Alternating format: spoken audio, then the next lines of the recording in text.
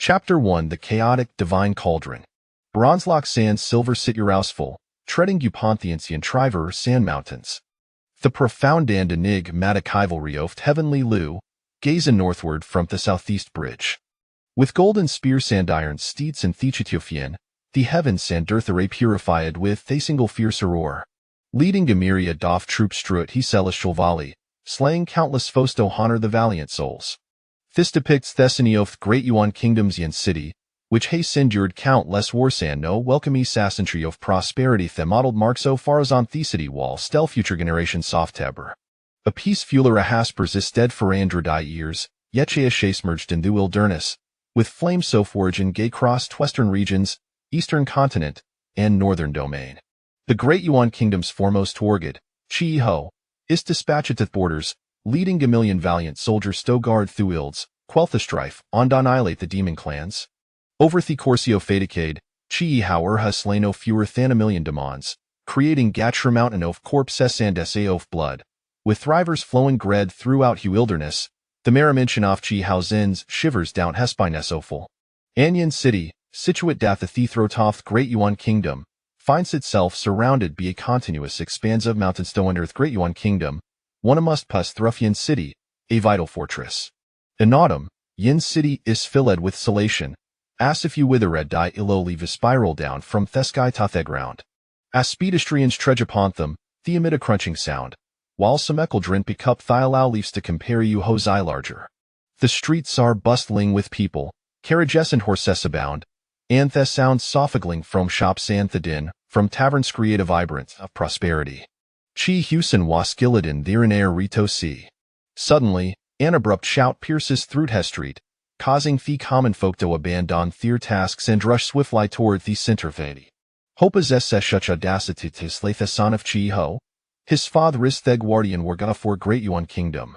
Out of an attendant, with a white towel draped over his shoulder, runs alongside the crowd, indignation etched upon his face. Chi Hower has no returned for 3 years rumors abound that the Hasper Rishidu the borders, and the glory of how residence has finished. By Thedama arrive, Thirene is stained with blood, the body of Chi Husin already taken away, returned to her residence. Zhunger. In an exquisite courtyard, a heart-wrenching cry from a woman pierces the air. Dr. Liang, I implore you, Savamycin, she pleads, before sliding Wicklight at the bedside. Beside her stands an elderly man in his 50s, hoses helplessly, Madam, the young lord has suffered a severe blow to the head. Enduring his brain I can only prolong his life for 3 days at most, unless Amaracli occurs. Up in hearing this news, the woman's body trembles slightly, a wavy of dizziness washes over her, as if the world is spinning her maid hastens to support her. Auntie large bedly say out huff about 15 or 16, his complexion paley and waxen, eyes tightly shut, breathing shallowly, on the verge of collapse sea skirt he says o fable appears at the bacco fished, air solto for blunt force a trauma. Linger, go to the accounts remand fetched in tail soft silver for Dr. Liang. Whipping away her tears, the woman instruct sharemaid beside her. Madam, take care. Fielder Lemon offers a word of comfort, reluctant to further distress to her and wary woman, shaking his shadishly aves without taking the silver. Theorem false into a brief silence. Zhunger, please wake up to no taiveo yermothralallon. The woman's voice trembles with emotion. Inadays, Chunjin seems to hear his mother's call, distant yet near. A minute dead. How can I harm Imother's voice? Chunjin consciousness begins to stir. The sound of a woman's soft lysabing tightening as she art. Desiring to forcibly open his eyes to ascertain his surroundings, his mind is flooded with fragmented memories, a chaotic whirlwind duet hath the damage sustained. With an indomitable will, he managed open hises, a blurry figure coming into focus. Soft light streams through the window, revealing a beautiful woman seated by his bedside, her brow furrowed, gazing at him with a hint of guilt. The woman appears to be in her 30s, Freyland's tatcher her fair skin bears the mark so deeply up in it, her face will winsorow, tears cascading down without her noticing to ipa. She grips Shishan tightly, terrified of Flosingerson. Mother. Chinjin stares blankly at the beautiful woman before him, murmuring gay single word dasif in a dream vin if this is a dream. He wishy sit continuing definitely, never to awaken. Zhunger, you have finally awakened.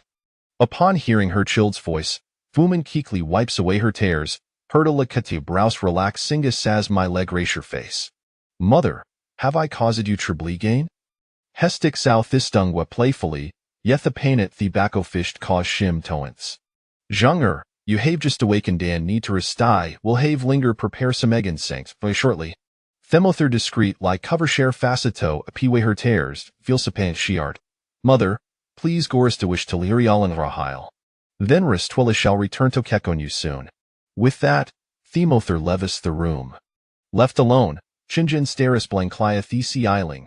His gaze ficadast he feint sintoff sandalwooden sin swaft strutier, gradual I clearing gizmond. Gazing gath his frail arms, has shakeshished with a bitter smile juito bane gap premature has been we condaling sin sehai jiauth, as if the path of martial arts has nothing to do with him. Thesanoff chi who knows na thuasoff cultivation, having long become tapika fiestin in city. Ida said thatin theorem of Heidegger, there are renown worthy offspring, yeth estan say sane exception having failed to awaken his martial veins bethias 15, high steamed away steent hierarchy of martial artists. Withness strength, heckin only bebelid, and these incadent service say blood I lesson. Across the continent, martial arts flourish, with power fuel warrior, above moving mountains and parting seas, renowned for their prowess. Martial artists cultivate through various ranks, with ordinary people classify as postnatal, ranging from the first to the 9th level. Breaking free from the postnatal constraints, own enters the opinion goth T meridians, absorbing the spirit energia fiavin and earth, integrate in jitin ta their veins, and storingitin theirdention. Theo pinningoff the meridians, akin to the postnatal stage, I sal so divide in tonina levels, each with its complexities, off which in zang no slittle. Above the opinion goff T meridian slyest heavenly gang thosu horiach this real mura consider a delight, with few in city. Beyond the heavenly gang, one egather shivanly phenomenot, this level, on a cansamin wincendrain, achieving griat feats. His father, Chun Yu, has long gatined ethereal move celestial phenomena, revered as the god in the heartsoft great Yuan kingdom citizens. His mother, Yang Su, the eldest daughter of Thiang familia in Mo City, Wazen si paragonif bidi, marrying Chinu at Hiji of 20, Adali of perfect mtavird bial. Rumor circulated that Chinuful victim to an attack Bademan clans at the borders, meeting is to my Saint Hugh wilderness. These rumors is pread like wildfire, engulfing the entirety of great Yuan kingdom within just a few days. Even his mother's family, up in hearing Thinus, dispatched individuals to seizeth the family's most valuable gold and silver treasures in a sedital, yet felt utterly powerless. His mother murned for 3 days and nights, consuming no tad drop of water since the thought day, she has never returned to Thiang family, raising Gimelonian in city. In just a few short years, the status of our Sidon supplemented, and this mother, seeking Nusifis' father, has found no information. Whether his father sal livey or dead remains a mystery 3 year shave passed without a word. News of Chi how seems to have been sealed by an invisible hand did Chi how Chu said remain absent, or Sami own manipulating the situation from the shadows, shrewded an enigma? Though yin sit appears tranquil on the surface, undercurrent soft turmoil and deep. Duito his frail condition, has been well protected by his mother Averthiers, leading Gaddis-oriented life yet, these injury has awakened to reality. To king a deep breath, azure jav murderous and tintignitis in his eyes Tiantong, you have humiliated Mamotharanade, is shall personales leo. This time, Huiski met against, a prima die tate das all duus insultades a bastard, accused of not being Chi house legitimateson, and affront his mother Shonner.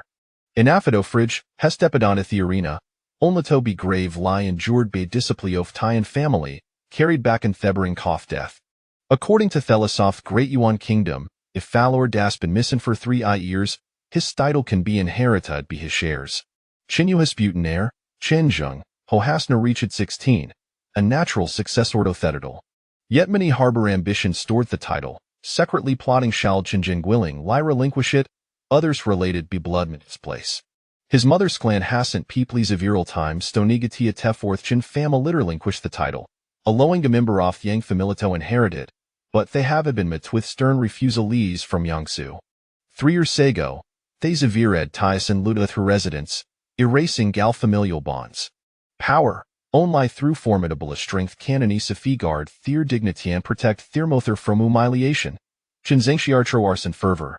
Pain radiatus from tobacco fish dware has been struck, blood seeping from a gaping wound, staining the bandagered, anderkness enveloptium. Asha Teeterson thebering co-fun consciousness, a deep, resonant voice suddenly echo as within his mind. The chaotic divine cauldron can devour all things, refining thesency of twirled and transforming thesperitzoful creation. Befereth a voice fades, he complete leloses consciousness, awakening gonly went he lamp sarlet. Chapter 2 The Chaotic Divine Celestial Technique. Uncertain ophthalmectomy haspist, Chinzeng slowly awakens. A wavio fine explica blemi morius urgescento his mind, accompanied by a sudden, intense headache. This sensation lasts only a short while, perhaps a few breaths, before the pain subsides swiftly. When I was unconscious, it seemed to hear the voice in my head could it be Marayusian? Chinzeng ferocious bro, pondering with confusion. Before he can delve further into his thoughts, the new lie surfaced memory a swift lie sees control off his mind. Reluctantly he begins to absorb these memories. A multitude of words, like old dented poles, swirl within his mind, soon transforming into golden text. Chaos divine heavenly art. The 5 characters is pranktalif, as fetched within these Chinzeng Sal.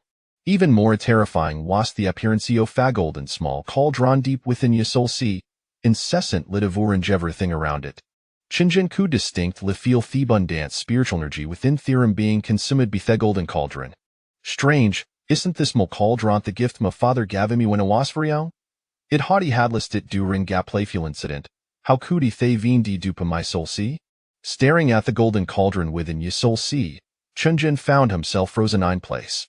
His gaze continued to linger on the golden cauldron, where henitised a few drops off golden liquid merging.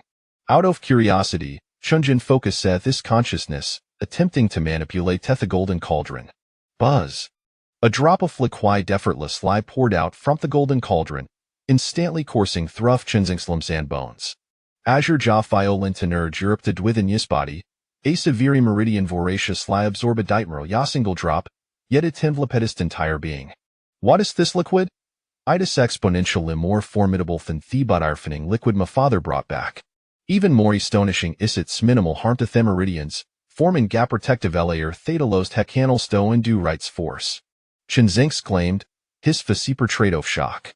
Ash suspected, the butarfening liquid surveilla beyond the marketorin comparable to these. The liquid within the golden cauldron otonly protected his bada budal so caused minimal sensation of tearing as it surged into his meridians, gradually dissolving the accumulated slogan. In just a few minutes, an entire martial vein was cleared and unblocked. His physique had always been weak, plagued by blockage soft sludge within his meridians, a condition akin to being inherently disabled, rendering him ill-suited for cultivation. After the refining liquid's restoration, his meridians continued to expand. His withered body felt as though it were being nourished by our fresh grain, every cell awakening, joyful liliapin gone demitting, sound soft delightful stretching. What a marvelous golden liquid, intense impact it possesses been perfectly mitigated, allowing Javin at disabled body to absorb it. Thefix so for finding gay single drop were astonishing. Chinzengo Panetta's eyes wide, astonished ding credulous such minuscula drop of liquid could remarkably enhance personate abilities. 3 years prior, his father had brought back overados in bottle soft but arfening liquid, which had driven utterly ineffective. Each to me he endured excruciating torment, his meridian sass fragile shreds, the impurity as causing congestion, leaving his limbs exceedingly weak, attrediceable physic. In contrast, this solitary drip weighs entirely different theracaromalina cause dist entire body to pin up, flooding him with comfort. Ash's martial veins, like greedy insects, eagerly craved the golden liquid. I twice evident that the qualityoft, his drop fair exceeded his imagination if, sud externally, its spry swood surely be exorbitant. After the improvement in his physique, a faint sheen covered his meridians, formed by the protected barrier of the golden liquid, which, while still weak, null to wed for cultivation. He did not trust her finith their remaining drops but instead delved into the golden scripture. After spending the time in census stick, he meticulously read through teen tyrannic stuffed technique. What an intricate skill, far surpassing the longevity technique left by my father. Themorehered, Themari stonish tebek mild hada halfa malihid fallen ein todspare. Thebuksh's father left behind had been preserved in pristine condition. Anching had devoted considerable timido study in recent years. His father had encouraged him to attempt several techniques, yet noni had yielded no results. Each session left them with a burning sensation in his meridians, inflicting gunbearable agony. Following Thegadency of chaos divine heavenly art, he assumed a peculiar posture. Nor sponse. Chinzeng was bewildered chaos divine heavenly art was intricate, yet after half a day of practice, there was no reaction. Could it be thought this technique was flawed? Refusing to yield, he continued his practice, this time with increased fervor. Suddenly, a wavy of intense pain swept through his entire being, nearly rupturing his meridians. Spit. Heck off a dupa mouth full of blood, numerous cracks appearing in his meridians. Wiping away the blood from the corner of his mouth, Chinjin face a reflected aurora felt as if he had narrow lie escaped death, his body nearly bursting apart. It must have been due to his inexperience during the initial practice, leading to his sensation after meridians.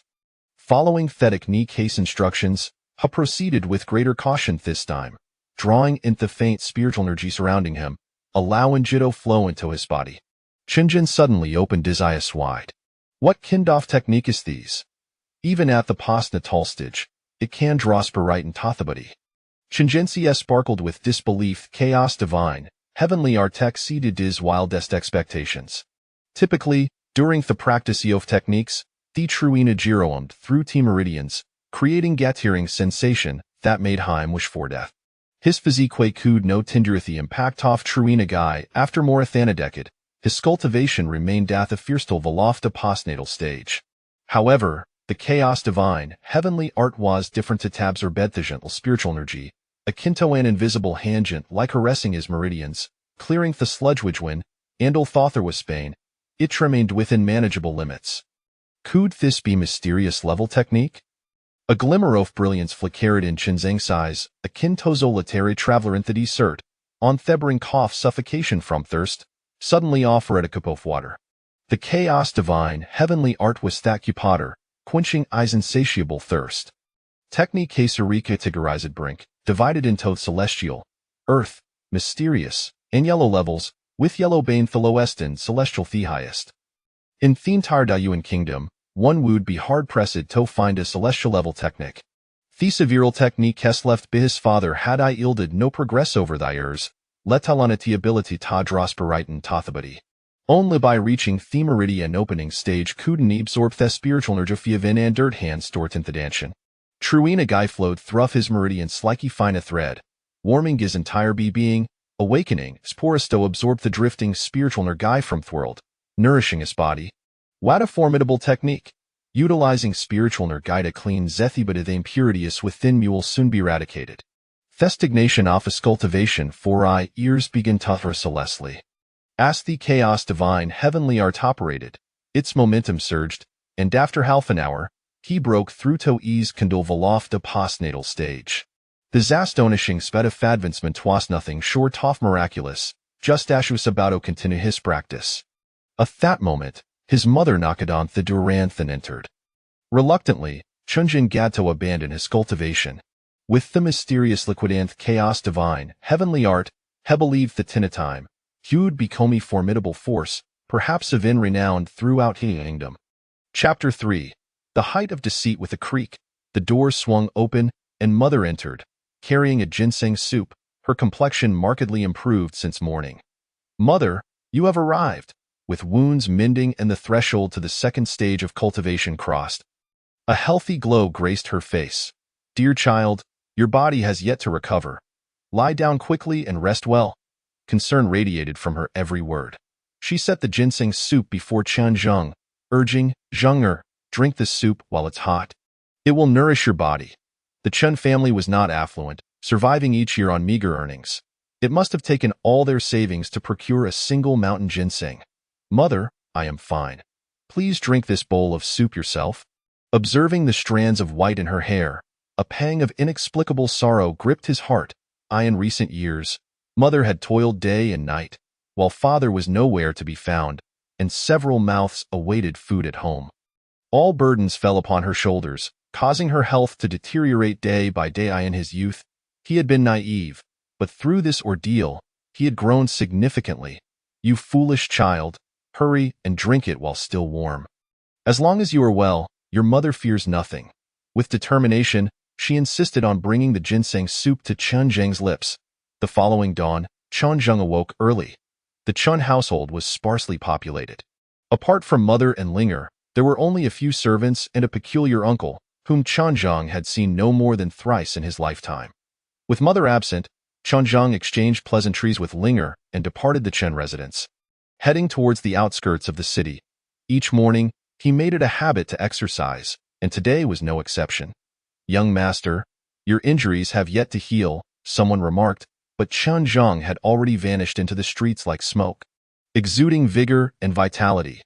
The chaotic divine heavenly tactic had solidified his foundation, and the mysterious liquid surged through his meridians, causing others to stir restlessly, hinting at signs of awakening. By the time the sun had risen high, Chen Zheng, weary yet resolute, stepped into Yin City. Just around the corner, he spotted a familiar silhouette. A large sign reading pawn shop came into view as mother emerged from within. "Shopkeeper, did that lady just pawn something?" In recent years, the Chen family had faced financial strain, often relying on pawning jewelry to make ends meet. The shopkeeper, calculating on his abacus, glanced at Chen Zheng at the counter's edge, not bothering to raise his head or meet his eyes. He was the type to exploit the desperate, knowing that without a little deceit, one could not profit in the pawn business. "A small gesture of goodwill," the shopkeeper said. The age-old adage held true. Money could manipulate even the most obstinate of souls. Weighing the small silver coins in his palm, he retrieved a silver hairpin from behind the counter and tossed it in front of Chen Zheng. The familiar pin made Chen Zheng's heart ache. It was a token of affection given by father to mother, is it a dead pawn or a live pawn? With the hairpin set down, Chen Zheng composed himself. A dead pawn required full payment up front, leaving no debts between parties, while a live pawn had a time limit, allowing the owner to redeem it within a specified period at a price exceeding the original loan. Live pawn, with a 10-day deadline. The shopkeeper pocketed the hairpin, ignoring Chen Zheng further. Dazed, Chen Zheng returned home, burdened by plans that felt futile. Before he even reached home, he spotted a carriage waiting outside the gate, drawn by 4 magnificent steeds. Unmistakably a fine breed. The intricately carved designs on the carriage indicated it belonged to a wealthy family. Only the affluent of Yin City could afford such luxury. Circling the carriage, Chen Zheng furrowed his brow. What business did the Peng family have here? The Great Yuan nation consisted of 36 cities, with Yin City ranked the lowest. Beyond the Qin family, there were the Tian family, the Peng family, and the Shi family, all having ties to the imperial city. Recognizing the emblem on the carriage, Chen Zheng realized it belonged to the Peng family. Why were they at his doorstep? Upon entering the Chen residence, he found the servants absent and hurried to the main hall. A sense of foreboding settling in his gut. He could guess the reason for the Peng family's visit. As it happened, there were connections between the Chen and Peng families. One of Chen Zheng's aunts, also mother's cousin, had married the head of the Peng family, creating a familial link. If Chen Zheng were to renounce his hereditary title, he could draft a letter announcing his willingness to relinquish it, allowing the Peng family's heir to inherit his position. In the grand hall of the Chen family, the steward, Chao, assumed an air of superiority. "Madam Chen, I need not elaborate on your family's circumstances. If you are willing to relinquish your title, the Peng family is prepared to offer 100 gold coins, 10 bolts of fine silk, and 10 acres of fertile land as compensation." Yang Su trembled with indignation. Although the Chen family was impoverished, they could never resort to selling their title for survival. This decision impacted the future of the Qin family. Without the title, Chen Zheng would remain an ordinary man, barred from entering the imperial city's Xianlin Academy, deprived of royal privileges, and forced to live in his father's shadow. "Steward Chao, the title is rightfully ours. There is no need for further discussion. We shall not relinquish it." Yang Su rejected the offer outright. If they lost the title, how could she explain it to her husband if he returned? This was a position earned through his military achievements. "Have you considered, Madam Chen, that your son is born with closed meridians? The autumn hunt is merely a month away. To obtain the hereditary title, he must first pass this trial. Given your son's potential, it appears unlikely. Yang Su's fists clenched tightly as she contemplated her son's inability to cultivate. I understand your concerns, Madam Chun. Losing the title means the Chun family will face extinction. If you agree to cede the title to the Peng family, we are willing to form a familial bond with you. Under the protection of the Peng family, you and your son will undoubtedly be safe. Yang Su's clenched fists slowly relaxed, while a sly grin spread across Chao's face. Which young lady from the Peng family would be willing to marry into the Chen family? A flicker of hope ignited within Yang Su. If exchanging a title could secure her son's safety, it seemed a worthy trade.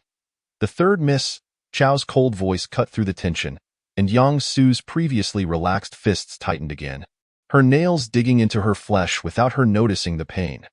The third miss of the Peng family was known for her mental deficiencies, unable to care for herself even at 20. Requiring assistance for basic needs, a fact well known in Yin City. This was not a negotiation. It was a humiliation for the Chen family, whose dignity had already been tarnished. Marrying a simpleton into the Chen family would obliterate the reputation of the noble Qi Yiho. It was no wonder Yang Su was enraged. Steward Chao, you have gone too far. Yang Su released her fist, blood dripping from her fingertips. Though the third miss has her shortcomings, she is more than sufficient for your family's waste of a son. With his inability to inherit the title, whether he survives the autumn hunt remains uncertain. What began as mockery had devolved into a blatant threat. Whether or not they agreed was irrelevant. If they refused, Chen Zheng would meet his end during the hunt. Madam Chen, Chao's words may be coarse, yet they hold truth. To secure the title, one must place within the top 5 during the autumn hunt. If you wish to prevent your son from dying during the hunt, you have no choice. A 16 or 17-year-old youth sat silently nearby, finally breaking his silence. Lazily interrupting the discourse, he was none other than the Peng family's young genius. Peng Yu, who at 17 had reached the 8th rank of cultivation, his strength formidable in Yin City, his reputation soared. It was rumored that he had already secured a place in the Imperial City's Xianlin Academy.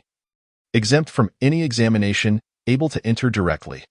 The academy gathered all the young talents of the great Yuan nation, where those who reached the 7th rank before 17 were eligible, with a comprehensive cultivation system and dedicated mentors. Entering the Xianlin Academy was akin to stepping onto the path of greatness. From the moment he entered the Chen residence, he exuded an air of arrogance, as if he were the master of the place. Chapter 4. A forceful retort at that moment. Chen Zheng strode in with purpose. I will participate in the autumn hunt. No one shall take my hereditary title from me. Take your filthy offers and leave the Chen residence. Their conversation had been audible from afar, and with clenched fists, his gaze locked onto Peng Yu. Chen Zheng, Peng Yu's expression shifted, his eyes narrowing in disbelief. The rumors outside claimed the son of Qi Yiho was a waste, timid and cowardly, but in this moment, it seemed the rumors were not entirely accurate as if the halo of genius had been challenged. A fierce killing intent radiated from Peng Yu's eyes. The assembly froze, taken aback that the seemingly weak Chen Zheng would suddenly stand his ground. Chen Zheng, with only a month until the autumn hunt, how dare you speak so boldly as a waste? Peng Yu rose, his gaze icy, dismissing Chen Zheng entirely. To him, he was merely a grasshopper in its final thrashings. In a month, who lives and who dies remains uncertain. You can leave now. The Chen family does not welcome you. With a wealth of mysterious liquid and the chaotic divine heavenly tactic, he was confident in his ability to soar to new heights. The outcome of the autumn hunt was still undetermined. You insolent brat, death is upon you, and yet you dare to boast. Chao, consumed by rage, mocked Chen Zheng, calling him a little bastard. Rumors circulated in Yin City, suggesting that Chen Zheng was not the son of Qi Yiho but rather a bastard born from his mother's liaison with a man of dubious character. This taunt struck a nerve. While he could tolerate insults against himself, any affront to his mother was intolerable. Without any warning, Chen Zheng's body abruptly vanished from his position, delivering a powerful punch to the chest of Steward Chao, who collapsed onto the ground, coughing up blood. A scoundrel relying on the influence of others, he flaunted his authority with Peng Yu present in a fit of rage and taking advantage of the element of surprise. Chen Zheng sent Steward Chao flying with a single blow. Speak another word, and believe me, I will crush you underfoot." At that moment, Qianzheng resembled a fierce beast, exuding an overwhelming aura of menace, while Yang Su stood by, frozen in shock. After consuming a drop of liquid and a night of cultivation, his realm ascended to the pinnacle of the second stage of the acquired realm, breaking through a martial vein, poised to step into the third stage at any moment.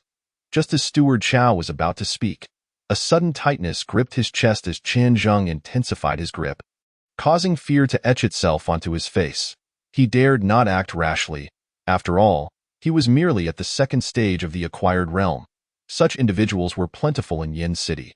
Mastering the chaotic divine heavenly art and consuming body-refining liquid had greatly enhanced his strength, surpassing the average second-stage practitioner, allowing him to easily subdue Chao in this unexpected confrontation. As Qianzheng pressed harder with his right foot, Steward Chao, panic-stricken and unable to utter a word, turned pale. Struggling to breathe, on the brink of death, casting a desperate glance at Peng Yu. "Qianzheng, you dare to assault Steward Chao? Release him immediately, or I swear I will kill you."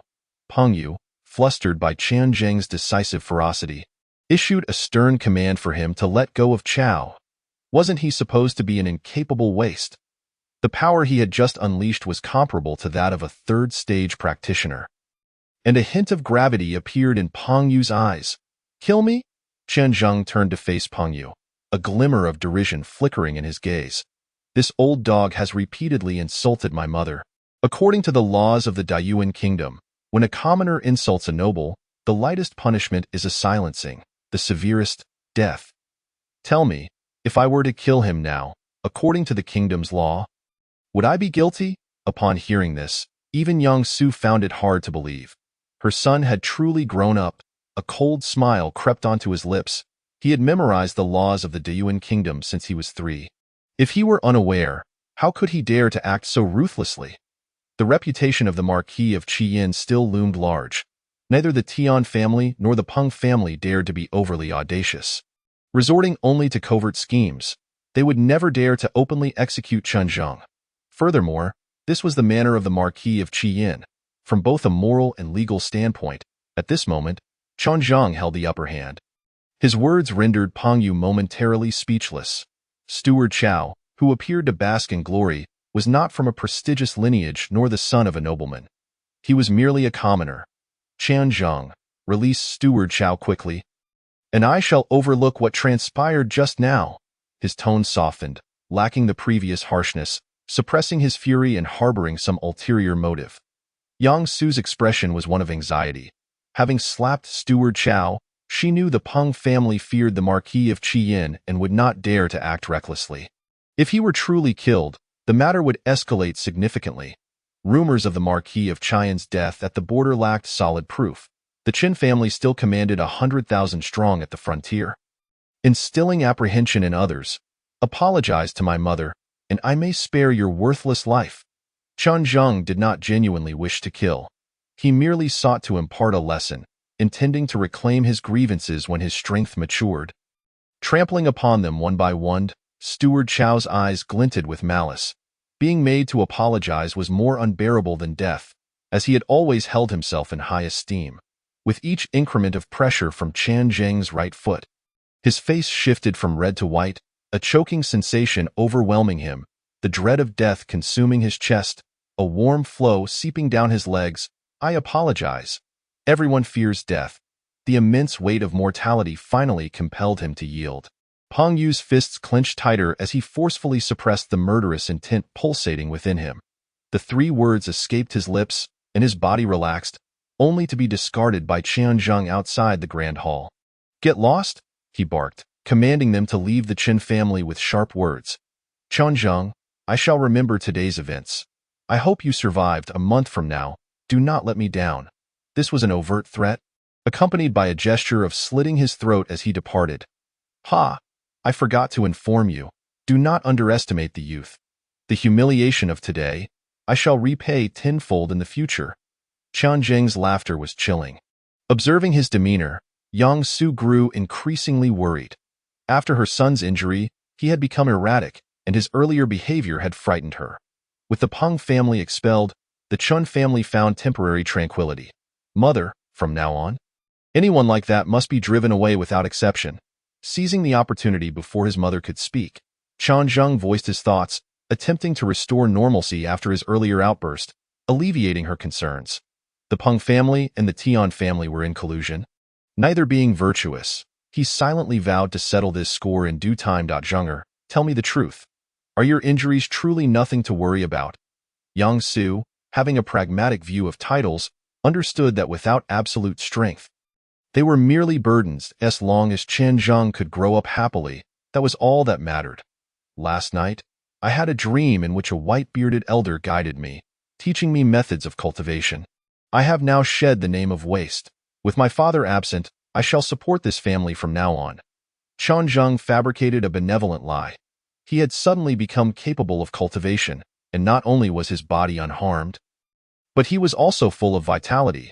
Though Yang Su remained uneasy in the realm of Jinwu, what bizarre occurrences had not transpired? Despite the absurdity of Qian Zheng's claims, Yang Su chose not to probe further. Relieved that her son was safe, returning to the courtyard, he closed the door, forbidding any disturbances. Chapter 5. Trafficking. Once in his room, Qian Zheng sat cross-legged on the bed.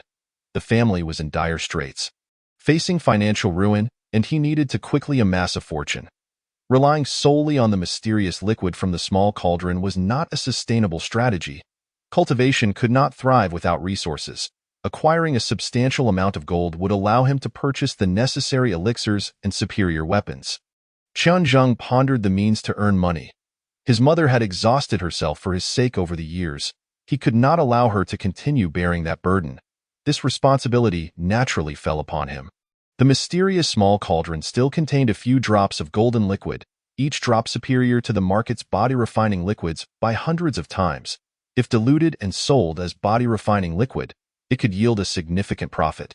An idea suddenly struck him. With determination, Qian Zheng rummaged through the room for several worn porcelain bottles. With a thought, 2 drops of liquid materialized in the bottles.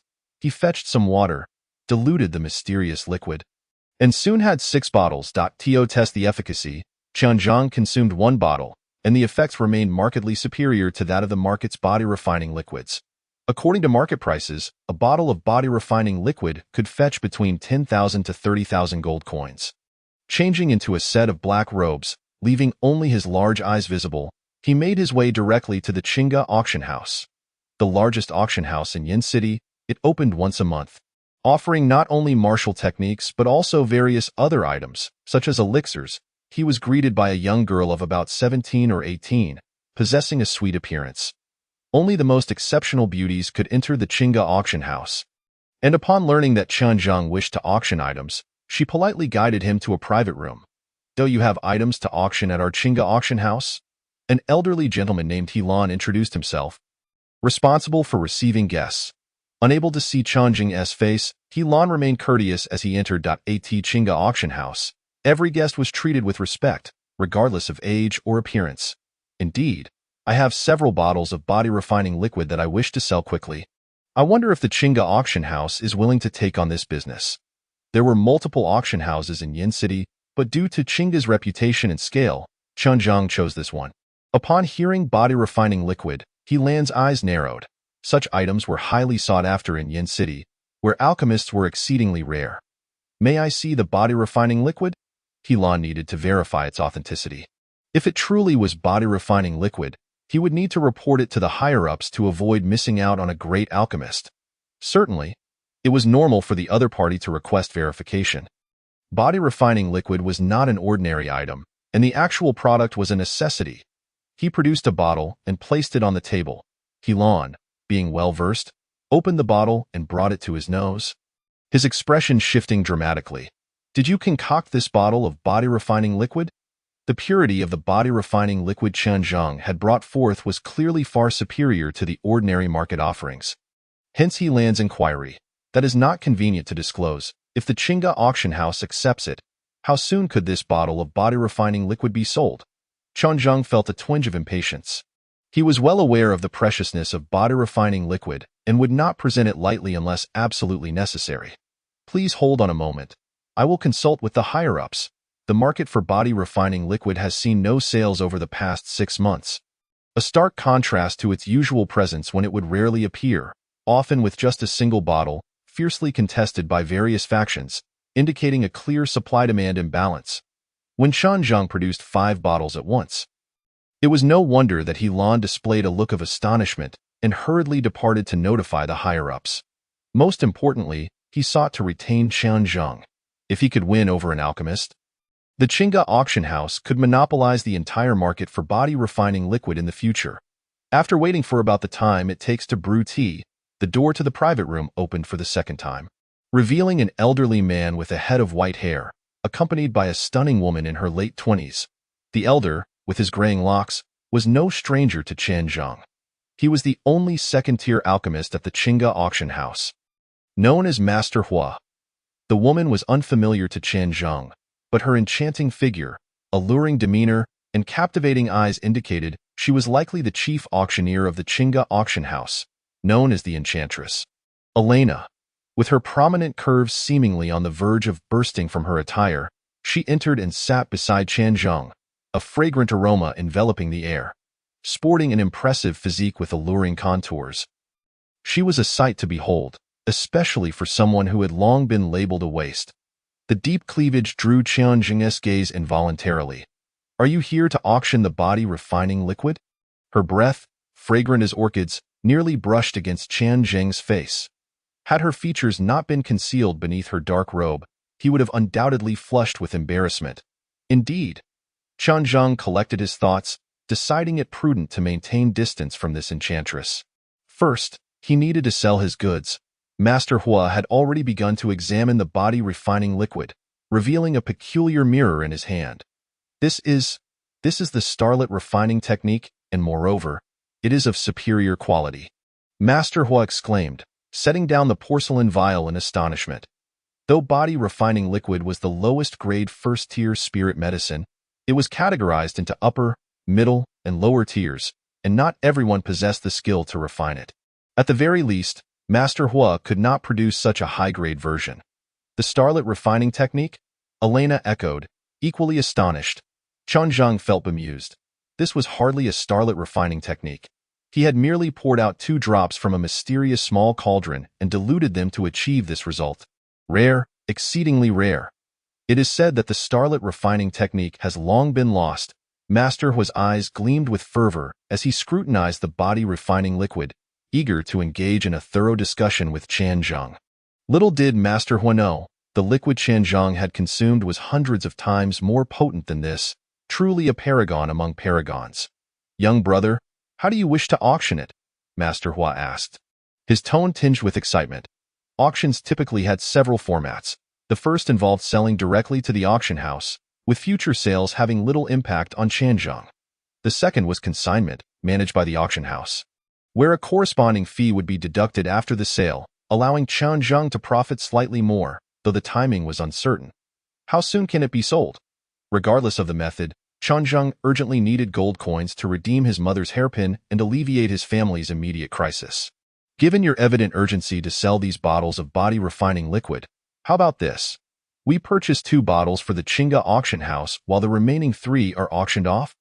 Coincidentally, we have a moderately sized auction in 3 days," Elena proposed, having noticed Chen Zheng's eagerness, which had not escaped the keen eyes of this cunning old fox. After a moment's contemplation, Chen Zheng concluded this was the best course of action for now. He would sell 2 bottles first. "Very well, let us proceed as you suggested." Chen Zheng swiftly made his decision, acquiescing to Elena's request. "Splendid. Since you have faith in our Qingge auction house, we shall ensure you do not suffer a loss. Each bottle will be priced at 10,000 gold coins, with an initial payment of 20,000. The remaining 3 will be settled post-auction, with deductions made for our fees." Though 10,000 gold coins was not an insignificant amount, it was not exorbitant either. A bottle of superior body refining liquid could fetch as much as 50,000 coins at auction, but given Chen Zheng's pressing need for funds, he had little choice. "May I inquire how to address you, young brother?" Master Hua interjected, breaking the conversation between the two. Chen Zheng replied, offering only his surname, which sufficed. "These body refining liquids are of considerable quality. 10,000 gold coins is indeed a bargain for you. Given your urgent need for gold, I can take the liberty of prepaying 10,000 gold coins for each of the 3 bottles on consignment, with adjustments made after their auction. This way, you would receive a total of 50,000 gold coins, Master Hua proposed, his intentions of wooing Qianzhong becoming increasingly apparent, promising benefits in hopes of forging a closer relationship. Elena quickly grasped the implications. Securing an alchemist who understood the starlit refining technique would hold immense significance for the Qingge auction house. She recognized the wisdom in Master Hua's foresight. Very well, Qianzhong, realizing Master Hua mistakenly believed him to be an alchemist, found no reason to correct him. Chapter 6. Cold mockery with a subtle gesture. Preparations for the gold coins commenced. Master Chun, are you a resident of Yinqing? During the interim while the coins were being fetched, Elena inquired, attempting to uncover Qianzheng's background. Does the Qingge auction house often pry into its guests' affairs? Qianzhong replied cleverly, opting to keep his identity concealed for the time being, intending to act discreetly until he possessed absolute power to avoid unnecessary trouble. After exchanging some casual remarks, a maid entered, holding a jade plate upon which rested a green crystal card, a universal card in the Deyuan kingdom. The white card, the lowest tier, could store between 10,000 to 100,000 gold coins. The green card, the middle tier, could hold from 100,000 to 1 million. The highest was the golden card, capable of storing from 1 million to 10 million gold coins. Rumors circulated of diamond cards that could hold over 10 million, but none had yet been seen in Yinqing. This is 50,000 gold coins, Elena announced, handing the card to Qianzhong while deliberately leaning forward, her ample bosom almost spilling into his embrace. Clearly attempting to discern Qianzheng's true identity. Thank you. Qianzhong had anticipated such a maneuver. He lowered his head, nearly overwhelmed by her impressive figure. With the gold coins secured and no desire to linger, he strode out of the Qingge auction house. Master Hua, could it be possible that these body-refining liquids were indeed refined by him? Elena lounged gracefully, her posture elegant, as she mused aloud. It remains uncertain. The quality of the body-refining liquid suggests mastery. Without 30 years of alchemical experience, one could not produce such high-grade liquid, Master Hua replied, having resided in Yinqing for decades without ever encountering such advanced body-refining liquid, indicating it was not produced by any local alchemist. I trust Master Hua's judgment. If we could ally ourselves with a powerful alchemist, my standing within the family would surely elevate, Elena thought, stretching her body gracefully before making her exit from the private room. Upon turning a corner, she shed her dark robe, revealing her true self. The Peng family harbored ambitious designs. Having been ousted this time, they would undoubtedly seek revenge. To survive, her only recourse was to diligently enhance her own capabilities. Yushintang, a renowned medicinal family in Yinqing, they not only healed ailments but also sold ordinary spirit medicines. Given that it was afternoon, the establishment was bustling with patrons. My mother's health has been poor in recent years. I intend to purchase a century-old spirit medicine to restore her vitality, Qianzhong declared, urgency evident in his tone, his voice inadvertently rising. Typically, century-old spirit medicines were regarded as treasures of the establishment, seldom available for sale, and few could afford them. Dozens of gazes converged upon Qianzhong, their expressions akin to those directed at a fool. Oh, is this not the young master of the Qin family? You, a waste, think you have the right to purchase spirit medicines? A voice dripping with sarcasm echoed throughout the room as a group of young men and women pushed through the crowd to confront Qianzhong. Having narrowly escaped death, Qianzhong appeared markedly more mature, his face betraying no emotions, exuding a poise that belied his years.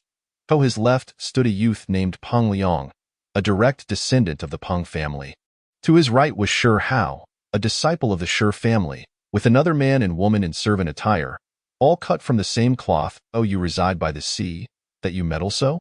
Qianzhong retorted, suppressing his anger, a cold smile gracing his lips as he chose not to engage further. The two paused, realizing Qianzhong had just chastised them for their overstepping. You, a waste, wish to purchase century-old spirit medicines?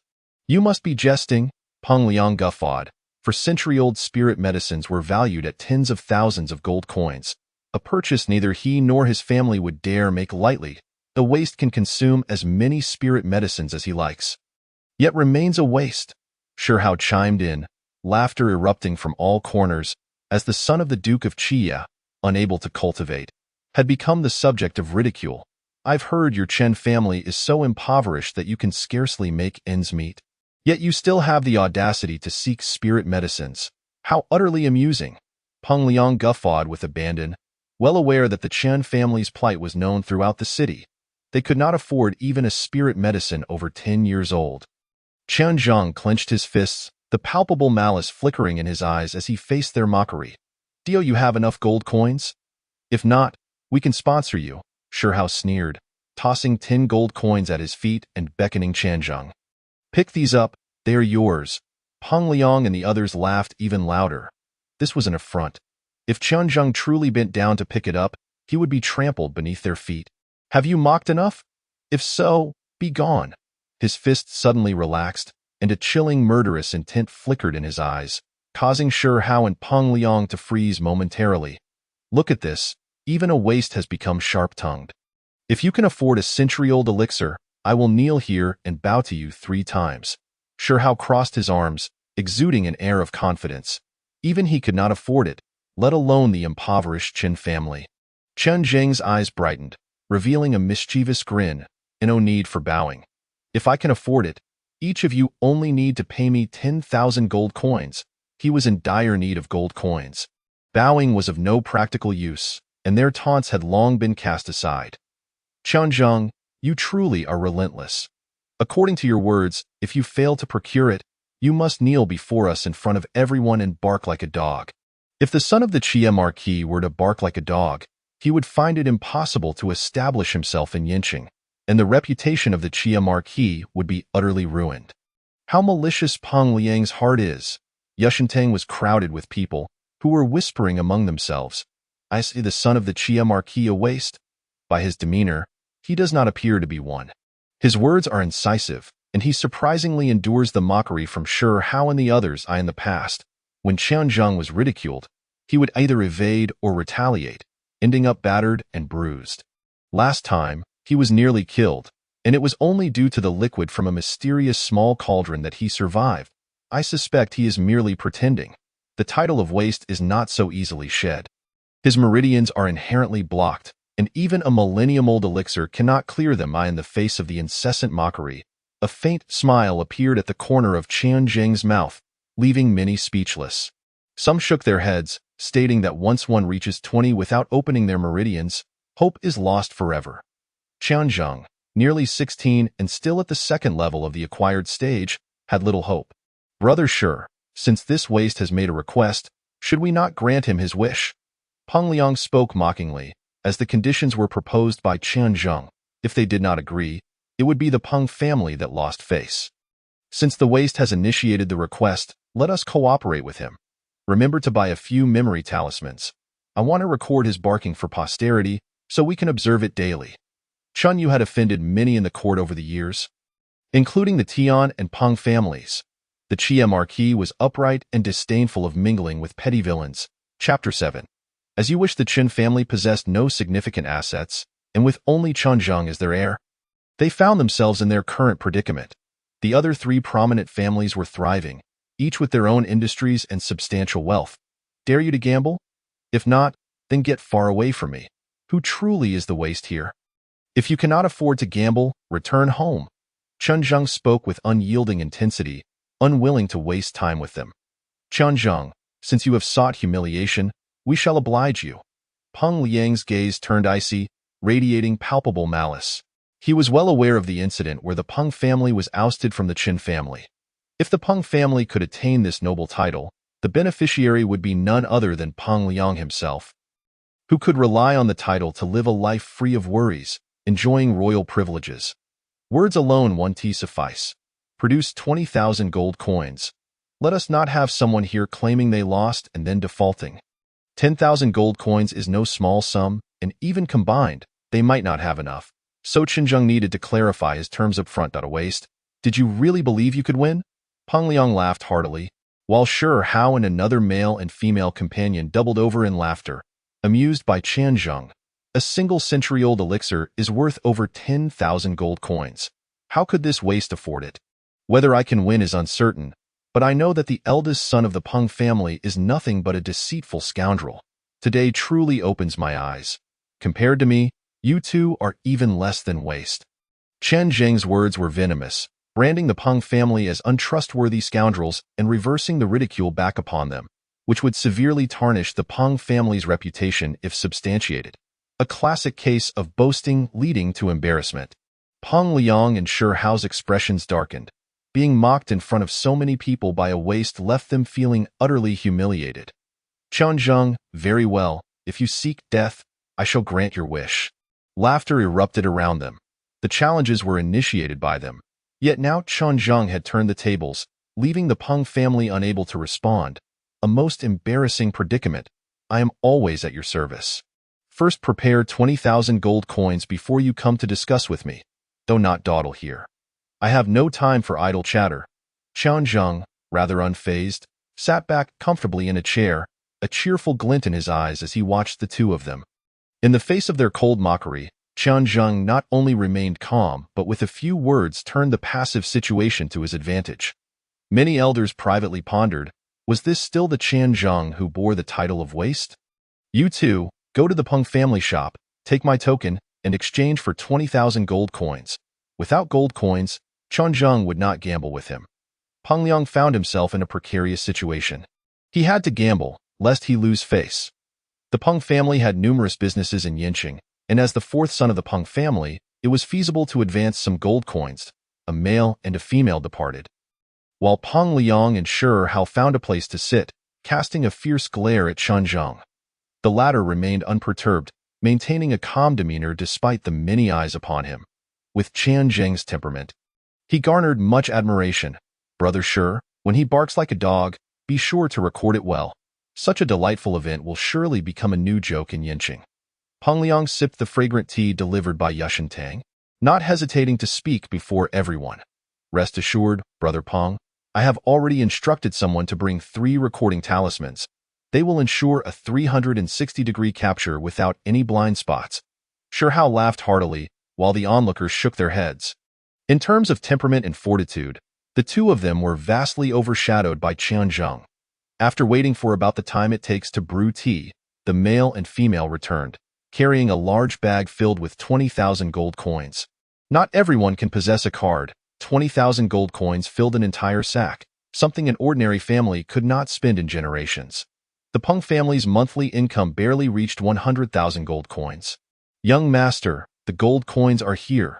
As the bag was opened, a burst of golden light erupted, illuminating the entire Yushin Tang, prompting gasps from the crowd. Many had never seen so much gold in their lives. Their eyes sparkling with greed, yet they dared not act recklessly.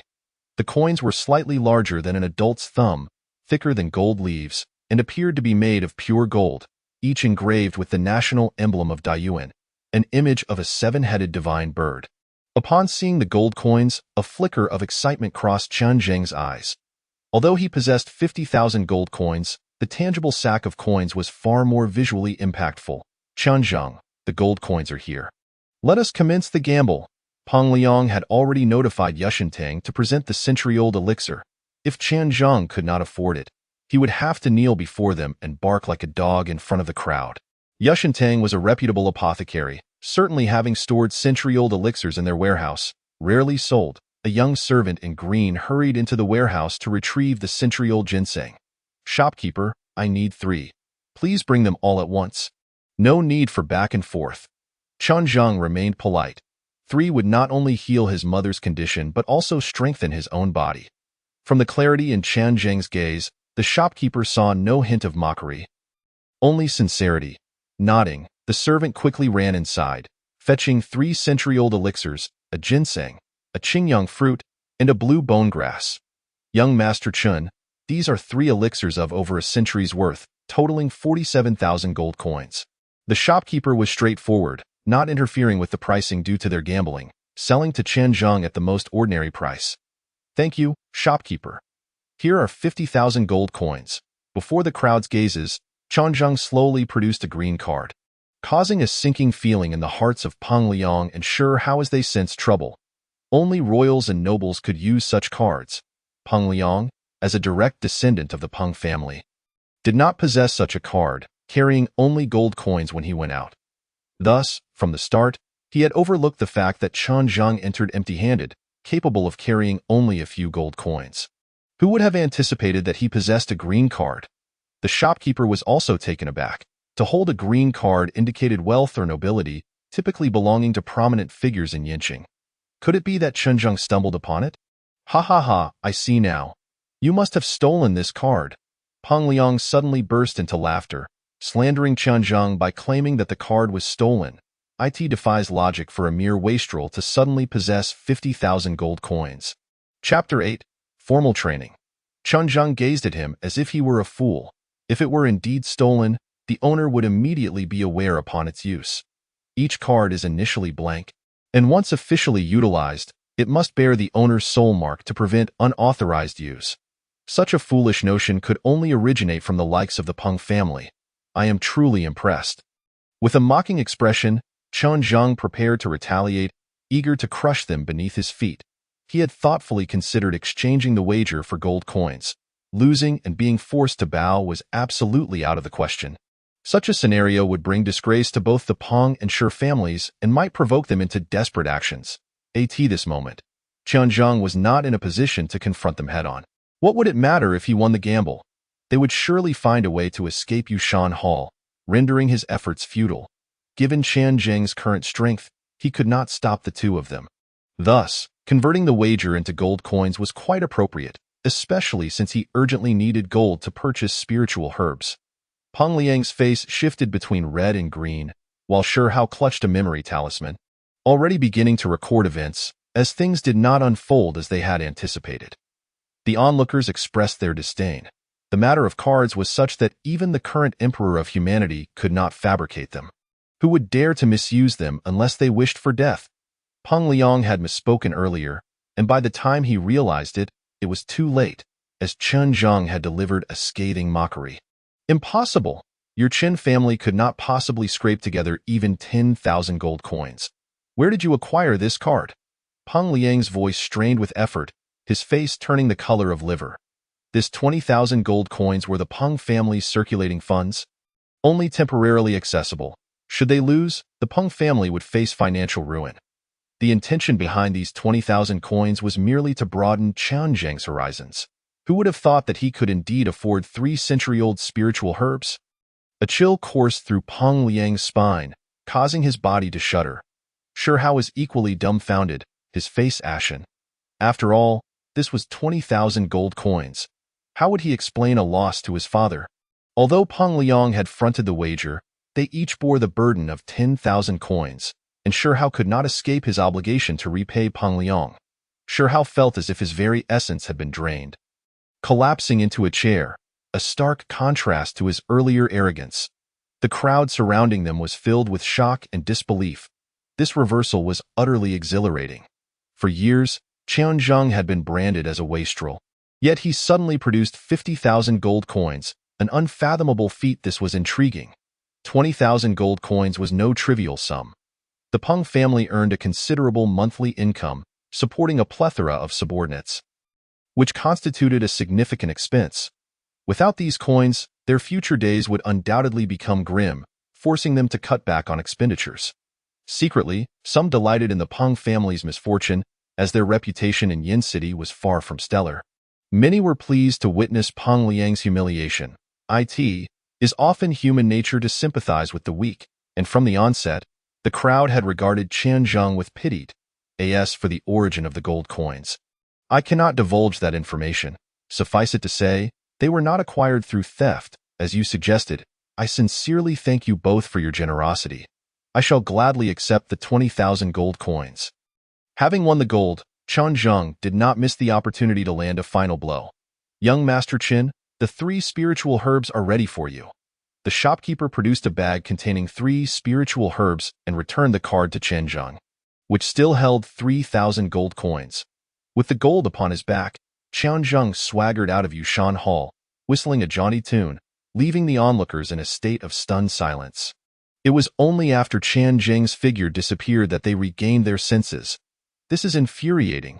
Peng Liang fumed, shattering the cup in his hand upon the ground, sending shards scattering. The onlookers hastily dispersed. And soon a sensational news swept through the tea-houses and taverns. The wastrel son of the Qi Marquis had won 20,000 gold coins from the Peng family at Yushan Hall. This revelation sent ripples throughout Yin City. As Chunzhang passed by the pawnshop, he spent 10 gold coins to retrieve his mother's jade hairpin, which she had pawned, and casually purchased some marinated delicacies. Upon returning to the Chen residence, night had fallen, and it was time for dinner. Linger searched high and low throughout the Chen household, but Chunzhang was nowhere to be found. "Young master, hurry and eat. Madam has been waiting for you for half the day." Seeing Chunzhang arrive with a burlap sack, Linger rushed forward to take it from him, nearly bending under its weight, and had no choice but to follow closely behind. "Let us eat. Today there will be extra dishes." Chunzhang, who had lived for over a decade, felt today was the happiest day of his life, his face aglow as he entered the dining room, where Yang Su had been waiting for some time. "Mother, I'm back late." He set down the sack and approached the table, his stomach growling from a day of labor, only to find a few light vegetarian dishes. "You little rascal, where have you been all afternoon?" Yang Su laughed and cried simultaneously, relieved that her son had returned, not overly concerned about his absence. "Linger, there are 20,000 gold coins in this bag. Take them to the treasury. From now on, we want to have to eat vegetarian every day." Chunzhang, mouthful of rice, mumbled incomprehensibly, though Yang Su and Linger managed to catch his words. Clang! The bowl Yang Su had just lifted fell to the table, scattering rice everywhere. "Zhenger, what did you say? You brought back 20,000 gold coins?" Yang Su rushed to the sack, opened it, and was met with a glimmering sight that illuminated the entire dining room. Linger, as if entranced, held the gold coins and smiled foolishly. "Mother, from now on, you want to have to rely on sewing to make ends meet. I will take care of this family." The Chun family had no industry to speak of, relying on Yang Su and Linger to piece together meager earnings through sewing to survive. The salary alone was insufficient to sustain the family. "Zhenger, tell me honestly, where did these gold coins come from? Did you sell your title?" Yang Su's face turned pale, as if interrogating a criminal. The title had been earned by Qin Yu at the cost of his life. Should it be sold, how would she explain it to her husband upon his return? "Mother, rest assured, no one can take my title from me. These gold coins were earned through my own efforts. You can use them freely, and I will bring back more gold in the future. The Chen family needs repairs and additional servants." Chunzhang was already plotting for the days ahead. Under Chan Zheng's solemn vow that the gold coins were legitimately acquired, Yang Su ceased her inquiries. After dinner, Chunzhang returned to his courtyard and instructed Linger that no one was to enter. Although he had won 20,000 gold coins from the Peng family today, this was not a sustainable solution. Only strength mattered that he needed to rapidly enhance his cultivation and combat prowess. Chunzhang was acutely aware that today's victory over Peng Liang and Shi Hao was due to their negligence. Such good fortune might not present itself again. Before his father departed, he had left behind a training chamber that had remained idle, as he had been unable to cultivate. Now that he could train, it was the perfect opportunity to hone his martial skills. Chunzhang mused to himself. Chapter 9. Continuous breakthroughs. He pulled out a box from beneath the bed, thick with dust. Gently opening it, he discovered 2 books, left by his father 3 years prior, in the hope that they would serve him well when he was ready to cultivate. Opening the first book, a series of illustrations appeared before Chunzhang. Flowing cloud blade, yellow grade middle tier. He then opened the second book, where vivid shadows flickered before him, as if the characters within had come to life. Ghost Shadow 7 steps, yellow grade middle tier. These were the teachings left by Qin Yu, with the hope that his son would one day unblock his meridians and become a true warrior. A sense of paternal love akin to a mountain welled up in Chan Zheng's eyes. Moistening the corners, he withdrew a long blade that hung on the wall, then exited the courtyard and made his way to a concealed chamber. Activating the mechanism, the stone door slowly creaked open, releasing a wave of damp air. Soon, he entered a vast stone chamber devoid of any furnishings, designed to simulate various environments for training. Approaching one wall, he noticed a button. Pressing it would activate the mirror projection. Chunjang was still unclear about the specific functions of the mirror projection. Text appeared, detailing the various capabilities of the mirror projection. It could simulate the real world, refine martial skills, and replicate real combat scenarios to enhance one's realm. Divided into 3 levels: simple, difficult, and demonic. The latter 2 levels were not yet activated, appearing in grayscale. Activate the mirror projection. Instantly, the surroundings transformed, and Chunjang found himself standing in a desolate desert where fierce winds whipped around him, and yellow sand obscured his vision. A prompt appeared. Single choice, multiple choice. Chunjang easily understood the interface. It was divided into single and multiple scenarios.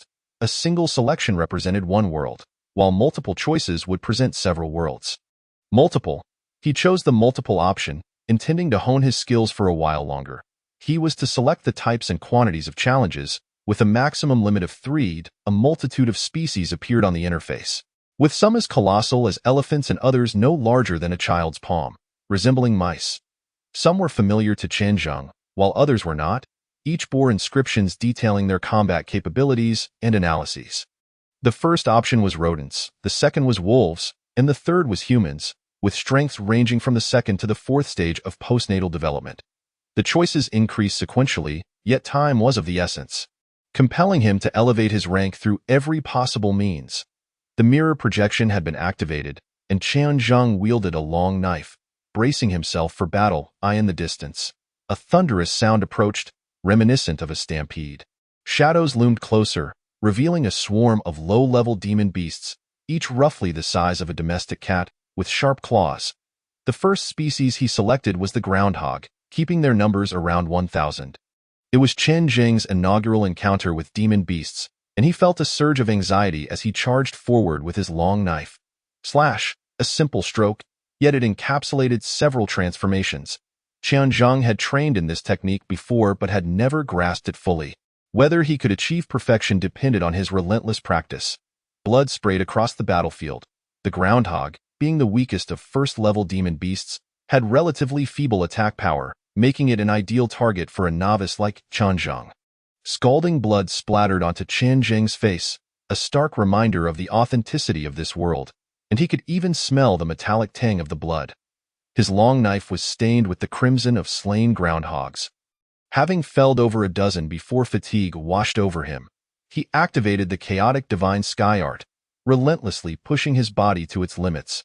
Slaughter proved to be the most effective training method, his physical form undergoing significant strain, inching him closer to the 3rd stage of postnatal development. The energy from the mysterious liquid he had consumed yesterday had yet to fully dissipate, lingering beneath the flesh. After successfully slaying 60 groundhogs, his muscles surged with vigor, and his rank gradually ascended. Upon entering the 3rd stage, a remarkable transformation occurred, particularly with the flowing cloud blade, which now required 5 strikes to fell a single groundhog. Upon reaching the 3rd stage, he could dispatch them with just 3 strikes, and his speed had noticeably increased. Throughout the hunting process, the ghostly Shadow 7 Steps became increasingly adept, his movements fluid and elusive. Like a specter weaving through the battlefield, leaving opponents bewildered as to where he would appear next. Once the groundhogs were exterminated, the scene shifted to another realm, placing Chunjang on a vast prairie. The second species he selected was the jackal, limited to 100 individuals.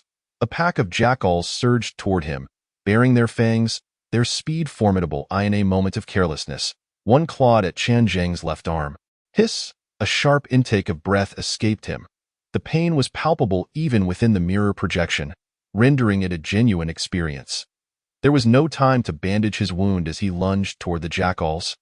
Engaging in combat, lacking practical experience, he found himself somewhat flustered. Through continuous adaptation, the synchronization between the ghostly Shadow 7 Steps and the flowing cloud blade became more harmonious, and he managed to suppress his inner fears. Flowing cloud slash, with a diagonal sweep of his long knife, he executed an intricate maneuver, surprising even himself with the multitude of variations contained within the flowing cloud blade, embodying the essence of defeating an opponent without a weapon. Crack! A jackal lunged at him, only to be met with a devastating blow to its midsection, its blood and entrails spilling forth. This act further incited the remaining jackals, which all lunged at Chen Zheng, creating a perilous scene. Each jackal boasted strength equivalent to the third stage of postnatal development. The exertion drained him rapidly. If this continued, he would be overwhelmed. The conspiracies of the Tian family and the blatant robbery by the Peng family loomed ominously. Leaving no room for wasted time, he poured the mysterious liquid into himself, gritting his teeth as he consumed the last drop. The surge of power erupted from within, elevating his strength exponentially. The effects of the mysterious liquid were astonishing. Chen Zheng's meridians expanded, his body coated in a thick layer of filth expelled from his veins. His constitution was too frail. Had it been anyone else, they would have cleansed their meridians long ago. Exhausted, he took a brief respite, activating the chaotic divine sky art to further open his meridians. He was determined to reach the pinnacle of the fifth stage of postnatal development within 3 days. Striving to master the flowing cloud blade and the ghostly shadow 7 steps to a minor accomplishment. After resting for an hour, he plunged back into battle. As he moved, the jackals repeatedly miscalculated their strikes, allowing Chen Zheng to seize the opportunity, each blow he delivered becoming more deft. After a grueling half-day, he had slain all 100 jackals, his momentum steadily rising. He prepared for a breakthrough. Having dispatched so many jackals, coupled with the consumption of the mysterious liquid, his meridians widened further, and in a short span, he had opened 2 additional pathways, launching himself toward the 4th stage of postnatal development. His might surged, and he finally breached the 4th stage, feeling as though he had been transported into a dream. Having rapidly ascended 2 ranks, his corporeal strength still abundant. Continuing onward, the mirror projection had been active for 2 days, during which he had endured countless brutal battles, witnessing astonishing developments in both his knife techniques and footwork. Despite his poor constitution, his intelligence remained sharp. Under his keen insights, the 2 martial arts grew increasingly proficient. The scene shifted once more. This time, he found himself not in a desolate wasteland or on a vast plain, but in a bustling human city. Chen Zheng stood on the street. 10 men appeared before him, clad in black and wielding long swords. The third species he encountered was the human race. Numbering 10, engaging with demon beasts was one thing. These opponents were human, whose intellect surpassed that of beasts. In this third scenario, mimicking the human world, Chen Zheng gripped his long knife tightly. Time was of the essence, and he charged forth with determination. The ghostly shadow 7 steps had reached a level of mastery. The moment the flowing cloud blade was unleashed, a flurry of blade shadows surrounded him. The 10 black-clad men, likely at the 4th stage of postnatal development, matched Chen Zheng's strength. The black-clad men sprang into action, their speed formidable, demonstrating their understanding of martial arts as they coordinated their efforts, creating significant challenges for Chen Zheng. Swoosh! One managed to stab his thigh, blood gushing forth. There was no time to tend to the wound as another black-clad figure approached, his sword aimed directly at Chen Zheng's throat. How ruthless! Chen Zheng's gaze turned fierce. Flowing cloud slash. Suddenly, he propelled himself upward by a meter, leaving the ground, and swung his long knife downward in a myriad of transformations. Enveloping the 10 black-clad men, Chen Zheng was momentarily taken aback. The flowing cloud blade had concealed layers within layers. After consuming 2 drops of the mysterious liquid, Chen Zheng's meridians had expanded to the thickness of chopsticks, and the impurities within were nearly eradicated. His physical form continued to evolve. Beneath his muscles lay a hidden explosive power, akin to a dragon descending from the heavens. 2 drops of liquid worth tens of thousands of gold coins. Perhaps no one in the entire Yin city could rival Chen Zheng's extravagance. The knife light was sharp, carving out an unusual posture. He realized his awareness and control of combat were strengthening. The black-clad men evidently did not anticipate the multitude of transformations in Chen Zheng's blade techniques, nor his elusive footwork, which rendered him unpredictable. Most practitioners in Yin City cultivated at the yellow tier's lower ranks. Those who could reach the mid-tier hailed from noble families, while high-tier practitioners were exceedingly rare. To cultivate in the supreme yellow tier, one had to venture to the imperial city, where such resources were stored predominantly by the royal family. Only through significant contributions to the royal cause could one be granted permission to cultivate. Chapter 10. Frantic Ascension. The flowing cloud blade, classified as a mid-tier yellow technique, fully showcased its worth. The speed and trajectory of its strikes were beyond that of inferior martial arts. The ethereal blade techniques rendered them inscrutable, descending with rapidity and executing a feint that caught 3 of the black-clad men off guard. Leaving them unprepared, swoosh, blood erupted forth as 3 men clutched their necks, collapsing in defeat. Once more, with a decisive step, he transformed into a fleeting shadow. Having endured several battles, the stench of blood clung to him. Only through the baptism of blood and fire could one genuinely mature. With 3 of their number eliminated, Qian Zheng's pressure lessened significantly. With his current strength, he felt capable of contending with those at the 5th stage of postnatal development. He persisted in honing his skills. The mastery of the flowing cloud blade still required refinement, for the variations within a single strike far exceeded Qian Zheng's expectations. He executed a feint to evade the onslaught of 3 black-clad men, their swords grazing perilously close to his body, sending chills down his spine. Did they truly believe he was incapable of overcoming them? With a sudden burst, Qianzheng activated the 7-star step, fully mastering the ghostly shadow 7 steps, transforming into a series of afterimages. The black-clad men found themselves unable to catch even a glimpse of Qianzheng. Crack! One man's head was severed, blood spraying over 3 meters high, staining Qianzheng's attire. The searing warmth of the blood stimulated his senses. His body surged forward like a panther in swift pursuit, and with a sudden diagonal slash, his long knife traced an arc, blocking the escape routes of the remaining 3 black-clad men. Qianzheng's control over the battle was growing increasingly refined. Swoosh, 2 more fell beneath his blade, the ground awash with blood, leaving only 4 black-clad figures remaining. Exhaustion etched across his face. The relentless intensity of combat had drained him significantly. He was determined to fight on. Qianzheng had gone mad, planning to break through 3 realms in just 3 days. He felt as if a raging fire burned fiercely in his lower abdomen. The pain of his meridians tearing coursed through him. Enduring the excruciating agony, he realized that only through battle could he assimilate the effects of the previous medicine into his body. With his blade drawn, his momentum surged even more, ever closer to the 5th layer of postnatal realm. 2 days had already passed, and in the case of an ordinary person, such high-intensity combat would have left them utterly exhausted. The remnants of liquid transformed into a clear spring, washing through his meridians, and the hidden, delicate channels within him were refined. The 8 extraordinary meridians had begun to reveal themselves, and once fully opened, he could enter the realm of meridian opening. Qianzheng was not in a hurry to eliminate the remaining 4.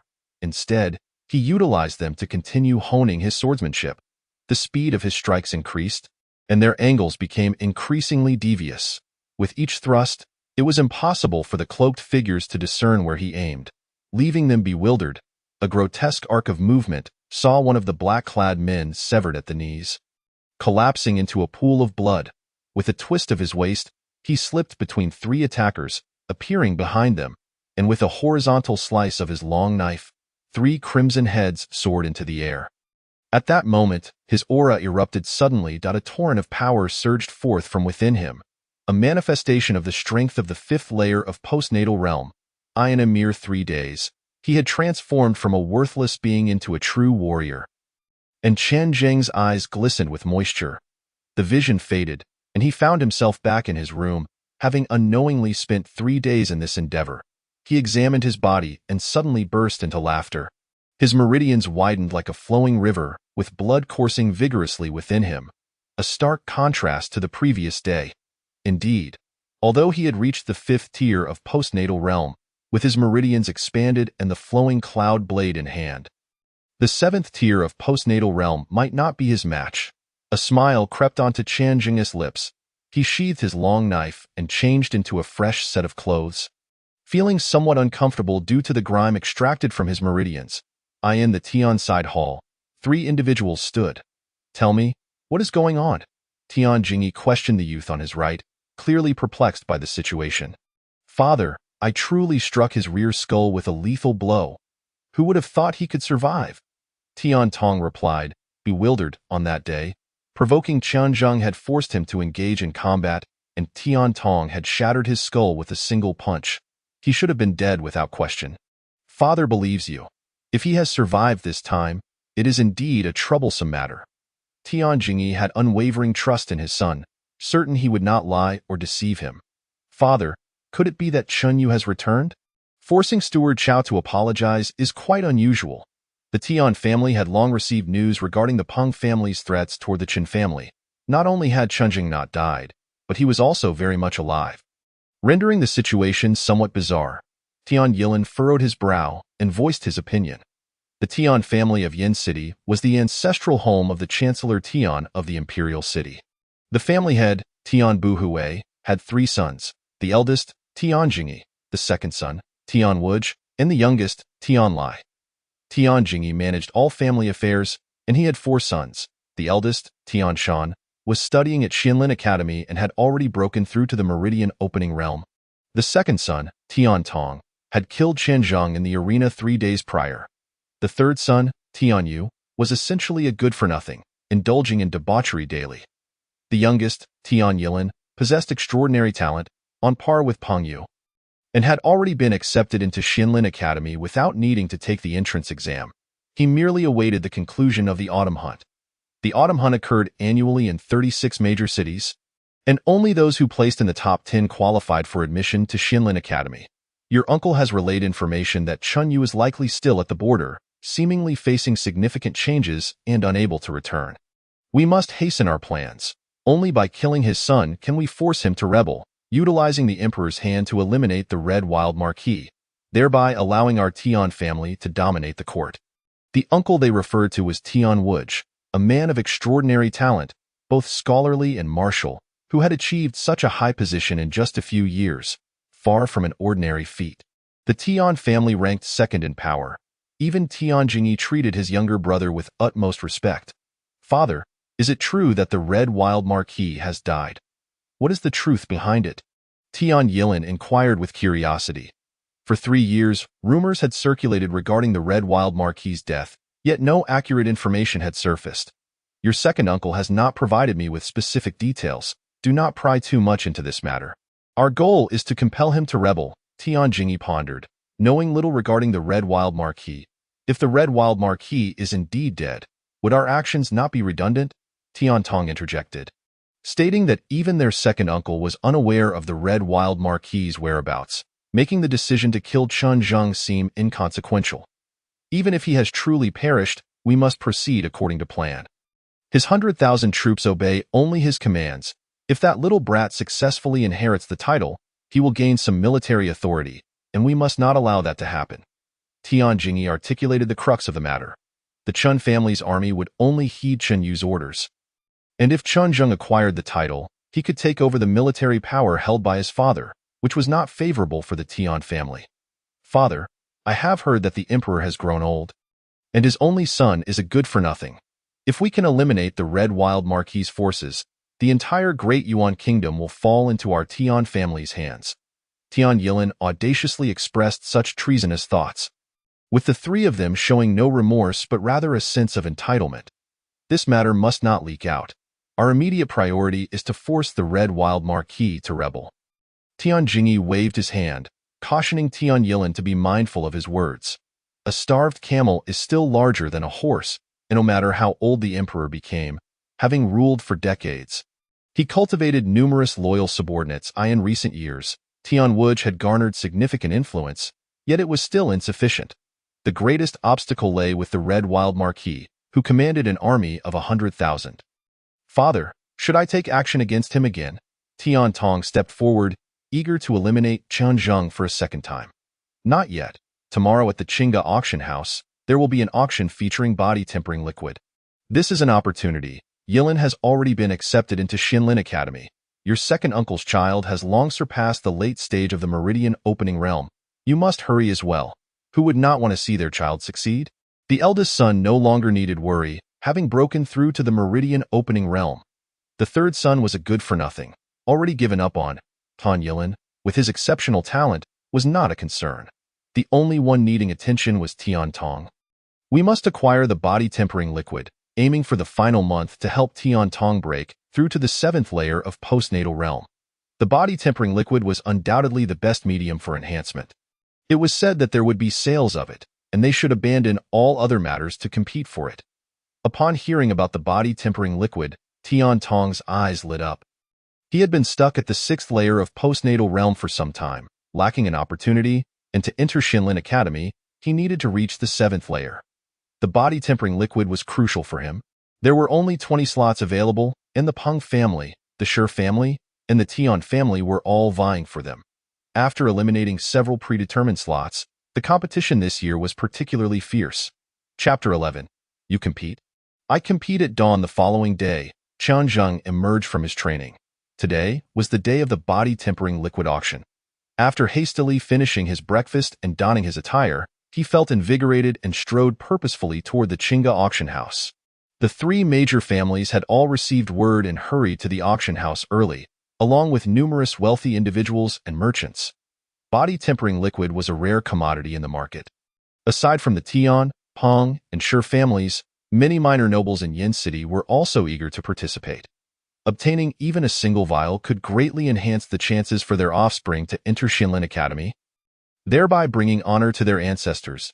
By the time Qian Zheng arrived, the Qingge auction house was already bustling with activity, having underestimated the value of the body-tempering liquid.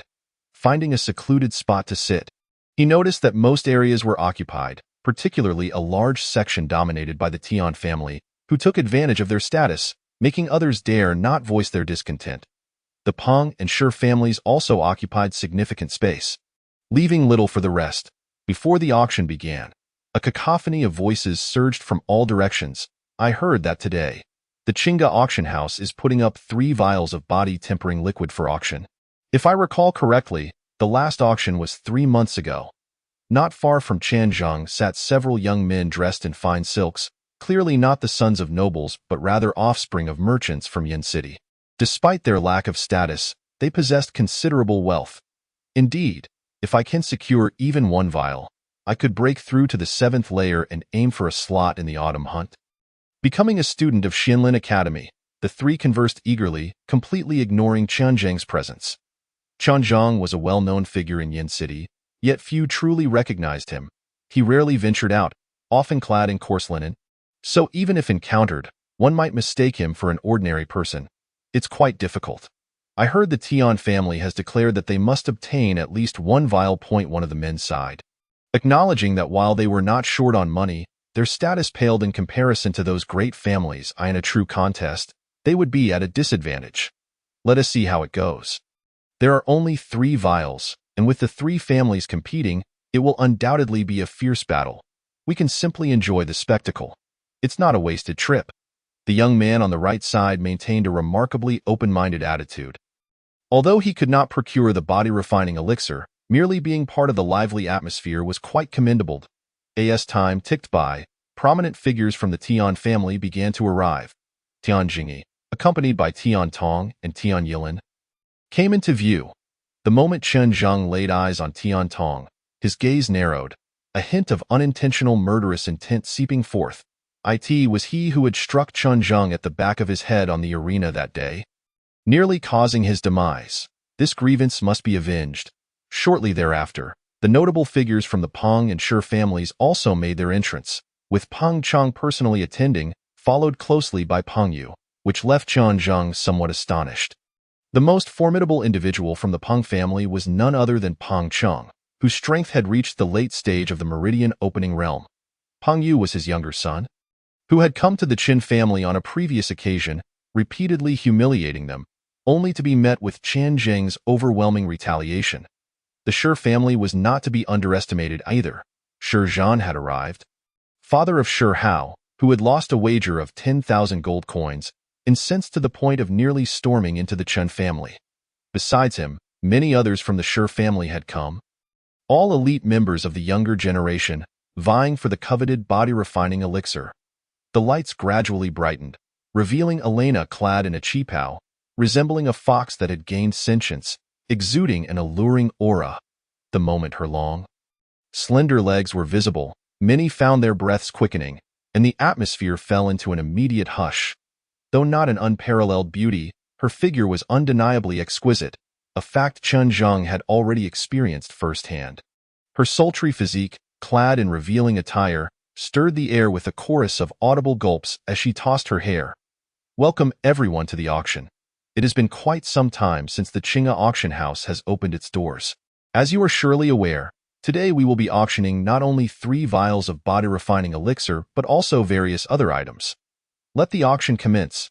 As she surveyed the crowd, several maidens emerged from behind, carrying trays laden with the items up for bid, including Chen Zhang's 3 vials of body refining elixir. Without further ado, to respect everyone's precious time, we will now officially begin the auction. The first item is a 120-year-old spirit herb, starting at 10,000 gold coins.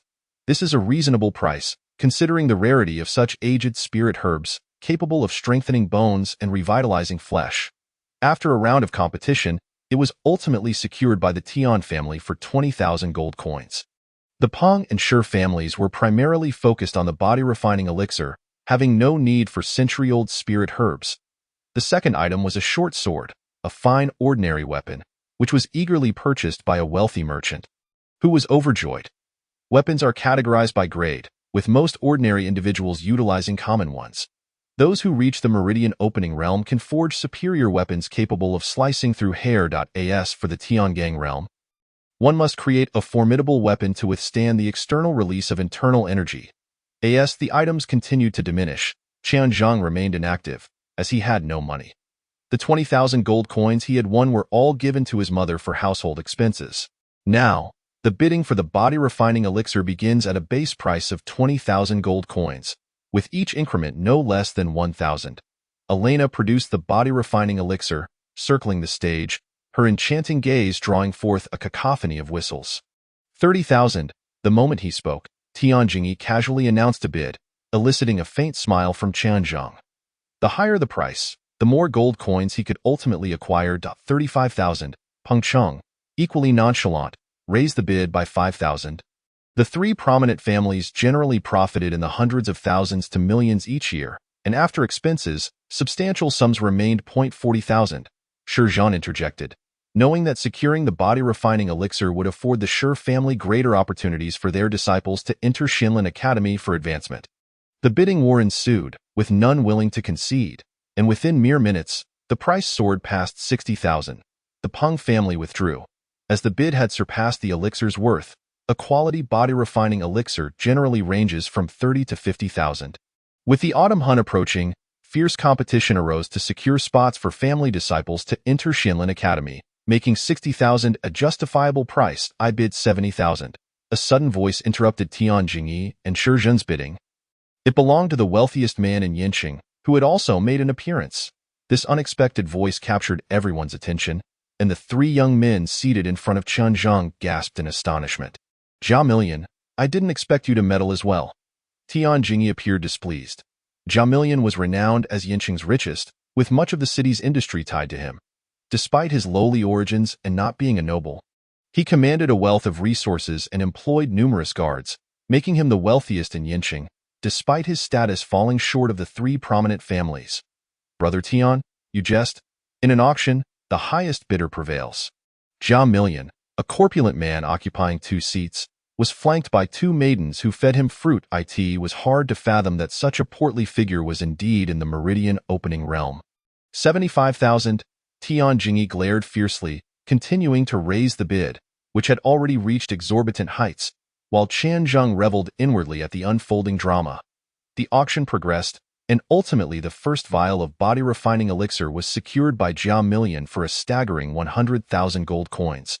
A testament to his wealth. The second vial, now the only remaining opportunity, drew intense interest from the 3 families.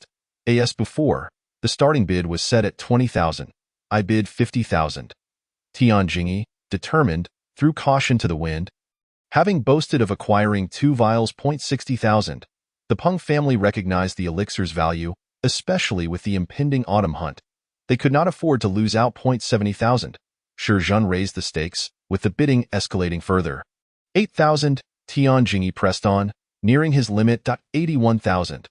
Although gold coins were not easily obtained, Shi Zhen added 1,000, provoking contemptuous murmurs. The Peng family opted out, unwilling to be the fool. Suddenly, Tian Jingyi relinquished his bid, leaving many bewildered as the Shi family acquired the second vial of body-refining elixir. Congratulations to the Shi family for obtaining the second vial, Shi Jin beamed, having secured it at a significantly lower price than the first. Although it was higher than the standard price, it was still a bargain compared to the first, reflecting the nature of human psychology.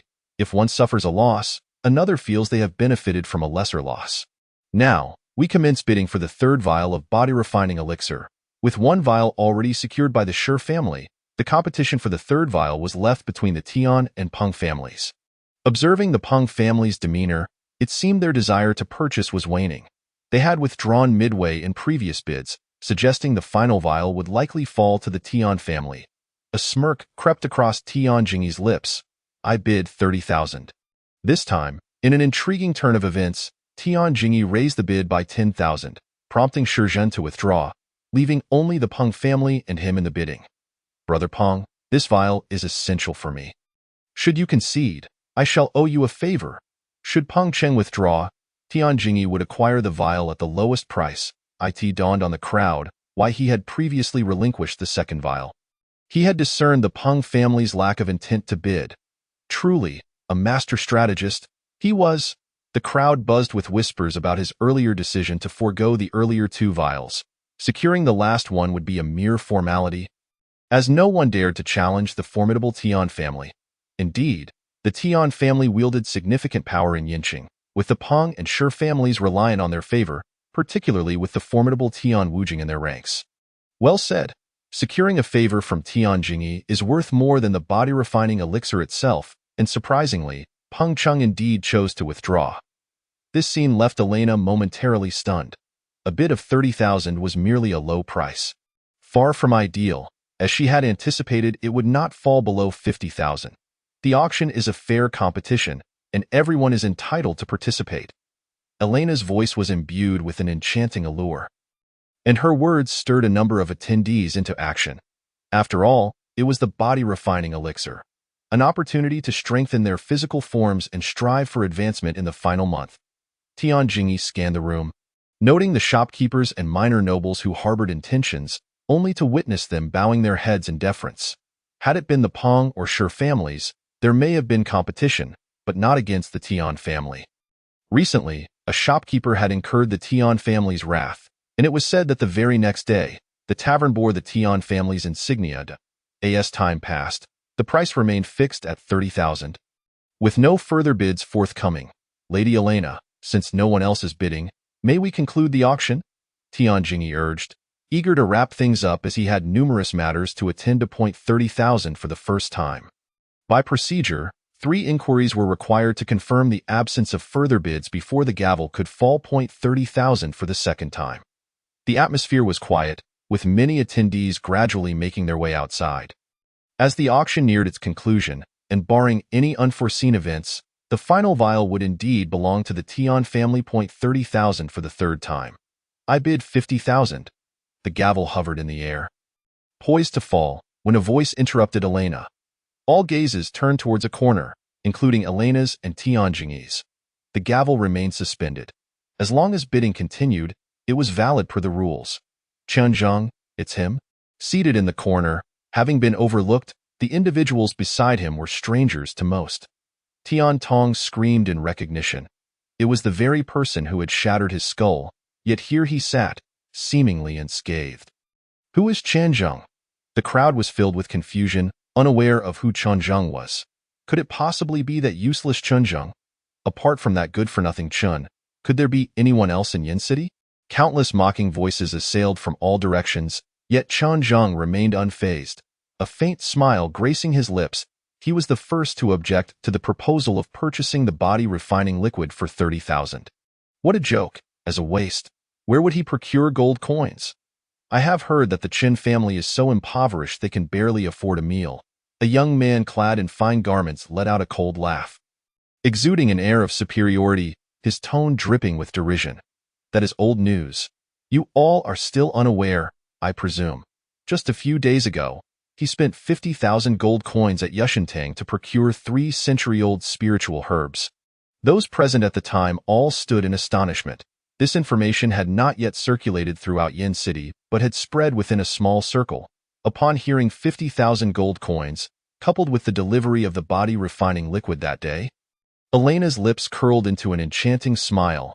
Hissing sounds of people gasping echoed around. Merely producing 50,000 gold coins while holding onto a card was no trivial feat. Those who had mocked Qianzheng looked as if they had bitten into a rotten egg, their expressions utterly revolting. Many, who had been absent from Yin City in recent days, were oblivious to the events that transpired just days prior. Could it be that the Marquis of Qiyue has returned? As the mention of the Marquis of Qiyue arose, the mocking voices diminished considerably. The Marquis of Qiyue has been dead for 3 years. How could he possibly return? Some scoffed, dismissing the notion that after 3 years of absence, he could still be alive. The Marquis residence was once glorious 3 years ago, and in such a short span, it had fallen to a state worse than that of an ordinary household. Qianzheng, what are you even worth to contend with the Tian family in bidding? While others may fear the Marquis of Qiyue, the Tian family held no such trepidation. Tian Tong rose to his feet, vociferously rebuking a good-for-nothing, who knows what kind of luck he stumbled upon to possess a card. His gaze fell upon Tian Tong, a surge of murderous intent swelling within him. Tian Tong, we shall settle our debts later. After the auction concludes, it will be just like 3 days ago on the arena, where we will sign a life-and-death contract. If your Tian family fears my bidding, you may as well concede. No one will mock you. Qianzheng drew a deep breath, suppressing the anger boiling within him, awaiting the auction's conclusion to exact vengeance on Tian Tong. Very well, those who do not participate are cowards. Tian Tong chuckled. Having lamented his lack of opportunity, he would not grant Qianzheng another chance after barely escaping with his life last time. Signing the life-and-death contract, even if the Marquis of Qiyue returned, he would be helpless. An auction had unexpectedly ignited a battle of life and death, a twist no one had anticipated. Qianzheng's final words were venomous. If the Tian family withdraws from the bidding, no one will ridicule you. Just moments ago, Tian Jingyi had boasted confidently, determined to secure the last vial of body refining liquid. 70,000. Tian Jingyi raised the bid, unable to swallow his pride. The Tian family could not afford to lose face. For if word got out, it would severely tarnish Tian Wujing's reputation. Qianzheng seized upon this point. Regardless of the raised bid, the Tian family would follow suit, as it pertained to their pride. If this reached the capital, it would create a tremendous blow to the Tian family's standing. 80,000, 90,000. The price skyrocketed to 90,000. Qianzheng raised the bid, pushing it to 100,000. 100,000. After a brief moment of hesitation, he raised the bid again, matching the astronomical sum he had acquired from Jia Millions. This was an astronomical figure. This lad has gone mad. 100,000 gold coins. Surely the Chen family could not afford such an expense. Everyone believed Qianzheng had lost his senses. 100,000 was no trivial amount, and aside from the 3 prominent families, ordinary individuals could hardly muster such wealth. 110,000. Tian Jingyi spat out these 3 words through clenched teeth, his heart bleeding at the thought. Congratulations, it is yours. Qianzheng suddenly raised his hands in a gesture of surrender, appearing as though he had conceded victory. Causing many to sense something amiss, this was a trap for the Tian family. Qianzheng, you scoundrel, raising the price indiscriminately. Tian Tong realized something was amiss. Qianzheng had never intended to purchase, but was deliberately inflating the price to force the Tian family into an exorbitant purchase. Apologies, I just realized I left my gold coins at home today. As Qianzheng's words fell, a collective gasp erupted among the crowd. How could one play such tricks? Without gold coins, why meddle in the bidding? Forcing the Tian family to spend 110,000 on body refining liquid. Countless individuals stifled laughter, their faces flushed. Ha ha ha. Finally, someone could no longer contain their mirth, laughing heartily. Who could have anticipated such an outcome? The Tian family had been ensnared in a trap, and they had willingly jumped into it. Cheating, he cheated. Without gold coins, he should be expelled from the bidding process. Tian Tong stood up, instructing Elena to have him removed, claiming that Qianzheng was disrupting the order. The Tian family did not care for the 110,000 gold coins, but rather for their reputation. This was a disgrace. How could they swallow such humiliation, having been ensnared by a mere ant? If word got out, the Tian family's reputation would be in tatters. Tian Jingyi clenched his fists tightly, a chilling aura of murder emanating from him. Chapter 13. The Life and Death Challenge. I apologize, but our Qingge auction house has never expelled anyone. The auction operates on free bidding. If this young Master Chen truly cannot produce gold coins, our Qingge auction house will certainly hold him accountable. Elena smiled slightly, and when her gaze fell upon Qian Zheng's face, she made a playful expression that momentarily stunned him. Could this enchantress have discovered something? The two had been quite close that day. He hoped she had not seen through his identity. This statement was both reasonable and just. Until the very last moment of bidding, if Qian Zheng won and could not produce gold coins, the Qingge auction house would take responsibility. The tables had turned. The Tian family obtained the bidding rights and successfully purchased the body refining liquid. Although the Tian family was arrogant, they held great respect for the Qingge auction house. Tian Tong wished to speak further but was restrained by Tian Jingyi, who urged him to remain silent. In this world, there exists a profession that is exceedingly rare, the alchemist. Coincidentally, the Qingge auction house had a renowned alchemist, unbound by any royal authority. Even the dynasty sought to court favor with him in this day and age, who practices cultivation without sustaining injury. Thus, medicinal pills had become the most sought-after treasures, even more daunting. The Qingge auction house was backed by the Alchemist Guild. While others remained oblivious, Tian Jingyi was acutely aware of this information, relayed to him by his second brother. He knew precisely who could and could not be offended. The Alchemist Guild exists in every nation, a force every country vies for. To strengthen a nation, medicinal pills are indispensable. In Yin City, the Qingge auction house was not particularly large, but the Tian family feared the powerful forces behind it, rather than the auction house itself. Reluctantly, they produced 110,000 gold coins, a price 5 times over the market value, to acquire the last vial of body refining liquid, marking the end of the auction. Chunzheng, we will meet on the arena in 1 hour. The Tian family was the first to exit the auction house, and as they left, Tian Tong loudly rebuked before turning to head toward the arena. Chen Zheng's urgency for a duel was not without reason. If he did not kill Tian Tong, the resentment in his heart would remain unrelieved, causing him great distress. This would hinder his cultivation. One must repay kindness with kindness and enmity with enmity. The conflict with the Tian family had reached a point of no return. Killing one more would be one more. Has this lad gone mad? He was nearly killed by Tian Tong days earlier and still seeks a duel. Does he have a screw loose? After barely surviving, shouldn't he be more cautious? While one cannot blame him. Having been nearly killed, he would seek revenge. Not avenging a grudge is unworthy of a gentleman. Support for Qian Zheng was abundant. Regardless of life or death, his spirit was worthy of respect. Upon exiting the auction house, he brushed past someone who lightly touched him before turning away. Qian Zheng thought little of it. In the crowd, such encounters were commonplace. Finding a secluded spot, he donned a black robe and turned back toward the auction house. He was greeted once more by Helan. After a brief interlude, Elena appeared before Qian Zheng, having changed into a different outfit. You may leave now. With a wave of her hand, the maid and Helan exited the private room. Leaving just the two of them, Qian Zheng settled into a leather chair, and Elena suddenly leaned closer, sitting beside him, her fragrance intoxicatingly pleasant. Her smooth, delicate long legs brushed against Qian Zheng's, lightly grazing his thigh. Gulp! Qian Zheng swallowed nervously, shifting his body to create some distance between them. Tio cut to the chase. The body refining liquid should be sold by now. I am here to collect the remaining gold coins. He lowered his voice to mask the inherent youthfulness in his tone. Are you so eager to obtain the gold coins?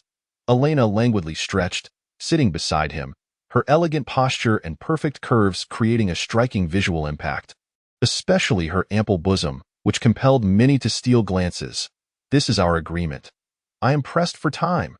Qian Zheng replied impatiently, beginning to suspect that Elena might be a reincarnated fairy. Fear not. You will not lack for gold coins. To celebrate our first collaboration, this time, our Qingge auction house will not charge any fees. All the gold coins earned from the auction will belong entirely to you. Elena rose, picked up a goblet, and filled it with a crimson liquid, a faint aroma of wine wafting through the room. Come, let us toast to the success of our first collaboration. She handed another goblet to Qian Zheng. Extending his hand to accept it, their cups clinked lightly. Concealing his hand beneath the black robe during the toast, he revealed only a portion of his palm, prompting Elena to suddenly smile. An adult's hand is easily distinguishable from that of a youth. Master Qin, may I inquire what you did with the 50,000 gold coins you took last time? Setting down her cup, Elena inquired. The gold coins have yet to arrive, which has left Qian Zheng quite anxious. This is my personal matter and I cannot divulge it, he replied, rising to his feet. He had an appointment to settle with Tian Tong, and half an hour had already elapsed. Very well, I shall not take up too much of Master Qin's time. With a clap of his hands, the door to the private room swung open, revealing a maid who carried a tray with a green card upon it. This time, all the gold coins were contained within. In total, there were 300,000 gold coins. I have rounded it to a whole number. After all, we have indeed profited. The remaining 2 vials were not brought out for auction, as they had certainly reaped substantial rewards at the Qingge auction house. The initial deposit of 30,000 had not been deducted, resulting in Qian Zheng receiving a considerable surplus of coins. 5 vials of body-refining liquid fetched a total of 350,000 gold coins. Far exceeding Qian Zheng's expectations, without further ado, he seized the card. Farewell. He clasped his fists in a gesture of respect and turned to leave, the hour drawing ever closer. Shortly after his departure, another door of the private room opened, and Master Hua stepped out. Master Hua, is that the young man? Elena's expression shifted abruptly, her demeanor turning grave, the aura of allure around her vanishing completely. It is highly likely him. When he exited the auction house, I deliberately arranged for someone to sprinkle a drop of night fragrance on him, which is imperceptible to ordinary people. Upon his entrance just now, he indeed emanated the scent of night fragrance. Master Hua stated solemnly, indeed, experience speaks volumes. This young man conceals his true abilities remarkably well. While the world deems him a waste, his recent performances have defied all logic. He must have someone aiding him from the shadows. Perhaps a formidable alchemist, capable of transforming a waste into a genius. Upon finishing her words, Elena downed her glass of red wine. Alchemists are classified into numerous ranks, and Master Hua could only be considered the lowest tier among them. I find it perplexing that in a backwater place like Yin City, a powerful alchemist would not be drawn here. Transforming an individual's aptitude requires at least the status of a 7th-tier alchemist. This remains the greatest enigma for Master Hua, something he cannot comprehend. Disrobing his black cloak, Qian Zheng could never have anticipated that his identity had already been exposed. In any case, he had no intention of continuing his collaboration with the Qingge auction house. The 300,000 gold coins would suffice for his needs for a while. There was still a stick of incense's worth of time remaining until the hour mark. Chapter 14. Life and Death Duel, Part 2.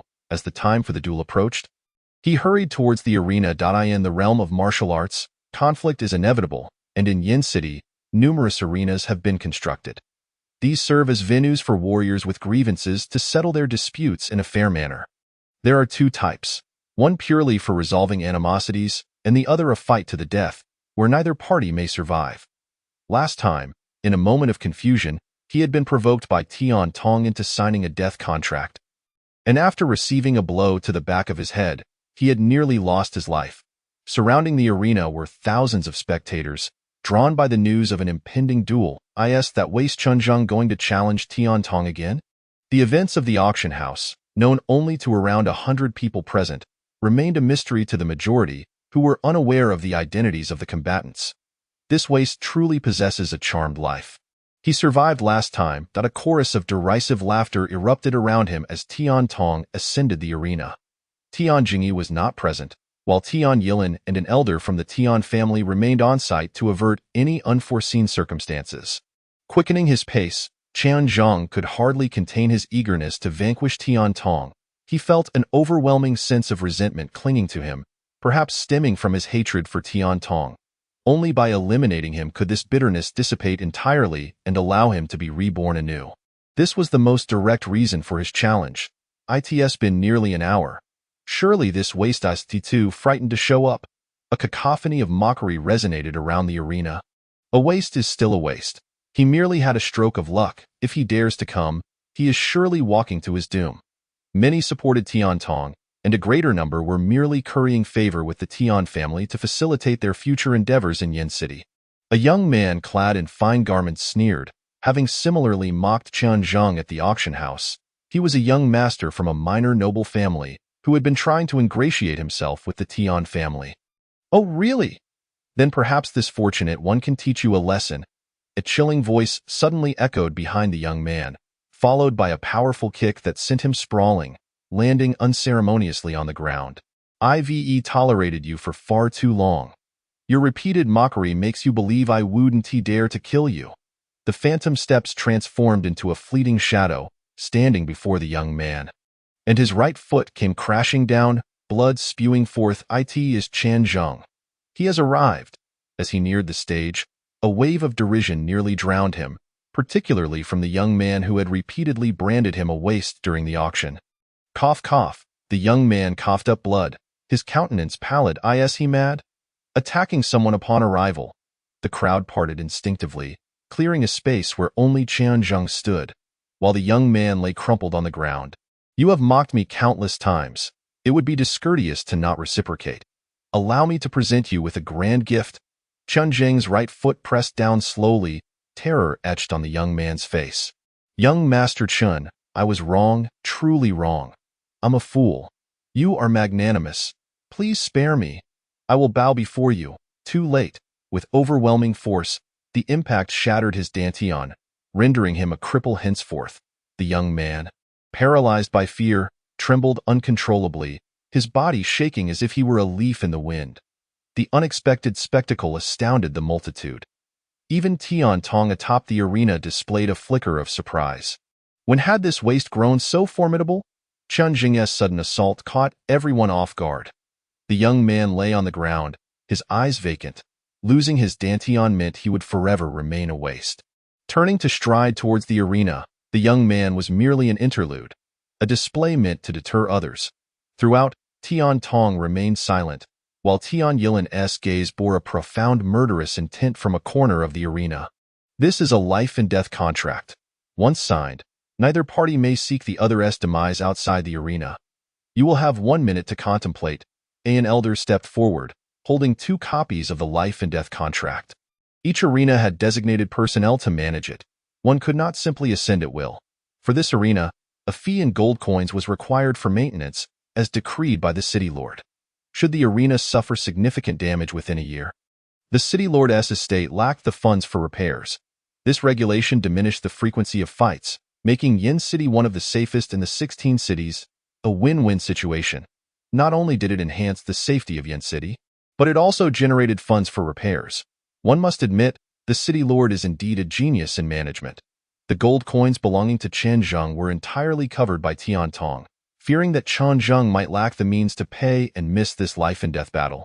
No need for consideration, Qian Zheng accepted the contract, inscribing his name before handing it to the elder. Tian Tong did the same without hesitation, stowing away the contract. A mysterious force enveloped the arena, initiating the life-and-death duel. Qian Zheng, you are truly fortunate. Having sustained such grievous injuries last time, you still survived. Today, however, you shall not be so lucky. I shall break your neck. Tian Tong cracked his knuckles, boasting a strength exceeding 1,000 pounds, capable of slaying tigers and wolves. Given Tian Tong's inherently ruthless nature, no one favored Qian Zheng in this battle. Emotionless, Qian Zheng remained unfazed by Tian Tong's derision and taunts. Make your move. He was unwilling to waste time in idle chatter with Tian Tong. He must break through to the 8th level of the postnatal realm within a month to survive the autumn hunt. And time was running short. The waste is still a waste. Even with your stroke of luck, you remain a waste. Tian Tong scoffed, his body lunging forward, fists aimed directly at Qian Zheng's face, showcasing his truly merciless nature. Kill him quickly. The moment the punch was thrown, the crowd erupted in fervent shouts, urging Tian Tong to dispatch Qian Zheng swiftly. The benevolent are often taken advantage of. and the gentle are often ridden. A vivid illustration of this was on display. Had he not been the son of the Qi Marquis, he might have already perished in Yin City. In the true martial continent, the law of the jungle prevails. The strong dominate, and power is everything. At times, when strength surpasses all, it even eclipses royal authority. The fist arrived in the blink of an eye. Accompanied by a series of piercing sounds, incredibly swift, the arena, constructed from sturdy blue stone, was impervious to ordinary force. As Tian Tong propelled himself into the air, faint imprints were left on the stone. Striking with the might of thunder, a potentially lethal blow, a glint of coldness flashed in Qian Zheng's eyes, a subtle yet palpable killing intent radiating from his gaze. He had awaited this day for far too long. The suppressed resentment within him erupted in a torrent. From this day forth, he would trample upon those who had mocked and insulted him, beginning with you. A fierce and formidable aura surged forth. Erupting with abandon, he has actually broken through to the 5th level of the postnatal realm. Gasps of astonishment rippled through the crowd, including Tian Tong, who exhibited a hint of surprise as his fist remained suspended in the air. Unable to retract, Tian Yilan's eyes narrowed. He had not anticipated Chen Zheng to conceal his strength so deeply, lying in wait for so long. Humph! What of your breakthrough to the 5th level of the postnatal realm? I shall still kill you. In the realm of postnatal cultivation, each breakthrough results in a significant enhancement of power. Although the two contenders appeared to differ by a mere level, the disparity between the 5th and 6th levels could range from 300 to 500 gene in strength. Tian Tong, towering and robust, had received exceptional training from a young age, establishing himself as a remarkable figure among the 6th level practitioners, with few capable of defeating him at the same level. Kill me? Chen Zheng scoffed coldly, his feet moving like a shooting star across the arena, deftly evading Tian Tong's lethal strike. With a resounding thud, the air reverberated as Tian Tong's fist met nothing but emptiness. Chen Zheng mysteriously vanished from sight. Undeterred, Tian Tong continued his assault, unleashing the Tian family's ultimate technique, the Gale Fist. The punches erupted like a tempest, howling across the arena with unrestrained ferocity. As the Gale Fist approached, Chen Zheng's figure once again disappeared without warning, his mastery of the ghostly shadow steps becoming increasingly refined. One punch after another connected with nothing but air, while Chen Zheng continued to evade. Needing to acclimate to the 5th level before engaging in true combat. Chen Zheng, you coward! Have the guts to strike back. The taunts from the crowd below surged like waves. Tian Tong felt a surge of frustration. Having wandered around the arena for what felt like an eternity, his head spinning with anxiety as he failed to catch a glimpse of his opponent. The 6th level is merely this. As the phantom images began to merge, Chen Zheng remained unfazed, his breathing steady, igniting Tian Tong's hatred. The previous exchanges were merely tests to gauge the disparity between them at the 6th level. After this bout, he had fully grasped the power and techniques of the 6th level. You worthless fool, relying solely on a single technique, thinking yourself impressive. Allow me to show you the true might of my Gale Fist. Tian Tong's face twisted in rage, appearing like a frenzied beast. As the murmurs of the crowd fell silent, the arena within 100 meters descended into deathly stillness. With arms raised, his muscles bulged ominously. Channeling the most formidable strike of the Gale Fist, a force coalescing like a raging storm, Gale returns. His hair exploded outward, a tempest forming around him, whipping Chen Zheng's garments into a frenzy, rendering him unable to evade. All around the arena, shadows of Tian Tong flickered, suddenly vanishing as his fists descended like a crushing wave. You worthless trash, prepare to die. With a roar, a fearsome hurricane raged, disheveling Chen Zheng's hair, cascading down his shoulders, rendering him even more striking. In the blink of an eye, he chose not to evade, instead standing still, awaiting the impending blow. Is this boy mad? Just moments ago, he was dodging, yet now, facing the Gale returns. He remains immobile. The onlookers were bewildered, unable to comprehend the purpose behind Chen Zheng's audacity, as countless warriors had perished beneath this very fist. Tian Tong's figure loomed larger in Chen Zheng's vision, the distance between them shrinking to less than 3 meters. You can die now. Chen Zheng spoke those 5 words with an air of indifference, devoid of any fluctuation in his aura, his fists raised, channeling the chaotic divine art, unleashing terrifying might that enveloped the entire arena. What an intimidating presence! The spectators were left in shock, their astonishment palpable. A torrent of divine energy surged forth from Chen Zheng's body. Tian Tong sensed the impending doom, bewildered by the sudden shift in power. At the center of the battlefield, he was the first to experience the overwhelming force erupting from Chen Zheng. Boom! The two bodies collided, unleashing a tempest of energy that rippled outward, creating a whirlwind that obscured the vision of those watching. It was as if a fierce gale had swept through, sending debris flying and shattering the stones beneath their feet. Crack! A sharp sound echoed through the arena, followed by a chilling scream. My hands! Tian Tong's hands had vanished, reduced to mere bone as flesh and blood were pulverized by the impact. The excruciating pain elicited gasps from the crowd, unable to fathom the brutal scene unfolding before them. The bones in his arms splintered inch by inch. A normal person would have long succumbed to the agony, yet Tian Tong gritted his teeth. Enduring the torment, that punch had felt like striking a mountain, the retaliatory force shattering his flesh and severing his tendons, enhanced by the chaotic divine art and the mysterious elixir from the small cauldron. Chen Zheng's physique was comparable to that of an 8th-level practitioner. Trash, prepare to die. With a merciless resolve, he pressed on, for this was a battle to the death, and he would not relent until his foe was vanquished. A powerful kick landed squarely on Tian Tong's dantian, the events unfolding too swiftly for Tian Yilin to react. Crack! Like an egg shattering, the loss of his dantian meant that Tian Tong would never attain the meridian opening stage, forever branded as a worthless being. Let me show you what it feels like to be a failure. His body curled like a shrimp after the strike to his abdomen, collapsing onto the arena floor. Unable to rise, tears streaming down his face from the pain. With his hands reduced to nothing but stark white bones, his fractured arms could no longer support him, forcing him to kneel before Chen Zheng. The sudden turn of events left the onlookers in disbelief. How could this have happened? Tian Tong had been thoroughly defeated, utterly powerless to resist as Chen Zheng systematically dismantled him. Tian Yilin's mind buzzed, momentarily at a loss for how to proceed.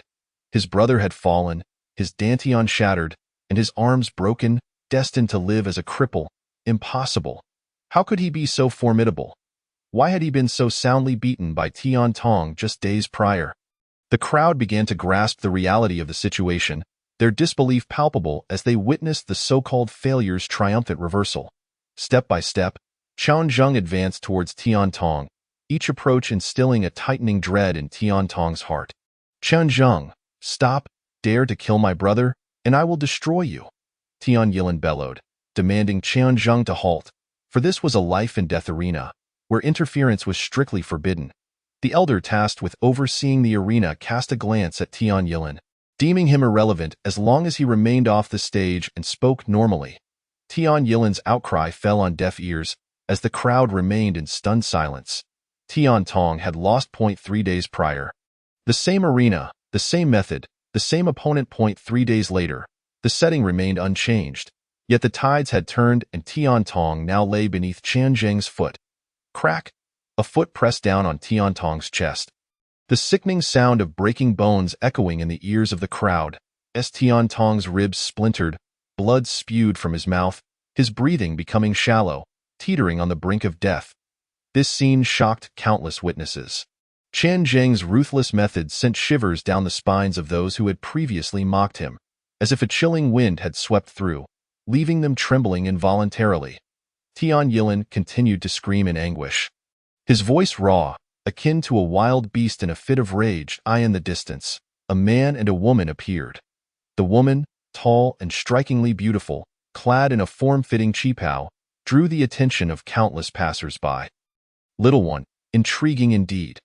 Who stands behind you to embolden you so, daring to harm the son of Tian Jingyi? Elena's eyes shimmered with admiration, impressed by Chen Zheng's audacity and tactics.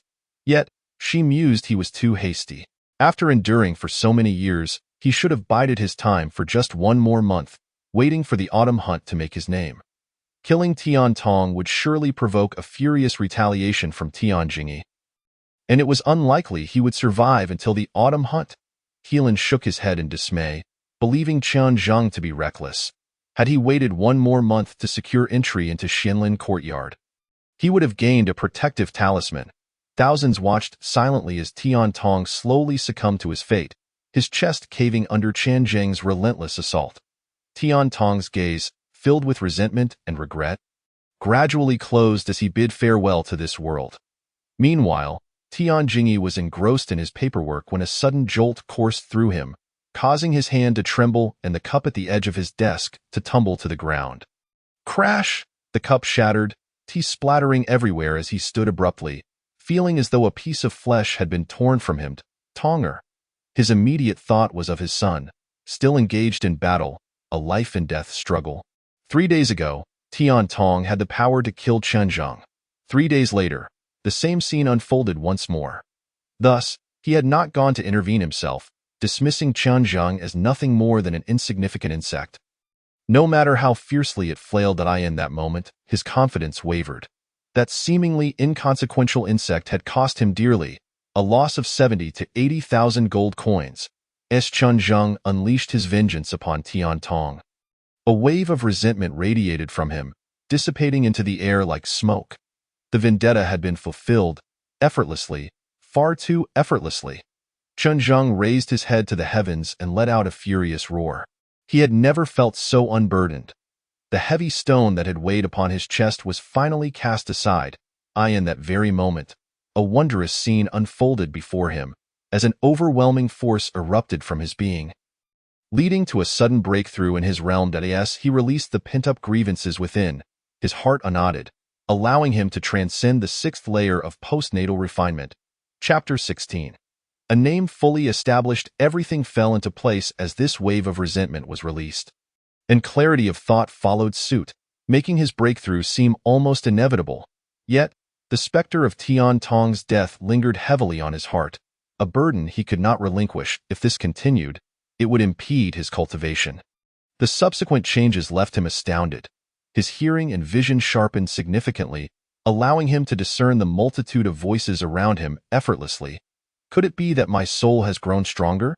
This seemed the only plausible explanation. In martial cultivation, while physical aptitude plays a crucial role, the strength of one's soul is paramount in determining future heights. Standing on the platform, he found himself grinning foolishly. For the first time, genuinely joyous, however, he was soon jolted from his revelry by a sharp blade of sword energy. Tian Yilin, fists clenched tightly, surged forward the moment Tian Tong met his demise. The onlookers surrounding the arena stood in a daze. Tian Tong was truly dead, slain by the very waste they had derided countless times. Qian Zhang, I will see you dead. Tian Yilin's figure materialized upon the stage, sword in hand, advancing step by deliberate step. His gaze turned icy. With Tian Tong's death, his body relaxed, having broken through to the 6th layer of postnatal refinement, his strength greatly enhanced, perfectly poised to confront Tian Yilin. The elder overseeing the arena attempted to intervene, but it was too late. Tian Yilin was a formidable 8th layer warrior. The long sword sliced through the air, tracing a sinister arc straight for Qian Zhang's neck, its trajectory cunningly devised. To slay Qian Zhang. What did it matter if it breached the rules? Who would risk offending a genius in their prime for the sake of a dead man?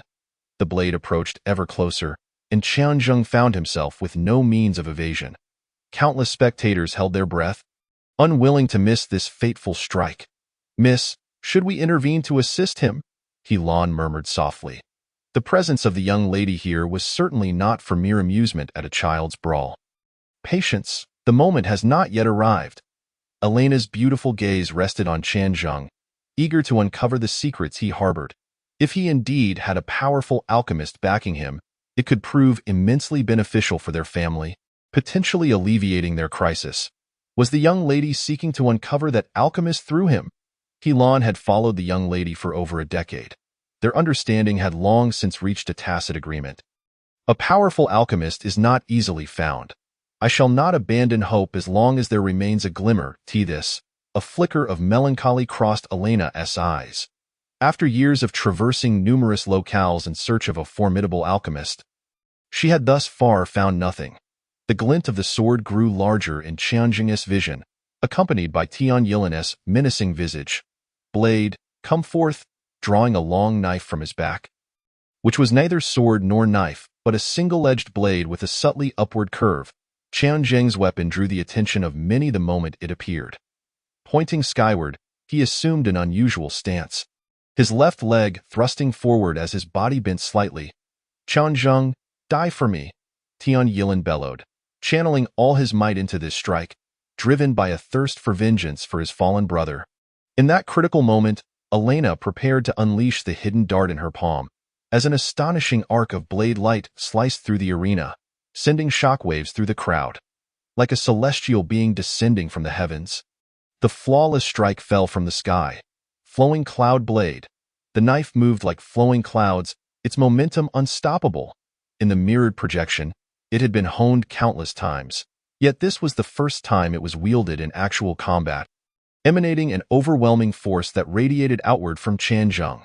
Though Tian Yilin's sword was swift, Qianzheng's knife was tenfold faster. In the brief span of a breath, Qianzheng unleashed 17 strikes, landing 12 on Tian Yilin.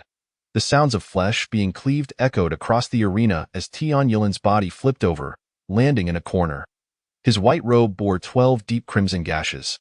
Not fatal wounds, for he was an 8th-layer warrior and had managed to guard critical areas at the last moment. Yet, he appeared utterly disheveled. To be struck 12 times by an opponent meant to be a mere waste signified that the latter's prowess was at least at the 9th layer of postnatal refinement. Hisses of disbelief filled the air as the crowd gasped in shock. Was this truly the same waste they once knew? A young man trembled, nearly collapsing under the weight of the revelation. Indeed, a tiger begets no dog. The mocking voices vanished, replaced by fear and trepidation. Tian Yilin inhaled deeply, stepping towards Qianzheng, acknowledging his earlier carelessness. In his anger, he had left openings. A terrifying killing intent enveloped the air. "Qianzheng, you have concealed yourself well, eluding everyone's notice. What if you have broken through to the 6th layer of postnatal refinement? I will still kill you." As he closed the distance, blood pooled beneath him. Remnants of the 4 strikes Qianzheng had landed on his legs, their gazes locked, an infinite hostility emanating from their eyes. Elena retracted her playful smile, gripping her hidden dart tightly. "Let us see if you possess the capability." Not daring to underestimate his opponent, Qianzheng activated the chaotic divine heavenly art, a formidable power surging forth, causing the ground beneath him to crack inch by inch. The gap between the 6th and 8th layers was significant, and for Qianzheng to emerge victorious would be no small feat after the events of the past few days. None dared to belittle him any longer. Blazing Sun Sword, a formidable sword technique of the Tian family, classified as a mid-grade yellow-tier skill.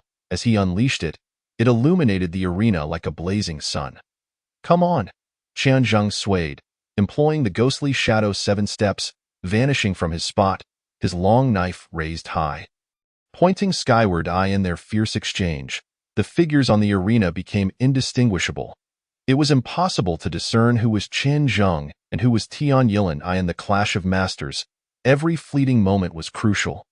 The sounds of clashing echoed as Qianzheng, enhanced by the super-refining liquid, matched the power of an 8th-layer warrior. Their battle raged on, each exchanging blows in a flurry of several hundred strikes. Qianzheng faced numerous perilous moments, yet through unwavering resolve and an elusive technique, neither could claim victory. The spectators, once enthralled, now stood in stunned silence. A storm was brewing in Yin City. With Tian Tong's death, new talents were rising. This autumn's hunt would surely be riveting. Many elders murmured to themselves. Yin City had remained dormant for far too long. As thunder rumbled and lightning flashed, the two combatants separated after countless collisions, both standing at opposite corners of the arena, gasping for breath. Tian Yilin's pride faded, his sword pointed at the ground, a new wound marring his right arm, blood dripping from his palm onto the earth.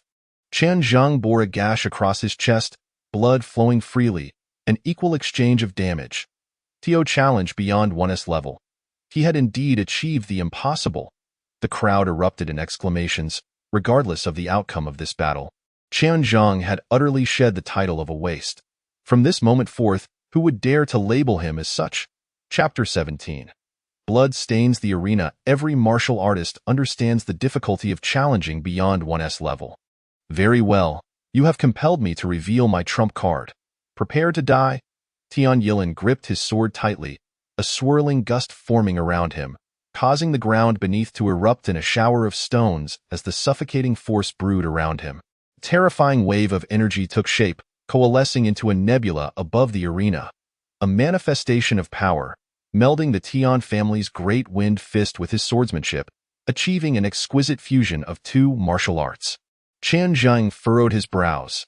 It was becoming increasingly difficult for him to make further breakthroughs. To withstand the 8th layer was already his limit. To utterly vanquish him would prove challenging. The long sword was enshrouded in a multitude of sword energies, emitting a high-pitched whine as the surrounding air grew turbulent. Suddenly, Tian Yilin's feet propelled him forward, transforming into a flickering shadow, racing towards Qianzhong. Ultimate kill sword. Qianzhong was in peril. No one could survive such a strike unless they were a true 9th layer warrior. The crowd gasped in horror. The might of this sword approached that of the 9th layer. Death was inevitable. Elena's hidden dart materialized in her palm, poised to strike in the blink of an eye. Tian Yilin's long sword was within 3 paces of Qianzhong. An opportunity had arisen. There was but one chance. One must seize the moment or lose it forever. Qianzhong infused power into his legs, leaping forth like a panther, transforming into a fleeting shadow as their bodies rapidly converged. What is happening? Has this fool lost his mind? Why would he choose to confront an attack head-on instead of evading? This is a path to certain death. The best course of action for survival would be to dodge, seeking any possible opening to evade the fatal blow. Yet, Elena alone watched in astonishment, a beautiful smile gracing her lips. In the blink of an eye, the two collided. Tian Yilin's long sword grazed Qianzhong's armpit, unleashing a shower of blood as he narrowly avoided a fatal strike through the ghostly shadow 7 steps. Flowing cloud kill. At this very moment, grappling with his injuries, he unleashed a newly comprehended technique, one that was both bizarre and cunning. A brilliant flash erupted, nearly causing Tian Yilin's eyes to bulge in shock. There was no time left to evade. The two were too close, and Qianzhong, resorting to self-harm, aimed primarily to draw nearer. Such reckless tactics could only be employed by a madman. With a hiss, the long blade pierced through Tian Yilin's chest, their bodies suddenly separating as they plummeted from the air, crashing back onto the arena. Gouts of fresh blood erupted, mixed with fragments of internal organs. And as Tian Yilin hit the ground, he collapsed, trembling, his white robe stained crimson. His body convulsed, blood gushing from the wound like a fountain. Qianzhong too was in distress, having been struck under his armpit by a long sword. Blood spurted forth, shredding his garments, which he hastily bound around the injury. He retrieved a century-old elixir he had purchased days prior and consumed it without hesitation. This elixir could revive the dead and regenerate flesh, capable of bringing one back even if they had but a breath left. In stark contrast, Tian Yilin was not so fortunate. The sword wound to his chest had grievously injured his vital organs. His chest caved in significantly, with 4 ribs fractured. What had transpired that made his swordsmanship suddenly so formidable? The observing martial artists were utterly bewildered by Qianzhong's sudden surge in combat prowess, comparable to that of a 9th-level practitioner. Some began to slip away, fearful of the repercussions, knowing they had mocked him over the years. Should he learn of it, they would not escape his wrath. And yet, what difference did it make? Without Qi returning, he was still on a path to death. The Tian family would not spare him. Having slain Tian Tong and vanquished Tian Yilin, his demise was all but certain. Someone gritted their teeth, wishing for Qianzhong's swift demise. A violent cough interrupted the murmurs. As Tian Yilin convulsed, blood sprang forth, his breath faint. Without timely treatment, he could only await death. All pride had vanished without a trace. Tonger, ear! At that moment, a figure descended from the heavens. Tian Jingyi felt an ominous stirring in his eyelids and rushed from his family estate towards the life-and-death arena. As he neared, he beheld the scene. Tian Yilin had been struck down, blood spewing forth, his insides ruptured, in dire need of potent medicinal pills to mend him. Like a soaring eagle, he swept down, cradling Tian Yilin in his arms, calling out desperately, "Ear, ear, do not lose consciousness." Tian Yilin's breath grew weaker by the second. "Father, I am sorry. I must depart first." As he spoke, a torrent of blood erupted, staining Tian Jingyi's sleeves. "I will not let you die. I have brought medicinal pills," Tian Jingyi declared, pulling a wax pill from his robes. Crushing it, a strong aroma of medicine wafted across the arena, bringing relief with a single breath. This was the Grand Revitalization Pill, capable of reviving the dead, worth a staggering 1,000,000 gold coins. Gasps filled the crowd, for such a treasure was not expected to surface in Yin City, likely procured from the capital. After consuming the Grand Revitalization Pill, Tian Yilin's complexion improved significantly, bringing him back from the brink of death. "Ear, rest assured, I will not let you die. I will immediately write to your second uncle. He knows many skilled individuals who can treat your injuries." As his vital signs stabilized, Tian Jingyi's gaze shifted. An ominous killing intent radiating from him, enveloping the entire arena. He entrusted Tian Yilin to the family elders who had accompanied him, handling him with utmost care, while Tian Tong's lifeless body was dragged away. Completely extinguished, witnessing his son slain and the other on the verge of death, Tian Jingyi could no longer suppress the fury raging within him. "You little bastard, I will have your life," he nearly roared. Casting aside all pretense of status and dignity, for he was a dignified 9th-level practitioner, uttering such words in a fit of rage. The death of one son and the crippling of another was indeed a grievous blow. Any parent in his position would struggle to maintain composure. Qian Zheng remained expressionless. Having killed Tian Tong, he had prepared for the worst. He felt no regret. Had Tian Tong lived, his pent-up grievances could never be released, forever barring him from breaking through to the 6th level. After a month, he would still meet with death. This path was one he had to tread. Having died once, he cared not for a second time. Some things, though known to have no turning back, must still be done. Tian Jingyi advanced step by step, a terrifying killing intent cloaking him, as he longed to twist Qian Zheng's neck and drink his blood. "You little bastard, do you have any final words before you die?" Standing 10 paces away from Qian Zheng, with his level of power, he could crush him with a single hand. In all of Yin City, no one could protect him. With fists clenched, the term little bastard was his sore spot. Any who dared to touch it would meet their demise. "Old dog, if I do not die today, I will surely flatten the entire Tian family in the future." Qian Zheng pronounced slowly, relentless hatred brewing around him, vowing to raze the Tian family to the ground. "You will not have that opportunity. Die?" For reasons unknown, as Qian Zheng made his vow, a chill shot up Tian Jingyi's spine. Chapter 18. Human emotion. Tian Jingyi's murderous intent coalesced into something palpable. Tian Yilin was his most treasured son, the one with the greatest hope of stepping beyond the Great Abyss Kingdom and engaging with the wider world. All hope was now shattered. He understood all too well that even if Tian Yilin were to survive, he could never return to his former glory. His body had sustained grave injuries. The one responsible for killing his second son and crippling his youngest stood before him. A living embodiment of his wrath, he ground his teeth in hatred. Tong'er would not deceive him. That day's battle had struck a fatal blow to the head, injuring the brain's marrow. Even a celestial being could not save him, at most granting him 3 days to live. The tall and the small stood upright in place, as the killing intent formed a straight line. Qian Zheng knew the critical moment had arrived. With fists clenched, even in death, he would die with honor and dignity. The opening meridian realm, unblocking all meridians, absorbing the natural essence of heaven and earth, and storing it within the Dantian, cultivating internal power. Inner strength, far surpassing physical might by over 100-fold, could shatter stones, cleave wood, and sever currents. Its power was immense, capable of splitting stones the size of water jars, and no matter how strong Qian Zheng's physique was, it could not withstand such a colossal stone. If struck, he would undoubtedly be shattered into pieces. The overwhelming inner strength surged forth, enveloping him. His palm radiated a dark crimson glow, indicating that Tian Jingyi must have cultivated a fire-based technique. His inner power infused with flames. Descending like a tempest, the terrifying shockwave roiled, enveloping the entire arena. There was no escape for Qian Zheng. The disparity in their realms was too great, and with his wounds just healed, he dared not summon all his strength. He was no match for him. A hurricane swept in, forming a storm. Qian Zheng stood at the eye of the storm, facing the ferocious winds and torrential rains.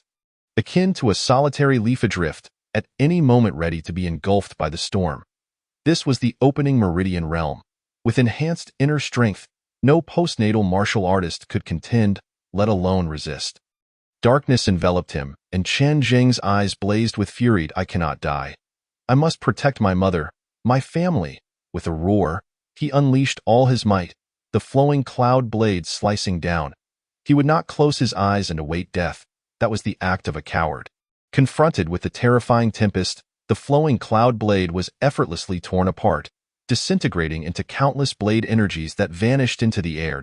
A colossal palm descended, looming above Qian Zheng's head, transforming into a fearsome tiger with its maw agape. The transformation of form and intent showcased Tian Jingyi's high aptitude. He had been preoccupied with managing the family, which resulted in his cultivation stagnating at the opening meridian realm. Grasping the transformation of form and intent, he had a significant chance of breaking through to the celestial realm. The pressure upon his body intensified, bones cracking under the strain, akin to a mountain crushing down upon him. Qian Zheng's breathing grew increasingly labored. In a desperate struggle for life, he finally experienced the dread of death. When the giant palm was but a meter away, a familiar silhouette appeared before him, bringing with it a fragrant breeze. Most delightful boom! A handprint appeared overhead, intercepting Tian Jingyi's terrifying palm. A powerful shockwave erupted from above, radiating outward in all directions. Those ordinary cultivators standing below the arena staggered, sent flying dozens of meters, collapsing in disarray. As the force dissipated, a figure stood on the arena, facing Qian Zheng, shielding him from the lethal blow. Elena, what do you mean? Why do you stop me from killing? Upon seeing the newcomer, Tian Jingyi's eyes turned cold. He halted, questioning Elena about her interference in his quest for vengeance. His son lay dead, while another was gravely wounded. He was on the cusp of avenging them, yet a sudden figure emerged to prevent him from slaying Qian Zheng. And his tone was far from pleasant. Had anyone else obstructed him, he would have flown into a rage. You still cannot kill him. Elena's voice was calm and devoid of emotion, her words simple yet profound.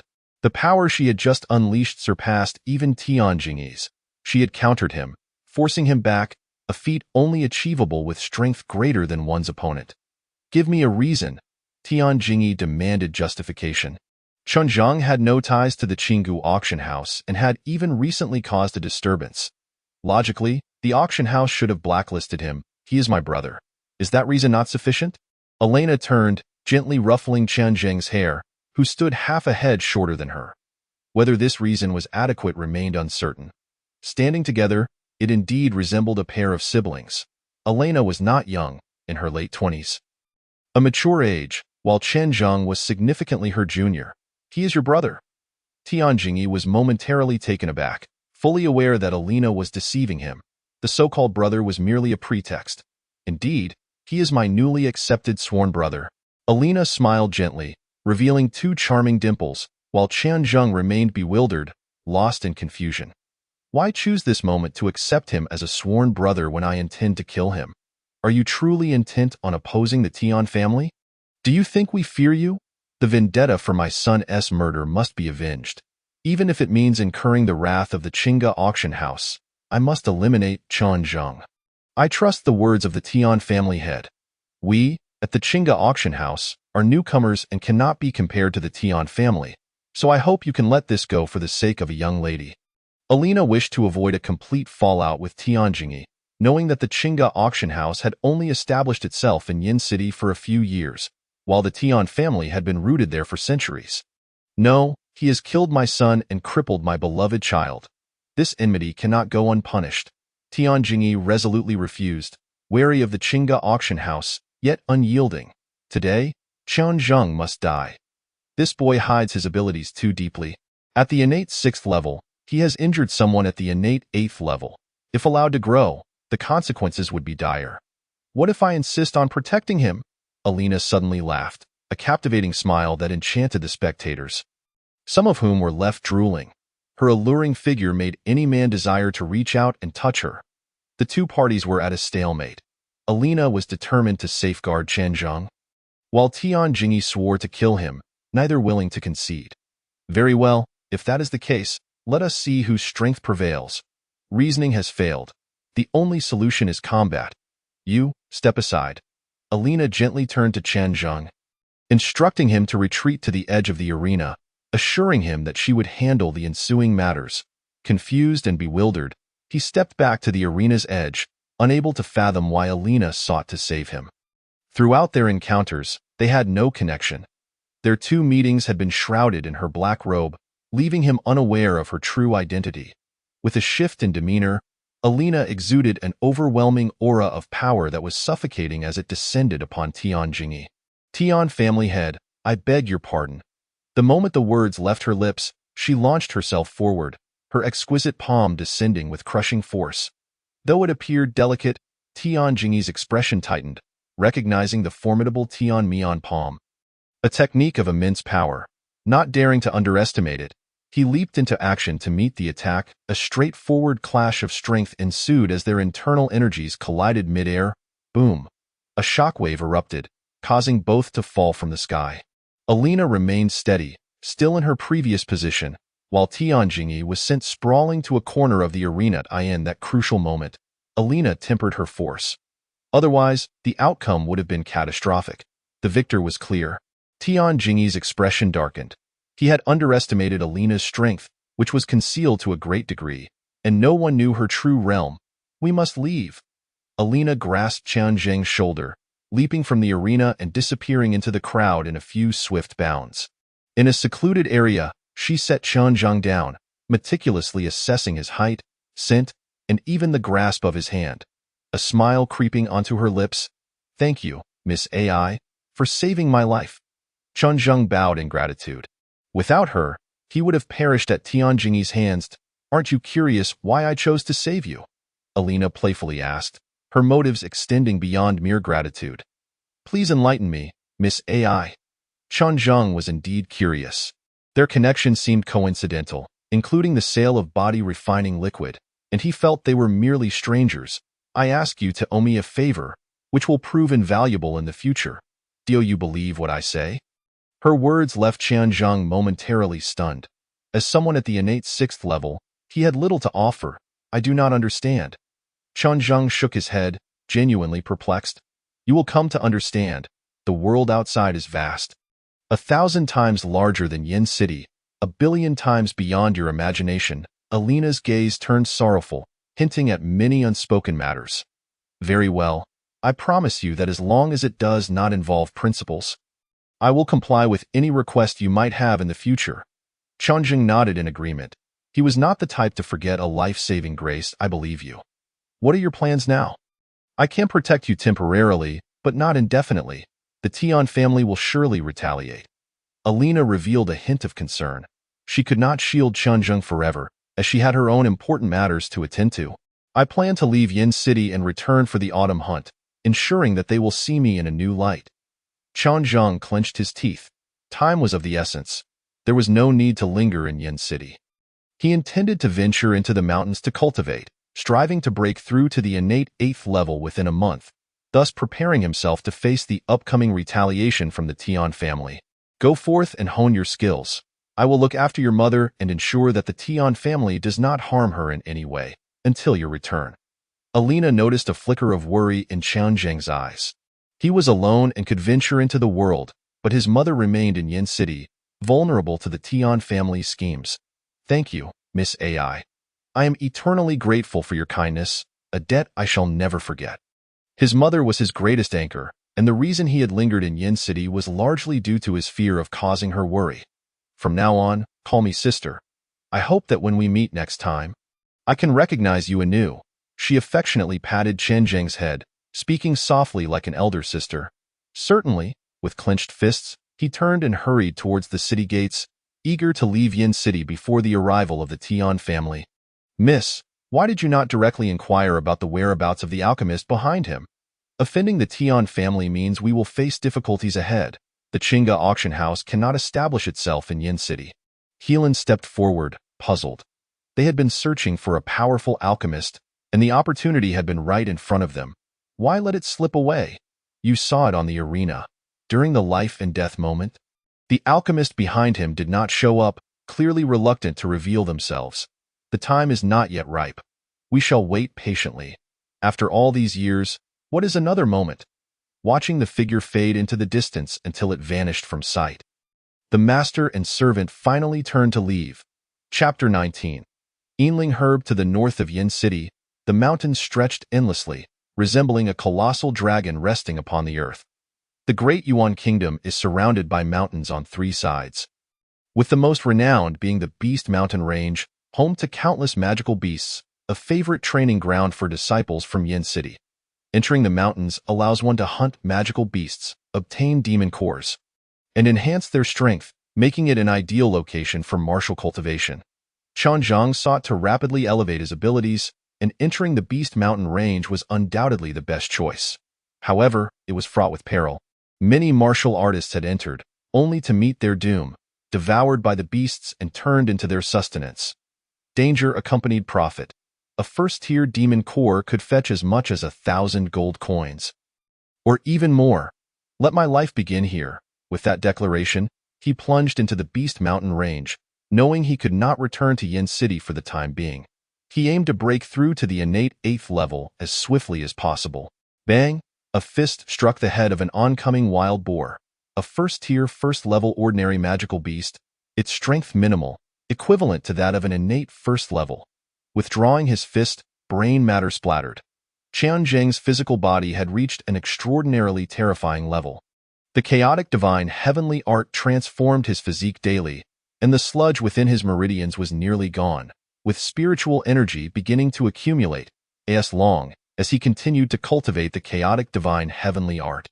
Mysterious liquid would appear in the enigmatic little cauldron, and just within one day, several more drops had materialized. After spending a day on the outskirts, he had slain 10 first-tier, first-level magical beasts and obtained 3 demon cores. After quenching his thirst with a few sips of stream water, he pressed onward, hoping to encounter higher-tier magical beasts.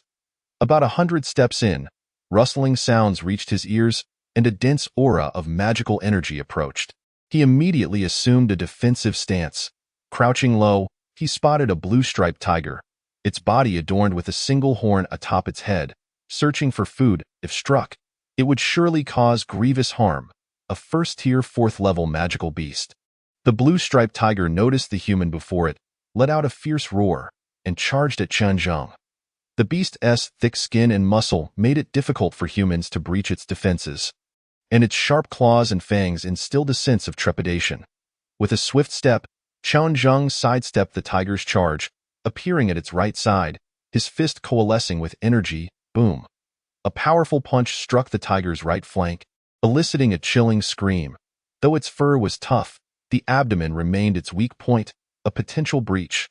The blue-striped tiger, in pain, roared with fury, suddenly leaping into the air, its 4 limbs extended, revealing a gaping maw that exuded a foul stench, akin to a ferocious tiger pouncing on its prey. Excellent! With a foot planted firmly, Qianzhang crouched low, causing the tiger to miss its strike and expose a massive opening. Flowing cloud blade, as the long knife emerged. It sliced through the air with a sharp whoosh, coalescing into spirals of energy that violently tore open the belly of the variegated tiger. Letting out a pained roar, the variegated tiger traced an arc in midair before crashing to the ground. Convulsing a few times before falling still, a fatal blow struck. Drawing forth a pre-prepared dagger, I slit open the tiger's abdomen, revealing a demon core the size of an egg, emanating a faint golden glow. I proceeded to skin the variegated tiger, knowing I could sell its pelt for a handsome sum of gold coins. After preparing everything, I settled into a cross-legged position, ready to cultivate. Having engaged in continuous combat, my physical body had been under high-intensity strain, yet my realm kept ascending, drawing ever closer to the threshold of the 7th level of postnatal cultivation. The chaotic divine heaven art began to operate, drawing in the surrounding spiritual energy, which was far denser than that in Yin City, coursing into my meridians to continue cleansing the impurities within him. My strength surged steadily, yet my realm remained at the 6th level of postnatal cultivation. Having yet to reach its limit, a sharp pain coursed through my meridians, akin to countless knives scraping away the filth within. After a night of cultivation, my realm reached the pinnacle of the 6th level of postnatal cultivation, with the 7th level merely a step away. Upon opening my eyes, a glimmer of brilliance shot forth from my gaze. I had attained the 6th level of postnatal cultivation, wielding 2,000 Jin of divine strength. If this were to spread, it would surely stir the entire Yin City. The human body has strict limitations. Upon reaching a certain critical point, it becomes exceedingly difficult to advance further, unless one breaks through their cultivation. With my strength significantly enhanced, I ventured deeper and encountered a 1st level, 4th-tier demon beast, swiftly dispatching it. Like a still maiden, yet as swift as a startled hare, I crouched in a patch of grass, spotting a massive serpent several dozen meters ahead. The stone rock serpent, a 1st level, 7th-tier demon beast, favored extremely in environments and was typically accompanied by Yin spirit grass. A flurry of information flooded my mind, with detailed descriptions present in the Demon Beast Compendium. A 1st level, 7th-tier beast is comparable to a postnatal 7th-level martial artist, placing it a tier above me. Relying on the Ghost Shadow 7 steps and the Flowing Cloud Blade, my chances of victory were substantial. My strength had already surpassed that of a postnatal 7th level. Whoosh! As I drew within 10 meters, I sprang into action, appearing before the stone rock serpent like a bolt of lightning, the Flowing Cloud Blade letting out a piercing howl. The serpent, caught off guard, attempted to evade but was too late, only managing to turn its body to avoid a fatal blow, exposing its neck instead. Bang! My blade struck true, unleashing a torrential rain of blood as the lengthy serpent was sent crashing against a distant cliff wall. A 1st level, 7th-tier beast possesses a far more robust physique than a 1st level, 4th-tier beast. My strike merely pierced its body without delivering the fatal blow. With a powerful leap, akin to an arrow released from a bow, I descended upon the stone rock serpent as it was about to raise its head. The Flowing Cloud Blade surged in for a second strike, even more cunning than the first. A terrifying blade aura materialized before the stone rock serpent, its fangs still sheathed, as my long knife pierced its skull.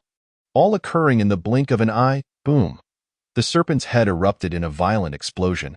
After a series of battles, my body had been pushed to its limits, with my martial veins forcibly opened. Indeed, combat is the finest means of enhancement. The pulsing sensation within my meridians signaled another impending breakthrough. The might of the chaotic divine heaven art far exceeded my expectations, likely surpassing the yellow tier and potentially reaching the mysterious tier. Overcome with excitement, I longed to roar but dared not hesitate. This moment was a prime opportunity for a breakthrough. With a thunderous crash, the barrier shattered, and I ascended to the 7th level of postnatal cultivation. My strength continuing to surge. My torn cells rapidly reassembled, approaching a near-perfect state. The limit of the 7th level of postnatal cultivation ranges between 2,000 and 2,500 Jin. Yet I far exceeded this figure, disbelief etched upon my face. Every contour of my body appeared remarkably perfect. Shedding my garments, I found no excess flesh upon my not overly muscular frame. Taking a deep breath, I exhaled slowly, emitting a roar akin to that of a tiger. My insides had hardened to iron, able to slay a postnatal 8th level opponent in a single strike. Performing a round of the Flowing Cloud Blade, I solidified my 7th level postnatal cultivation and meticulously processed the stone rock serpent's hide, seeking the Yin spirit grass. Most demon beasts yield accompanying spiritual herbs. Reaching the 1st level, 7th tier implies a certain level of cultivation. And in such an extremely Yin place, it was guaranteed that Yin spirit grass would be present. Scouring the area within 100 meters, I finally discovered a half-foot-tall spiritual herb nestled in a crevice beneath the cliff. Excellent, 120-year-old specimen. The older the spiritual herb, the more valuable it becomes. Encountering one aged 50 years is rare, and 100 years is even more exceptional, with 6 leaves and roots embedded in the rock wall. I would need to break through the cliff to extract it. Crouching down, I prepared to dig out the Een spirit grass. Whoosh! A cold arrow suddenly shot toward my back. Fortunately, I had remained vigilant, and with a swift sidestep, I evaded the arrow, which struck the cliff wall instead. Clang! The arrow shattered upon impact. Behind me appeared 2 men and 1 woman. One of the men wielded a short bow from which the cold arrow had been loosed. A palpable aura of malice enveloped them. They must have recently arrived, lying in wait to ambush me in the Demon Beast mountain range. One must guard against not only demon beasts, but also the more terrifying threat of humanity. Murders for loot and treasure thefts abound. The trio had evidently set their sights on the Een spirit grass, a 100-year specimen worth 30,000 gold coins, a sum that would take an ordinary family a lifetime to amass. "Who are you?" I inquired coldly. Fortunately, my spirit was strong. After 5 days of arduous training, my mental state was always on high alert. Had it not been for this, the cold arrow would have surely slain me. Revealing their wicked intent, "You'd best kneel here and surrender.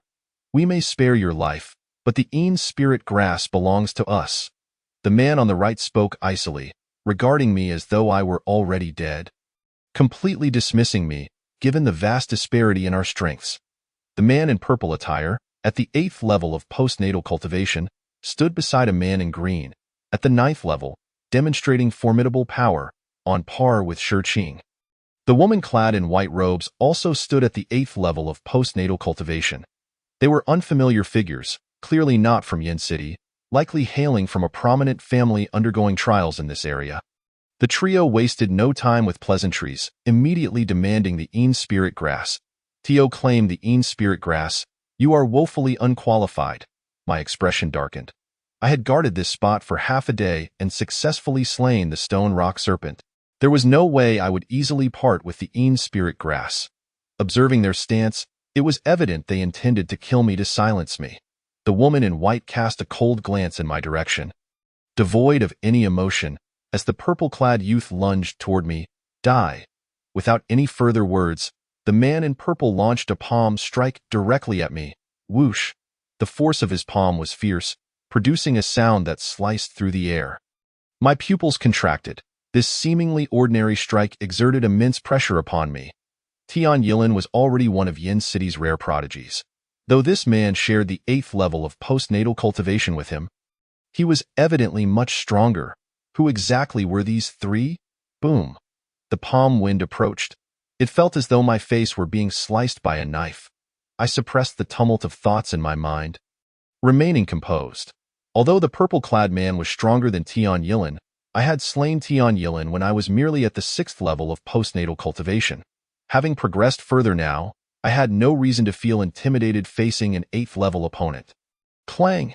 Accompanied by a ringing of blades, my long knife fell like flowing clouds, effortlessly blocking my front. Clang! The purple-clad man's palm struck the blade, exerting immense force that bent the blade into an arc.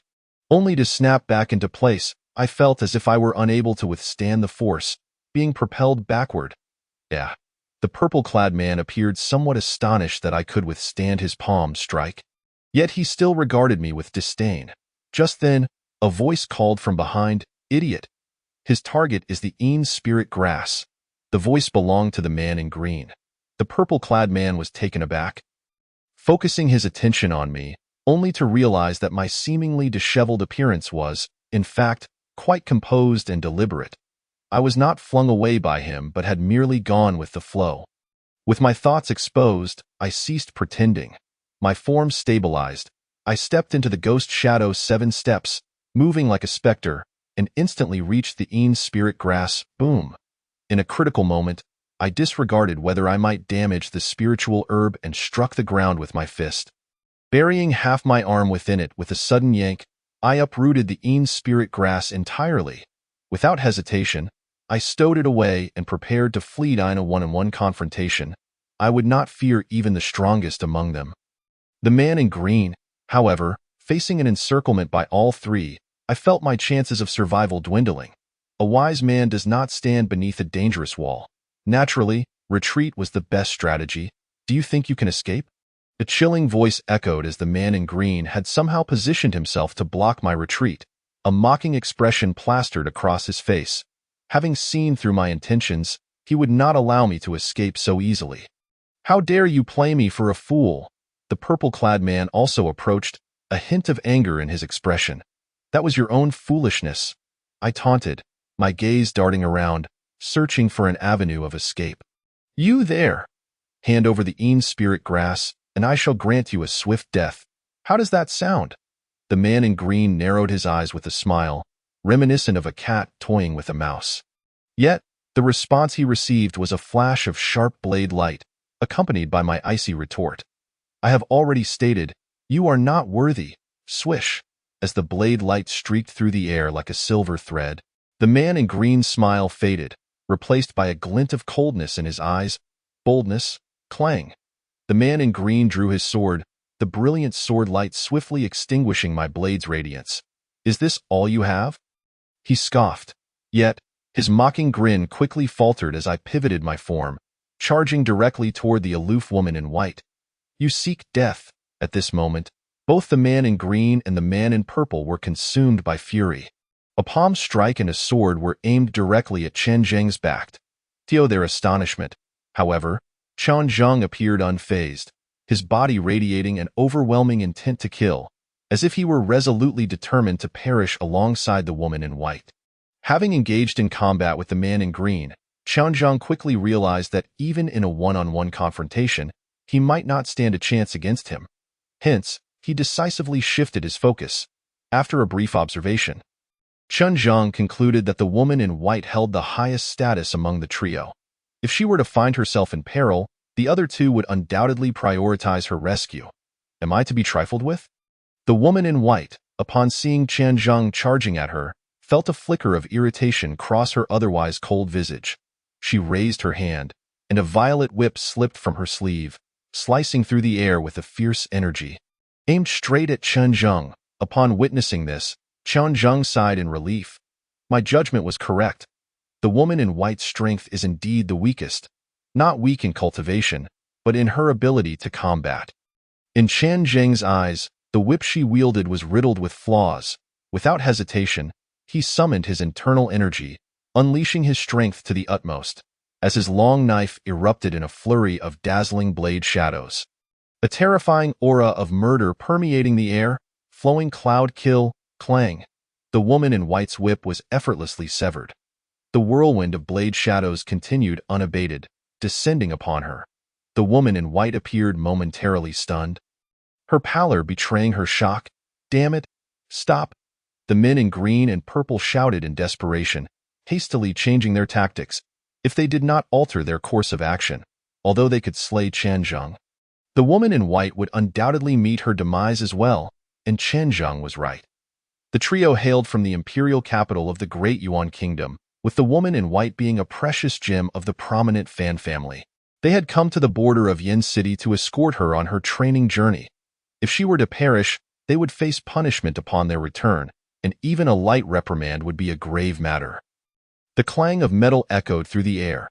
The two men combined their efforts, finally managing to thwart Chen Zheng's lethal strike, leaving only a faint mark upon the woman in white's throat. However, Chen Zheng felt no regret. Killing was never his primary objective. The men in green and purple, now frantic to save her, had lost their encirclement. Seizing the opportunity, Chen Zheng suppressed the tumult within him. Utilizing the rebound force to roll away, regaining his balance in a matter of moments, before the two could react, he dashed into the depths of the forest. By the time the enraged men sought to pursue him, he had already vanished from sight, as they hesitated on whether to follow. The woman in white, seemingly regaining her senses, burst into tears, as the cherished daughter of the Fan family in the imperial capital. She had never experienced such peril. The lingering pain around her neck served as a constant reminder that she had been but an inch away from death. I want to return to the imperial capital. I want to go home. The woman, now utterly terrified, shed her previously aloof demeanor, sobbing as she turned to flee. Enough. A coward who only knows how to run. I will settle the score with him later. First, let's escort Yunmei back to the imperial capital. The men in green and purple exchanged glances, hastily pursuing the woman in white.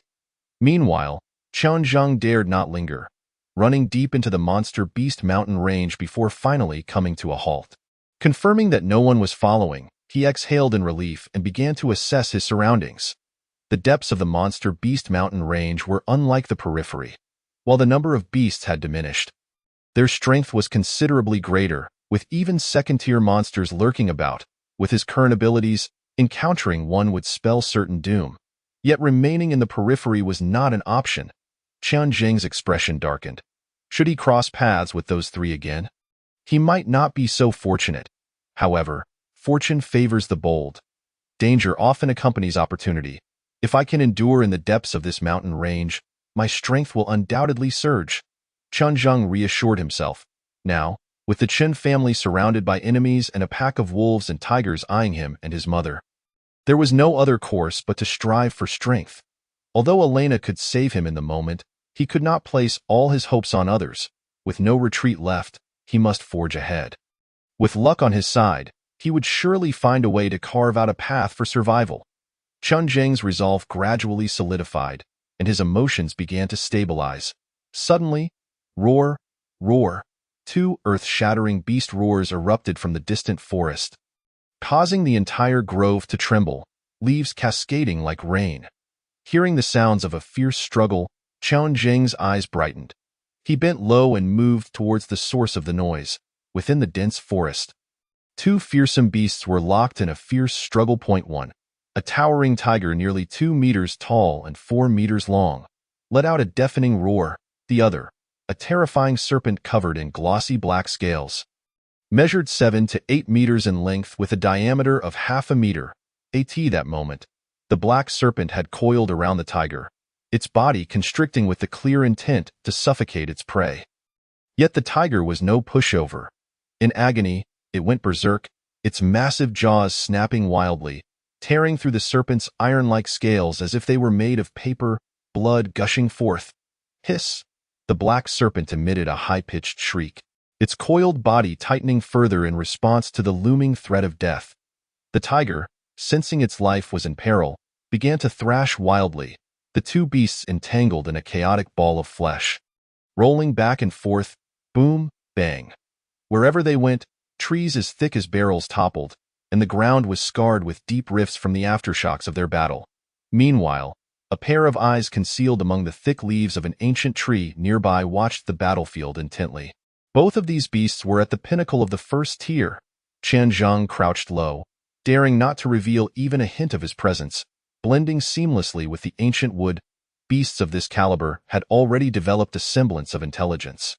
Should they detect Qianzheng, they would immediately cease their conflict, and Qianzheng would not only miss the chance to reap the rewards, but might even lose his life.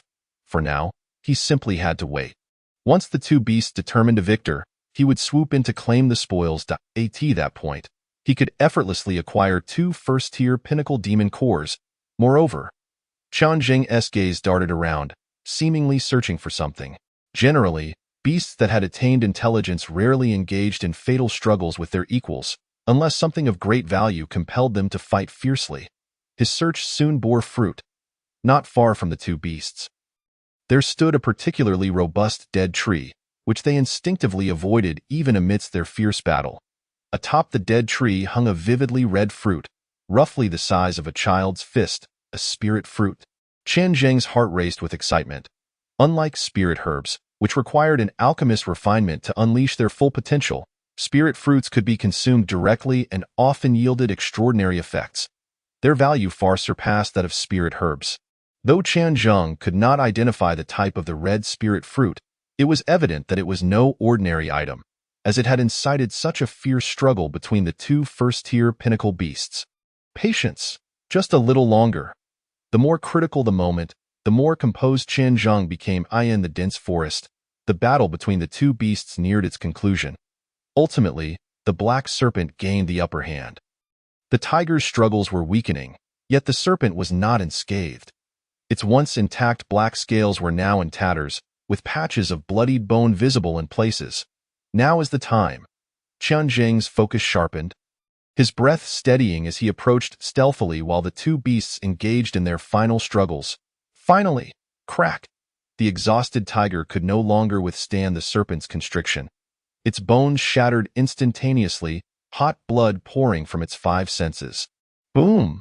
The black serpent, having completed its final strike, collapsed heavily to the ground, its coiled body gradually loosening.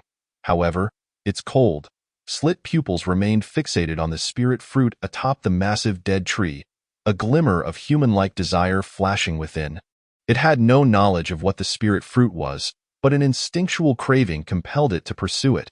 Consuming that fruit would allow it to transcend to a second-tier beast, becoming the undisputed ruler of the surrounding area. Now that its only rival had been vanquished, it was time to savor the fruits of victory. The black serpent struggled to raise its head, slowly slithering towards the enormous dead tree. Just as the serpent was lost in dreams of dominance, the sound of a blade slicing through the air jolted it back to reality. The serpent's pupils widened in surprise, for at some point, a figure had appeared above it, hands gripping a gleaming knife. The blade shimmering with brilliance, a terrifying intent to kill enveloped it. Sensing the shadow of death looming, the black serpent opened its mouth, letting out a reluctant hiss. It wanted to retaliate, but it was far too injured. Flowing Cloud Kill, the strike that had been building up for so long, unleashed Qian Zheng's most powerful blow to date. Coupled with his deliberate targeting of the black serpent's wounds, whoosh, the blade sliced through. The serpent's massive and menacing head fell with a thunderous crash. Gushing blood sprayed forth like a fountain, soaking the ground. After landing a successful blow, Qian Zheng remained vigilant, swiftly retreating several steps with the ghost shadow 7 steps to distance himself from the serpent's corpse. Serpentine creatures are inherently resilient, and this first-tier pinnacle serpent was no exception. Even after decapitation, its body would not immediately lose its vitality. Boom, bang, bang. As anticipated by Qian Zheng, the severed beast, resembling a writhing earth dragon, unleashed indiscriminate attacks upon its surroundings. In an instant, shards of rock and splinters of wood soared through the air. The sheer ferocity of the assault caused Qian Zheng to cast a wary glance, awakening a sense of alarm within him. Were he to encounter either the demonic tiger or this gigantic python alone, he would stand no chance of victory. Yet, in the end, he remained the victor. Strength is fundamental, but one must not be blind to it. Otherwise, one risks stumbling into the abyss. Possessing the divine cauldron and the arcane arts, he could slay foes beyond his realm in just a few short days. Qian Zheng's life had undergone a dramatic transformation, instilling within him a hint of pride. However, at this moment, he extinguished that burgeoning pride with his own hands. The more powerful one becomes, the less one can afford to be complacent. Caution must prevail. In the Great Yuan Kingdom, failing to manifest celestial phenomena ultimately renders one an ant. I am not yet deserving of pride. Even a master of celestial phenomena like my father remains ensnared in uncertainty regarding life and death. The safety of the Chen household and my mother now rests solely upon my shoulders. Henceforth, my actions must be marked by greater meticulousness and prudence. After a moment of self-reflection, Qian Zheng gained a clearer understanding of the path that lay ahead. At this juncture, the giant python had fallen utterly silent. Qian Zheng inhaled deeply, refraining from hastily extracting the demon core. Instead, he circumvented the corpses of the 2 demonic beasts, making his way directly to the crimson spiritual fruit. In a few swift movements, Qian Zheng ascended to the pinnacle of the withered tree, gazing at the spiritual fruit that lay tantalizingly close, yet a sense of difficulty arose within him. Harvesting the spiritual fruit required a particular technique. Otherwise, one risked damaging its essence at the moment of plucking. Seems I must further educate myself in this regard to avoid squandering such a treasure. Qian Zheng shook his head. Given the impossibility of the task, he chose not to dwell on it and reached out to pick the fruit. However, just as he extended his hand, a voice suddenly called out from behind him. "Young friend, please wait." Startled, Qian Zheng quickly turned around to find a man clad in a blue robe. Smiling benignly at him, in an instant, Qian Zheng was drenched in cold sweat. It was not the man's appearance that instilled fear, but rather the realization that he was rendered immobile, Chapter 22. Dan Chunzi, a master. Qian Zheng instantly assessed the situation. Merely by his imposing presence, he had immobilized Qian Zheng. The strength of the individual before him was surely beyond the realm of mere pulse opening. Was he at the Celestial Gang realm? Or perhaps the Celestial Phenomenon realm? Qian Zheng felt a surge of panic, desperately contemplating a way to break free, only to despairingly conclude that there was no viable option. He was utterly incapable of moving even a finger. What could he possibly do? There is no need for alarm, young friend. I am Dan Chunzi, a wandering practitioner passing through this area. Upon sensing the disturbance surrounding the withered young fruit, I came to investigate. The man spoke amiably, devoid of malice. However, to arrive and immediately immobilize Qian Zheng, one could hardly deem him a benevolent figure. Yet, in this moment of vulnerability, Qian Zheng could only strive to maintain his composure. Observing Qian Zheng's calm demeanor, Dan Chunzi expressed a hint of surprise and continued. This withered young fruit was discovered by you first, young friend. I, as a humble practitioner, ought not to seize what is rightfully yours. However, I have great use for this item. Might I request that you part with it? After a brief pause, noticing Qian Zheng's silence, he suddenly realized, how forgetful of me, with a wave of his hand. Qian Zheng found himself able to speak once more. Suppressing his inner fury, he forced a smile and replied, You flatter me, Taoist. This is, after all, an unclaimed object, if it is truly needed by you. Please take it. If this Taoist were genuinely interested in his opinion, he would not have immobilized him. At this moment, it was nothing more than a threat. Yet, given the Taoist's formidable strength, Qian Zheng had no choice but to acquiesce. That simply won't do, Dan Chunzi frowned, his expression filled with vexation. I have always prided myself on fairness. This is not my way. How about a trade between us? Qian Zheng could only comply with Dan Chunzi's words. Please? Taoist, proceed, Dan Chunzi beamed. What I pride myself on most is my mastery of alchemy. In your mundane terms, one might call me an apothecary. I shall exchange my alchemical knowledge for this withered young fruit.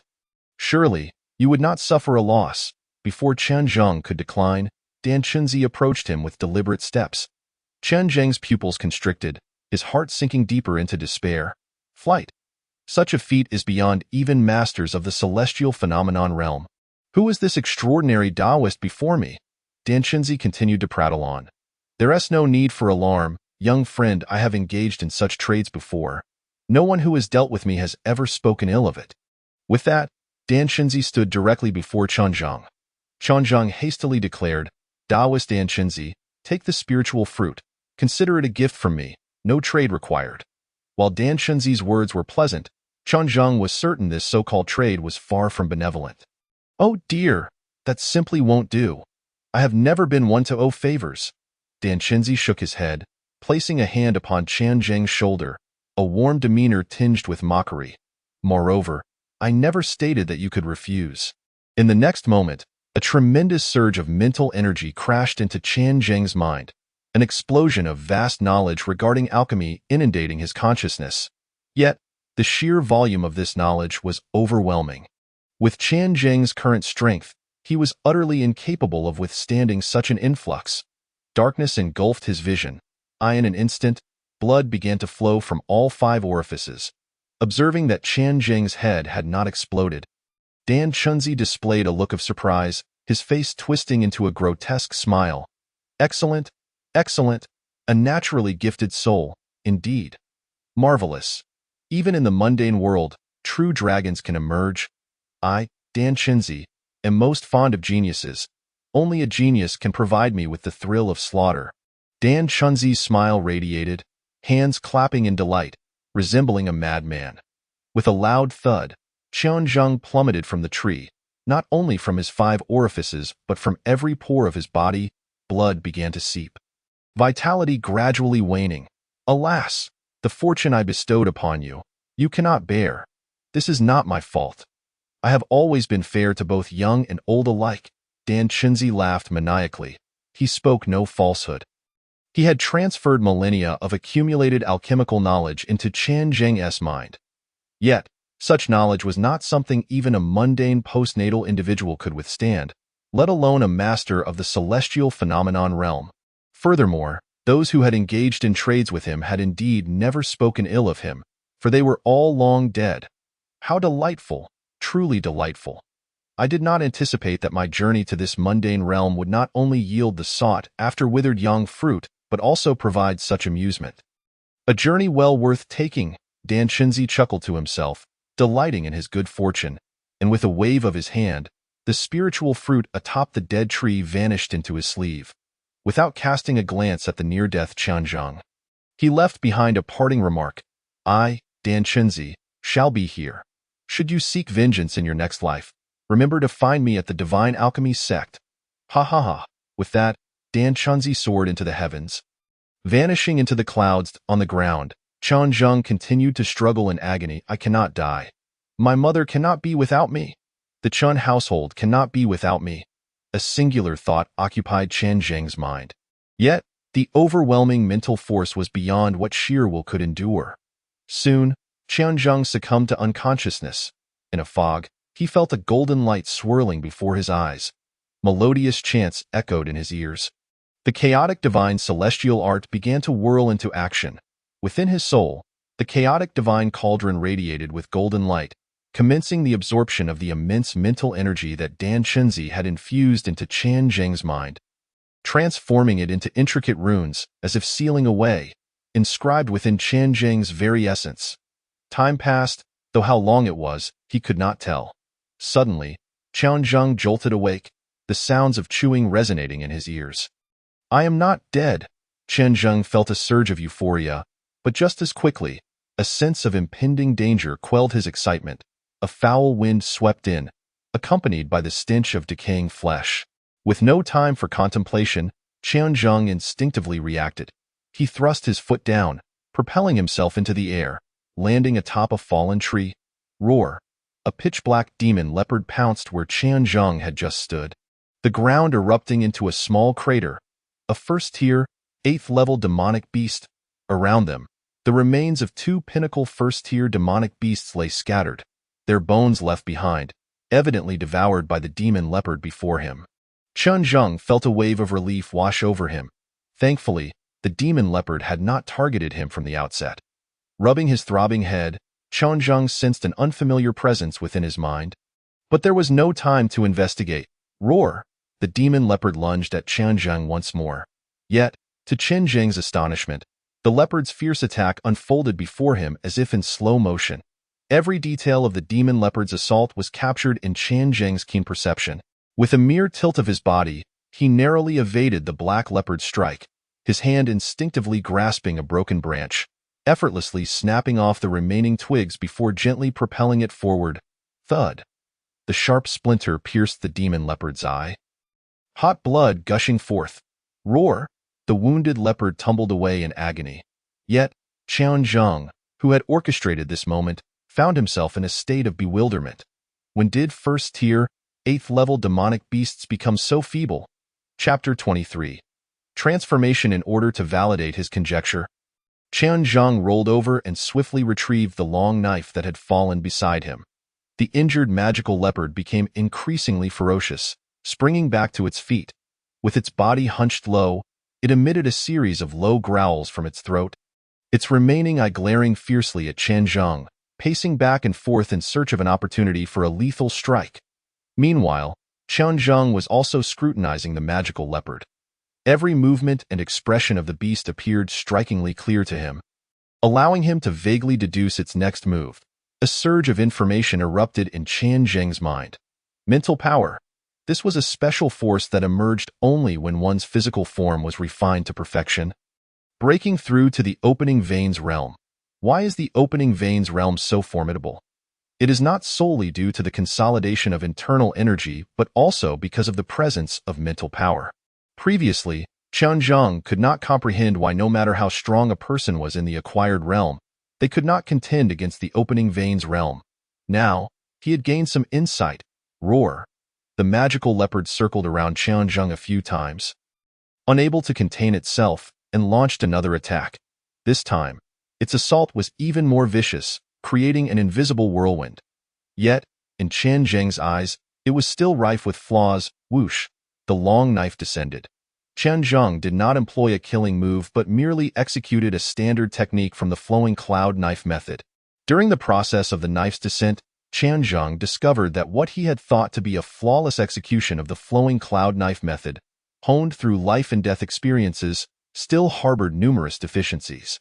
The force behind the strike, the control of his vital energy, the angle of the blade, and the timing of the cut, all became increasingly lucid under Qian Zheng's formidable mental power. After making adjustments, the originally unremarkable strike transformed into a rhythm of effortless grace. In the eyes of the Black Leopard, this seemingly slow attack felt utterly unavoidable. Howl! The magical leopard let out a mournful wail as Qian Zheng's strike accurately landed on its most vulnerable spot. Immediately following this, Qian Zheng's wrist exerted force, and the speed of the knife surged, revealing its terrifying lethality at that moment. Whoosh! A vicious leopard head soared into the air.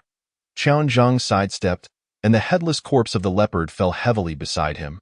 Crashing to the ground and kicking up a cloud of dust, blood gushed forth like a fountain, the stench of carnage permeating the air.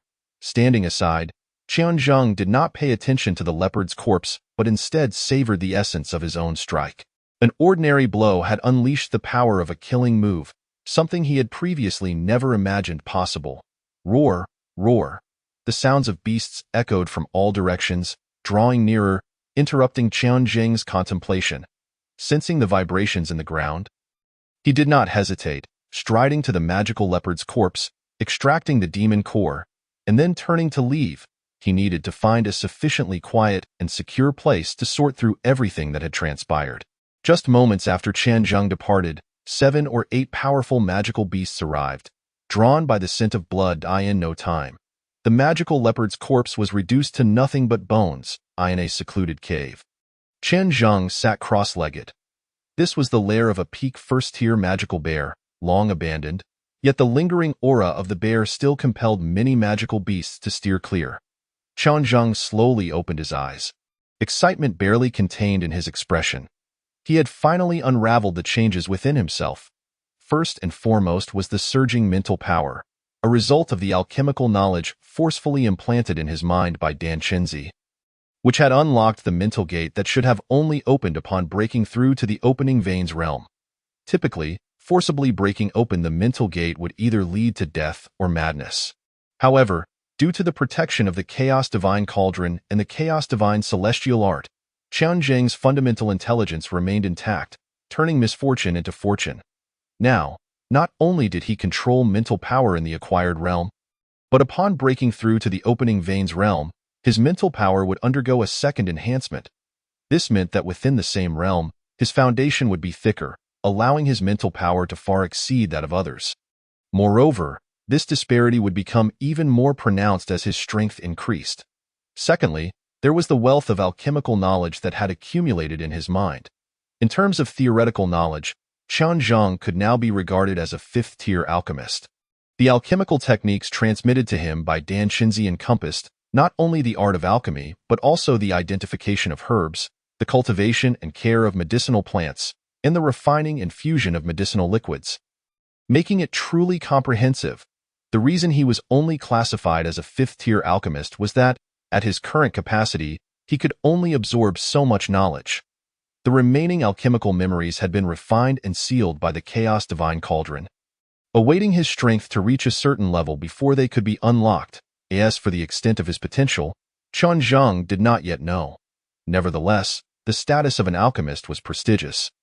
Even being a fifth-tier alchemist was a coveted opportunity that others could only dream of. Lastly, there was the change within the Chaos Divine Cauldron.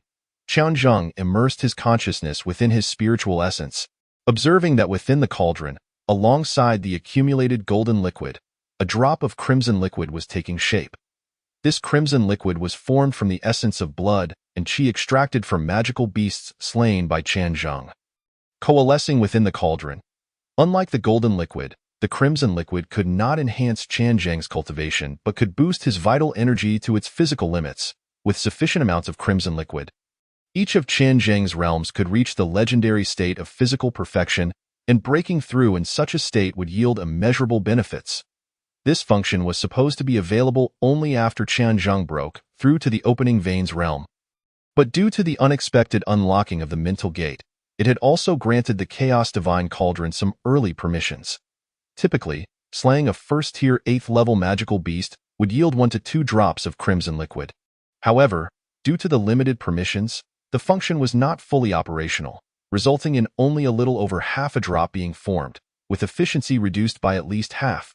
Qianzhong retracted his thoughts. Feeling somewhat contemplative, he then chuckled.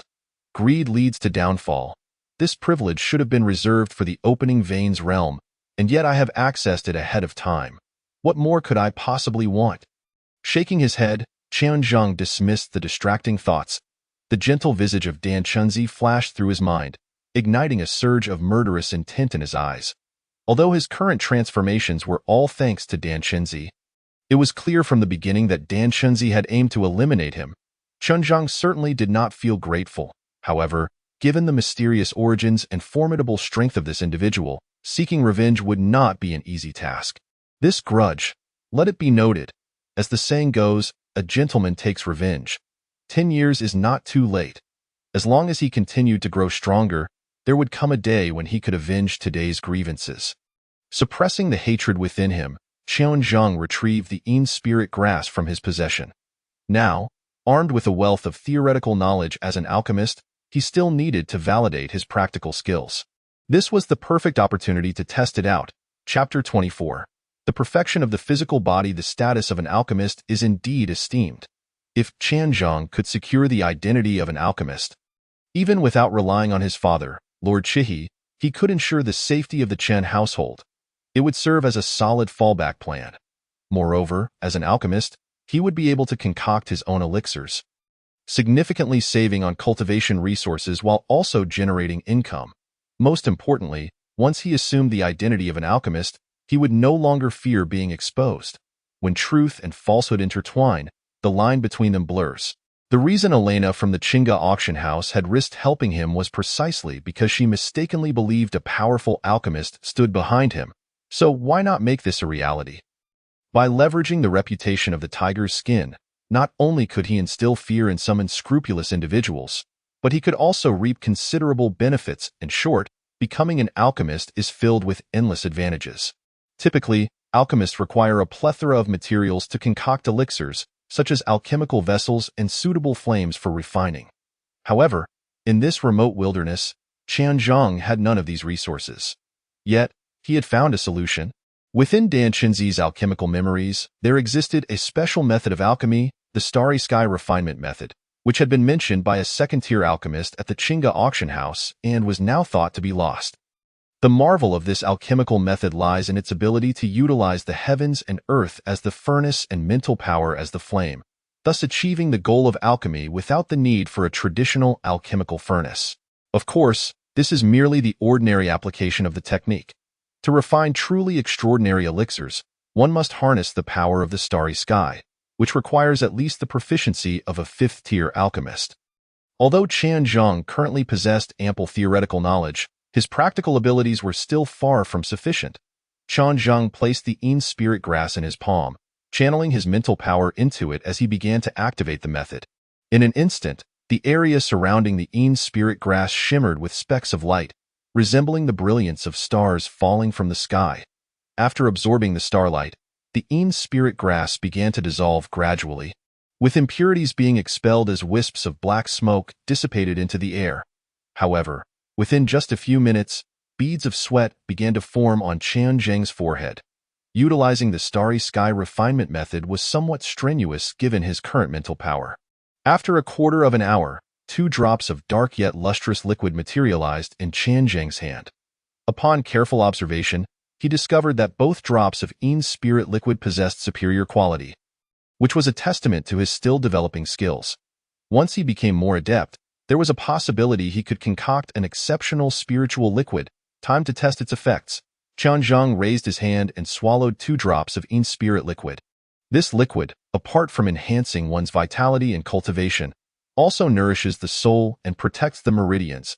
In an instant, Qianzheng felt a refreshing sensation coursing through his body along the meridians. His soul, which had been slightly damaged due to the forced breach of the spiritual gate, felt as if it had encountered a long-awaited elixir, and he sensed an invisible pressure lifting from his body. Elated, Qianzheng's mood also brightened. Suddenly, his martial veins throbbed, hinting at a potential breakthrough. After enduring life and death, coupled with the nurturing from the golden liquid and Yin spirit liquid, Qianzheng found himself on the verge of a breakthrough. However, he chose to suppress that desire. If it were not for the blood-colored liquid, it would be one thing. But now that he had the opportunity to perfect his physical form, why would he let it slip away? The better the foundation he laid now, the greater the benefits for the future. Qianzheng was unwilling to risk losing much for a small gain. Yet, he knew he could not hold back for long. Time was of the essence. Taking a deep breath, Qianzheng disregarded any need for rest, seized the long knife beside him, filled with murderous intent, and dashed towards the cave's entrance. The refinement of the blood-colored liquid necessitated the hunting of magical beasts. There was nothing more to be said. It was all about killing.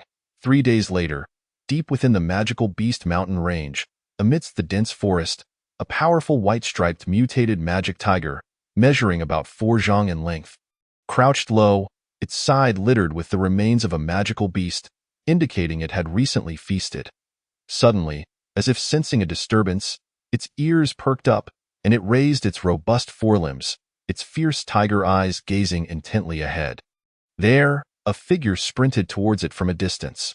The youth's eyes burned crimson, as if he were enduring some torment, his tattered clothing revealing a solid physique. In his hand was a long knife made of refined steel, marked with numerous nicks.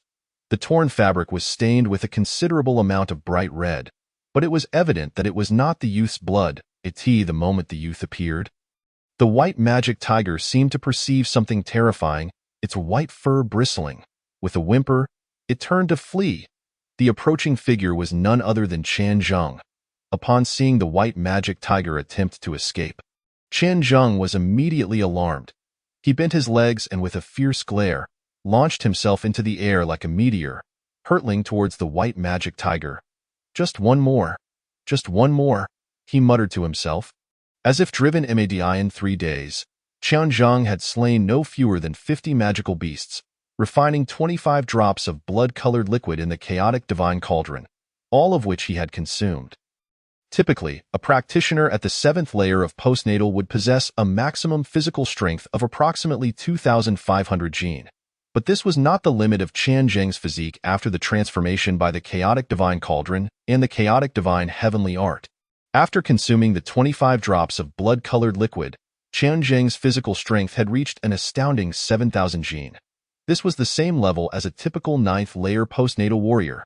Qianzheng had a premonition that with just one more drop of blood-colored liquid, his physique at the 7th layer of postnatal would become utterly perfected.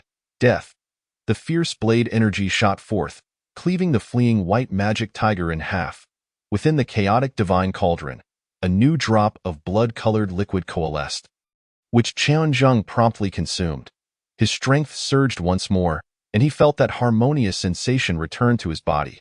Simultaneously, Qianzheng released the tightly suppressed power of his martial veins. The surging strength flowed through him instantly. Everything seemed to fall into place. 8th layer of postnatal achieved. Following his cultivation breakthrough, Qianzheng's power skyrocketed again. 8,000 jin, 9,000 jin, 10,000 jin. Qianzheng's face beamed with exhilaration. This was the might of breaking through after achieving physical perfection. Having just crossed the threshold, he had gained an additional 3,000 jin of strength, while simultaneously enhancing the robustness of his body. Qianzheng extended his palm and clenched it suddenly. The air was immediately compressed, creating a thunderous explosion. Just as Qianzheng sought a place to test his newfound combat power, a murmur of conversation echoed from afar. After listening intently, a cold smile crept across his lips. In the thicket, 3 figures formed a triangle, vigilantly observing their surroundings while advancing forward. The leader, a tall man with a somewhat sinister appearance and at the 9th layer of postnatal cultivation, was flanked by 2 others. one tall and one short, both at the 8th layer of postnatal.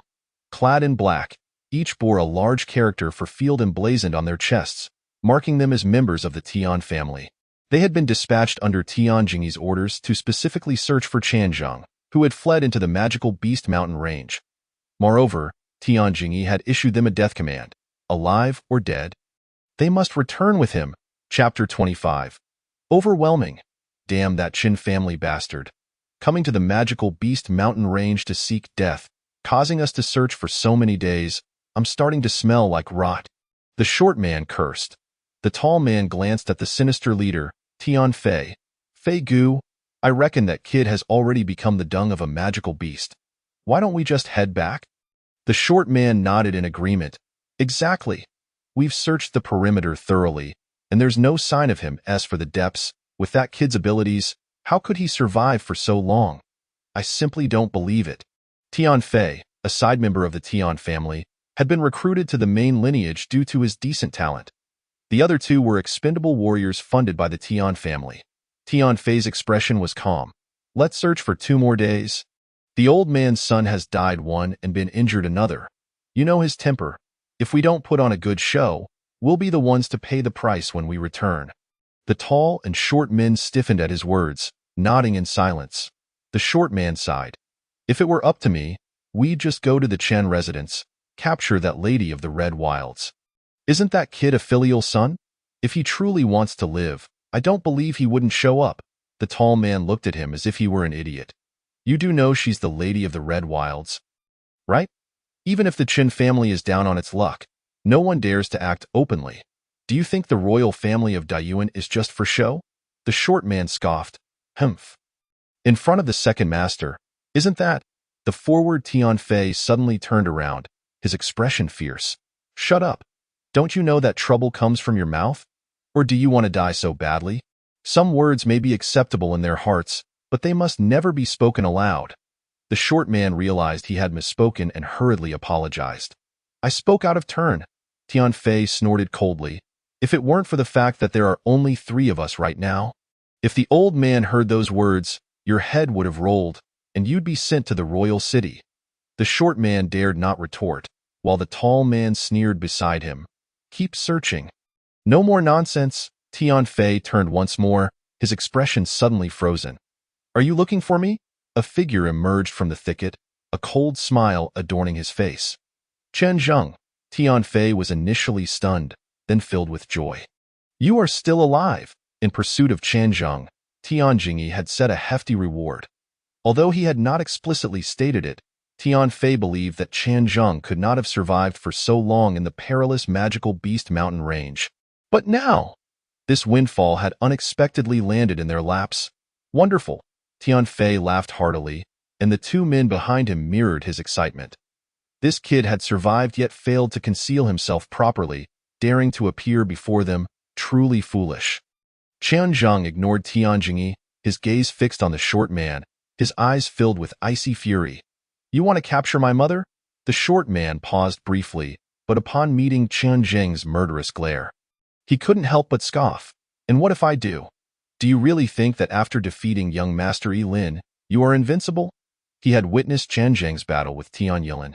Although Qian Zheng had won, it had been a narrow victory. Tian Yilin was a genius, but ultimately lacking in practical experience. Though both were at the 8th layer of postnatal, the short man estimated that had he been on the stage, he could have killed this kid in no more than 10 moves, just a dog to take your life. With a flourish of his knife, Qian Zheng stepped forward, heading straight for the short man. The short man sneered, stepping out to confront him, while also calling to his 2 companions. I'll handle this kid. You 2 stay out of it. Tian Fei and the tall man had no objections. Why engage if they could reap the rewards without lifting a finger? The tall man chuckled. Make it quick. After dealing with this kid, we can head back. I haven't been to the Chui Xiang Tower in ages. I am about to go mad. The short man smiled confidently. Don't worry. At this moment, Qian Zheng was already close, his long knife descending, seemingly unremarkable. The short man raised his knife to block, his smile growing increasingly derisive. Such bravado? Yet this is all you can do? Useless. Once I kill you, I'll surely find a way to lure out your mother. I genuinely want to see what it's like to play with the Lady of the Red Wilds. Ha ha ha! He wouldn't dare to do such a thing, but that didn't stop him from using it to provoke Chen Zheng. He relished the sight of others' impotent rage. However, to the short man's surprise, Chen Zheng remained calm, utterly unfazed. What was there to be angry about with a dead man? Clang! The two blades met. The knife energy surged, creating a shower of sparks. The short man's previously mocking expression shifted dramatically as he felt his blade pressed down by an insurmountable force. Akin to a mountain, making his arms sink instantly, he could only watch helplessly as Chen Zheng's chipped blade approached his neck. Where did this kid get such immense strength? In a state of panic, the short man let out a furious roar, summoning all his strength to retaliate. Alas, it proved utterly futile. Stop fooling around. The tall man frowned, still oblivious to the gravity of the situation. Tian Fei observed the short man's face, which had turned crimson and even began to take on a purplish hue, raising an eyebrow slightly. This certainly did not seem like an act. Help! The short man cried out, abandoning his pride as he faced the encroaching blade. Just as Tian Fei was about to intervene, he noticed that Chen Zheng, who had been slowly descending with his blade, suddenly accelerated. In an instant, the jagged long knife smashed down upon the short man's blade. Whoosh! It sliced through as effortlessly as cutting vegetables, and a splendid head tumbled to the ground. Crack! Chen Zheng's long knife finally reached its limit, snapping at the deepest notch. He casually discarded the weapon and seized the long knife from the headless corpse of the short man as it toppled backward. With a flick of his finger, the blade emitted a soft chime. A fine weapon. Chen Zheng nodded in satisfaction. Thud. The headless body crashed to the ground, spilling blood everywhere. Chen Zheng lifted his gaze to the astonished faces of Tian Fei and the tall man, his eyes darting between the two as if selecting his next prey. With his cultivation at the 8th level of postnatal, they were no longer his match against the short man. He had merely relied on brute force to achieve overwhelming dominance. His techniques in blade work, footwork, and combat style had yet to be unleashed. So weak. Chen Zheng sighed. After a moment's thought, he decisively plunged the knife into the ground and addressed the two. Why not both of you come at me together? Fear not, I shall entertain you with my bare hands. The expressions of Tian Fei and the tall man instantly soured. This waste was far too arrogant. He had already broken through to the 8th level of postnatal. Tian Fei immediately exposed Chen Zheng's cultivation level. The tall man felt a wave of relief wash over him. It seemed plausible that this brat, who had defeated the 8th level of postnatal Tian Yilin at the 6th level, could similarly dispatch the short man with a single blow. However, he quickly realized something was amiss. The 8th level of postnatal? Hadn't this kid entered the Beast Mountain less than 10 days ago? How could he have reached the 8th level of postnatal so swiftly? Chapter 26. Vitality like tides. Tian Fei narrowed his eyes at Chen Zheng. It appeared that this kid had encountered some fortuitous event during his time in the Beast Mountain. This was the only explanation he could conceive. What to do? The tall man glanced at Tian Fei, already contemplating retreat. His strength was merely comparable to that of the short man, and if this brat could dispatch the short man with a single blow, it was likely he would not require many strikes to kill him as well. Call for reinforcements. We merely need to hold this kid off. Tian Fei spoke in a low voice. The display of power from Chen Zheng had far exceeded his expectations. Even he, at the 9th level of postnatal, felt uncertain of victory. Fortunately, the search party in the mountain was not limited to just them. Besides the Tian family, there were also members from the Shi and Peng families. Strictly speaking, this matter had initially no bearing on the other two families, but with a single sentence from Tian Jingyi, they had been swayed. Once this child is dead, the position of Marquis Chia will be left vacant, and everyone will have a chance. Whoever assists me in slaying this child will earn a letter of recommendation to my second brother, supporting him in ascending to the position of Marquis Chia.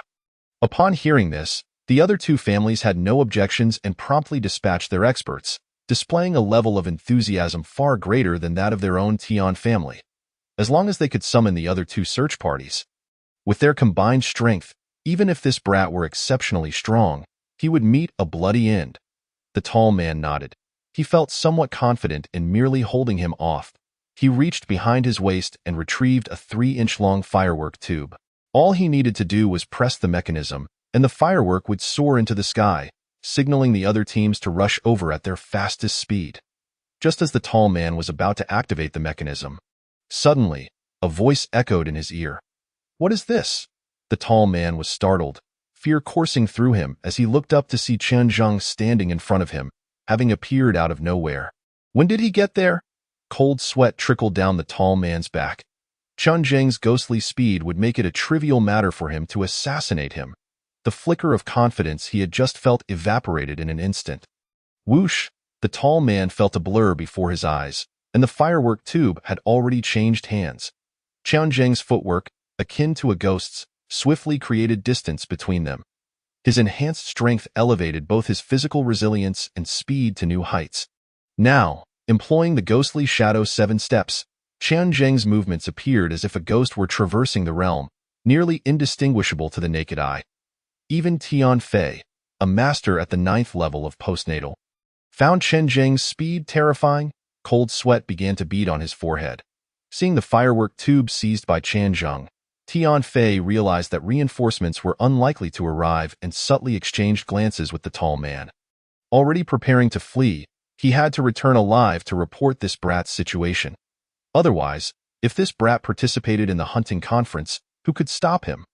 Once he entered the Xinlin Academy, it would be even harder to kill him. Just as the tall man nodded in agreement with the unspoken plan, suddenly, whoosh, a burst of fire shot into the sky, exploding with a resounding bang. Even in broad daylight, the colorful sparks were clearly visible, and the tremendous roar reverberated in all directions. Tian Fei and the tall man were momentarily stunned. They stared at Chen Zheng, who had pressed the mechanism, utterly perplexed. Had he pressed it by mistake? Amidst their astonishment, elation followed. If that was indeed the case, they merely needed to hold out until reinforcements arrived, and they could encircle and eliminate this brat. Chen Zheng regarded the two with expressions of sheer delight. His demeanor calm, as he casually discarded the firework tube and asked with a faint smile, "There should be more than just the three of you searching for me in the mountains, right?" Tian Fei remained silent.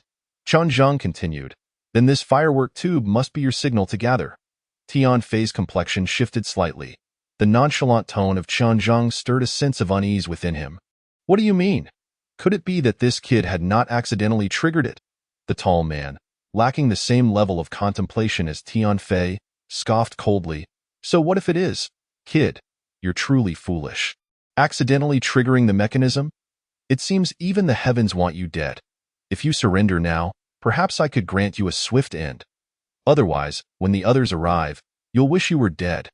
His words were not intended to provoke Chen Zheng, but rather to buy time. However, to his surprise, Chen Zheng laughed instead of being angered.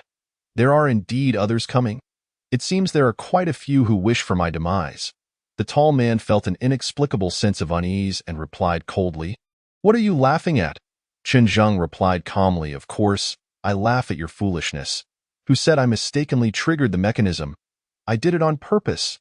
The tall man scoffed, utterly unconvinced. Unless this brat had lost his mind, why would he intentionally attract others?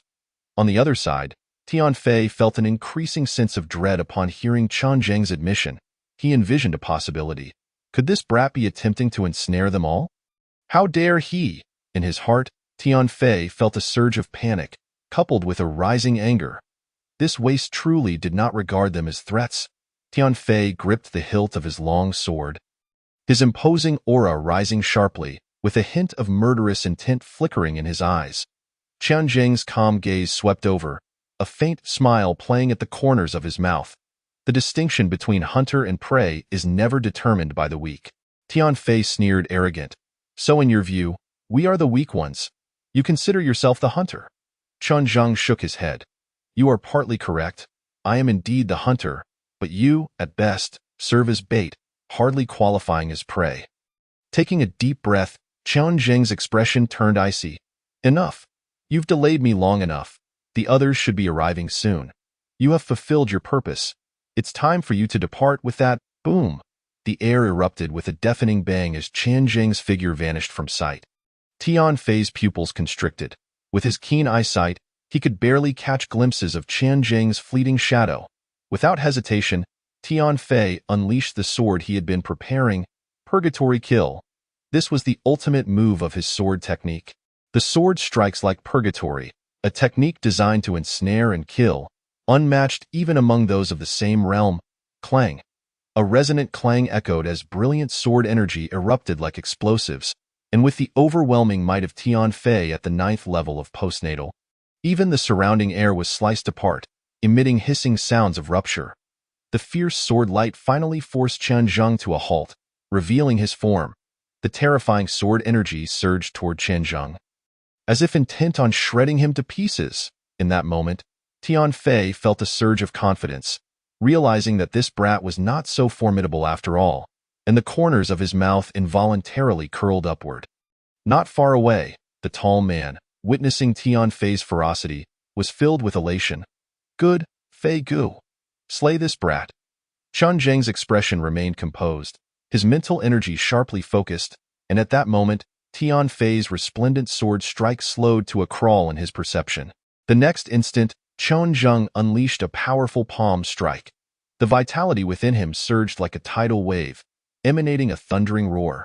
This was the force of vitality like tides, originally brimming with confidence.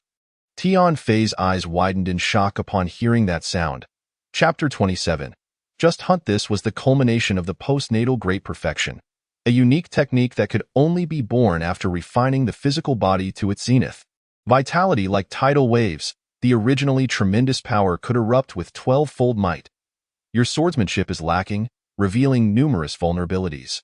With a swift strike, a tempest of energy surged forth, instantaneously shattering Tian Fei's dazzling swordplay. Tian Fei stared, wide-eyed, as Qian Zheng's palm accurately struck the blade of his sword, causing the hellish sword aura to dissipate like melting ice. In that moment, Tian Fei too felt the despair of the short man before his demise. A force exceeding 10,000 pounds, an unparalleled speed. It rendered Tian Fei utterly incapable of mounting even the slightest resistance.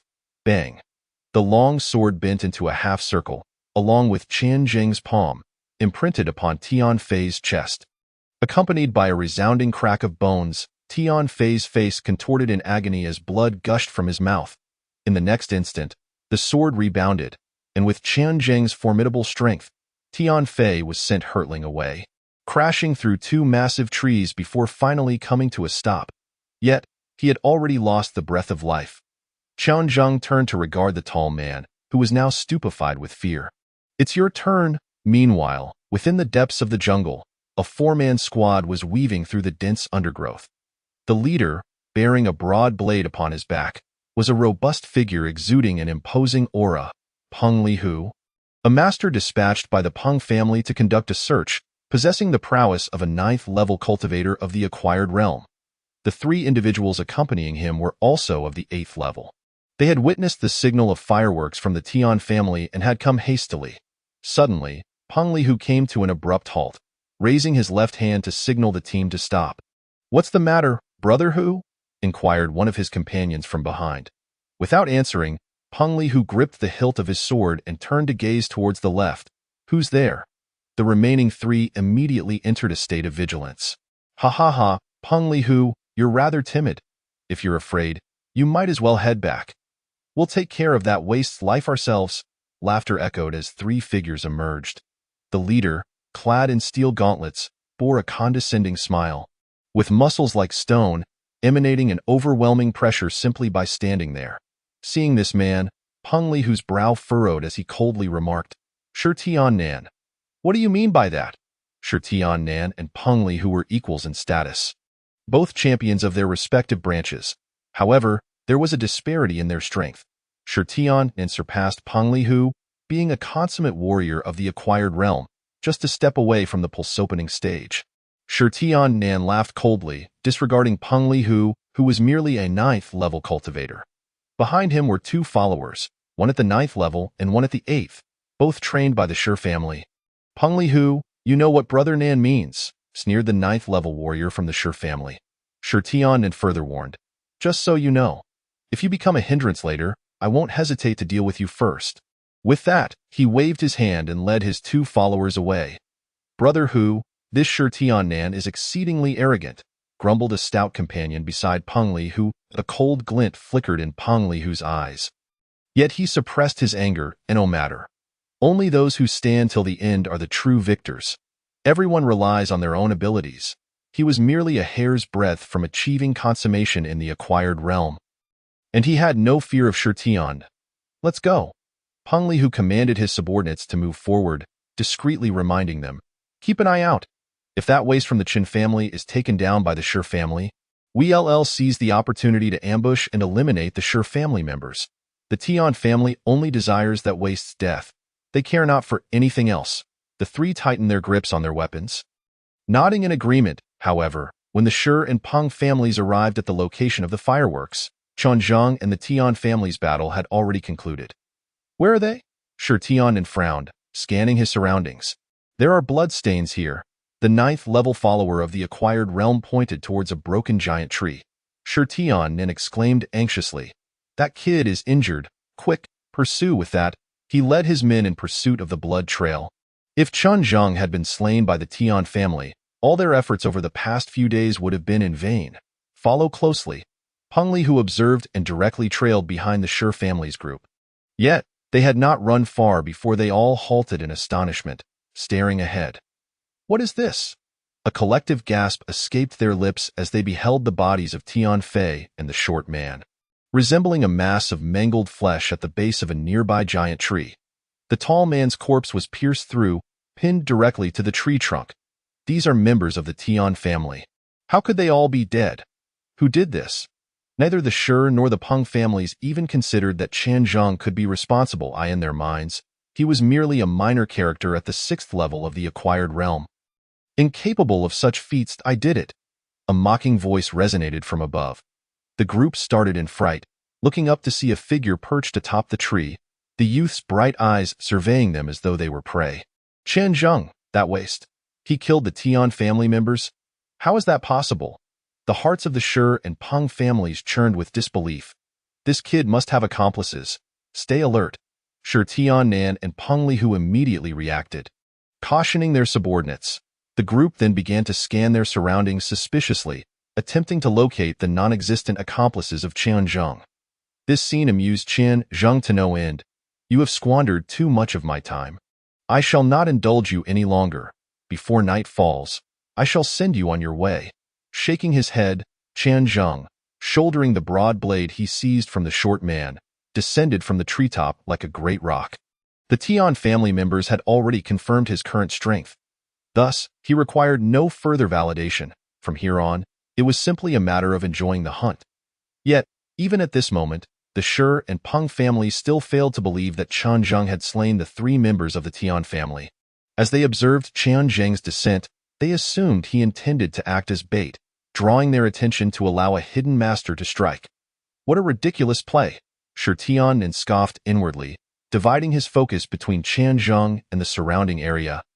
Waiting for Changzheng to approach within striking distance, confident he could obliterate any lurking adversary, until a blade gleamed with a chilling light before his eyes.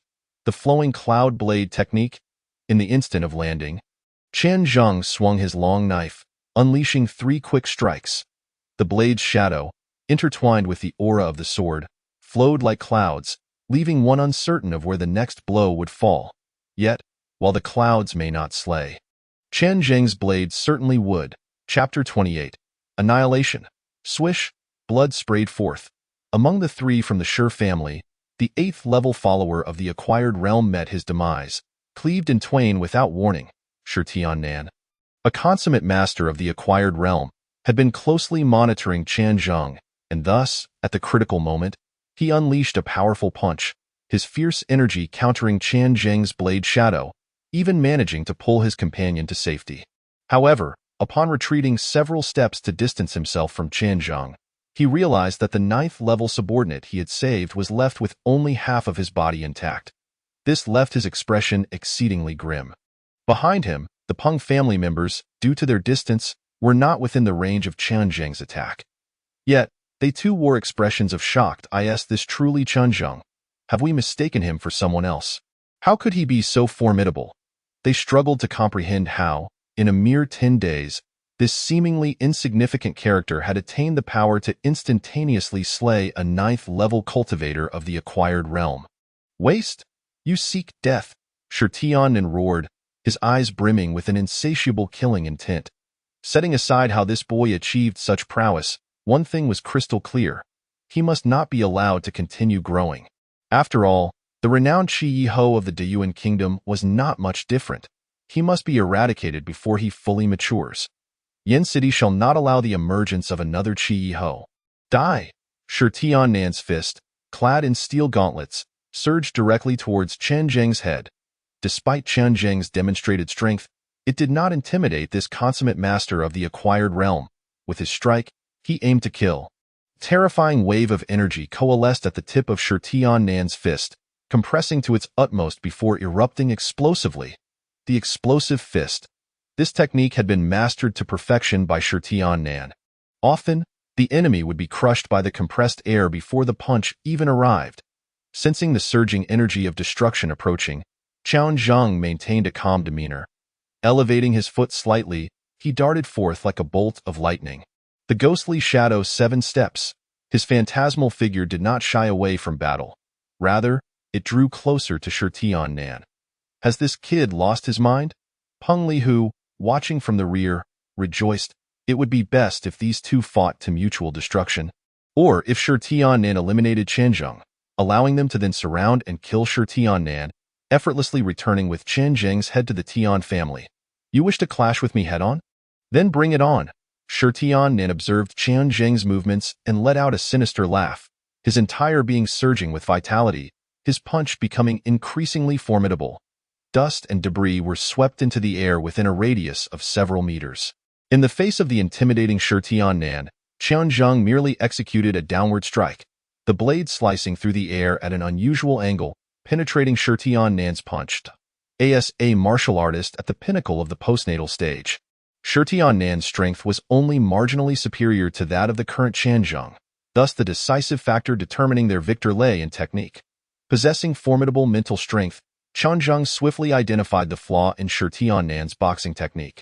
Advance, strike. Each action was the result of meticulous calculation on Chen Zheng's part. Whoosh! The blade's energy erupted, dazzling like a white rainbow, blooming before Shir Tiannan's eyes. The once confident Shir Tiannan suddenly widened his eyes in shock. He realized that with Chen Zheng's strike, his punch's power had dissipated. A fleeting memory flashed through Shir Tiannan's mind. His previous encounter with a master from the Shir family during his training, who, like Chen Zheng, effortlessly dismantled his punch with a single move. At that moment, Chen Zheng bore an uncanny resemblance to that master. But Chen Zheng was merely at the 8th level of the postnatal stage. Although the vitality he exuded was awe-inspiring, the aura surrounding him could not deceive. He truly was only at the 8th level. How could this be? Shir Tiannan was filled with terror, his mind engulfed in confusion. A prodigy! How could such a prodigy exist in this world? Whoosh! The blade first severed Shir Tiannan's arm, swiftly followed by a strike aimed at his neck. Instantly, blood gushed forth like a fountain. Shir Tiannan's final gaze was fixed upon the ground, which seemed to stretch endlessly. Thud! The headless corpse fell to the ground, scattering leaves in every direction. Qian Zheng flicked the long knife, cleansing the blood from its blade, rendering it pristine once more. His gaze fell upon the 4 members of the Peng family. Run! Peng Lihu immediately resembled a cat with its fur bristling, every hair on his body standing on end. An overwhelming chill and fear taking root in his heart, he uttered a single phrase, disregarding his 3 subordinates, and turned to flee. Killing Shir Tiannan had only made it easier for Chen Zheng. That moment, he could no longer ponder how Chen Zheng had grown so powerful. His sole thought was survival. He did not wish to die. The remaining 3, having received the cue, similarly turned to escape in a panic. A monster. This could not possibly be Chen Zheng. Could it be that Chen Zheng has a twin brother? Had the previous Chen Zheng already perished? Otherwise, the transformation was simply too shocking. The group was paralyzed with fear, even uttering nonsensical words. Chen Zheng watched as the 4 fled in disarray, his calves slightly bending before he suddenly straightened. Boom! A surge of energy erupted beneath his feet. Combined with Qian Zheng's ghostly seven-step technique, he glided through the air like a flash of light, swiftly closing the distance to the four members of the Peng family. As Qian Zheng's figure swept past them, a glimmer of blade light burst forth, as fleeting as dawn. In the next moment, Qian Zheng sheathed his knife and stood firm. The fleeing quartet seemed unaffected. Continuing their frantic sprint, "Ha! No problem!" Peng Lihu rejoiced, but then, sensing something amiss, he instinctively reached for his neck, only to find it empty. Empty? And why was my vision spinning? Thud, thud, thud, thud. Foreheads, frozen in expressions of confusion, tumbled to the ground. The pungent scent of blood spread through the forest. Qian Zheng rummaged through the corpses, collecting all valuables before returning to the cave in the Demon Bear Mountain. Qian Zheng casually tossed the items aside, surveying the pile of monster pelts that had formed a small mountain, scratching his head in frustration. With so many items, how would he manage to transport them out of the mountain later? In Yin City, the Tian family had not received any news for 3 days. Listening to the report from his subordinates, Tian Jingyi's expression darkened. What about the Peng and Shi families? The situation was the same. There had been no word since 3 days ago. Beside him, Tian Yilin, pale-faced, looked troubled. How could this be? The three families primarily consisted of postnatal 8th and 9th level experts, with the Shi family even dispatching a master at the pinnacle of the postnatal stage. They had split up to act, so it was impossible for them to have all encountered second-tier magical beasts and suffered total annihilation, right? Tian Jingyi narrowed his eyes. There is something amiss. Father, I do not care about the details. I only want that waste to die. He must die. Tian Yilin exclaimed, his eyes wild with rage. Being defeated by Qian Zheng, a well-known waste, was intolerable, even if his injuries could heal. As long as Qian Zheng lived, he would remain a stain on his life, potentially becoming a psychological demon on his martial path. Only with Qian Zheng's blood could he cleanse all of this. Tian Jingyi refrained from responding. That moment, a tall figure stepped through the door, exuding a violent aura. Big brother, should I take a trip? Chapter 29. Out of the mountain, third brother, third uncle. Upon seeing the newcomer, Tian Jingyi and Tian Yilin both displayed expressions of delight. The visitor was Tian family's third master, Tian Jingyi's brother, known as the Thunder Spear, a 5th-level master of the Opening Veins realm, Tian Lai. Third master. The subordinates respectfully bowed to Tian Lai. Tian Lai waved his hand. You may leave now. Yes. The subordinates dared not linger, respectfully exiting. Once the room was left with only the three of them, Tian Lai smiled at Tian Jingyi and his son. Big brother, nephew Yilin, it has been a while. He had recently been dispatched to the Imperial City to attend to matters for his second brother, Tian Wujia, and had returned upon hearing of the upheaval in Yin City. Tian Jingyi furrowed his brow. Third brother, why have you returned so suddenly? Tian Lai replied with a smile. It was my second brother who sent me back. I heard that Chen Yu's waste of a son has suddenly risen. Not only did he kill Tian Tong, but even nephew Yilin has been rendered incapacitated. Tian Jingyi's expression darkened, yet he nodded. This is indeed true. That waste seems to have suddenly become enlightened, which is quite strange. Tian Lai shook his head. There are only two possibilities. Either that waste has been hiding his true abilities from the start, and now that Chen Yu's whereabouts are unknown, he dares not continue concealing his strength, seeking to attract the royal family's attention to protect himself and the Chen family. At this point, Tian Lai paused. Or perhaps Chen Yu had prepared in advance, leaving some means of support for his son. Tian Jingyi glanced at Tian Lai, speaking softly. These words are from my second brother, are they not? Tian Lai, with his fiery temperament, was not one to ponder deeply. Realizing he had been seen through, Tian Lai laughed heartily. Big brother is indeed astute. As he spoke, his smile faded, replaced with a fierce demeanor. Second brother stated that regardless of the reason, that waste must die. Now that he has fled into the magical beast mountain range, it is the best opportunity. Even if the royal family wishes to investigate afterward, they will certainly uncover nothing. Tian Jingyi nodded. So, what does second brother propose to do? Tian Lai stated directly. I asked that big brother find me several experts adept at tracking, and I will personally lead the charge to eliminate that waste. This hunting tournament has sent an overseer from Shinlin Academy to Yin City, who has previously received Chun Yu's favor. If we wait for him to arrive, we may not have another chance to act under his watchful eye. Certainly, Tian Jingyi readily agreed. After all, Tian Lai's tone was not one of negotiation. Then I thank Big Brother. Please arrange it swiftly. I intend to enter the mountain today to avoid prolonged delays.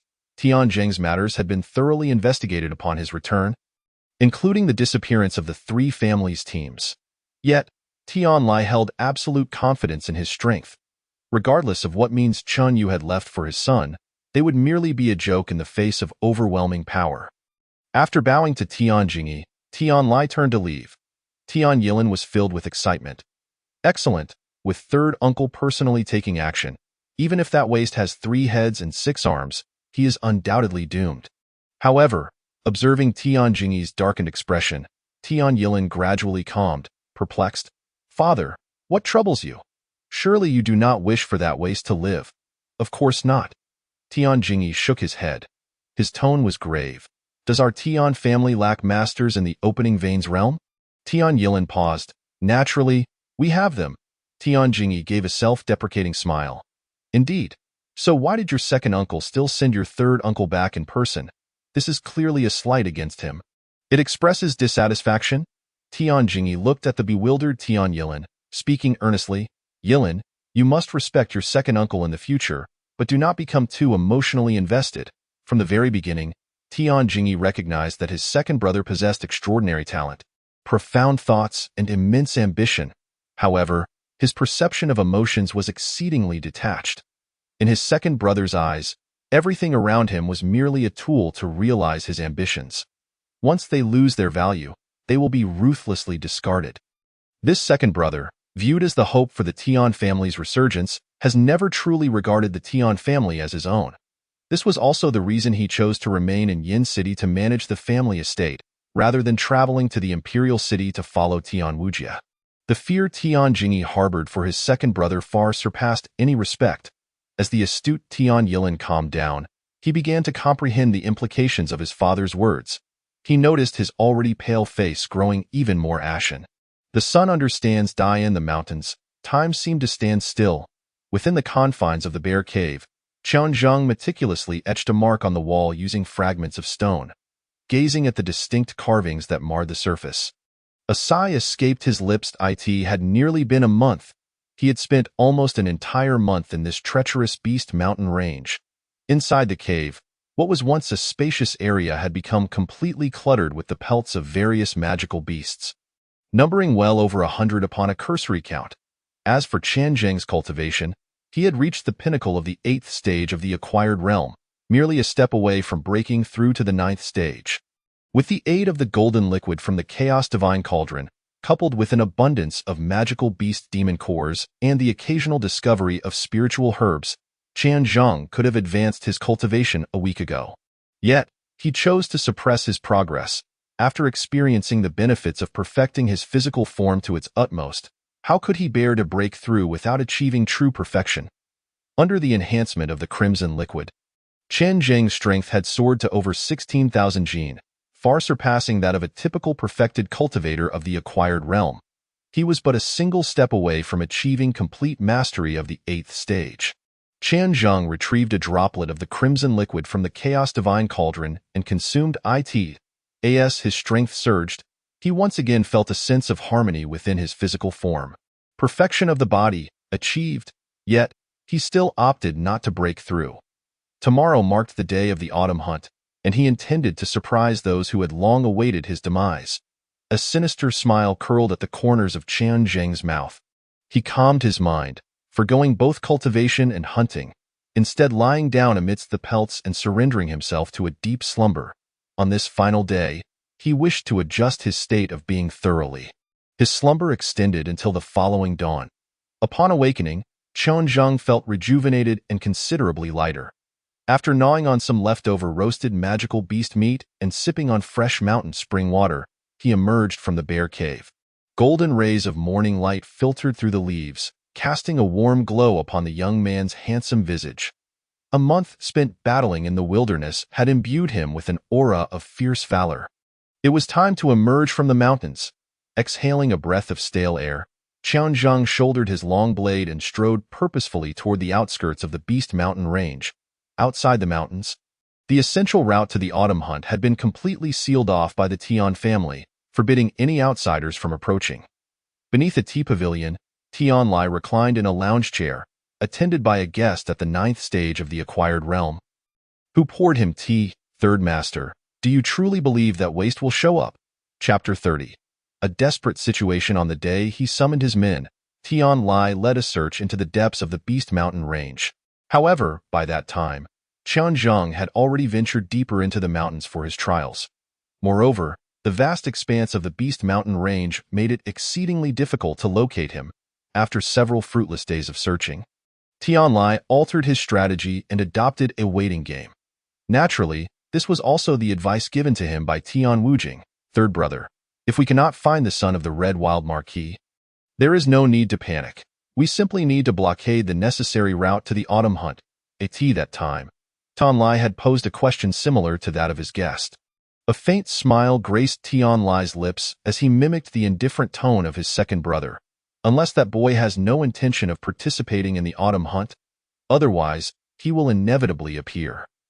But should he forego the autumn hunt and miss the opportunity to enter the Xinlin Academy, he will be left to await his demise in Yinqing. Without the protection of the Xinlin Academy, any attempts on his life will be all the more effortless. The guest gazed at him in admiration. Third Master's thoughts are astute. We mere commoners cannot compare. Unable to contain his laughter, Tianlai boomed with mirth. It is nothing extraordinary. I have merely gleaned a fraction of wisdom from my second brother. Casting a satisfied glance at the tea bowl offered to him, Tianlai remarked to his attendant, "Do your work well, and perhaps I can take you along to the imperial city upon our return." The attendant beamed with joy, displaying even greater deference. Tianlai sipped his tea, his gaze drifting toward the distant road, a cold smile gracing his lips. Not only here, but at other crossroads as well, he had dispatched his men to keep watch.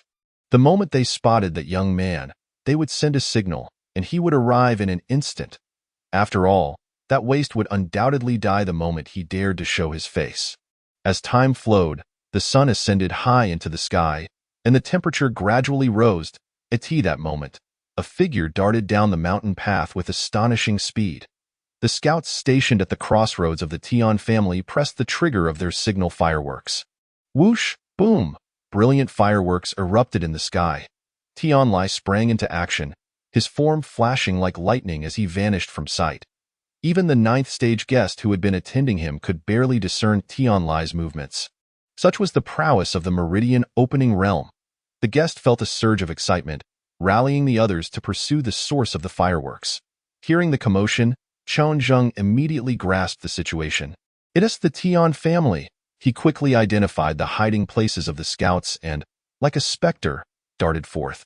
These fellows truly were relentless. A piercing scream echoed as a scout was sent flying from his hiding spot. His chest caved in, a clear sign he would not survive. Having dealt with the scout, Qianzheng found himself surrounded for guests of the Tian family at the 8th and 9th stages of the acquired realm. Weapons drawn, forming a tight encirclement to trap him. The less capable guests positioned themselves behind the 4 experts, ready to fill any gaps. Taking a deep breath, Qianzheng gripped the hilt of his blade behind him. His expression icy.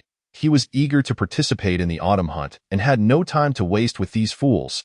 Tianlai's deductions were correct. This autumn hunt was of paramount importance to Qianzheng. It was not merely a quest for protection. Reaching the imperial city would grant him the opportunity to investigate his father's whereabouts, freeing him from the obscurity he faced in Yinqing. Those who obstruct my path die. A wave of murderous intent surged within Qianzheng, and he felt no pity for the Tian family members. Whoosh! In an instant, the blade was drawn, its gleaming edge slicing through the air with blinding speed. The fierce blade aura severed the very air, producing a resounding reverberation. Although they had anticipated the confrontation, the 4 Tian family guests were nonetheless taken aback by the astonishing might of Qianzheng's strike. Yet, terror followed swiftly. Qianzheng's attack was too swift, so rapid that even without blinking, they could not capture the trajectory of the blade. forcing them to raise their weapons instinctively in a futile attempt to block. However, Qian Zheng's terrifying perception saw through their every movement. Swish! Four heads soared into the air, their faces still bearing expressions of horror. The remaining members were rendered speechless by Qian Zheng's overwhelming power. Instinctively retreating in fear, Qian Zheng had no intention of wasting time with them. Those who do not wish to die, leave. His thunderous command, infused with Qian Zheng's formidable vitality, erupted like a clap of thunder. The guests of the Tian family felt a sharp pain in their eardrums, instinctively covering their ears, yet blood still streamed from between their fingers. Ignoring the wails of the crowd, Qian Zheng stepped forward, unleashing a wave of energy as he charged through the encirclement. "Where do you think you're going?" A voice laced with fury reverberated in Qian Zheng's ears. An overwhelming pressure bore down upon him. This sensation vaguely reminded Qian Zheng of the time he stood on the arena as an ordinary person, facing Tian Tong. Powerless, fearful, desperate, die. Having appeared beside Qian Zheng without him noticing, Tianlai struck down toward Qian Zheng's head with a palm. Boom! A terrifying wave of energy compressed and swirled, as if attempting to shatter the very air. The meridian opening realm. In that instant, understanding dawned upon Qian Zheng. With his current strength, only a practitioner of the meridian opening realm could exert such an almost insurmountable pressure. In the face of life and death, Qian Zheng could no longer conceal his power. His martial veins surged open, propelling his cultivation to the 9th stage of the acquired realm in an instant. His strength skyrocketed, 17,000 Jin, 18,000 Jin, 20,000 Jin. Even a first-stage practitioner of the meridian opening realm could muster a maximum strength of merely 25,000 Jin. Not enough. A fierce expression crossed Qian Zheng's face. Under Tianlai's terrifying pressure, he had no time to raise his blade, instead thrusting his unarmed left hand forward with a resounding crash, boom. The sound of surging vitality echoed as Qian Zheng's power surged once more. Vitality surged like a tide? Observing Qian Zheng's continued struggle, Tianlai's face revealed a hint of astonishment. Had he not witnessed it with his own eyes, he would never have believed that the once useless waste, who could not even cultivate, had grown to such an extent. What treasures had Chen Yu left for him? In that moment, a flicker of greed ignited within Tianlai's heart. Yet, swiftly, the admonitions of Tian Wujing echoed in his mind. Third brother. To achieve great things, one must learn to suppress one's inner desires. Know what you can do and what you cannot do. At that time, the gaze Tian Wujing had cast upon him was so indifferent. Akin to looking at a corpse, even now, recalling it sent chills down Tianlai's spine. Had his second brother already anticipated his current thoughts back then? A wave of cold dread washed over Tianlai, extinguishing the greed within him. Forget it. You shall die. A murderous intent surged in Tianlai's eyes, his palm's power increasing further, whipping up fierce gusts of wind. Third master is magnificent, the Tian family guests, nearly terrified out of their wits by Qian Zheng, cheered with excitement. At this moment, Qian Zheng appeared to them as nothing less than a dead man.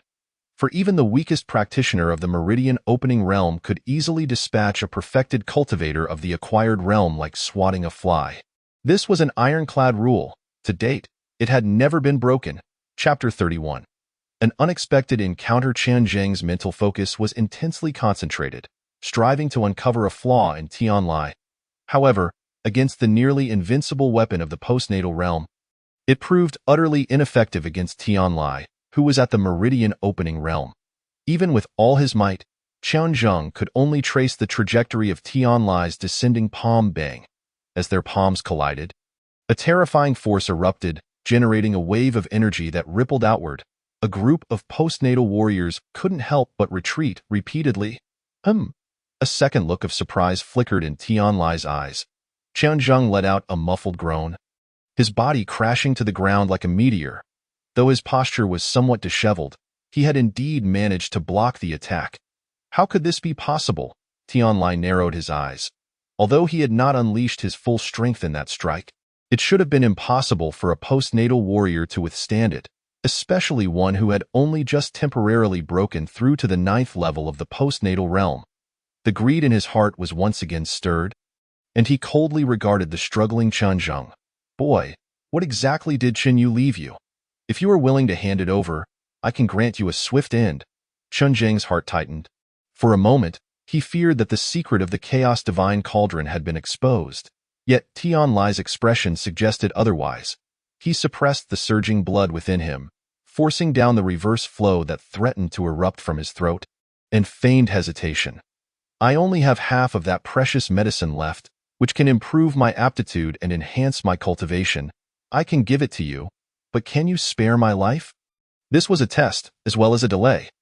Chen Zheng had not anticipated that the Tian family would send Tian Lai directly, and even if it were a first-level Meridian opener, he would still have a chance to escape.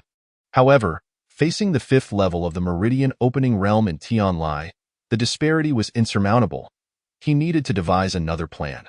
Moreover, after the previous clash, although Chen Zheng appeared unharmed, every bone in his body ached, and he required time to recover. Precious medicine? Tian Lai's eyes brightened, and he harbored no doubts. The Red Wild Marquis had long been engaged in warfare, seizing countless treasures. Acquiring one or two was entirely normal.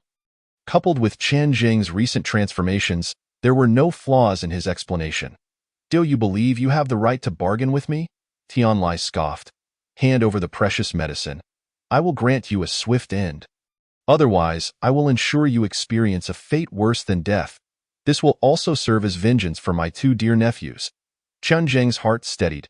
It seemed that Tian Lai was unaware of the Chaos Divine Cauldron's existence. He continued to buy time, forcing a bitter smile. Very well. It seems fate intends to doom my Chen family. Before I die, I wish to know one thing.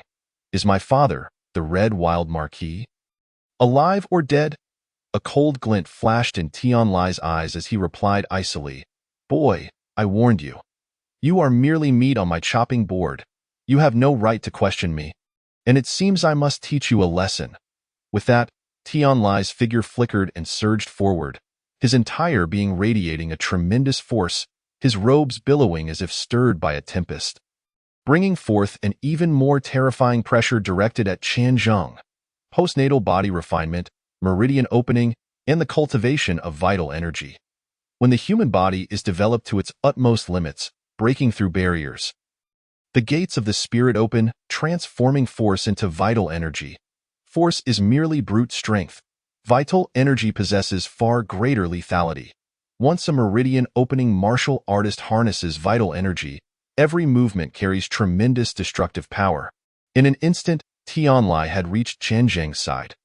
Once again, he struck down with a palm. In the previous attack, Tian Lai had only utilized strength, not his full power, but this time, he held nothing back. The immense force emanating from Chen Zheng was peculiar. Though Tian Lai was known for his impulsive and violent nature, he had learned much during his time with Tian Wujia. For instance, one must first eliminate potential threats before questioning. He intended to incapacitate this boy before slowly extracting the whereabouts of the precious medicine.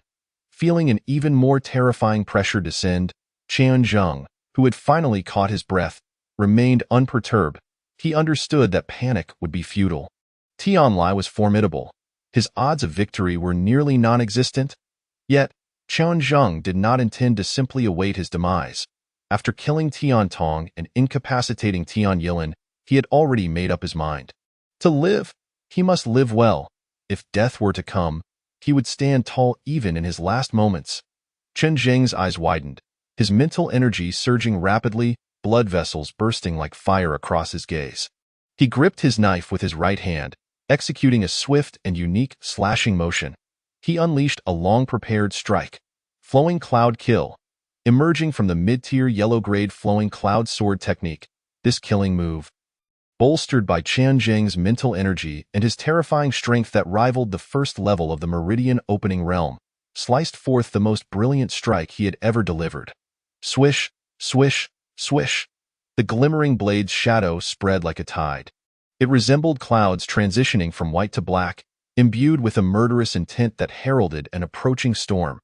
Even though Tian Lai had held a high opinion of Chen Zheng, the power he unleashed now exceeded his expectations.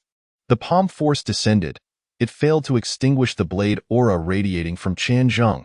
Instead, Tianlai's palm was splattered with blood, numerous gashes appearing. However, that was all. Despair flickered across Qian Zheng's face. He had hoped to force Tianlai back and escape. This was his ultimate blow, yet it barely breached Tianlai's defenses. It couldn't even be considered a light injury. He had not created the opportunity to flee. The fifth level of the Meridian Opening Realm was simply absurdly powerful. Tianlai's expression revealed no trace of triumph. As a fifth-level Meridian Opening Master, being injured by a mere ninth-level postnatal warrior would be a source of ridicule should it become known. The title of the weakest Meridian Opener would surely belong to him. Trash! You seek death! Tianlai roared, his eyes filled with murderous intent. Yet his anticipation for the precious medicine Qianzhang mentioned only grew stronger. Consuming that precious medicine, even a waste could reach such heights. He was far superior to this waste. If he could consume the remaining half of the medicine, the effects would undoubtedly be even better. It was not impossible for him to break through to the celestial realm directly. Tianlai's heart burned with desire.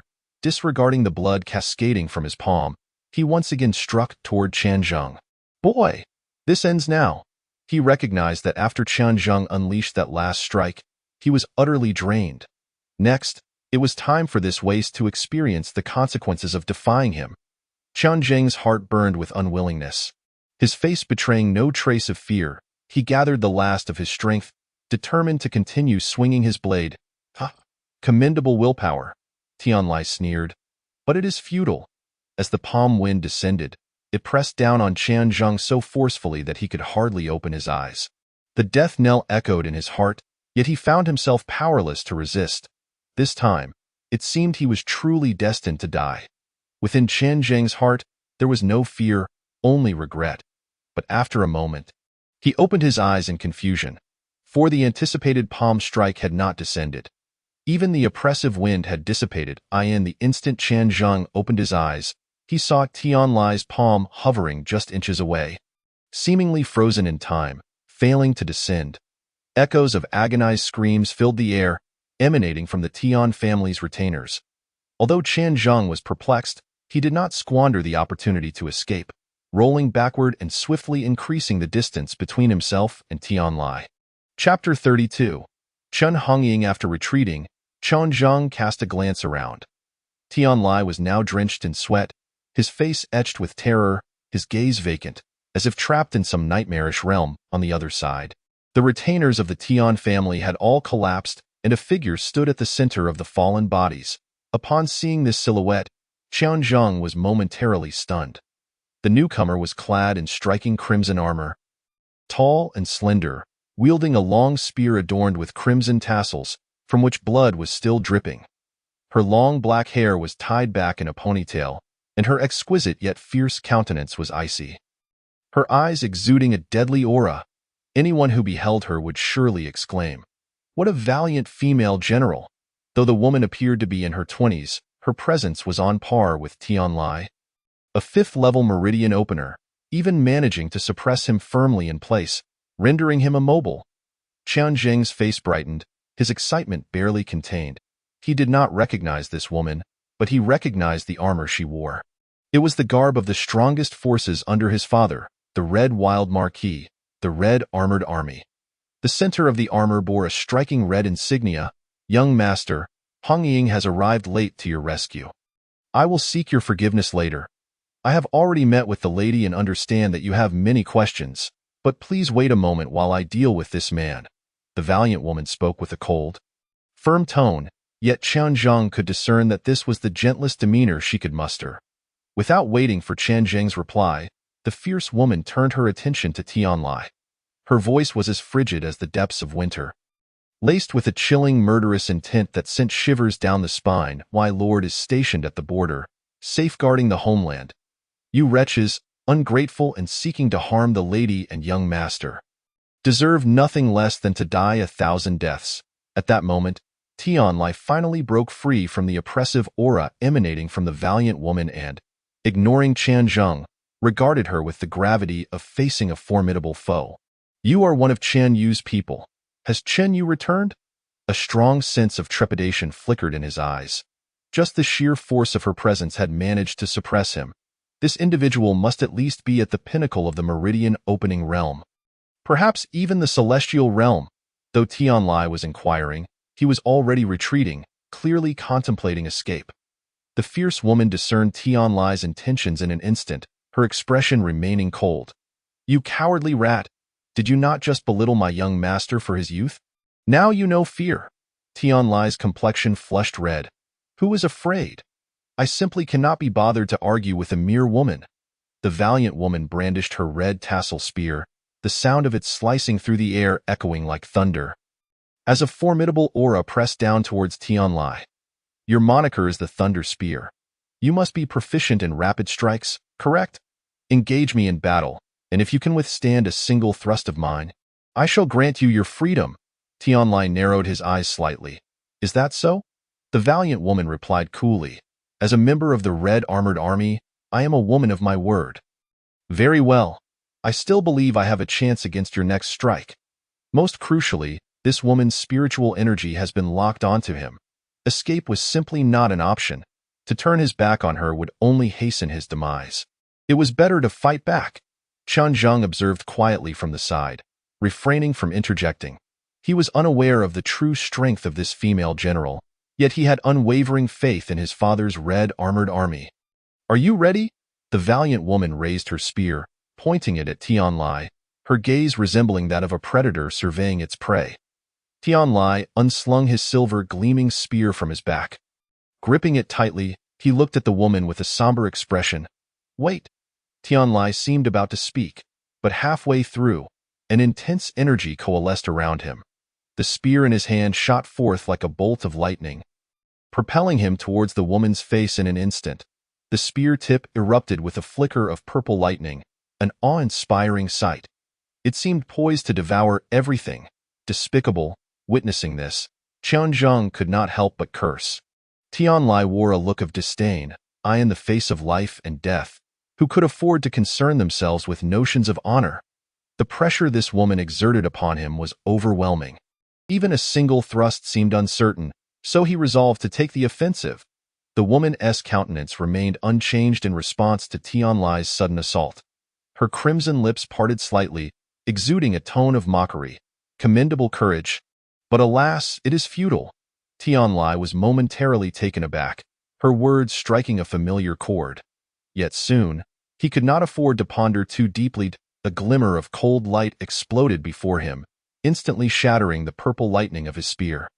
Magnifying in his vision, the shadow of death loomed, terror washing over Tianlai's face. "No, my second brother." Before he could finish, the icy light detonated before him, the terrifying force obliterating his skull in an instant.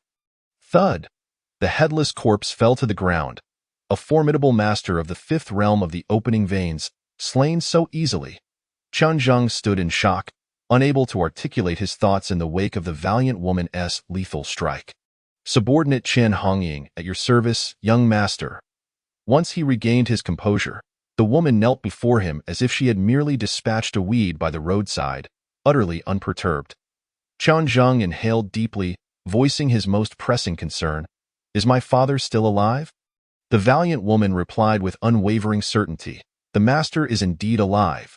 Although he finds himself in a bit of trouble, he shall swiftly resolve it." The master received urgent intelligence indicating that the young master and the madam are in peril. Hence he dispatched Hongying to return and ensure the safety of both the young master and the madam. A weight lifted from Chen Zheng's heart as he stepped forward to assist Chen Hongying to her feet. The closer he drew, the more he was captivated. Should Chen Hongying don a crimson gown, she would undoubtedly be a beauty of unparalleled grace. Yet the cold, lethal aura she exuded diminished the warmth typically associated with femininity. Yet it added an undeniable quality of a female hero. "From now on, I shall call you Sister Hongying." Chen Hongying frowned. "That is not appropriate. I am merely a subordinate." Chen Zheng waved his hand to interrupt her. "This is not the military. It is merely a form of address. No need to mind it." Only then did Chen Hongying nod in agreement. Chen Zheng approached Tianlai's lifeless body, lifting the silver gleaming spear with his foot, and inquired, "Sister Hongying, have you encountered my mother? Is she well?" The madam is unharmed, though she harbors great concern for the young master. Hong Ying replied promptly. Chunjing nodded, smiling. That is good to hear. After the autumn hunt, I shall return home and surprise my mother. As he spoke, he casually tossed the silver spear to Chen Hongying. This spear is commendable. It is yours now. Should you find it unsuitable, feel free to melt it down and forge another. Chen Hongying caught it, slinging it behind her. Thank you, young master. Having spent considerable time, Qian Zheng was disinclined to linger on the corpse, making his way with Chen Hongying directly to the site of the autumn hunt. Along the route, Chen Zheng gazed at the spirited Chen Hongying and could not help but inquire, Sister Hongying, what is your cultivation level? Chen Zheng asked with curiosity. I am at the great perfection of the opening veins. Chen Hongying did not conceal her realm. Is everyone at the great perfection of opening veins as formidable as you? Chen Zheng could discern that the strike that felled Tianlai was executed with casual ease by Chen Hongying, while Tianlai had employed all his might, taking advantage of a surprise attack. Chen Hongying shook her head, her tone remaining indifferent as she delivered a remarkably arrogant response. For scum like Tianlai, even at the great perfection, I could eliminate him without needing a second strike. Chapter 33. Scheming. Since Tianlai earned the title of Thunder Spear, he was certainly no weakling, yet Chen Zheng chose not to contest Chen Hongying's assertion. Reflecting on his own experience, Chen Zheng had long understood that there exists a disparity not only between ordinary individuals and geniuses, but also among geniuses themselves. Moreover, this gap only widens. Observing Chen Zheng's silence, Chen Hongying assumed he was skeptical and offered further explanation. I do not assert this from arrogance. During my time in the Red Armored Army, I have already slain numerous individuals at the great perfection of opening veins. While Tianlai's spear technique was passable, he lacked the requisite murderous intent.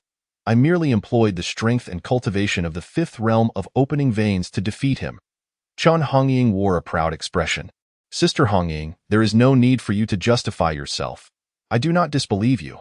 Chen Zheng smiled, then proceeded to ask many questions regarding his father. Chen Hongying answered without reservation. Only then did Chen Zheng learn that his father had been silent for so long because he had fallen into an enemy trap, surrounded by foes, and had his escape routes severed in an attempt to force him into submission. The master actually had the opportunity to break free, yet he chose to forego it. A glint of cold light flickered in Chen Hongying's eyes. Why? Chen Zheng inquired, perplexed. Because the master discovered that there are traitors among the court of the Diyuan kingdom. The master intends to use this opportunity to lure these individuals into revealing themselves, subsequently cooperating with the court to eliminate them all. These individuals are exceedingly cunning. If they do not perceive a glimmer of hope, they will likely not expose their true intentions. Chen Hongying's expression turned frosty, a subtle aura of killing intent emanating from her. Chen Zheng understood instantly. His father, Marquis Qi, though seemingly trapped in a perilous situation, was merely performing for the benefit of others. He awaited the opportune moment to reveal his blade.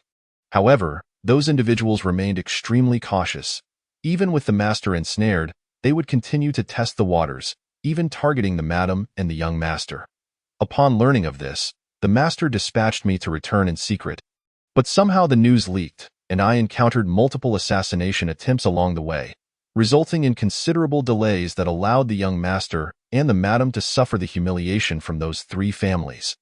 Chen Hongying continued. At this point, she seemed to exhale a sigh of relief, her tone softening considerably. Fortunately, the young master is blessed, having compensated for physical shortcomings, dismantling the scheme of the Tian family. Otherwise, I would have had to annihilate the Tian family upon my return and pay with my life for my failure. Chen Hongying spoke nonchalantly, yet Chen Zheng perceived the truth. If he had died, she might have truly taken such drastic measures, though he understood that Chen Hongying was acting on his father's orders. Hearing that someone would unhesitatingly seek vengeance on his behalf moved him deeply. Over the years, having tasted the warmth and coldness of human relationships, he cherished every act of kindness immensely. Sister Hongying, your life is far more valuable than those scoundrels of the Tian family, Chen Zheng remarked with a smile, then continued. I need you to promise me something. Please, young master, speak. Chen Hongying's demeanor turned serious. Chen Zheng smiled broadly. I need you to refrain from any actions for the time being.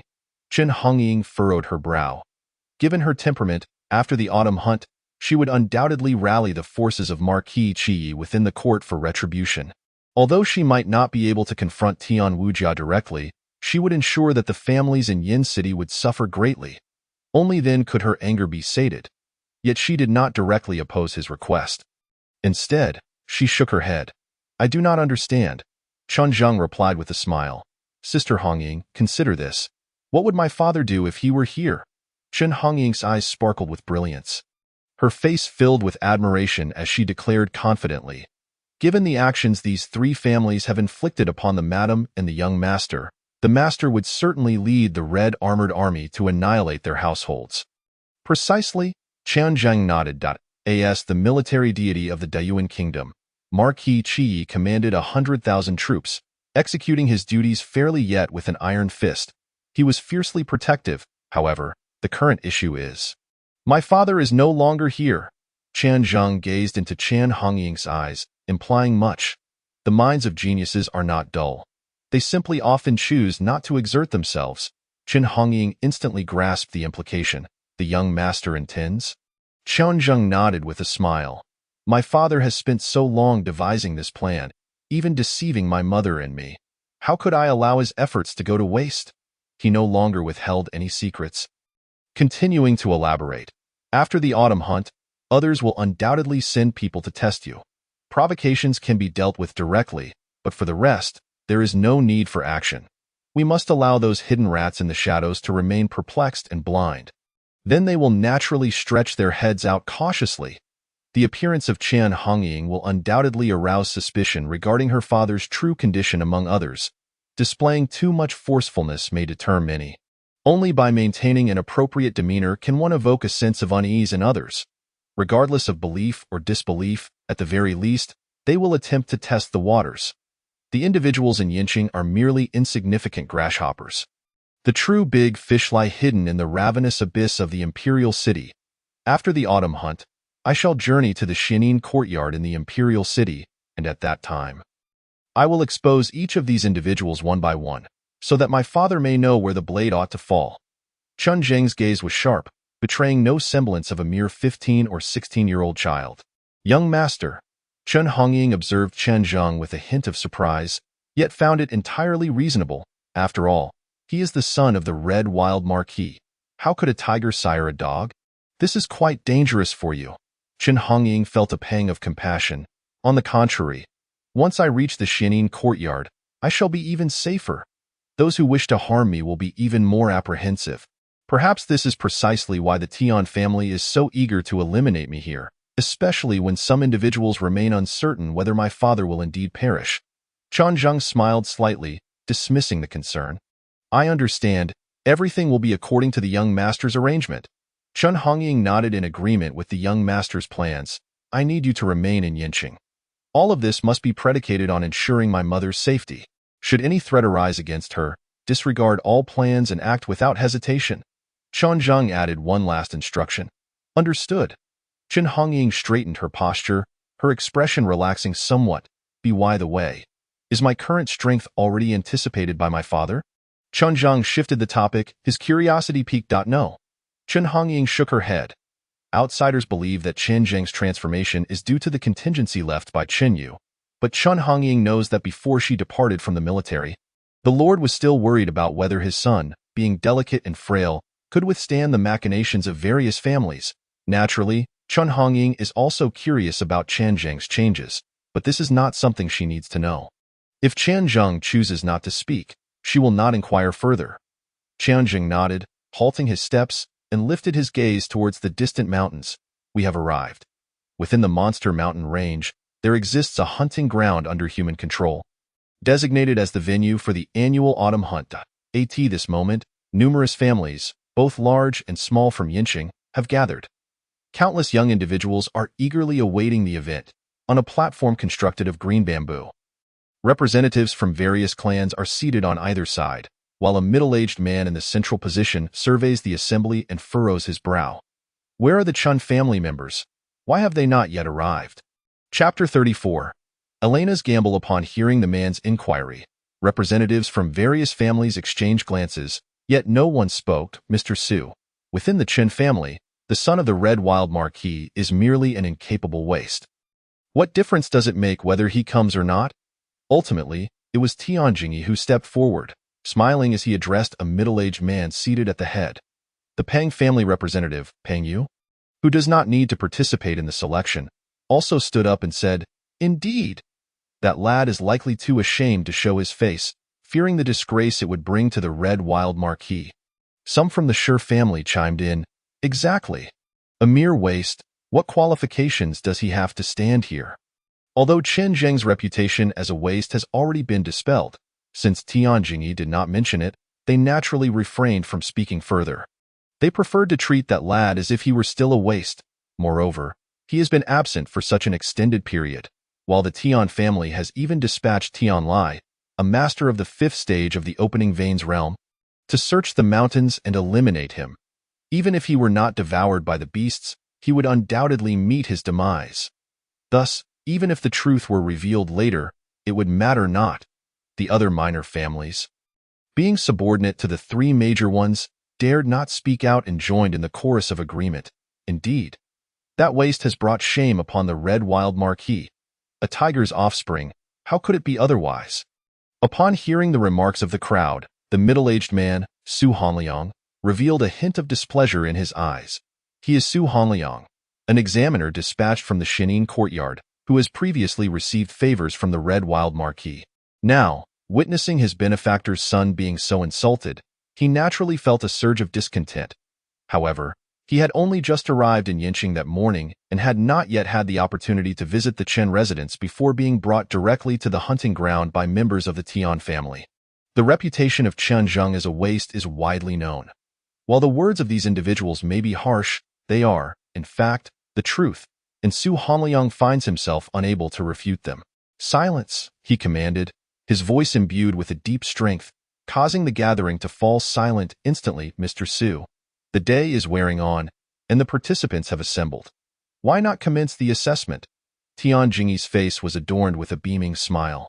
Su Hanliang glanced at the sky, about to agree, when a charming voice suddenly rang out. "What? Young Master Chen slayed Tian Tong and rendered Tian Yilin incapacitated. Yet such a person is deemed a waste in the ears of the Tian family's eldest master. Then what do you consider your 2 sons?" The crowd turned to look at the far end of the seating area. A woman dressed in a stunning purple qipao, her beauty beyond compare, Elena, held a round fan partially concealing her face, her captivating eyes seemingly smiling, stirring the hearts of the men present. For an occasion of such grandeur, the Qinghe Auction House, being the foremost auction venue in Yinqing, naturally sent representatives to attend. "Miss Elena, are you aware that trouble often comes from the tongue?" Tian Jingyi's expression darkened, his eyes filled with a chilling malice. Elena giggled, "Such a strong aura of death. Are you perhaps threatening the Qinghe Auction House?" "I, a mere woman, am genuinely terrified." She had not wished to be the scapegoat. Yet having invested significantly in Chen Zheng, she could not afford to miss out entirely.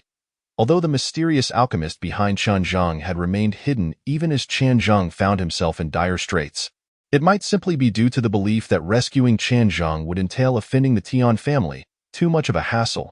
However, once Chen Zheng entered the Shinin courtyard, he would have a chance at survival, at which point that alchemist might very well seek him out again. Even if the likelihood was slim, Elena did not wish to let a glimmer of hope slip by. Furthermore, over the past month, the Tian family had been incessantly suppressing the Qinghe auction house, which had genuinely vexed her. Since she was already gambling, she might as well go all in. Su Hanliang furrowed his brow. "What is going on?" Elena disregarded the murderous glances from the Tian family and recounted the events surrounding Chen Zheng in their entirety. "Oh?" Su Hanliang's eyes brightened. "In that case, let us wait a while longer." He realized that the Chen family's situation in Yinqing was likely quite perilous. Since Chen Zheng possessed the capability to extricate himself from the quagmire, it was only logical and reasonable for him to offer assistance. Observing Su Hanliang's attitude, Elena felt a sense of relief. Indeed, even though the Chen family was down on their luck, the goodwill of the Red Wild Marquis still lingered. As long as Chen Zheng could enter the Shinin courtyard, given the talent he had displayed, There was certainly a possibility for the revival of the Chen family. Of course, the most crucial factor remained the hidden great alchemist supporting Chen Zhang. Seeing this, Tian Jingyi remained calm. He regarded Elena with a playful glint in his eyes. Miss Elena, do you hold such high hopes for that waist? How about we make a wager? Elena raised an eyebrow. What shall we bet on? Let us wager on your Qing'e auction house. Should I win? The Qing'e auction house will henceforth belong to the Tian family. As for you, Miss Elena, you must serve my Tian family for 3 years without charge. If you win, I shall grant you a reprieve for the Qing'e auction house, and all past grievances will be erased. How does that sound? Tian Jingyi declared with confidence. You must be joking. Setting aside what we are wagering, should you win, you claim my Qing'e auction house in its entirety. Yet if I win, I gain nothing. Such a wager is far from fair. Elena narrowed her eyes, laughing sweetly. Is that so? Tian Jingyi's smile grew ever more radiant, yet it resembled that of a ravenous wolf. Then I shall sweeten the deal for you.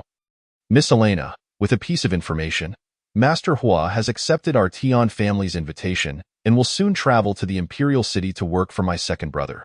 A barely perceptible smile appeared at the corner of Tian Jingyi's mouth. As the old fox's tail finally revealed itself, Elena's brow furrowed. Impossible. The Qing'e auction house owes much of its current stature to Master Hua, a second-tier alchemist. The auction house has treated him well. He has no reason to betray us for the Tian family's threats. I am not particularly concerned. Though I manage the Qing'e auction house, it is merely a temporary refuge for me. Should I find it untenable, I can simply leave. Observing Elena's silence, Tian Jingyi mistakenly believed she was intimidated, and a wave of satisfaction surged within him. Had it not been for this woman intervening, he would have killed that waste on the arena stage, thereby averting a multitude of subsequent troubles. As for the matter concerning Master Hua, he too found it rather surprising. How it came to pass, he was unaware, only knowing that Tianlai had been tasked by Tian Wujia to convey a message to that Master Hua. Then, that very night, Master Hua had arrived at the Tian family to discuss collaboration. In this world, all is for profit. What is impossible? Tian Jingyi declared with disdain. How shall you wager?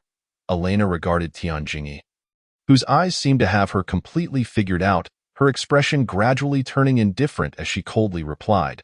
Since you have such faith in that waste, let us wager on whether he will appear within the stipulated time. I bet he will not. Tian Jingyi spoke lightly, his demeanor as gentle as the breeze and clouds. Observing the confident smiles blooming on the faces of the Tian family members, a wave of profound unease surged within Elena. Could it be that Chen Zhang had, at that moment? Elena's maid suddenly rushed to her side, whispering urgently in her ear, causing Elena's expression to shift to one of peculiar surprise. Yet, her countenance transformed quickly, and with a flash of indignation, she glared at Tian Jingyi. Do you believe you have me at your mercy? If so, let us raise the stakes further.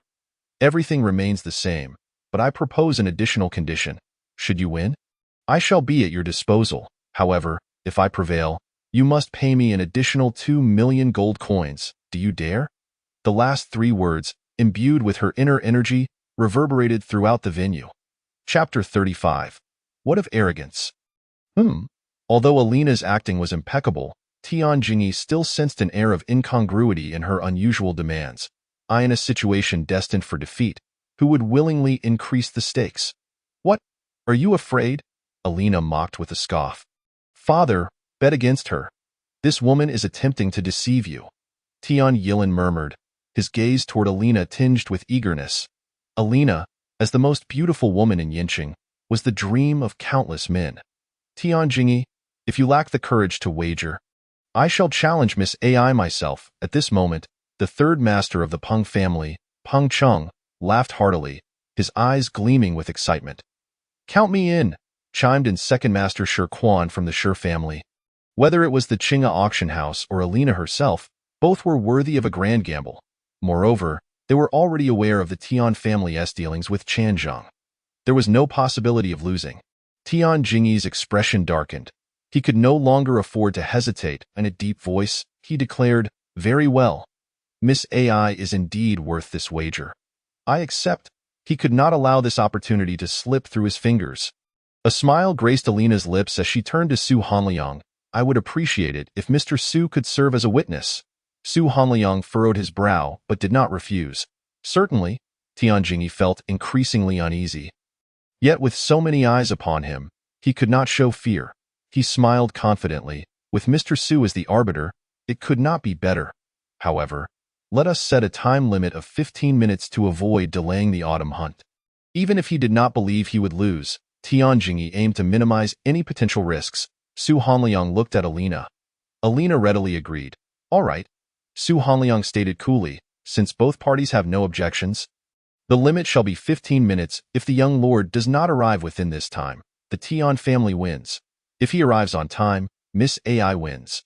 Neither party may retract their agreement. His heart leaned toward Chenzheng. He wished to witness this wager, intending to buy Chenzheng some time. Otherwise, missing the autumn hunt would mean waiting another year. The rules of Xinlin Courtyard were strict. Even he, as an examiner, could not grant Qin's family any favors. Then let us wait. Tian Jingyi resumed his seat, his face alight with confidence. The representatives from the other two families sighed, expressing their disappointment. Yet, the might of the Tian family left them powerless. The representatives from the Shi and Tian families exchanged glances, their expressions somewhat grim. They did not care about the fate of the Qinghe auction house, however. Once the Tian family took it over, their already considerable power would expand further, making it even more difficult for them to rise. Their opportunities for advancement would vanish, and they would have to look to the Tian family for their livelihood. While the crowd harbored various thoughts, it did not diminish Alina's radiant smile. Not even 15 minutes. She regarded Tian Jingyi as one might a jester. What? Does Miss AI wish to concede outright? Tian Jingyi narrowed his eyes, confronting her. No news from Tianlai should indicate everything was proceeding smoothly. The notion that Tianlai's forces had been entirely defeated was inconceivable. If Chenzheng truly possessed such capabilities, why would he hide within the monster beast mountains? Alina ignored Tian Jingyi further. Turning to the crowd below, and with a playful laugh, she called, Young Master Chen, if you do not come forth soon, I fear I shall be bullied to death.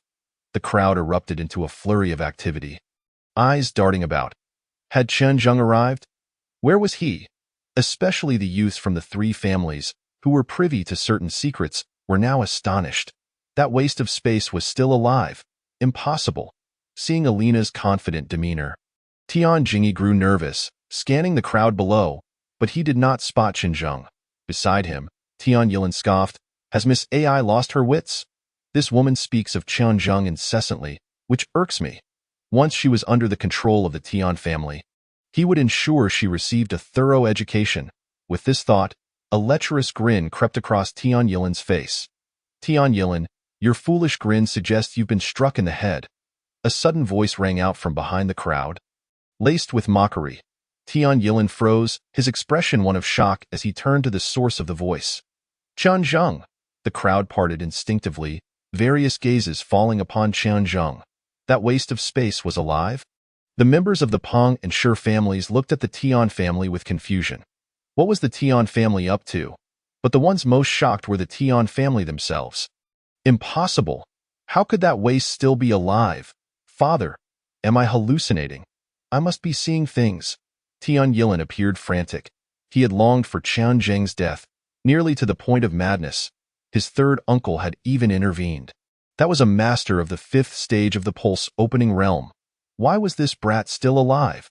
Tian Yilin, whose mental state had already been compromised, could not accept this reality, feeling a wave of pent-up frustration rise within him, causing him to spit out a mouthful of fresh blood. Yilin. Tian Jingyi hastily pressed Tian Yilin back into his seat. His own heart was tumultuous. It seemed this wager was destined for my victory. Alina's voice rang out, her mocking laughter further aggravating Tian Jingyi. He could feel the strange gazes surrounding him. He had been so confident, only to become a fool. Tian Jingyi longed to spit blood. But he ultimately possessed more composure than his son. He forced a smile, his eyes filled with murderous intent. Miss AI, your skills are indeed superior. I, Tian, am in awe. Alina beamed brightly. You are too modest, sir. I simply got lucky. However, the 2 million gold coins should not be overlooked, should it? Su Haliang's gaze fell upon Tian Jingyi. Tian Jingyi forced a smile. Of course, it is merely 2 million gold coins. My Tian family can afford it. His heart bled, but before Su Hanliang, he dared not breach the contract. Otherwise, word would reach the royal city, and his Tian family would become a laughingstock. Not to mention, at that point, Tian Wujing would certainly not spare him. Well, truly worthy of the Tian family, so wealthy and extravagant. Chen Zhang clapped his hands, laughing, appearing thoroughly impressed. As he spoke, Chen Zhang had already approached Alina's side, grinning. Thank you, Miss Ai, for your cooperation. As we agreed. Shall we split the 2 million gold coins 80-20? Alina's smile was radiant. Then I shall extend my thanks. Chen Zhang shook his head, turning to Tian Jingyi, and mockingly said, No, we should be thanking him. Chen Zhang had actually arrived long before. Observing Tian Jingyi set up the wager, he decided to take the opportunity to trap him. Rascal, do not be so arrogant. Tian Jingyi could no longer contain himself, his face darkening as he shouted. Boom! A terrifying aura descended upon Chen Zhang like a mountain. Chen Zhang was dividing the spoils before him and taunting him. Was that not akin to defecating upon his head? Facing the pressure, Chen Zhang remained calm, seemingly indifferent to Tian Jingyi, a master of the pulse-opening realm. Stop! Su Hanliang and Alina shouted in unison, preparing to intervene, but as if sensing something, they both withdrew their auras simultaneously. Whoosh! A gleaming silver spear shot forth like a comet, instantly dispersing Tian Jingyi's oppressive aura. Its tip embedding itself into the ground, the tail quivering incessantly. Chapter 36. A loss to the grandmother's house, my lord, is simply audacious. Do you dare dispute it? A calm female voice rang out, accompanied by a flash of crimson as a fiery figure ascended the stage. Buzz! A terrifying killing intent surged forth like an avalanche, crashing down upon Tian Jingyi. Tian Jingyi let out a muffled groan, retreating repeatedly, his face etched with fear. Around them, the sight of Chen Hongying sent ripples of unrest through the crowd. That armor belonged to the Red Armored Army. The Scarlet Wild Marquis has returned? Chen Yu is alive. If anyone felt the most panic, it was the members of the Peng and Shi families. Recalling the Scarlet Wild Marquis' dominance and their actions against the Chen family over the years, a wave of chill coursed through them. Father! Tian Yilin anxiously glanced at Tian Jingyi. If the Scarlet Wild Marquis returned, the first to be dealt with would undoubtedly be their Tian family, with their second uncle absent. Who could stand in their way? Do not panic. In contrast, Tian Jingyi remained remarkably composed. He knew well that the Scarlet Wild Marquis was trapped in a dire situation, making it impossible for him to return. Even if he could return, he would surely not escape Tian Wujing's watchful eye. Tian Wujing would provide advance warning. However, upon seeing the spear embedded in the ground, Tian Jingyi could not help but feel a jolt of trepidation. That dragon's spear. Beside him, Tian Yilin recognized it as well. That is my third uncle's weapon, he exclaimed in shock. Chen Zhang peeked out from behind Chen Hongying, grinning. Oh? You Tian family recognize this weapon? We do not. Tian Jingyi's expression shifted, and he pressed down on Tian Yilin, who was about to speak, resolutely denying it. Chen Zhang raised an eyebrow, smiling lightly. It is good that you do not recognize it. For the past month, I have been honing my skills in the majestic Warcraft Mountains, and only today have I descended from their heights. To my astonishment, a band of ruffians appeared seemingly out of nowhere, brazenly attempting to take my life. Tian Jingyi, maintaining an air of composure, remarked nonchalantly. Is that so? These brigands truly possess an audacity beyond measure, daring to target the son of the Qie Marquis. Chen Zhang nodded, his smile radiant. Indeed. Thankfully, these miscreants are utterly inept. The leader, in particular, was dispatched by my sister Hongying with a single strike. You? Tian Yilin's gaze blazed with fury, his breath coming in short gasps. Chen Zhang glanced at him in surprise and asked, Tian Yilin, your agitation suggests you are acquainted with those ruffians? Tian Jingyi interjected. The young Marquis jesteth. My Tian family is a prominent clan in Yinqing, known for our adherence to law and order. How could we possibly associate with a group of bandits? Internally, he seethed with rage. Acutely aware that certain matters, although understood among them, must never be acknowledged. Such indignation, his family must endure. Chen Zheng smirked. Quite so. The talents of the Tian family are surely not so lacking. Ignoring the menacing glares from the Tian family, Chen Zheng turned to Chen Hongying, saying, Sister Hongying, please secure this spear. Since no one has claimed it, let it be considered your spoils. Chen Hongying reached out, effortlessly withdrawing the gleaming spear and hoisting it onto her back. Her formidable presence continued to stifle the Tian family, leaving them gasping for breath. The atmosphere among the Peng and Shi families was fraught with complexity, a mixture of joy and concern. They were delighted that the Tian family had suffered a setback, losing out at the Qinghe auction house. However, the appearance of the red armored army raised fears that the Qia Marquis still lived, which could spell trouble. Under the oppressive aura emanating from Chen Hongying, the Tian family members found themselves in a state of silent despair, reluctant to bow their heads, gritting their teeth to endure. Observing the faltering Tian family, Tian Jingyi suppressed his fury and turned to Su Hanliang. Bowing respectfully, Mr. Su, now that all are present, shall we not waste any more time? Oh. Su Hanliang seemed to have just grasped the situation, nodding. Let us commence then. Chen Zheng patted Chen Hongying on the shoulder, prompting her to retract her imposing aura. That I am Chen Zheng. Honored to meet you, Mr. Su. Chen Zheng performed a polite bow. Earlier, when Tian Jingyi had made an aggressive move against him, Su Hanliang had contemplated intervening on his behalf. However, when Chen Hongying confronted the Tian family, Su Hanliang appeared entirely indifferent. Regardless of the origin of this goodwill, Chen Zheng would not take it lightly. You are too courteous, young Marquis. Su Hanliang acknowledged Chen Zheng with a nod. His demeanor lacking warmth. As an examiner from Xinlin Academy, he had to maintain an appearance of neutrality to avoid gossip. Noticing this, Chen Zheng refrained from further conversation. Su Hanliang called out, all participants, proceed to the entrance of the hunting grounds to collect your engraved insignias. Let us go. Chen Zheng turned away from the Tian family, leading Chen Hongying and Elena towards the hunting ground entrance. Along the way, Elena leaned closer to Chen Zheng, her face a mask of feigned sorrow. My dear brother, you have caused me considerable worry. I have offended the Tian family on your behalf. With anticipation, she gazed at Chen Zheng. Now that I, the sole alchemist of the Qinghe auction house, have been taken by the Tian family, we have reached a critical juncture of survival. Surely, you cannot bear to see all my efforts go to waste. As she spoke, Elena leaned against Chen Zheng, her fragrance enveloping him, rendering him somewhat flustered. Chen Hongying, walking beside them, narrowed her brow slightly. It was as if she sensed something amiss. Elena stole a glance at her. Both women were strikingly beautiful, yet one radiated fiery warmth while the other exuded an icy aloofness. Their energies seemingly at odds by nature.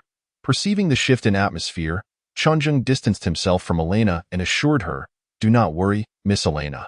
I can resolve the issues at the Qinghe auction house. However, this is not the time for discussion. If you trust me, shall we speak in detail after the autumn hunt? Elena's eyes brightened. Of course, I trust you, dear brother.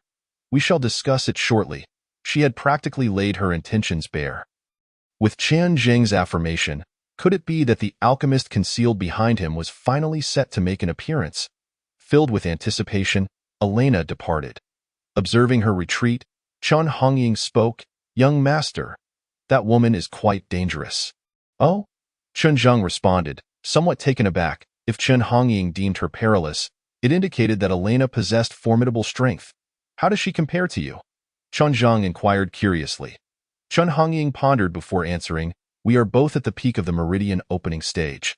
But if we were to pit our strengths against one another, I cannot say for certain who would prevail.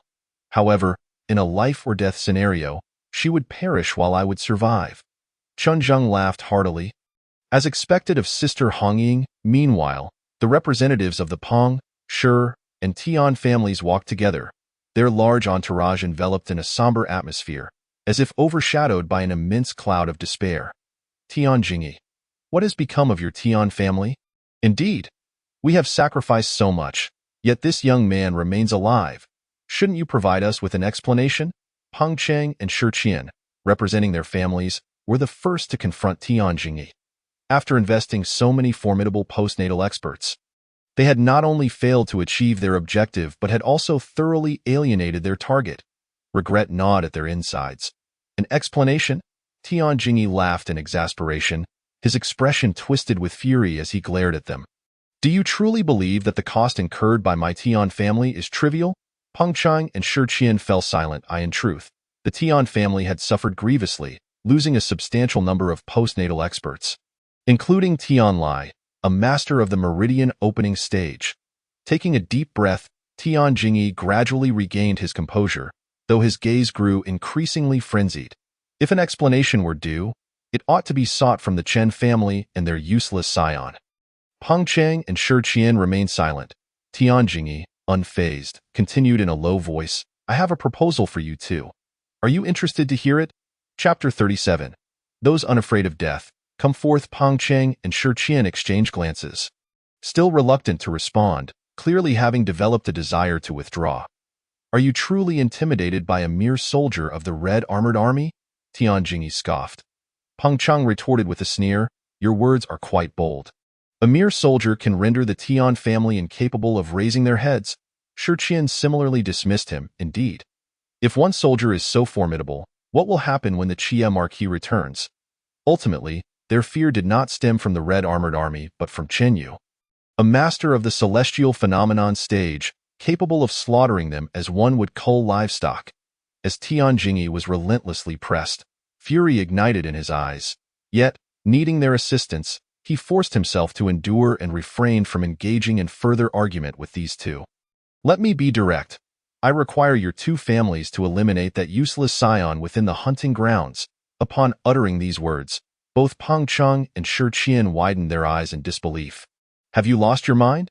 With the Red Armored Army present, you still wish to take action? If you seek death, do not involve us. They shook their heads vigorously. Tian Jingyi replied sternly, allow me to clarify. Chen Yu will not return. The representatives of the Peng and Shi families exchanged glances, their expressions shifting. On what basis should we believe you? Tian Jingyi exhaled deeply. If Chen Yu were capable of returning, would I dare to act against his son? Moreover, think carefully. If Chen Yu truly could return, we three families would likely have already been trampled underfoot by him, leaving us no opportunity for idle chatter. The Peng and Shi families remained silent. Still unwilling to relent, Tian Jingyi pressed on, consider the actions you have taken. Do you truly believe you possess a way out? Are you unaware of Chen Yu's character? Do you think he would grant you a chance to explain yourselves? A chill ran through them, their expressions darkening. Sensing the opportune moment, Tian Jingyi continued with enticing promises. I assure you, should you eliminate that young man, the position of the Qie Marquis will undoubtedly fall to your two families. As for who will ultimately claim it, you may negotiate amongst yourselves afterward. Instantly, Peng Chang and Shi Qian found themselves intrigued. The Tian family was now tied to them in a precarious alliance, seemingly lacking any motive to deceive them. However, that young man was undeniably strong. How could they possibly kill him? Peng Chang furrowed his brow. Shi Qian nodded in agreement. Indeed, Tian Jingyi regarded them as if they were fools. Surely, you do not still believe that our three families fell victim to that young man's hands? Peng Chang instinctively retorted, if not him, then who else could it be? Suddenly, he recalled Chen Hongying. It was that woman. Shi Qian exclaimed, as if awakening from a dream. Tian Jingyi nodded, precisely.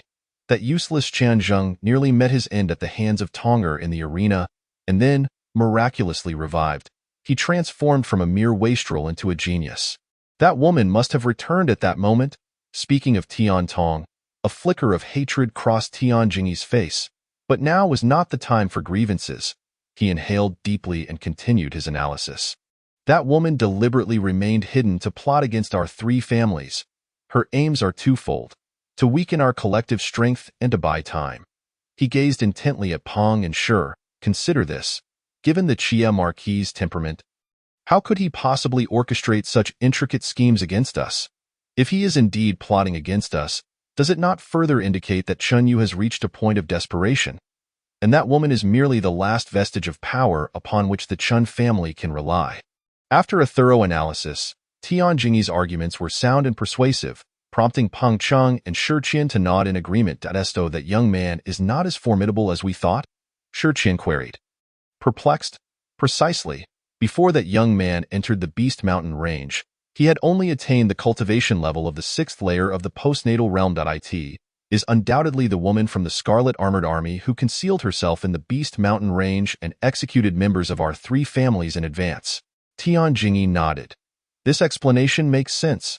Peng Qing also inclined his head. The two gradually untangled their thoughts, feeling as though they had uncovered the truth, their confidence swelling. Tian Jingyi declared with unwavering certainty. When that young man departed from Yin City, he had just broken through to the 6th layer of the postnatal realm. Now, merely a month has passed, and no matter how monstrous his talent is, his cultivation cannot possibly exceed the 9th layer of the postnatal realm. Peng Cheng raised an eyebrow and replied, "But that young man has the ability to challenge those above his level. I'm afraid the members of our 3 families might not be enough to contend with him." Shi Quan also nodded in agreement. Indeed, moreover, the examiners from Xianlin Academy are not mere decorations. Internal strife is prohibited during the autumn hunt. If discovered, the offenders will have their qualifications to enter Xianlin Academy permanently revoked. We cannot afford to take such risks lightly. The implication was clear. They could take action, but Tian Jingyi must provide a comprehensive plan. Tian Jingyi was already prepared, his smile turning sinister. Rest assured. I have my own strategies in mind. Just follow my lead. On the other side, Chen Zhang stood at the entrance of the hunting grounds, collecting his engraved badge. The entire hunting ground spanned a radius of 20 miles. Where the magical beasts had been fed a special drug, once slain by the badge holder, the badge would automatically record the score. Beasts of the 1st to 3rd layers would not count toward the score. A 4th layer beast counted as 1 point, a 5th layer as 2 points, a 6th layer as 4 points, a 7th layer as 8 points, and so forth. After deducting a few predetermined slots, the top 15 scorers would obtain the opportunity to enter Xianlin Academy. Chen Zhang surveyed the area and estimated that there were at least 500 participants. The competition was undeniably fierce. However, given Chen Zhang's strength, he had no need to worry about such matters. He was merely going through the motions. While Chen Zhang awaited silently, a sudden commotion erupted among the crowd. Peng Yu is participating too? Hadn't he already secured a predetermined slot and been exempted from the examination? And then there's Shi Tianhao. He is also a predetermined contestant. Zhu Hai, Sun Sheng. Why are they all here? The 5 predetermined contestants, with the exception of the still recovering Tian Yilin, had all arrived at the entrance of the hunting grounds to collect their engraved badges. After receiving their badges, the 4 turned in unison to look at Chen Zhang. Particularly, Peng Yu and Shi Tianhao's eyes gleamed with undisguised murderous intent. The crowd instantly understood. They were all targeting Chen Zhang. I've heard that Peng Yu broke through to the 9th layer of the postnatal realm a few days ago. Shi Tianhao has also attained the 9th layer. Chen Zhang is in serious trouble. Even if he is capable of battling above his level, he cannot possibly take on 4 opponents at once. Can he? Amidst the murmurs, all eyes fell upon Chen Zhang. Among the spectators, Elena, accompanied by Helan, approached Chen Hongying with a worried expression. It seems the Tian family has no shame. Can your young master withstand this? Her thoughts were similar to Tian Jingyi's. Given how challenging it was for Chen Zhang to defeat Tian Yilin before, even if his combat power had increased somewhat in just a month, the growth was likely limited. Now, facing 4 opponents, it would surely be even more arduous. To this, Chen Hongying could hardly be bothered to respond. Her gaze sweeping across the 3 family camps, a glint of killing intent flashing in her eyes. Yet, recalling Chen Zhang's instructions, her murderous intent gradually receded. However, the center of attention, Chen Zhang, displayed no hint of panic on his face, instead sporting a radiant smile. He pointed at the 4 and then made a slashing motion across his throat, as if to say, "Those who are not afraid of death, come forth." Chapter 38. Slay one first. Chen Zhang was genuinely surprised. So many had perished at his hands among these 3 families. And now they were sending their own prodigy to his blade. He was puzzled. What are these people thinking? Upon witnessing Chen Zhang's audacious response, Zhu Hai and Sun Sheng averted their gazes. Their thoughts inscrutable. Meanwhile, the murderous intent in Peng Yu and Shi Tianhao's eyes intensified, their mocking laughter ceaseless. Others found amusement in the spectacle, some deeming the 3 families shameless, while others believed Qian Zheng to be foolish. Some pitied Qian Zheng's misfortune, while others reveled in his plight. The opinions varied widely, yet for Qian Zheng, not a ripple stirred within his heart. In the stands, Su Hanliang looked towards Tian Jingyi and the others. His voice cold. What do the three families mean by this? Tian Jingyi responded with a smile. It's nothing much. Our young talents from Yin City were inspired by the atmosphere of the hunting tournament and, in a moment of enthusiasm, wished to participate, of course. Since they are competing, the original predetermined slots are rendered null and void. Shi Quan and Peng Qing nodded in agreement. Su Hanliang's expression darkened. Do you think I am a fool? The targeting of Qian Zheng by the three families is so evident. I am not blind. Tian Jingyi maintained his smile. What do you mean by that, Mr. Su? I truly do not understand. Moreover, their actions have not violated any rules. Have they? On the contrary, they are providing others with a fair opportunity to compete. Peng and Shi echoed him. Indeed, that is precisely our intention. Seeing the three feigning innocence, Su Hanliang felt anger rising within him but found himself powerless to act. Enter the hunting grounds. With Su Hanliang's command, Qian Zheng darted forward, the first to plunge into the hunting grounds, quickly vanishing from sight. Peng Yu and his companions were not in a hurry. The hunting ground was not vast. They had no concerns about Qian Zheng hiding away. Let us proceed. As the four entered, the rest surged in, dispersing in various directions. Navigating through the forest, Qian Zheng listened to the roars of beasts echoing around him. A look of contentment on his face. He had spent a full month in the Beast Mountain range and had grown intimately familiar with the flora and fauna. Suddenly, he halted, turning to glance back into the dense woods. How long do you intend to follow? As Qian Zheng's voice fell, a figure slowly emerged. Clad in green, with a robust physique, a large blade strapped to his back, and a face that appeared more mature than his actual age. It was none other than Zhu Hai, one of the exempted participants. Qian Zheng's expression turned cold. What benefits did the Tian family offer you to willingly come to your demise? In response to the mockery, Zhu Hai did not take offense. Instead, he shook his head. I am not here to kill you. He gazed at Qian Zheng with a complex expression. However, I cannot disregard the Tian family's orders. With that, to Qian Zheng's astonishment, Zhu Hai struck himself hard, blood immediately spilling from his mouth. What do you mean by this? Qian Zheng furrowed his brow. Zhu Hai sighed. I admire Lord Qi Yi. However, my Zhu family is small and humble. For the sake of my family's peace, I cannot defy the Tian family's commands, hence this course of action. He waved at Qian Zheng. You may leave. But be cautious. The Tian family's machinations likely extend beyond just the four of us. Qian Zheng raised an eyebrow, not making a move. Are you not leaving? Zhu Hai urged anxiously. Qian Zheng shook his head. Looking past Zhu Hai's shoulder. Heh. I knew you weren't being honest. With a cold chuckle, another figure flickered into view. Upon seeing the newcomer, Zhu Hai's expression changed drastically. Sun Sheng, what are you doing here? Sun Sheng narrowed his eyes with a smile. Zhu Hai, you have quite the audacity. How dare you defy the orders of the Tian family patriarch? I will surely report this matter to the Tian family in full detail. And your Zhu family will suffer the consequences. As a rival of Zhu Hai's caliber, their personalities were night and day. Zhu Hai believed in maintaining a moral code, while Sun Sheng would stop at nothing to achieve his goals.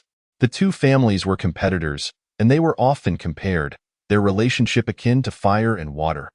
Are you threatening me? Zhu Hai's expression darkened, his hand instinctively reaching behind him, eyes flashing with murderous intent. Sun Sheng paid no heed, sneering, You fool, you are barely half capable now, and you still wish to contend with me? Zhu Hai had not held back in that previous strike, having already injured his vital energy. His strength had diminished by at least 50%. Zhu Hai knew he was no match for Sun Sheng in this state. Yet he did not panic. Young lord, if you join forces with me, we cannot let him escape. Zhu Hai directly called out to Qian Zheng in his view. Since Qian Zheng had been able to incapacitate Tian Yilin, with his current injured state, it should be manageable to deal with Sun Sheng. Sun Sheng mocked. Why would he help you? As he spoke, Sun Sheng turned to the silently observing Qian Zheng. Young lord, am I right? Even if you team up, it may not guarantee you can hold me back. It would be better for you and I to keep our distances. You continue to flee, while I take this fool back to report. Zhu Hai urged. Young lord, do not listen to him. I am already half incapacitated and pose no threat to you. If we join forces to eliminate him, you will have one less formidable opponent to contend with. Sun Shang let out a cold laugh. Young lord. Shi Tianhao and Peng Yu are on their way. If you wish to waste time, you may certainly try. He was exceedingly confident in his own strength. Have you finished speaking? Chen Zhang regarded Sun Shang with a calm gaze, and without waiting for a response, continued. Then you may take your leave. At this, Sun Shang couldn't help but chuckle in derision. Useless. I only address you as young lord out of respect. And yet you truly think highly of yourself? A dying man dares to speak such arrogance.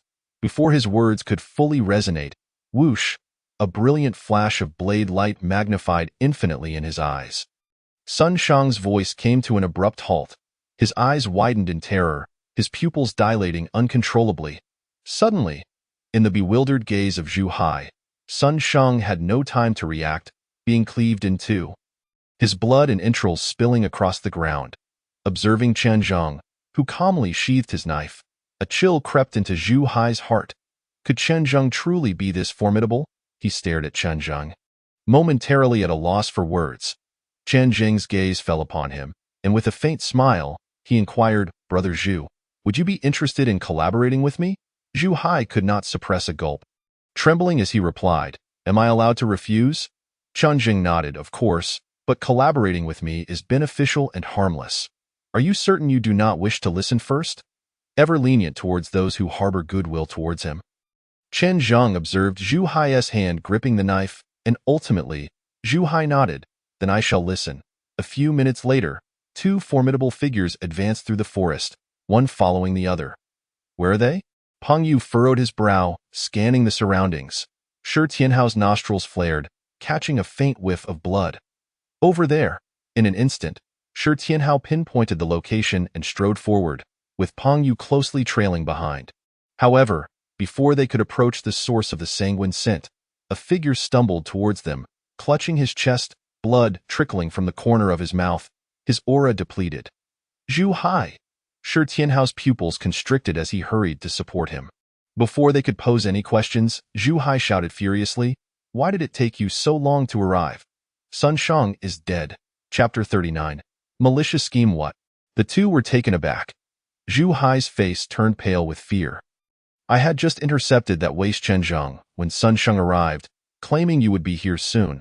I thought we could join forces to hold him back, but unexpectedly what? Shi Tianhao inquired, frowning. Unexpectedly that brat produced a knife box, releasing a terrifying blade aura. Sun Shang had no time to react before being cleaved in two. I barely managed to exchange a blow with that brat, and that's how I escaped. Zhu Hai spoke with a feigned gravity. A knife box that can emit blade aura? What manner of object could that be? Peng Yu's face was filled with skepticism. That waste possesses such a treasure. Shi Tianhao narrowed his eyes, attempting to reassure him. Do not panic. With us here, that brat wouldn't dare pursue. As he spoke, he seemingly casually placed a hand on Zhu Hai's wrist, quickly retracting it, then subtly shook his head at Peng Yu. The injury was real. Moreover, Zhu Hai was gravely wounded. Peng Yu's expression softened slightly as he stepped forward to comfort him. Indeed, with us around, we will ensure your safety. Be the way. Where is Sun Shang's corpse? Lead us to it. Zhu Hai's complexion drastically changed, his face filled with resistance. It's not far ahead. If you wish to go, you may do so. That waste is already at the 9th level of the postnatal stage. Moreover, he possesses the ability to battle above his level. I am not his opponent and barely managed to escape. The 9th level of the postnatal stage. That brat has already reached the 9th level? Peng Yu exclaimed in astonishment. He exchanged glances with Shi Tianhao, feeling immensely relieved. Having Zhu Hai and Sun Shang take the lead was indeed a cautious decision, and now it seemed their choice was validated. Naturally, such sentiments could not be shared with Zhu Hai. Shi Tianhao smiled, Brother Zhu, enough. If you are unwilling to go, that is fine, but could you at least inform us about the knife box? Zhu Hai helplessly replied. I do not know much, but it seems that the knife box can only release one blade aura at a time and cannot fire continuously. Otherwise, I would not have been able to escape. Upon hearing this, Shi Tianhao and Peng Yu felt a wave of relief wash over them. Brother Zhu, you stay here. I will go with Peng Yu to take a look. Shi Tianhao patted Zhu Hai's shoulder, leaving a bottle of medicinal ointment before departing with Peng Yu. Watching their retreating figures, the fear and pain on Zhu Hai's face gradually eased, and he let out a silent sigh. After they had gone far, Shi Tianhao asked in a low voice, "What do you think?" Peng Yu shook his head. Zhu Hai likely has no reason to deceive us. Moreover, upon reflection, it is quite normal. That brat, knowing we are targeting him, would dare to participate in the hunt without some form of assurance. As he spoke, a flicker of displeasure crossed Peng Yu's face. However, that brat has already reached the 9th level of the postnatal stage. I truly did not expect this. He must not be allowed to grow any further. Otherwise, once he enters the Xinlin Academy, our lives will become quite troublesome. Shi Tianhao nodded in agreement. Soon, they spotted not far ahead a corpse cleaved in two, being devoured by a wild wolf beast. With a swift motion, a sharp blade flashed, severing the wolf's head, its blood splattering the ground. Ignoring the 3 additional points on the scorecard, Peng Yu sheathed his sword, furrowing his brow as he approached the corpse. Shi Tianhao followed closely behind, squatting down to observe carefully. Though half of the face had been devoured, the features of Sun Shang were still vaguely discernible. He had indeed met his demise by a single strike. Such a decisive and clean kill left the 9th level postnatal Sun Shang with no time to react. The assailant must have been at least at the consummate level of the postnatal stage. Shi Tianhao deduced. Peng Yu squinted. Such a lethal weapon must have certain limitations on its usage. Otherwise, that waste would not have allowed Zhu Hai to escape. Shi Tianhao sighed. Yet this is ultimately a predicament, for neither of us can ascertain whether that waste's knife box still possesses the capacity to unleash another strike. Peng Yu nodded. Plan A is no longer viable. We must proceed directly with Plan B. The so-called Plan A entailed gathering the strength of 4 to directly slay Chen Zheng. However, with 1 dead and 1 injured, and Chen Zheng now wielding a formidable weapon, they were reluctant to take further risks. With no intention of collecting Sun Shang's remains, the two retraced their steps and found Zhu Hai, who was hiding and healing beneath a large tree. Upon seeing them return, Zhu Hai declared without hesitation, "I wish to withdraw. That waste is not as easy to deal with as you claim." To this, Shi Tianhao replied with a smile, "Brother Zhu, there is no need to panic. We have other methods, and we can eliminate that waste without bloodshed." As he spoke, Shi Tianhao leaned in and whispered to Zhu Hai. After listening, Zhu Hai's mouth fell agape in astonishment. "How about it, Brother Zhu? We only need to locate that waste, and you can easily avenge that slap. Moreover, the benefits previously promised to you by the Tian family can now be yours alone, as Sun Shang is dead. Both Peng and I will testify for you." Shi Tianhao stepped back with a jovial smile, enticing him further. Zhu Hai's face displayed hesitation, as if tempted, before he gritted his teeth and nodded. "Fine. I shall trust you once more." Shi Tianhao, satisfied, proclaimed, "Excellent. Now let us disperse. Whoever encounters that brat first must act according to the plan, while the remaining 2 should sense the commotion and rush over immediately."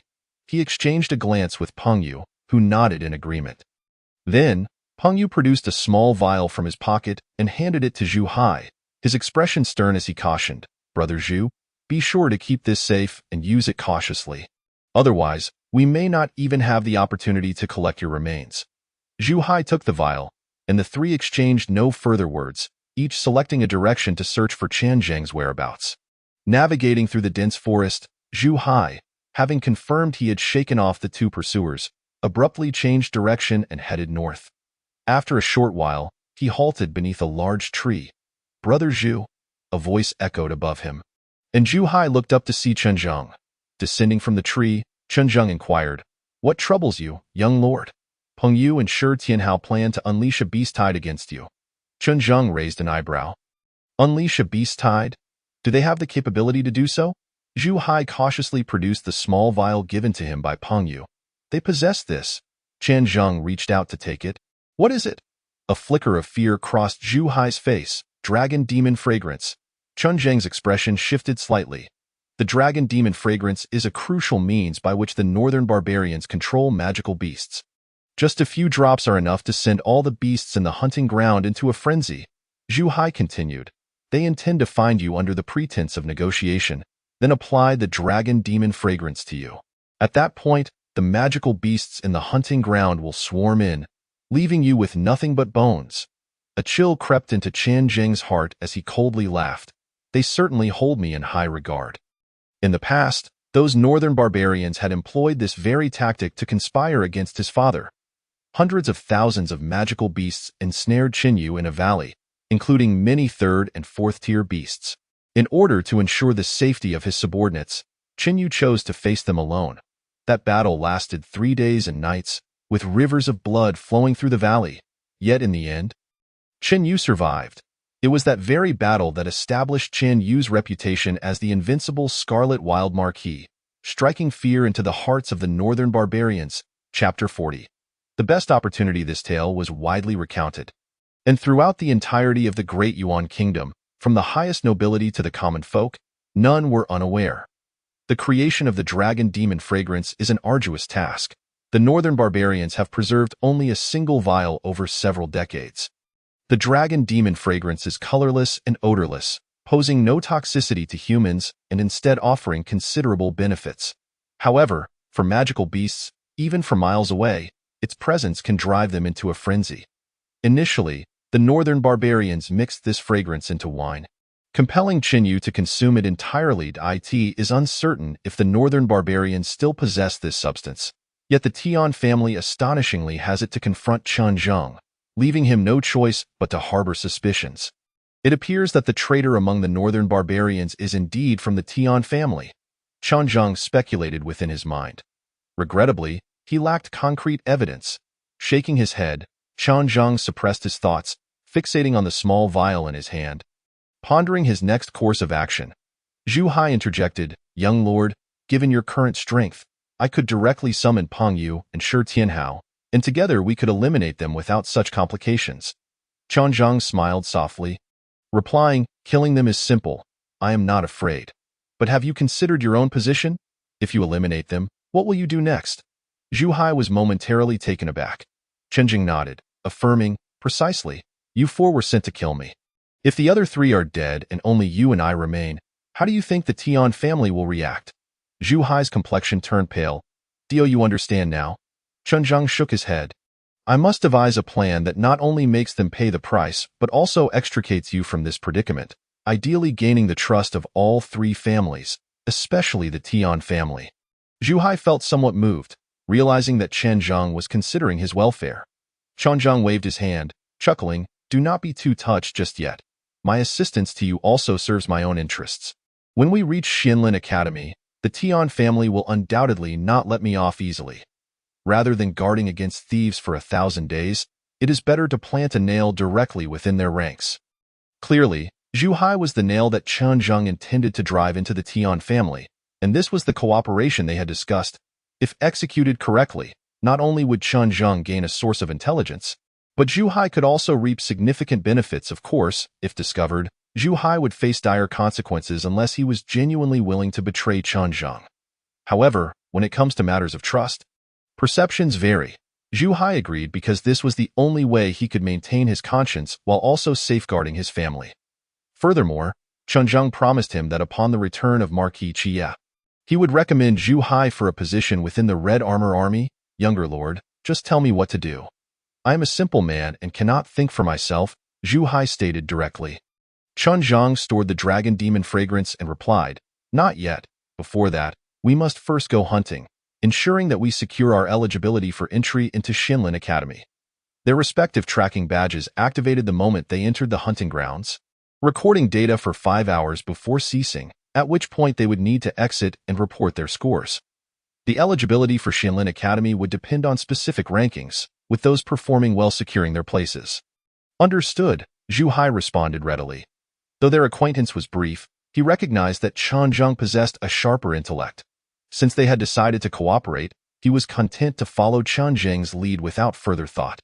As they fell into a regular hunting rhythm, the duo's prowess rendered their efforts a slaughter, with both their scores soaring at an alarming rate. Meanwhile, Peng Yu and Shi Tianhao were similarly engaged. searching for Qianzheng while simultaneously hunting magical beasts. Although eliminating Qianzheng was important, they would not forsake their chance at entering Xianlin Academy. As time elapsed, with less than an hour remaining until the end of the hunt, Peng Yu and Shi Tianhao had traversed nearly the entire hunting ground but had yet to catch sight of Qianzheng. Could that waste have already exited the hunting grounds? Peng Yu mused, slaying a Tier 7 magical beast with a swift strike, his anxiety mounting. Suddenly, he felt the ground tremble, accompanied by a chorus of beastly roars. Sensing something, he swiftly climbed a tree. Before long, an onslaught of magical beasts surged towards him. Passing beneath his perch, a closer inspection revealed a subtle, eerie red glow in their eyes. The dragon demon fragrance is taking effect. Has someone discovered that waste? Peng Yu felt a surge of excitement, following the direction of the frenzied beasts. What is happening? Why have these magical beasts gone mad? Where are they headed? Other hunters, sensing the unusual behavior of the beasts, were perplexed, uncertain of the cause, yet recognizing that the beasts had become far more dangerous. On the way, Peng Yu encountered Shi Tianhao, who was also pursuing the stampede. Peng brother, Shi brother. They greeted each other. It's not you. They both exclaimed in unison, halting simultaneously. Shi Tianhao chuckled. It seems keeping Zhu Hai around was the right choice. I scoured the hunting grounds but found no sign of that brat, only for him to find me. Peng Yu nodded. Same here. I thought that waste had left early. As they chatted, they quickened their pace. Until they laid eyes on Qianzheng, they could not rest easy. Soon, they approached the source of the beast tide, instinctively slowing their pace. Peng brother, Shi brother, a voice called out, causing them to turn. They saw Zhu Hai concealed among the branches of a great tree. Beckoning them, exchanging glances, Peng Yu and Shi Tianhao leaped towards Zhu Hai. Zhu brother, did you succeed? Shi Tianhao inquired with a smile. Zhu Hai nodded excitedly. Indeed. After locating that waste, I feigned weakness according to your plan and suggested cooperation to lure you here. That brat, eager for revenge, fell for it. I took the opportunity to douse him with the dragon demon fragrance. He gestured into the distance. That waste is over there, already encircled by frenzied magical beasts. And is at his last gasp. Zhu Hai paused, a look of trepidation crossing his face. However, that brat's blade is remarkably formidable. He has managed to slay several Tier 9 magical beasts. Thankfully, I escaped quickly. Then he added with a grin, but now that blade will be destroyed by the beasts. Within a quarter of an hour, that brat will be torn to shreds. At this, both men felt a stir of excitement and turned to follow Zhu Hai's pointed finger. They beheld Qianzheng, beleaguered and wielding his long knife, engulfed in peril, as if he were on the brink of being shredded by the frenzied beasts. Peng brother, Shi brother, shall we depart? This should suffice to report to the Tian family. No? Zhu Hai suggested. The two exchanged glances and shook their heads in unison. You may leave. I must witness this brat's demise with my own eyes to feel at ease, Peng Yu declared first. Shi Tianhao shook his head, smiling. No, no, no. This trivial matter need not trouble Peng brother. Let me handle it. Their gazes locked. An unspoken tension crackled between them. There was only one position available for Marquis Chia. If they could personally claim Qianzheng's head and bring it back, that position would undoubtedly belong to the victor. Now was the perfect opportunity. Peng brother, do you truly not wish to withdraw? Shi Tianhao asked, brow furrowed. Peng Yu dropped the pretense, sneering, why should I retreat? With that, they both turned to Zhu Hai. I'll go. Zhu Hai exclaimed, seemingly startled. I'll report the news. Then I must trouble Zhu brother to inform us. Shi Tianhao grinned, with Peng Yu nodding in agreement. With Zhu Hai's presence, they felt hesitant to act. Zhu Hai wasted no words, turning to leave. However, once his back was turned, his previously anxious expression morphed into a smirk of mockery.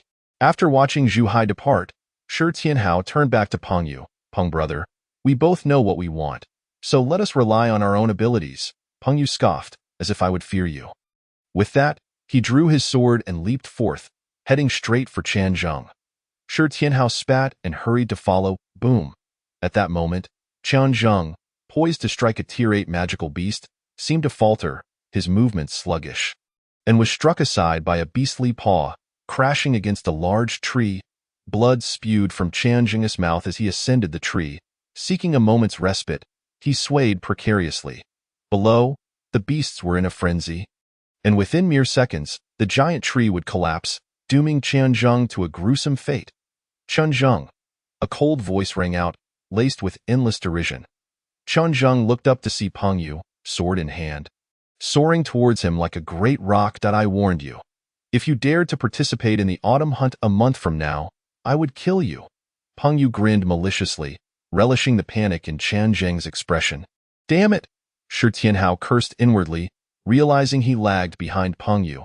And with Peng Yu seizing the initiative, he was a step too late to save Qianzheng, left helplessly watching as Peng Yu prepared to strike him down. Buzz! The air trembled as the sword in Peng Yu's hand erupted in dazzling light, radiating an overwhelming killing intent. This strike surpassed even the one delivered by Tian Yilin in the arena. Boasting twice the power, die! Peng Yu roared with exhilaration, the brilliance of his sword intensifying. He seemed to have already glimpsed the throne of the Qia Marquis beckoning to him, as the blade's light drew near. The panic on Qianzheng's face vanished, replaced by a mocking expression. So you truly came. The aura of desperation that enveloped him transformed, unleashing a terrifying momentum that left Peng Yu utterly astounded. Peng Yu could barely utter a single word when a wave of terrifying sword energy surged forth like a tempest, instantly shattering his blade's glow. Swish! The second strike followed closely. The stark white blade light expanded infinitely in his eyes. Hiss! I warned you. Do not underestimate a young man in poverty. The humiliation of that day shall be repaid with your life today. As Qianzheng's voice echoed, Peng Yu's incredulous and unwilling head shot upward, plummeting downwards only to be instantly devoured by the frenzied beasts.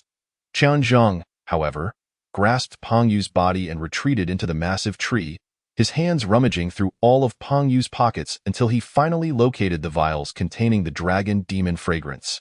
And there were two. The extra vial was originally meant for Sun Shang. Behind him, witnessing Peng Yu being decapitated in one strike, Shi Tianhao was so frightened that he quickly froze in place, retreating to the side of the giant tree. Wasn't it said that this brat's sword sheath had been destroyed? Could it be that he possesses two, because Peng Yu had blocked his line of sight? He had not seen Qianzheng strike. He merely caught sight of a terrifying flash of blade light. Shi Tianhao was both astonished and elated. Astonished that Qianzheng still had strength to spare. Elated that this foolish Peng Yu had inadvertently cleared the path for him, and now with Peng Yu dead, he had no rivals left, to advance or not to advance. Observing Qianzheng retreating into the giant tree, his form staggering as if he would collapse at any moment, yet his gaze remained fierce, an obvious display of bravado. He remembered Zhu Hai mentioning that this useless one-sword sheath could not be used continuously. Now was his opportunity. Did this waste think he could intimidate him? He was sorely mistaken. Shi Tianhao sneered coldly, gripping his steel spear. Fortune favors the bold. He would take the gamble. He wielded a long spear, which meant that the longer the weapon, the stronger it became. As long as he was cautious, even if this brat's sword sheath could still be used, he believed he could evade one strike without issue. And once he dodged that strike, his spear would be more than sufficient to pierce through that waste's skull. Without hesitation, Shi Tianhao leaped into action, his vital energy surging, consolidating all his strength into his palms, then transferring it to the steel spear. In an instant, the steel spear in Shi Tianhao's hands seemed to come to life, and under the influence of his vital energy, the silver spear took on a faint crimson hue, resembling a venomous dragon, thrusting fiercely towards Qianzheng's head. Venomous dragon strike. Shi Tianhao bellowed, unleashing his ultimate technique. This strike had two advantages. First, it was powerful enough. Second, the range of this attack was sufficiently far, allowing him to maintain a safe distance from Qianzheng. Let us see what other tricks you have up your sleeve. Shi Tianhao smirked, evidently satisfied with his arrangement. As the spear light approached, Qianzheng's expression turned peculiar. He had merely been fishing for reactions, and to his surprise, Shi Tianhao had truly taken the bait. Was it confidence or sheer folly? Of course, this was fortuitous for Qianzheng. It saved him the effort of pursuing. Boom!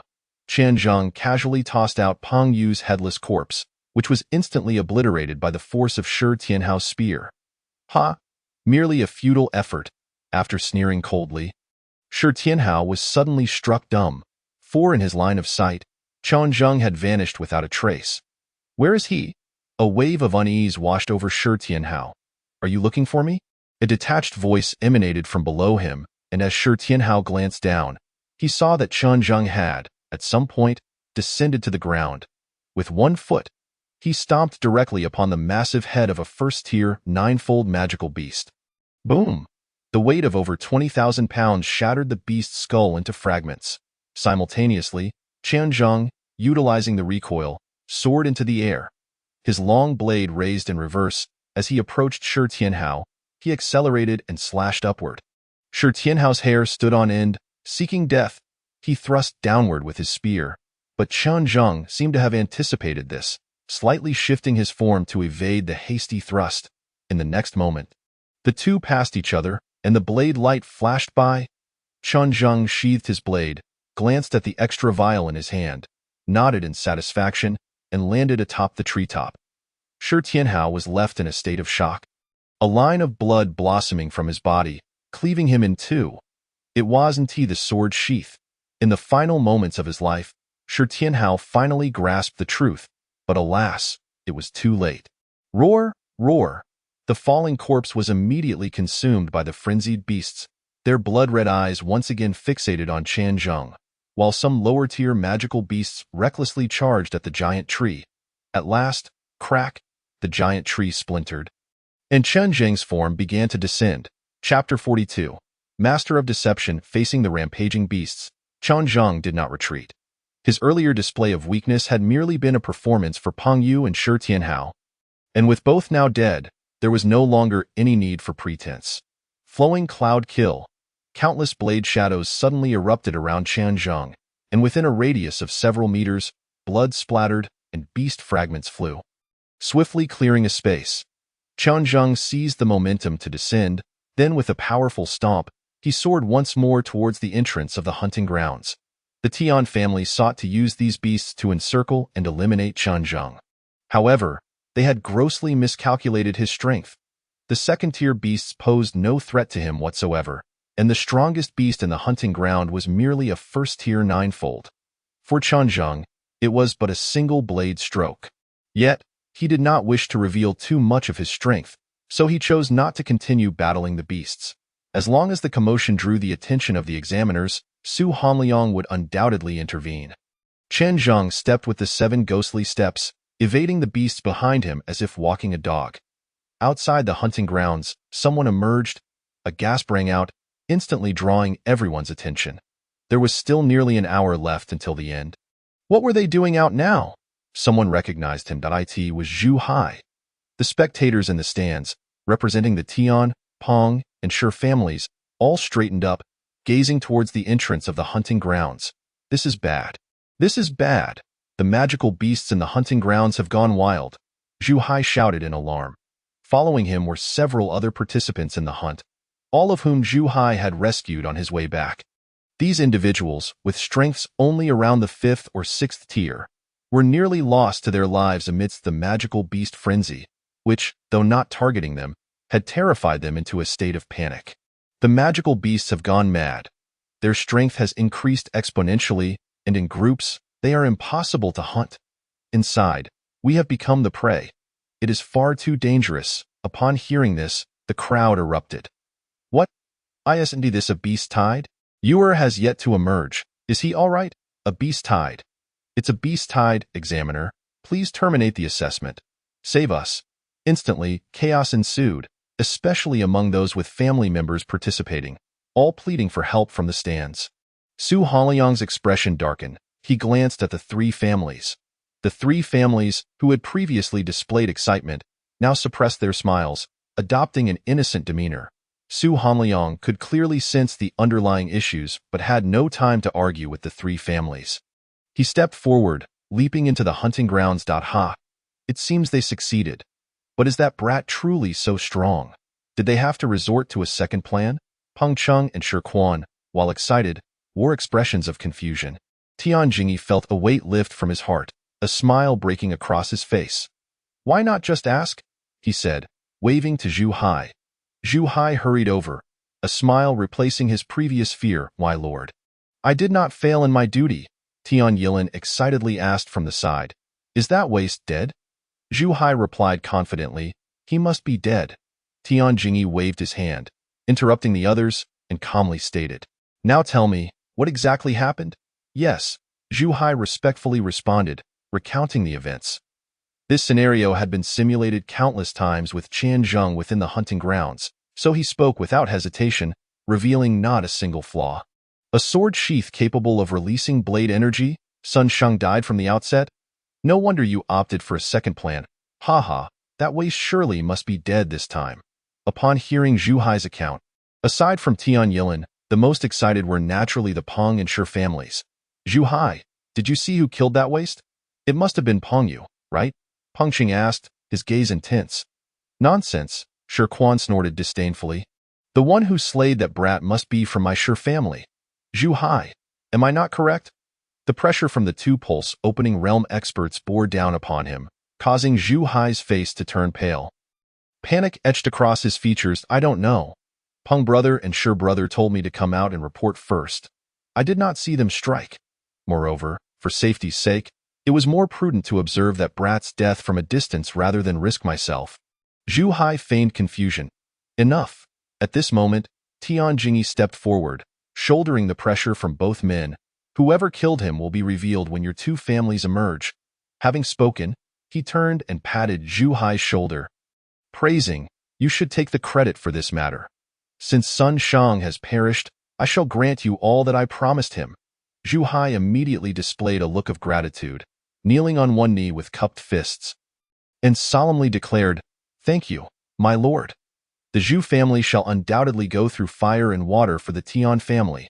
Tian Jingyi revealed a satisfied expression, casting a glance at Tian Yilin beside him. Tian Yilin immediately understood, his face lighting up with a smile as he stepped forward to assist Zhu Hai to his feet. "Brother Zhu, there is no need for such formality. Yes, you work for the Tian family. We are brothers. Once we reach Xianlin Courtyard, we must support each other." Zhu Hai appeared deeply moved, exclaiming, "I am grateful for your esteem, Brother Tian. Henceforth, I shall always heed your lead." Ignoring the Tian family's attempts to win over hearts, Peng Shi and his companion remained fixated on the entrance of the hunting ground, eagerly anticipating the arrival of their comrades. Within the hunting ground, Qian Zheng stealthily maneuvered among the beasts, striving to move toward areas with fewer people. However, should anyone succumb to their curiosity and approach, their demise would be of no fault of his. As he neared the exit, the number of individuals increased, prompting Qian Zheng to begin his act. Appearing disheveled, as if he were on the brink of being devoured by a beast, onlookers instinctively distanced themselves from Qian Zheng, fearing they might be swept into the fray. Yet, one individual remained unfazed. "Qian Zheng, how is he still alive?" Peng Liang was taken aback. Although he was unaware of the specifics, he knew that the three families had set an inevitable trap to eliminate Qian Zheng. Observing Qian Zheng's desperate state, Peng Liang gradually quelled his doubts, and a daring thought began to take root in his mind. "If I could personally slay this waste, would not the title of Qi Yi Ho fall upon my shoulders?" The more he pondered, the more fervent his ambition became. It was indeed delightful to enjoy the privileges that came with the family's title, but nothing could compare to the exhilaration of directly becoming a lord myself. Even if the title did not land in my grasp, I would still be richly rewarded. After losing 20,000 gold coins in a previous wager against Qian Zheng, he had faced severe reprimands upon his return. Now was the perfect opportunity for vengeance. It was a chance to gain multiple advantages. This waste had already paved his path to death. With a sudden surge of murderous intent, Peng Liang gripped his long knife and stealthily approached Qian Zheng. Positioning himself ahead of Qian Zheng's path, at that moment, the magical beasts grew increasingly frenzied, ignoring everyone but Qian Zheng, which provided Peng Liang the perfect opportunity to draw near. Now, as Qian Zheng drew closer, Peng Liang's face was alight with excitement, and he swung his long knife with great force. Chapter 43. How is he still alive? just as Peng Liang was consumed with exhilaration, believing he would succeed. The staggering Qian Zheng swung his knife in retaliation, swish, sizzle, before Peng Liang's blade could even descend. A chilling flash of steel had already sliced through his neck. From beginning to end, Qian Zheng did not spare him a glance. Merely brushing past him, thud. The head, frozen in an expression of excitement, plummeted. Peng Liang's decapitated body gushed forth blood like a fountain, collapsing to the ground, only to be trampled into a bloody pulp by countless magical beasts moments later. This scene unfolded before the eyes of Su Hanliang, who had just arrived. As if sensing something, Chen Zheng looked up and locked eyes with the soaring Su Hanliang. Chen Zheng was momentarily stunned, then resumed his act of distress, calling out loudly, "Mr. Su, save me!" Su Hanliang's lips twitched. This rascal. He had just witnessed everything clearly. Chen Zheng was blatantly feigning his plight. Shaking his head, Su Hanliang allowed a smile to creep onto his face. Truly, he was the offspring of Qi Yiho. Seeing through yet choosing not to reveal, Su Hanliang swiftly descended behind Chen Zheng, observing the approaching wave of beasts, and raised his hand. Infinite divine tide. Terrifying force gathered in Su Hanliang's palm, stirring up a tempest around him, as invisible energy surged like roaring waves toward the horde of beasts. Boom. Chen Zheng turned to look, his eyes widening in horror. The seemingly endless tide of beasts was instantaneously reduced to swirling blood mist under Su Hanliang's strike, the pungent stench of blood wafting through the forest. With a single blow, a third of the thousands of magical beasts had been annihilated. It was utterly hair-raising. This was the manifestation of Qi, refined to a tangible force. Chen Zheng's mind reeled. This Mr. Su is actually at the Celestial Gang realm. What are you still dawdling for? In the next moment, Su Hanliang grasped Chen Zheng by the collar as if picking up a mere kitten or puppy, darting swiftly through the jungle. The ferocious winds nearly blinded Chen Zheng. This speed, even at full exertion, he could not hope to match. What is happening? Su Hanliang inquired sternly. Chen Zheng did not respond, instead discarding his clothing, which caused the relentless magical beasts pursuing them to abandon their chase and fiercely tear at the discarded rags. Is it dragon demon fragrance? Su Hanliang furrowed his brow. Chen Zheng remained silent. Although Su Hanliang had shown him goodwill, there were certain matters in which Chen Zheng could not fully trust him. So he opted to feign death instead. Observing Chen Zheng's unconscious form, Su Hanliang was both amused and exasperated. Yet he recognized Chen Zheng's cautious demeanor. Moreover, even if he knew it was dragon demon fragrance, what could he do? There was nothing he could do. Since the three families dared to employ it, they must possess a foolproof escape plan. This was an unsolvable predicament, and it was fortunate that this lad was strong enough. What Su Hanliang could do was to keep silent, allowing the boy to continue surviving. Outside the hunting ground, more and more individuals emerged, each appearing shaken and disoriented. Peng Cheng and Shi Quan furrowed their brows. Feeling increasingly anxious, it shouldn't be like this. Why have they not yet emerged? A hint of unease crept into Tian Yilan's heart as he glanced at Zhu Hai. Brother Zhu, did you see with your own eyes that this lad perished? Zhu Hai shook his head. Not exactly, but when I left, that waste was already at death's door. And with Brother Peng and Brother Shi present, there is no way he could have survived, right? Upon hearing this, Tian Yilan's unease grew stronger. Without seeing it personally, there remained a possibility of unforeseen circumstances. Father. Tian Yilan looked toward Tian Jingyi. Remain calm. Tian Jingyi's expression was composed, though his hand hidden beneath his sleeve was clenched tightly. It is impossible. He has laid an inescapable trap. That waste cannot possibly survive. They're coming out. A commotion arose within the crowd. The three families' members perked up, all gazing intently, their faces alight with anticipation. However, their expressions soon froze. It was not Peng Yu or Shi Tianhao emerging. It was Mr. Su. Who is that in his hands? Chen Zheng.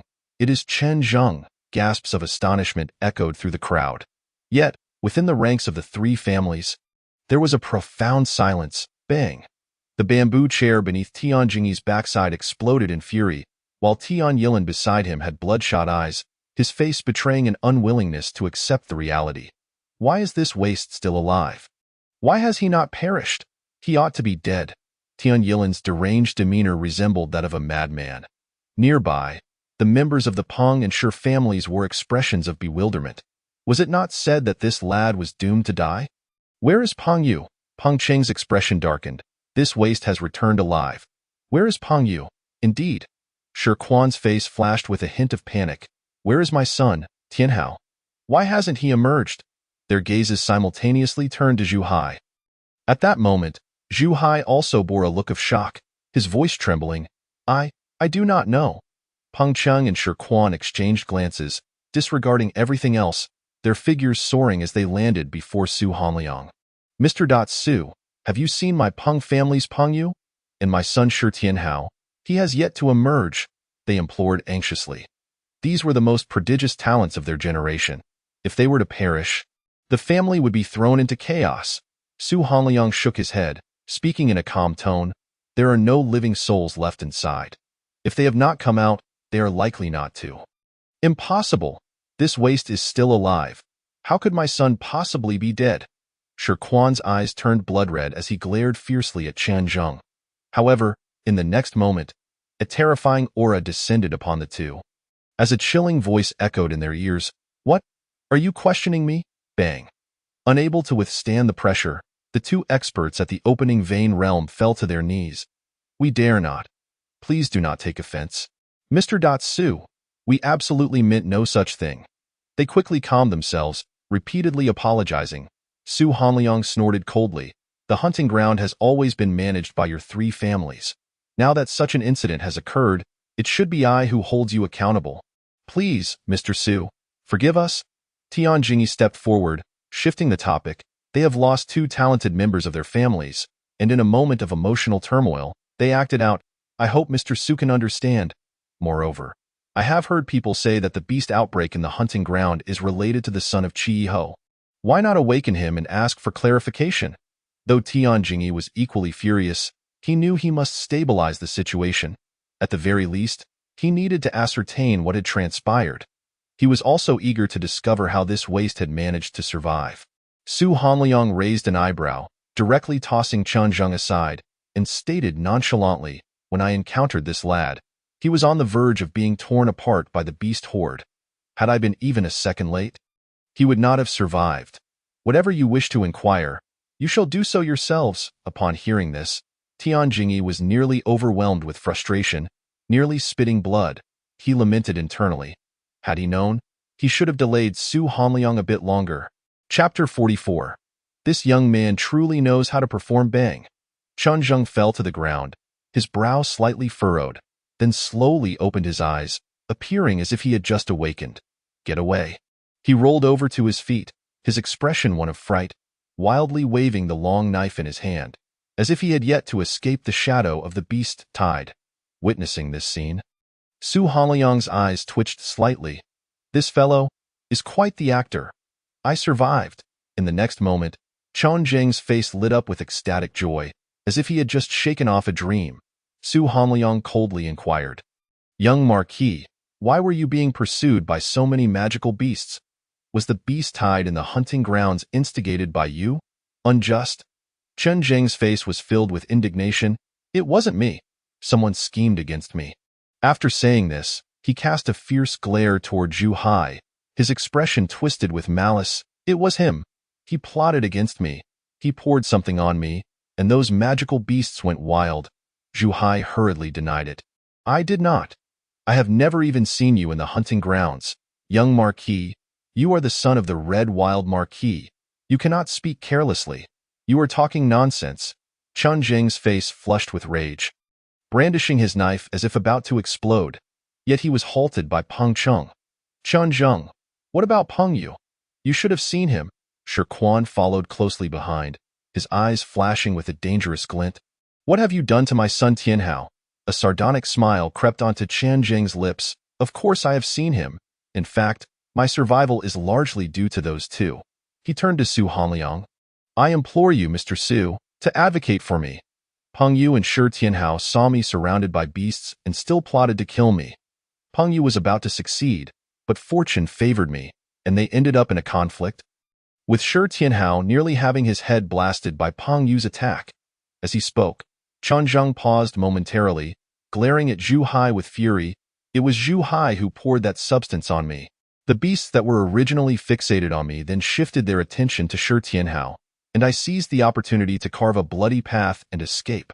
Moreover, there is also Sun Sheng. He had been colluding with Zhu Hai to encircle and kill me from the start. Fortunately, my father left behind a treasure, which prevented them from succeeding. Qianzheng's words were filled with emotion, his visage contorted with sincerity. The onlookers around them displayed expressions of realization, with no one doubting his claims. Several families had long coveted the title of Marquis, and it was no surprise that those four, who were clearly exempt from examination, insisted on participating in the autumn hunt to trouble Qianzheng. It was indeed a stroke of luck for Qianzheng to survive. But why did Shi Tianhao and Peng Yu resort to infighting? Whispers of discussion echoed through the crowd. The faces of the Peng and Shi families turned as dark as the bottom of a pot. They never imagined that Qianzheng had survived due to their own internal strife. Why? Zhu Hai wore a face full of bewilderment and shock. Tian Jingyi and his son Tian Yilin glared with resentment at the Peng and Shi families, a group of incompetent allies. What could they possibly be fighting over? Surely it was for the title of the Red Wild Marquis. They did not doubt Qianzheng's words, as his explanations were entirely plausible and logical. After all, it was certainly more credible than Qianzheng directly slaying the two and fighting his way out through the beast tide. At this moment, Peng Cheng and Shi Quan were also feeling utterly vexed. Yet, in that situation, facing the opportunity, they would likely have made the same choice. Mr. Su, please, advocate for me.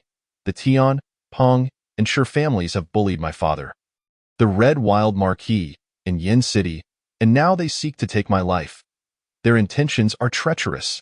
Tears of blood welled in Qianzheng's eyes as he displayed a pitiful and tragic demeanor. Upon seeing Su Haliang's cold gaze sweeping toward him, the expressions of those from the Peng and Shi family shifted drastically. You are talking nonsense. My Peng family has no grievances with you. Why would Peng Yu want to kill you? Indeed, it seems clear you harbor ill intentions, slandering my Shi family. At this moment, Peng Cheng and Shi Quan, disregarding their sorrow, stepped forward to deny the accusations. Desperate to avoid the charge of plotting against the Marquis's son, a crime they could not bear, Tian Jingyi suppressed his anger, speaking in a low voice, "Young Marquis, you must take responsibility for your words. You claim we are targeting you. Do you have any evidence?" I. Qianzheng found himself momentarily speechless, his face reddening. Upon witnessing this, Tian Jingyi felt a twinge of satisfaction. It seemed that although he had not managed to kill this young man, he had succeeded in frightening him. Mr. Su? Qianzheng looked at Su Haliang with hopeful eyes. Su Haliang's expression darkened as he shook his head. Without evidence, I cannot ascertain that what you say is true. Though reluctant, this was the reality. The Tian family was powerful, and without evidence, even as a senior instructor from Xinlin Academy, he could do nothing. Had the Red Wild Marquis been present, Su Haliang sighed heavily. You? Qianzheng gasped for breath, his voice faltering, his expression twisted in a manner that, combined with his current disheveled appearance, was truly pitiful. At this moment, Zhu Hai stepped forward, slyly remarking, "Young Marquis, are you spouting nonsense in hopes of garnering sympathy from Xinlin Academy? Was this entire affair merely a self-directed performance? You?" Qianzheng's eyes turned bloodshot, seeking death. As the words left his mouth, Qianzheng's figure flickered and shot forward, the blade glinting as it rushed directly at Zhu Hai's face. His murderous intent blazing like fire. "Impudent!" Tian Jingyi shouted coldly, his figure flashing to block Zhu Hai, raising his hand in a powerful strike. With the surge of energy, he shattered Qianzheng's blade light.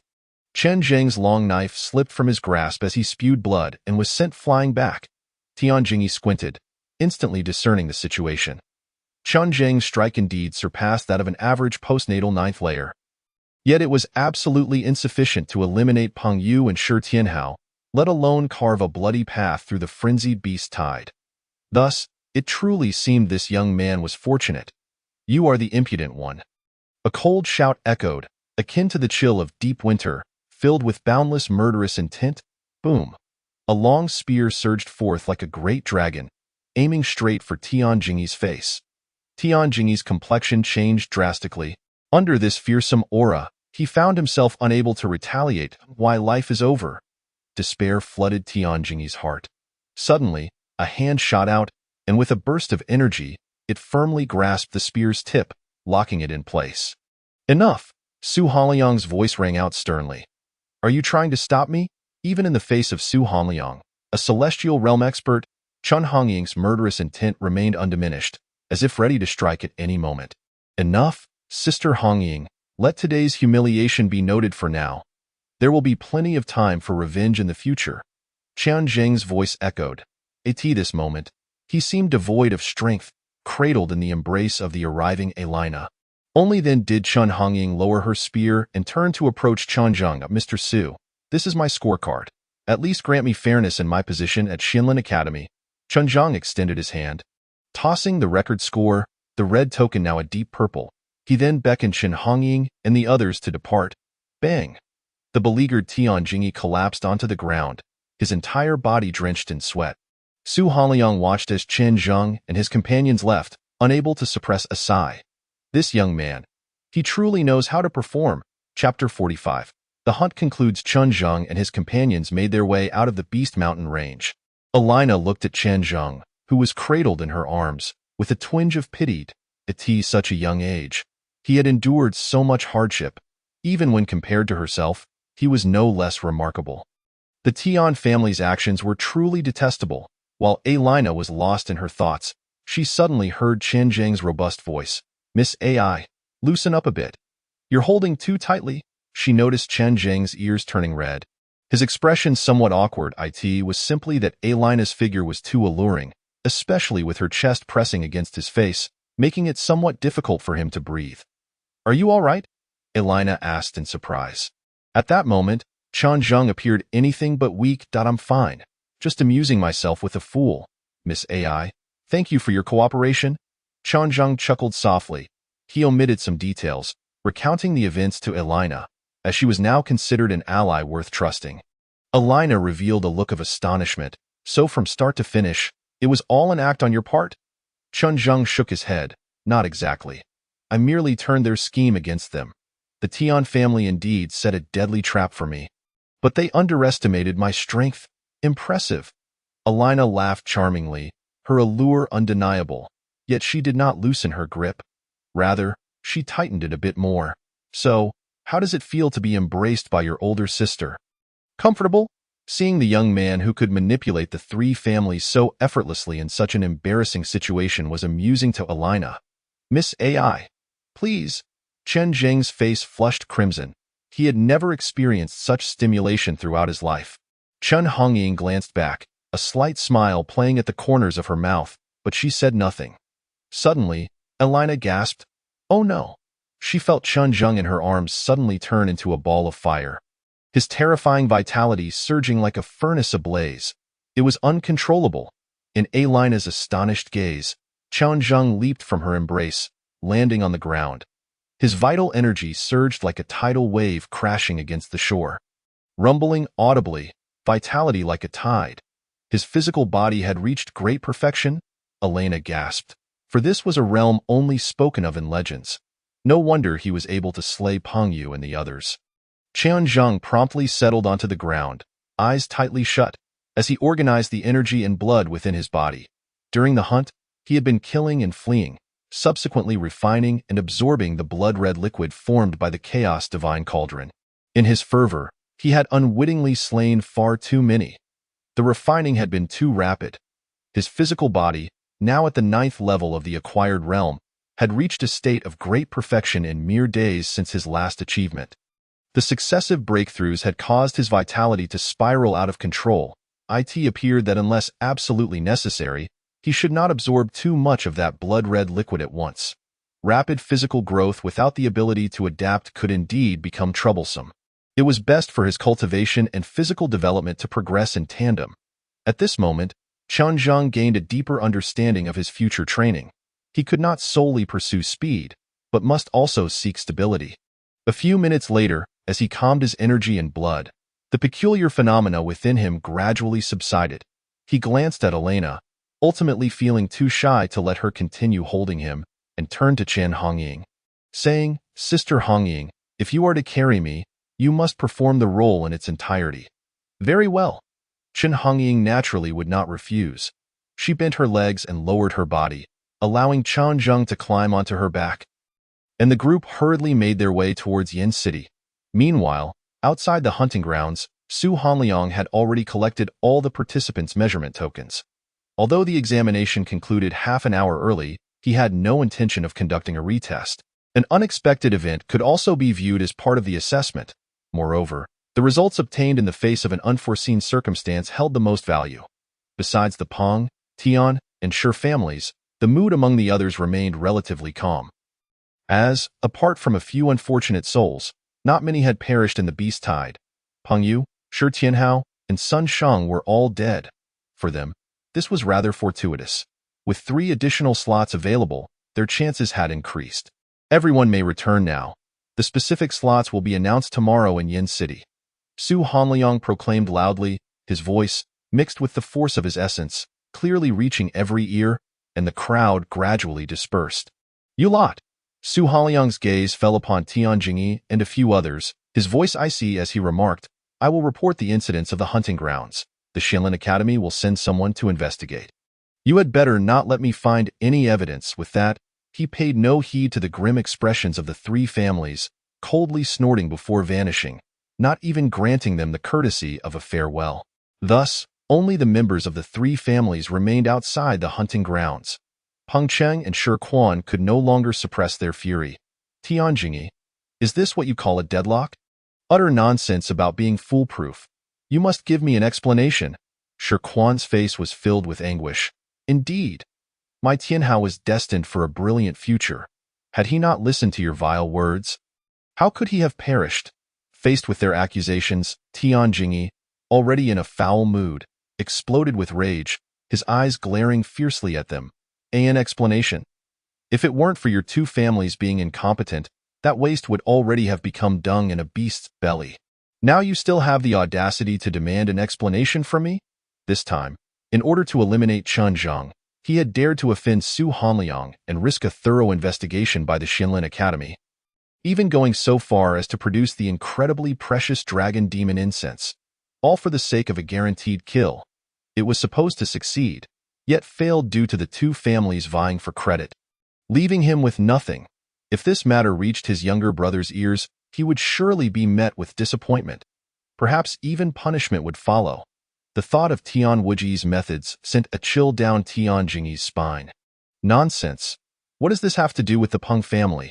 It is clearly the Shi family's jealousy. That youth even claimed it was Shi Tianhao who ambushed Peng Yu. You are the one talking nonsense. How could Tianhao do such a thing? I am certain it was Peng Yu who broke the rules, seeking to monopolize the glory, and my Tianhao was left with no choice but to act. Say that again? The facts speak for themselves. Does the Shi family seek death? Are you afraid? Peng Cheng and Shi Quan's faces flushed red, neither willing to yield. The members of both families began to hurl insults at one another. Tensions escalating. Silence. Tian Jingyi roared, interrupting both factions. His expression was somber as he declared, "I will report this matter in full to my younger brother, and when the time comes, it will be clear who is responsible." With that, he dismissed the 2 families and left with the members of the Tian family. The Peng and Shi families also parted ways unhappily. "Master, you must save me. That Chen Zheng despises me to the core. And with experts by his side, if I return, I will surely meet my demise." On the way back, Zhu Hai approached Tian Jingyi, panic etched across his face. "Do not worry. Before we set off for the Xianlin Academy, you shall stay at my Tian family. That boy may be arrogant, but he would never dare come to my Tian family to trouble you." In response to Zhu Hai, Tian Jingyi remained relatively amicable. Although this time ended in failure, Zhu Hai had performed admirably. Moreover, Zhu Hai possessed considerable talent, lacking a powerful backing, and having now offended Chen Zheng. With just a little nurturing, he could become a valuable asset for the Tian family. "Thank you, Master." Zhu Hai expressed his profound gratitude. Chapter 46. First serve my Tian family well, and we shall not treat you poorly. For these next few days, you may stay comfortably at my Tian family. I will provide you with cultivation resources and strive to help you advance before you leave Yin City. Tian Jingyi patted Zhu Hai's shoulder, embodying the role of a benevolent elder. Tian Yilin also stepped forward to curry favor. Smiling as he said, "Even upon reaching the Xinlin Academy, Brother Zhu need not worry. My elder brother is at the Xinlin Academy, having recently broken through to the opening vessel realm, now a mid-level student. With him shielding you, that waste Qianzhong would be powerless against you." Zhu Hai repeatedly nodded. "Thank you, Master and Brother Tian. With your kindness, my life henceforth belongs to you." As he spoke, his face contorted with resentment. "That waste Qianzhong survived this time. Next time, I will personally kill him. If the opportunity arises, Master and Brother Tian, please do not forget to inform me." Tian Yilin's expression also turned grim. "Rest assured. I too would relish that waste's demise." Meanwhile, Qianzhong and his companions had already returned to Yin City. Elena, accompanied by Helan, departed first, as Master Hua had been bought off by the Tian family. And the Qingge auction house had lost its alchemist protection.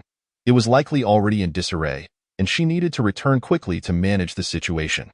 Once she dealt with matters at the Qingge auction house, she would visit the Chen residence. Qianzhong had no objections. On the way back to the Chen residence, passers-by pointed and whispered upon seeing Qianzhong, who was resting against Chen Hongying, its Qianzhong. Heaven has eyes, allowing the son of the Qi Marquis to return safely. How wonderful! The common folk in the city, upon seeing Qianzhong alive, displayed expressions of joy. Observing Chen Hongying clad in her crimson armor only heightened their excitement. Is the Marquis back? Ever since Qin Yu had gone missing, Yin City had gradually fallen under the control of the three families, and the lives of the lower-class citizens had grown increasingly difficult. They all yearned for the return of the Qi Marquis. Although the crowd was thrilled, seeing Qianzhong in such a weakened state, they did not approach but instead regarded them with hopeful eyes as they departed. "Master's prestige is remarkable," Chen Hongying remarked, somewhat astonished. Qianzhong replied softly, "Indeed. When my father was present, he imposed light taxes while promoting production. The city's public order could be described as secure, with doors left unlocked and belongings left untouched." Chen Hongying was puzzled. If they hold the master in such high regard, why do the young master and madam live in such dire straits? Qianzhong chuckled ruefully. "They are merely a group of struggling souls at the bottom. Even if they wish to help me and my mother, what could they possibly do? Yet even so, during our most difficult times, they secretly delivered rice and flour to our residents, and when purchasing goods, they always sold to us at the lowest prices." All of this was noted by Qianzhong. Yet in this world, strength is everything. Relying on others is no match for relying on oneself. As the two arrived at the Chen residence, they were greeted by Yang Su and Linger, who had been anxiously waiting. Upon seeing Qianzhong, who was bare-chested, covered in blood, and looking haggard on Chen Hongying's back, tears streamed down Yang Su's face uncontrollably. "Zheng'er, my Zheng'er." Seeing his mother in such distress, Qianzhong quickly dismounted from Chen Hongying's back and hurried forward to support his mother, smiling as he reassured her. "Mother, do not cry. This was merely a performance for outsiders. I am perfectly fine. If you do not believe me, hit me a few times." Upon seeing her son full of life, Yang Su managed to stifle her tears. However, Linger wept even more sorrowfully. "Oh no, madam. The young lord has returned only to shine once more." Chen Zheng's face darkened at her words, and he reached out to tap her on the head. "Linger!" she exclaimed, clutching her head in pain. "What nonsense are you spouting? Go, go. Prepare me a clean set of clothes and heat some water. I wish to bathe." Seeing Chen Zheng's expression of disdain, Linger immediately broke into laughter. Convinced that he was not in the twilight of his life, for who would think of bathing if they were dead? With Linger's antics, the atmosphere lightened considerably as Qianzhong supported Yang Su. They entered the house, and he began recounting the events of the past month, omitting the perilous encounters and only sharing the lighter moments, gradually bringing joy back to his mother. "Mother, this time I passed the selection at the Xinlin Academy. You and Linger should come with me to the Imperial City." This is a decision made by Qianzhong after careful consideration. Initially, he contemplated leaving his mother in Yinqing under the protection of Chen Hongying. But the recent events at the hunting grounds have altered his perspective. The actions of the Tian family have revealed their utter lack of morality. With his mother not by his side, he simply cannot feel at ease. Although the capital's waters are deeper, there exists a balance of power among various factions, and under the watchful eyes of the Dayuan royal family, coupled with his mother's identity as the wife of the Chia Marquis, her safety might be better ensured. At the very least, in plain sight, others would be more cautious. Moreover, having his mother nearby means that if a situation arises necessitating a hasty escape, Qianzhang could swiftly take her along without hesitation. Yang Su gently ruffled Qianzhang's hair. Very well. Wherever you go, my son, I shall follow. Even in death, we shall face it together. Having experienced the anguish of losing a son once, she is resolute in her desire to never endure such sorrow again. Qianzhang chuckled and replied, Mother, you worry too much. Our journey to the capital is one of enjoyment. Father may not return for now, but let me earn riches and honor for you. The following day marked the day of the results announcement. Early in the morning, the walls were crowded with eager spectators wishing to view the rankings. Why hasn't the announcement been made yet? How much longer must we wait? The crowd grew increasingly restless, particularly the talented commoners for whom entry into Xinlin Academy represented their best opportunity to ascend. By the time the sun was high in the sky, a sharp whistle pierced the air, and a long spear shot through the void, embedding itself in the wall, followed by a massive curtain descending from the spear's shaft. It's here. The rankings are being revealed. Don T. Shove, this year, with 20 spots available, how many remain after the predetermined selections? The announcement read, the top 19 will be selected. The crowd surged, eyes wide as they gazed at the rankings displayed on the curtain. Each name was accompanied by the points earned from their respective hunts, ensuring complete transparency. Those with doubts could voice them. However, any who sought to stir trouble would find themselves permanently disqualified from entering Xinlin Academy. What? I only placed 26th? How infuriating. If it weren't for the beast tide, enough. Everyone is in the same boat. Who hasn't been affected by the beast tide? 20, damn it. Just 6 points short. If only I had been bolder at that moment. 19th. I made it. I'm in. The atmosphere was chaotic, filled with shouts of joy, curses, and expressions of regret. Those who succeeded cheered while those who fell short wept, especially those reaching the age limit, for this was their final chance. In contrast to the participants, the onlooking commoners appeared remarkably composed, their curiosity piqued by one question. Who claimed the first place? Is it someone from the Tian family? Or perhaps from the Peng family? I believe it's someone from the Shi family.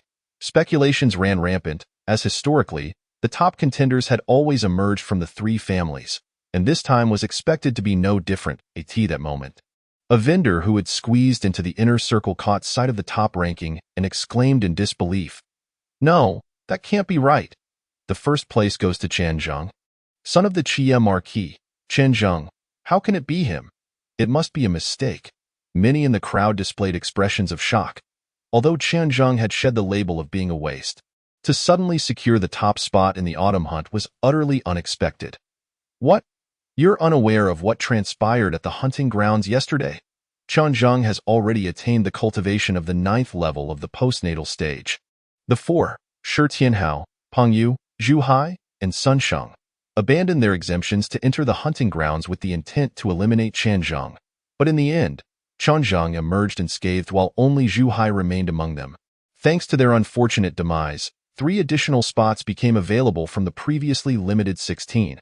I was there at the scene.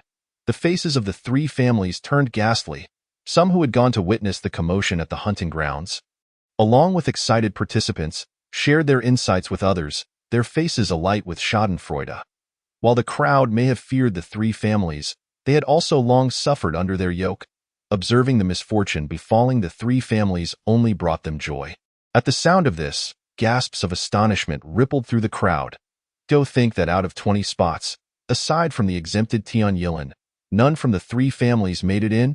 Indeed, in past years, they occupied at least half the list, yet today, not a single one. No wonder there are no representatives from the 3 families here to witness the announcement. The young Marquis is impressive, truly worthy of being the son of the Chia Marquis. With the announcement of the results, Yinqing bustled as if it were the new year, with some rejoicing while others lamented. News of Qianzhang spread swiftly through the streets, becoming the focus of public discourse. Many wondered how Qianzheng transformed from a failure into a genius. Others delighted in the misfortune of the three families. This time, Qianzheng had effectively trampled on their faces, avenging himself splendidly. Meanwhile, Qianzheng, having donned a disguise, had arrived at the Qingge auction house. Helan personally attended to him, leading him to the VIP room. As they walked, Qianzheng couldn't shake the feeling that the Qingge auction house felt significantly quieter. With many staff members wearing expressions of sorrow, it seemed that the absence of a second-tier alchemist had dealt a considerable blow to the auction house. Qianzheng sighed inwardly, gaining a deeper understanding of the importance of alchemists. Young Marquis, ever since Master Hua's departure, rumors have spread throughout the city that our Qingge auction house has offended the Tian family and will soon face ruin. Many staff members have left. Even those who previously sought collaboration with us have abandoned ship. Many are now hesitant to consign their items for auction with us, and the auction scheduled for next week is likely to be cancelled. Helan's face was filled with despair, his tone sorrowful, as if on the verge of tears. Seeing this, Qianzheng nodded reassuringly. "Oh, not fret. I can resolve these issues." His visit was primarily to discuss cooperation with the Qingge auction house, more specifically, with Alina. Reassured by Qianzheng's promise, Helan's gloom began to lift. Qianzheng raised an eyebrow. Is this a test? Upon entering the VIP room, Helan served Qianzheng several platters of fruit and pastries before taking his leave. Within mere minutes, the doors swung open and Alina, clad in a striking red qipao that accentuated her curvaceous figure, entered with her long, elegant legs. Her beautiful eyes, though somewhat weary, still held an alluring charm. "My dear brother, I thought you had forgotten about me." Alina plopped down beside Qianzheng, gazing at him with a look of feigned abandonment, as if accusing him of being a heartless scoundrel. Qianzheng awkwardly chuckled. "Miss Ai? You jest. You mentioned yesterday that you would come find me, yet you did not appear. I was worried something had happened to you, so I rushed over without even having breakfast. Is that so? Let me have a whiff." Alina suddenly leaned in closer to Qianzheng, her petite nose sniffing the air. A wave of fragrant air enveloped him as Alina nearly pressed her entire body against him. A soft sensation radiating from her arms that left Qianzheng feeling electrified. Observing Qianzheng's flustered demeanor, Alina teased. "Ha ha, my dear brother, is this too much for you? If you encounter a captivating lady in the future, will you seek a crack in the ground to bury yourself?" Clearing his throat, Qianzheng shook his head. "Miss Ai, let us not jest. I am here to discuss cooperation with you. I have a general understanding of your current predicament. What do you intend to do?" Alina's fiery gaze bore into Qianzheng. He did not answer immediately but shifted the topic. "Miss Ai, would you be interested in accompanying me to the capital? I mean to relocate the Qingge auction house there as well." Alina frowned. "Is this a condition set by your esteemed alchemist?" Qianzheng's heart stirred. It appeared Alina suspected he had a powerful figure backing him. He shook his head. "This is not my master's condition. It is merely my personal invitation." Upon hearing Qianzheng's confirmation, Alina's enthusiasm grew. Instead of responding to his invitation, she asked, "Could I have the chance to meet your master?" After pondering for a moment, Qianzheng replied, "Then, Miss Ai, could you first tell me why you wish to meet my master?" At this point in their conversation, Alina no longer withheld the truth. "This concerns the survival of my family. Only a grand alchemist can save us." Qianzheng furrowed his brow. "A grand alchemist? What level does that entail?" Alina, unusually serious, replied in a low voice. "At least 5th tier, young Marquis, if you can assist me. I assure you I will not treat you poorly. 5th tier. Qianzheng weighed the implications in his mind before finally speaking. "Miss Ai, you have saved my life and assisted me greatly, even at the cost of offending the Tian family. For the sake of our bond, I should help you." Alina remained silent, waiting for Qianzheng's caveat. With a sigh, Qianzheng continued, "However, my master has already departed." Alina frowned, but did not express skepticism. Since Qianzheng addressed that esteemed alchemist as his master, her previous assumptions must have been incorrect. Qianzheng had nearly lost his life, not due to the reluctance of his grand alchemist to intervene or fear of complications, but because he had already left. This made sense. "When will your master return?" Alina inquired. Qianzheng sighed again. "In the short term, 3 years. In the long term, 5 years." he will undoubtedly return to find me. And moreover, he is currently only a peak 4th-tier alchemist. However, he has indicated that this journey is to seek a breakthrough opportunity, and when he returns, he will certainly advance to 5th tier. Qianzheng spoke with utmost conviction.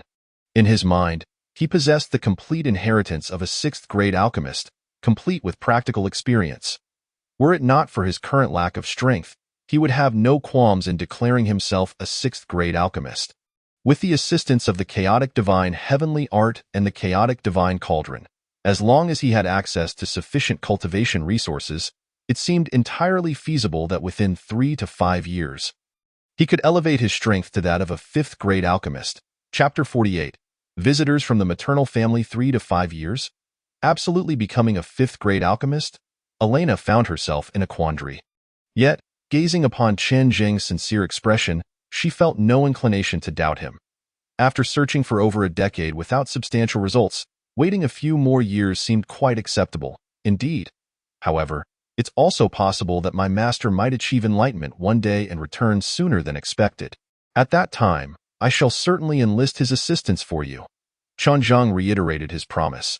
Although he was painting a grand picture for Elena, it was a vision that could indeed be realized. So it hardly constituted deception. Very well.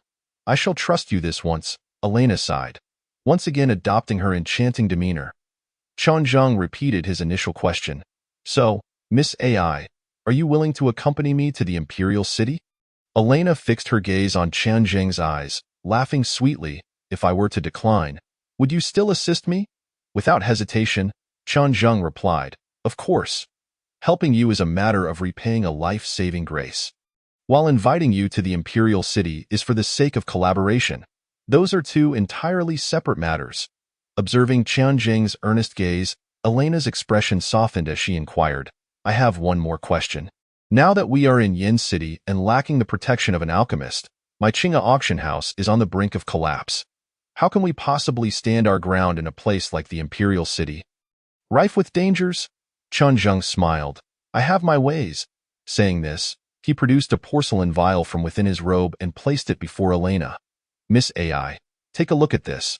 What is this? Elena asked as she picked up the vial and uncorked it. A rich medicinal aroma wafting forth, causing her eyes to gleam with interest. Qianzheng, smiling, explained, this is a potion crafted from century-old sunfire grass. If a warrior cultivating a young attribute technique consumes it, they can expect to double their cultivation speed in a short period. Remarkable, Elena affirmed. Though this potion may not rival the preciousness of body-refining liquids, it would undoubtedly be snatched up in the marketplace. While this vial contained a spirit herb that did not reach the 1st grade level, it was considered a premium item below that grade. It is worth noting that not everyone can afford 1st grade spirit herbs. Qianzheng chuckled, I crafted this. Elena's eyes widened in astonishment. You made this? Indeed. Qianzheng replied nonchalantly. Given time, I could even concoct 1st grade spirit herbs. You mentioned earlier that without an alchemist, we would struggle to stand firm? Not to worry. The Imperial City has an alchemist guild. When the time comes, I shall participate in the qualification assessment to obtain my alchemist credentials. Elena found herself momentarily speechless. Qianzheng spoke as if passing the alchemist assessment were as simple as drinking water. Yet, gazing at the spirit herb in her hand, she could not ignore the fact that Qianzheng seemed to possess the qualifications to be bold. When did you begin studying alchemy? Elena could not help but inquire. After all, just a month ago, Qianzheng was widely regarded as a waste, nearly beaten to death in the arena. Qianzheng smiled. Why ask what you already know, Miss AI? A month ago, thanks to my master, I managed to survive and resolve my meridian issues, embarking upon the path of cultivation. This served as a convenient explanation for his newfound prowess. He could simply attribute all accomplishments to that non-existent master. As long as enough people believed his tale, he would have successfully donned the guise of credibility. In just over a month, not only had his martial prowess skyrocketed, but he had also conveniently become a 1st grade alchemist. Elena regarded Qianzheng with a look akin to viewing a monster. Qianzheng rubbed his nose. I suppose that's the case. Hearing this, he himself felt it was somewhat absurd. Nevertheless, it was the truth. Very well. I shall gather all my belongings and accompany you to the imperial city. Elena decided without further hesitation. In her view, while Chen Zheng's remarkable achievements could undoubtedly be attributed to his innate talent, one could not overlook the influence of that great alchemist. That fourth-grade alchemist was anything but ordinary. Once he attained the fifth-grade level, perhaps her family might indeed find salvation.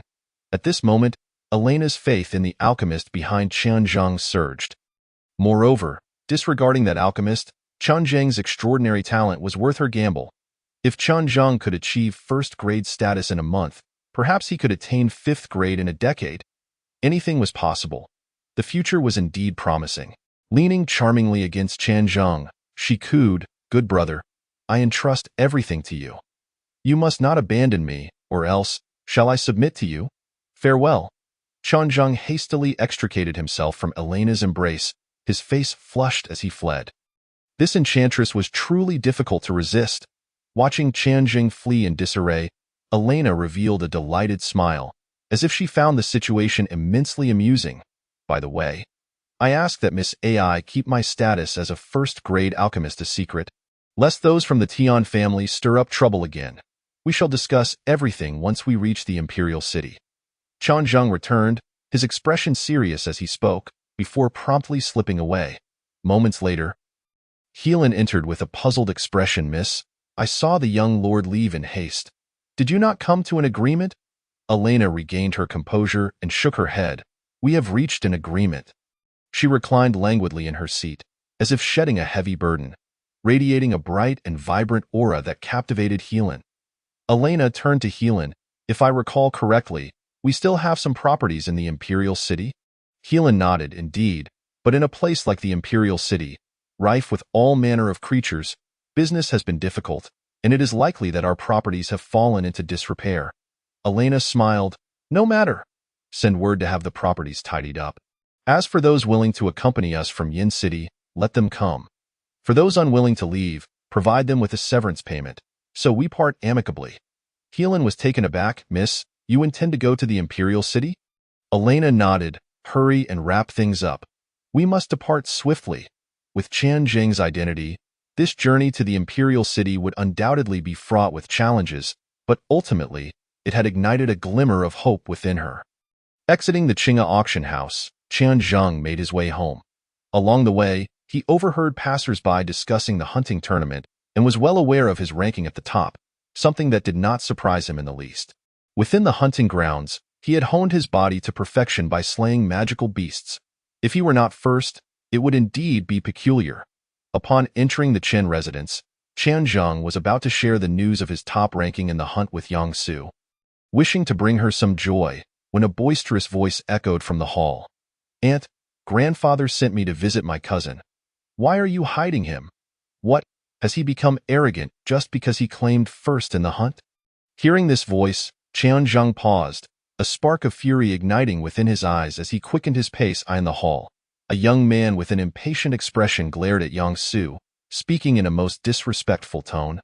"Aunt, that waste has become first in the hunt. Joining the Xinlin Academy does not amount to anything. Our Yang family is not without its notable figures at Xinlin Academy, so hurry and bring him out to see me.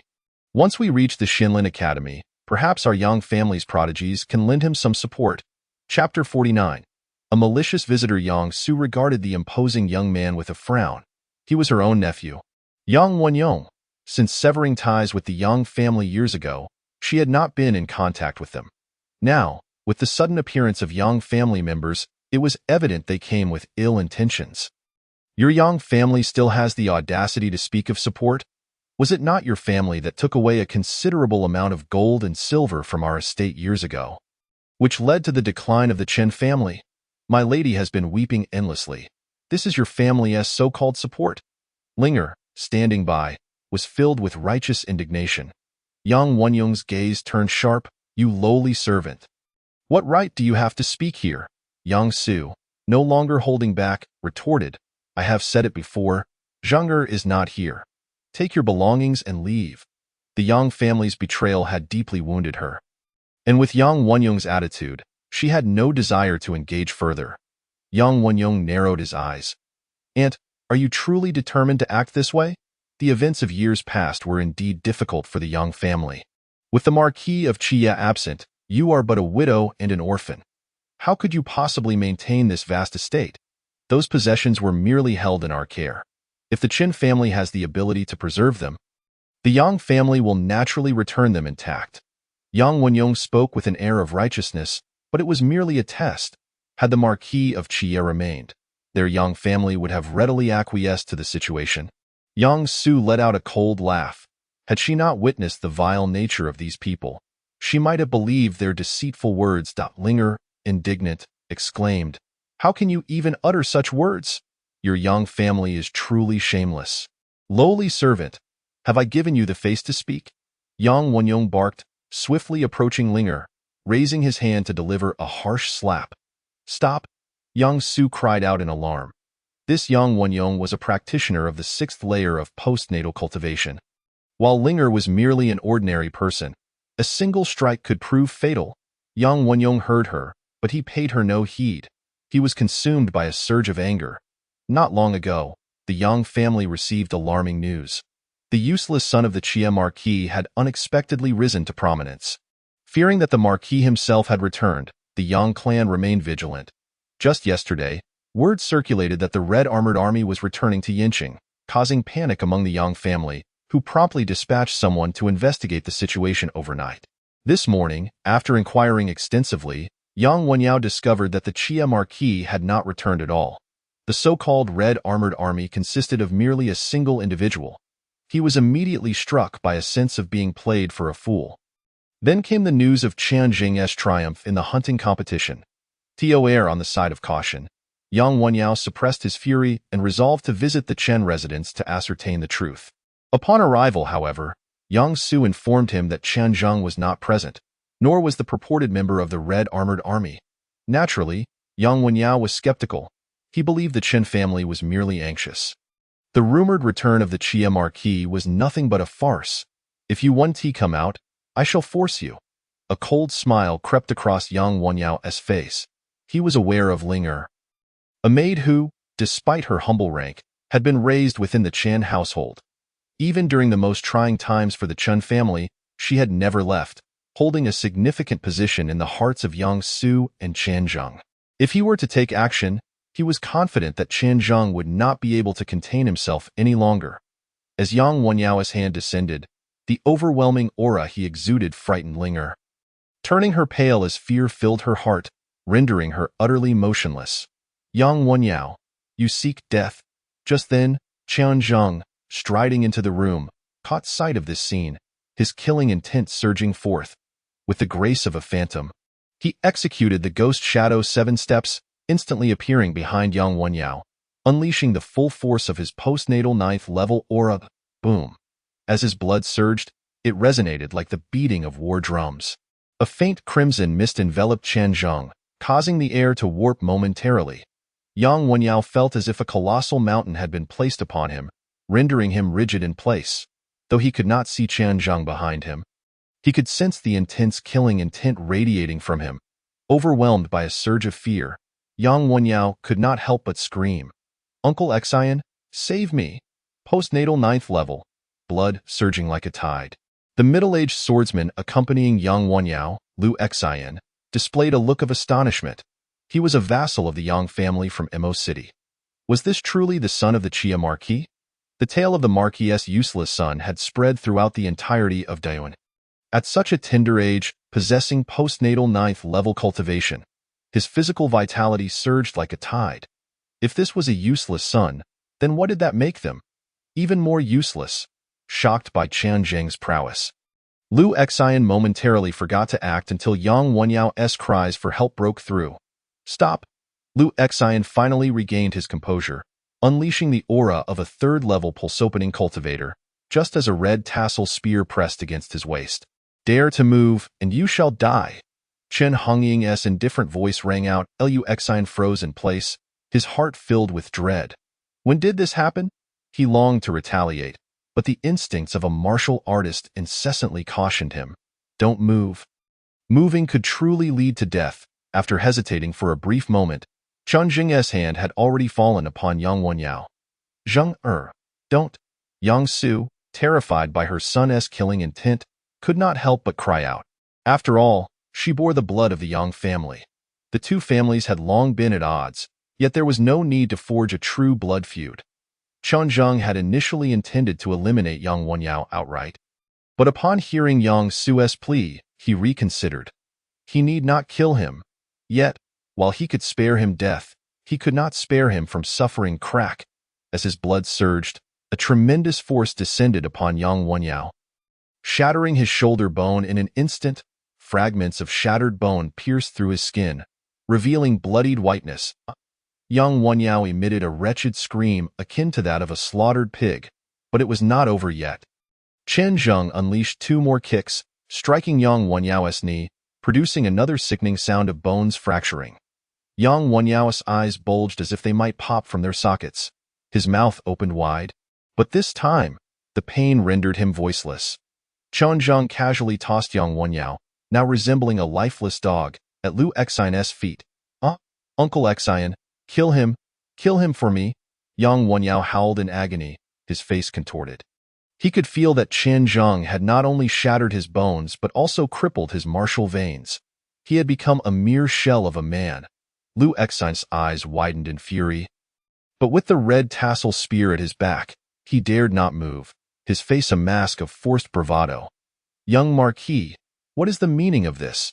We came with good intentions, and this is how you treat your guests? Guests? Chen Zheng scoffed, as if he had heard the greatest joke. The Yang family, being kin to his mother, had turned a blind eye to the Chen family's plight. Now, during the most difficult times, they sought to rub salt in the wounds. In a certain light, they were even more detestable than the Tian family. If you don't wish to leave, then don't. Chen Zheng's expression settled. Though a glimmer of killing intent flickered in his eyes, leave, young Marquis, do not be angry. We shall take our leave at once. Lu Xian clamped a hand over Yang Wenyao's mouth, preventing him from speaking further, and fled towards the exit of the Chen residence. Halfway there, a rectangular box suddenly fell from Yang Wenyao's possession. Something, my belonging has fallen, Yang Wenyao exclaimed anxiously. Just as Lu Xian was about to turn back to retrieve it, Chen Hongying was quicker, darting forward to snatch the wooden box with the tip of her spear, tossing it to Chen Zheng without a glance. Chen Zheng, that is my property. Return it to me. Yang Wenyao shouted sharply. Yang Wenyao's frantic demeanor piqued Chen Zheng's interest. Such urgency must indicate something valuable. Indeed, however, Chen Zheng remained cautious. To avoid any hidden weapons within the box, he flipped it over before unfastening the clasp. A book-like object tumbled out onto the ground. A martial technique. The cover bore the words Wind and Thunder Blade Technique, written with bold strokes, exuding grandeur. Confirming its safety, Chen Zheng picked up the book, flipping through it with increasing surprise. It was indeed a high-grade yellow-tier blade technique. Chen Zheng, return the technique to me. That belongs to the Yang family. Yang Wenyao cried out in frenzy. Belongs to the Yang family? My apologies, but your family has taken so much gold and jewels from the Chen family. Consider this technique as interest, Chen Zheng said, satisfied as he tucked the technique away. After perfecting the flowing cloud blade technique, he had been lamenting the lack of martial skills to cultivate. Techniques lower than it were not worth his time, while those above yellow tier were exceedingly rare. This Wind and Thunder Blade technique had come at just the right moment. You are shameless. Yang Wenyao trembled with rage. The Wind and Thunder Blade technique had cost the Yang family a great deal to obtain. They had sent Yang Wenyao to Yinqing with the intention of using this high-grade yellow-tier martial skill as an offering, hoping to gain forgiveness should Chun Yu truly return. But with matters having escalated to this point, there was no longer any thought of presenting the technique. Yet, unexpectedly, it had fallen into Chen Zheng's hands. Shameless?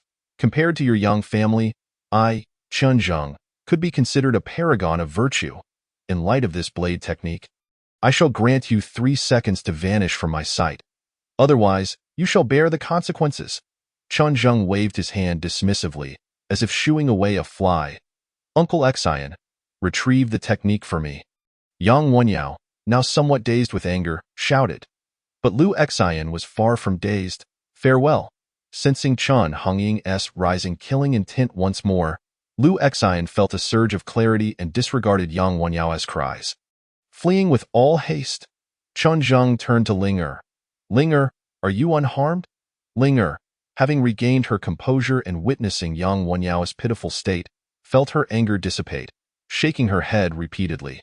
Rest assured. Young master, Ling Er is fine. Chen Zheng turned his gaze towards Yang Su, who appeared somewhat dejected at that moment. Earlier in the day, when members of the Yang family came to visit, she had initially harbored a sense of anticipation. But the veiled insinuations from Yang Wenyo shattered all her illusions. Mother, there is no need to be saddened by these scoundrels, Chen Zheng comforted her. Yang Su shook her head, forcing a faint smile. You are right, Zheng. I am not SADWY the way. Why did the Yang family suddenly come to visit? Chen Zheng shifted the topic.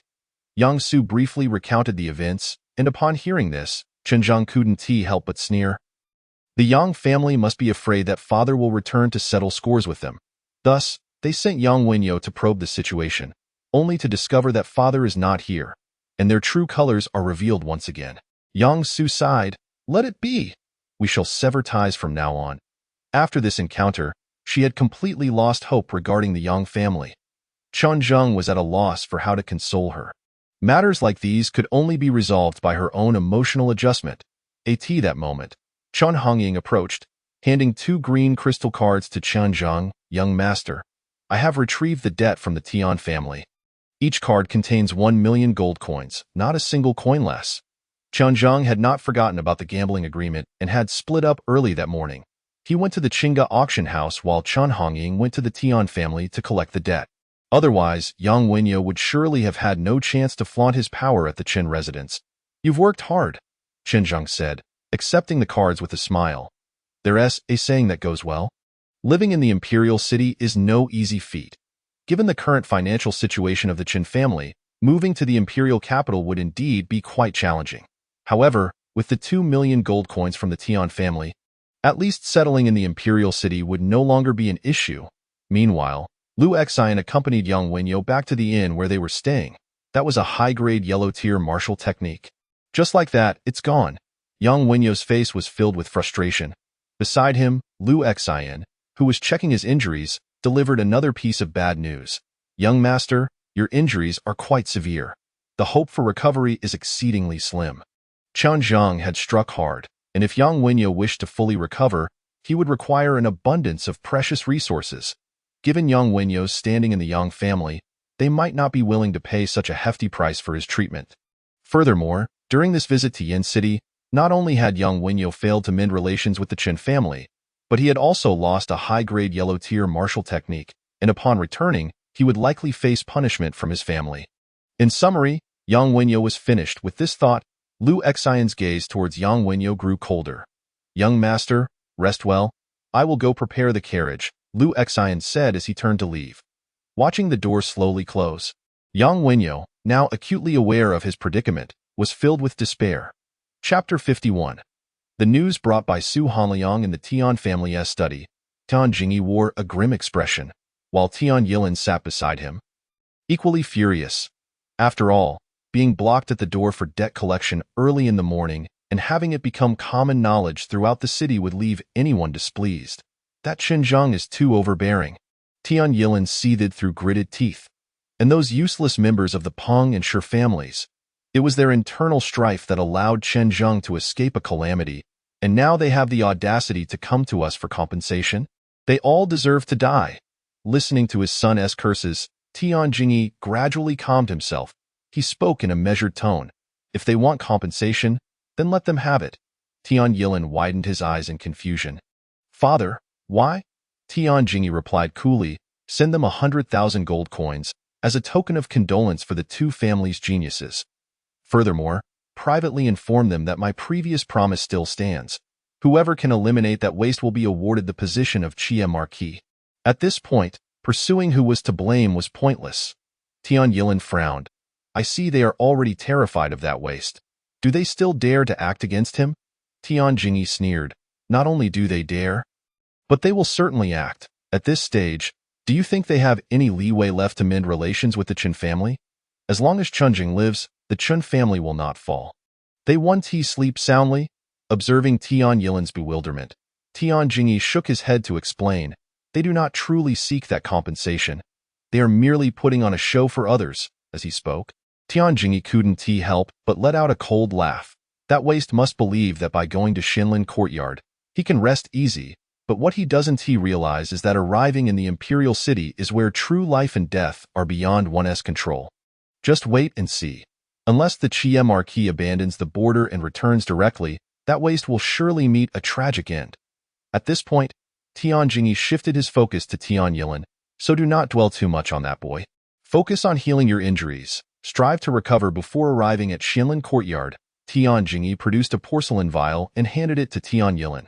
What is this? Tian Yilan asked, curiosity piqued. This contains 3 drops of high-grade body refining liquid. As long as you recover your injuries before reaching the Imperial City, utilizing these 3 drops of liquid will allow you to make up for the time lost. Your second uncle has sent word that this year is different. During the entrance ceremony at Xinlin Courtyard, there will be a grand competition.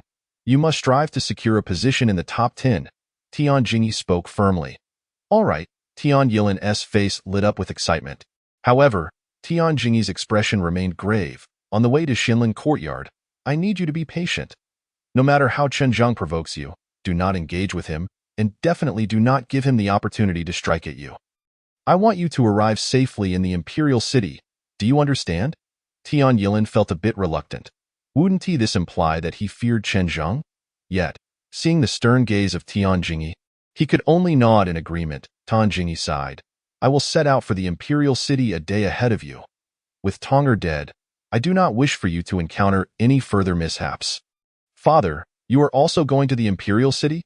Tian Yilan was taken aback. He remembered that Tian Jingyi had been quite averse to going to the Imperial City. Was he changing his mind now? Tian Jingyi replied helplessly, I must go to bear my apologies. Tian Wujing had sent word, providing Tian Yilan with 3 drops of high-grade body refining liquid and conveying many matters, all spoken in a calm manner. Except for the death of Tian Lai and the affair concerning Chen Zhang, which he did not mention. But the more this was the case, the more uneasy Tian Jingyi felt. He certainly did not wish to go to the Imperial City. Yet now, he dared not avoid it. In the small courtyard of the Qin residence, late at night, Chen Zhang carefully stored away the Wind and Thunder Blade Technique manual. Thanks to his mental prowess, he possessed an extraordinary photographic memory. Nevertheless, he still meticulously studied the technique from beginning to end dozens of times, striving to miss not a single detail. After all, this was a high-grade yellow-tier technique.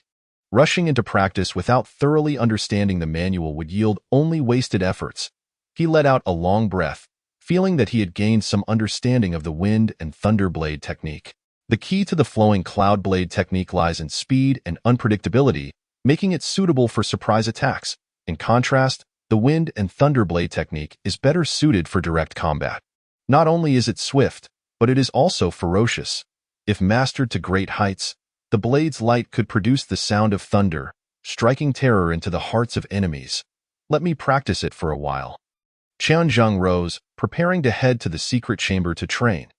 He wished to cultivate the Wind and Thunder Blade technique to a minor completion before setting out. This was not out of arrogance. Rather, the Wind and Thunder Blade technique shares certain commonalities with the Flowing Cloud Blade technique on certain levels. Now that he had perfected the Flowing Cloud Blade technique, practicing the Wind and Thunder Blade technique would only yield greater results with less effort.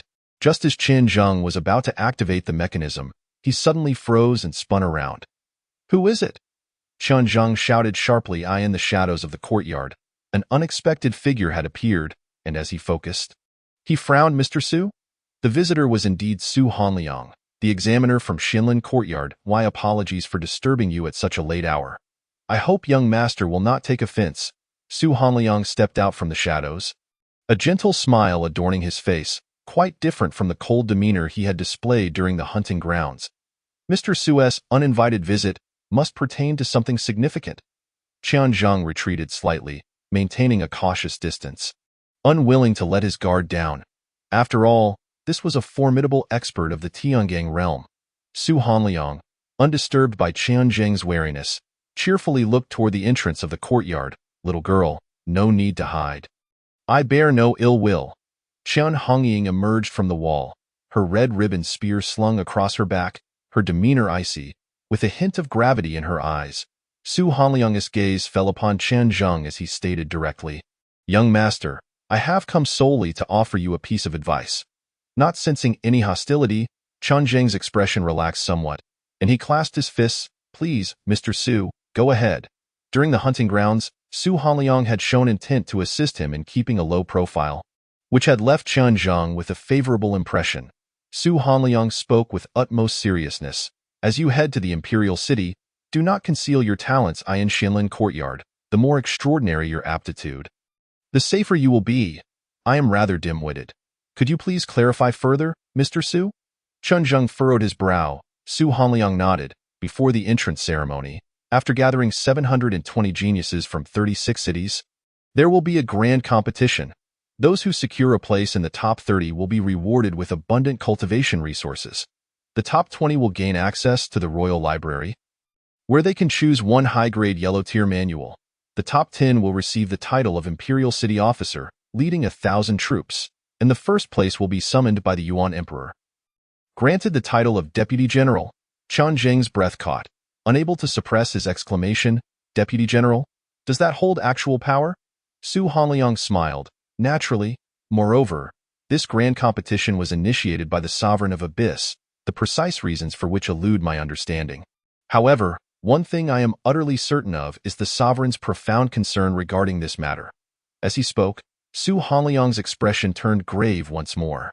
"Young lord, since you have resolved to journey to the imperial capital, it is imperative that you secure a position within the top 10, or even aspire to first place. Only then can your life remain untroubled." Chapter 52. The accomplishment of postnatal perfection. Chen Zheng furrowed his brow. "If I fail to place within the top 10, does that mean Su Lin Academy cannot guarantee my safety?" Su Hanliang sighed ruefully. "It is not merely a matter of whether they can protect you. It is a question of worthiness and the desire to protect you." He spoke solemnly. "Young lord, during the tenure of the Red Wild Marquis, numerous favors were accrued in the imperial capital. Yet, in recent years, why has no one come to Yinqing to check on you?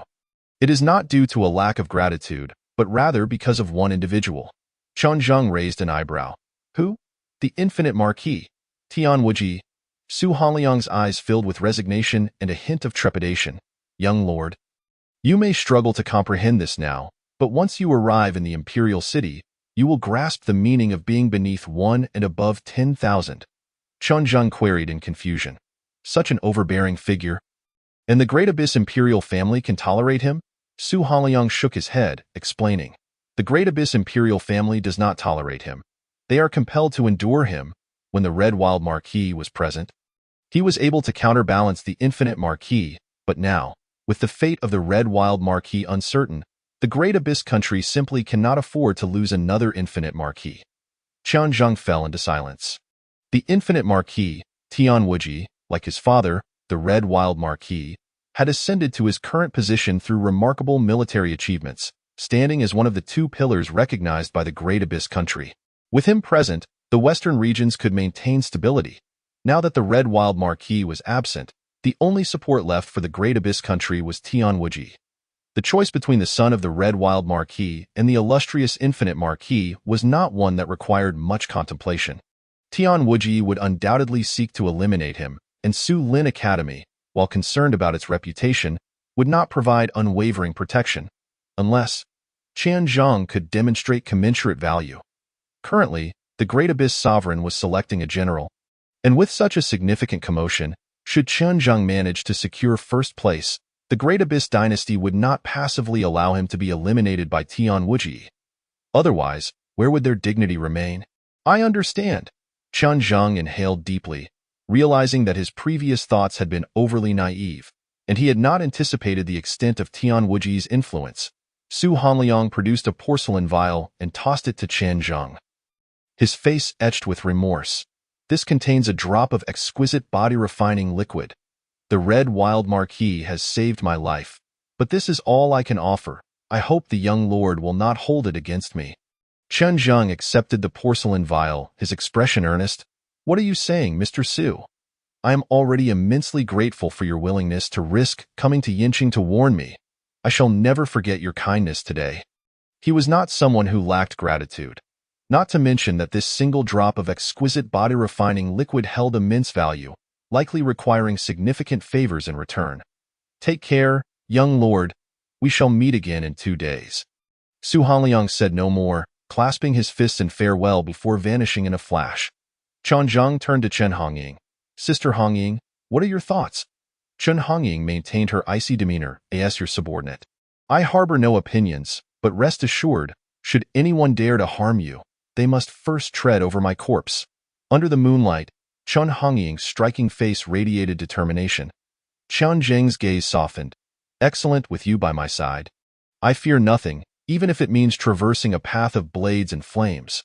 Although the current situation appeared exceedingly unfavorable for him, Chen Zhang possessed his own trump card, that being his father. The Red Wild Marquis. While others believed Chen Yu's fate was uncertain, Chen Zhang had already clarified with Chen Hongying that his father was merely biding his time. Sister Hongying, you should rest now. Chen Zhang dismissed Chen Hongying and turned to activate the secret mechanism within the courtyard, entering the hidden training room behind the massive stone. Having acquired this information from Su Hanliang, Chen Zhang felt an urgent desire to enhance his strength. My physical body has already reached perfection. Achieving postnatal great perfection before arriving in the imperial city should not pose a problem, Chen Zhang mused, viewing the porcelain vial containing the exquisite body-refining liquid. After a moment of contemplation, he decided to store it away. While Su Hanliang seemed devoid of malicious intent, one must always exercise caution. Moreover, with the golden liquid from the chaotic divine cauldron at his disposal, the body-refining liquid was, for him, quite dispensable. He extracted a drop of golden liquid from the divine cauldron and consumed it in an instant. Chen Zhang felt his entire body ablaze with vitality, his blood surging as his veins strengthened, and his cultivation gradually ascended. Grasping his long knife, he strode purposefully towards the projection room. Training. 2 days swiftly passed. During this time, he ventured out only once, visiting Elina and entrusting her with the care of his mother. Requesting her to accompany Yang Su and others to the imperial capital, with Chen Hongying also joining them. With 2 peak opening meridian experts present, his mother's safety should be assured, as for Chen Zhang. He was to set off alongside Su Hanliang and the other 19 selected prodigies of Yanqing. Within the projection room, Chen Zhang was locked in fierce combat. Initially, he opted for the difficult mode, with the mirrored projection simulating opponents ranging from postnatal 8th level to great perfection. Yet for Chen Zhang at this stage, such battles posed no challenge, merely serving to familiarize him with the Wind and Thunder Blade technique and provide some warm-up. As his proficiency with the Wind and Thunder Blade technique grew, Chen Zhang activated the Demon mode. In this mode, the projection bore no beasts. His first adversary was a figure clad in black. An opening meridian first-level warrior wielding a massive hammer. With a single swing, Chen Zhang raised his knife to block, only to be sent sliding several meters. Nevertheless, he endured. He did not feel the same helplessness he had experienced against Tianlai. The limit of an ordinary opening meridian first-level warrior's strength was approximately 25,000 pounds, and after achieving postnatal 9th level great perfection, Chen Zhang was nearly at that threshold. As his cultivation advanced, his mental strength also saw a degree of enhancement, barely allowing him to match an opening meridian 2nd level warrior. What he lacked now was experience in combat against opening meridian warriors. Just as Chen Zhang felt confident, on the 20th strike against the mirrored projection, he was struck on the head by the massive hammer and forcibly ejected from the projection. Undeterred, Chen Zhang engaged in battle once more, enduring through 30 strikes, then 40, and ultimately 50. After a day filled with over 30 encounters, he found himself locked in a stalemate with the mirrored projection. Neither side could gain the upper hand. The sole distinction was that the mirrored projection would not tire, while Chen Zhang would. Thus, it ultimately concluded with Chen Zhang's defeat. At this moment, Chen Zhang realized that to achieve victory, he needed either to further advance his cultivation to the realm of postnatal great perfection or to make progress in his swordsmanship, stepping into the realm of minor mastery. Alas, he found himself lacking in both aspects. In yet another battle, after 100 strikes, he was smashed apart by a hammer. At this juncture, Chen Zhang recognized that his mindset was amiss. He promptly exited the training room and had a good night's sleep. The following day marked the day of departure. Qian Zheng arose half an hour early, and after breakfast, he returned to the secret training room, preparing for his final battle before leaving Yinqing. Having rested well, Qian Zheng felt unprecedentedly relaxed both physically and mentally. After 200 strikes, he once again found himself in a deadlock with the projection. However, this time, he remained unhurried, delivering strike after strike with his long knife. His aura grew increasingly stable, and the speed of his strikes quickened. Finally, after 300 strikes, Qian Zheng seized upon a fleeting opportunity in his mind. Swish! The blade sliced through the air like a flash of lightning, accompanied by a thunderous sound. A flicker of purple light flashed before the mirrored projection's massive hammer could descend. Its head was sent soaring into the sky. The wind and thunder blade technique had reached minor mastery. Immediately thereafter, his internal energy surged like a tide, breaking through the last of his martial veins. Postnatal great perfection achieved. Chapter 53. The gathering of prodigies as the projection gradually dissipated. It quickly reformed into a second-level opening meridian swordsman. Swish! The long knife descended, leaving behind a fleeting shadow. Qian Zheng raised his blade. Flowing cloud slash. Having practiced the yellow-grade superior blade technique, the power of the flowing cloud blade technique was further enhanced through related training. Crack! Two blades, moving at incredible speed, collided, producing a shower of sparks. Feeling a tingling sensation in his arm, Qian Zheng did not resist. He swiftly evaded the projection room and turned off the projection. He exhaled deeply. With his current strength, he might not triumph against an opening meridian second-level warrior, but he could certainly ensure his own survival. The journey to the imperial capital would take 2 or 3 days. And with a stroke of luck, he might even break through to the opening meridian realm along the way. Qian Zheng had already established a connection with his spiritual door, having traversed 90% of the path to the opening meridian realm. The remaining 10% awaited the transformation of his vitality into strength. Turning to exit the secret chamber, he donned a fresh set of clothing, sealed the gates of the Qin estate, and set forth towards the outskirts of Yinqing. Outside Yinqing, a vast expanse of flat land was teeming with crowds, some there to bid farewell to their juniors, others merely to indulge in the spectacle. Among them, the Tian family made the most ostentatious display. The Peng and Shi families did not make an appearance this year as no members were selected. Only Qian Zheng stood forlornly in a corner, without anyone to bid him farewell or even acknowledge his presence, evoking a sense of desolation.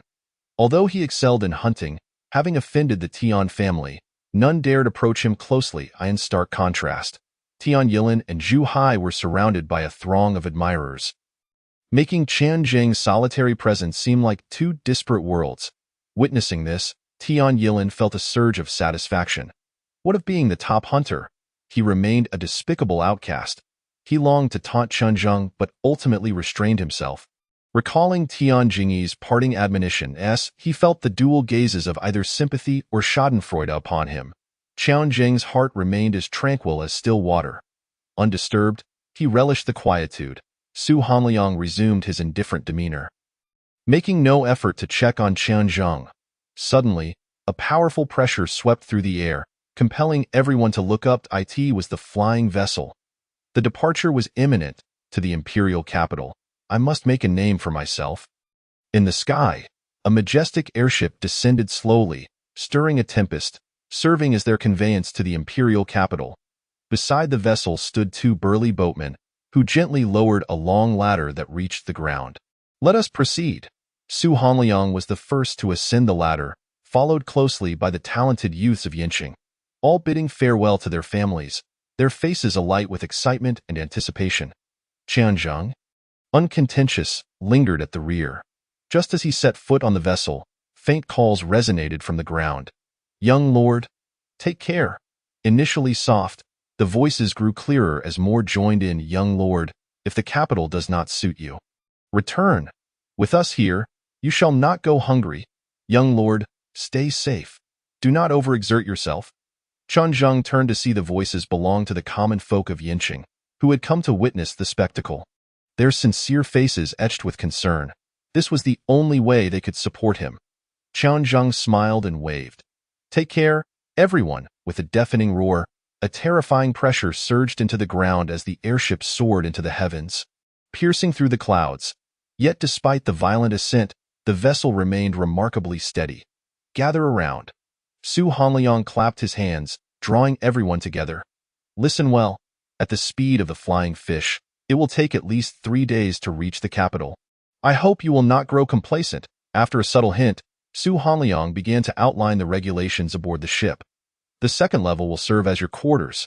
There are both single and shared rooms, and how you choose to occupy them is entirely up to you. Furthermore, in addition to our Yinqing group, there are also prodigies from 3 other major cities aboard.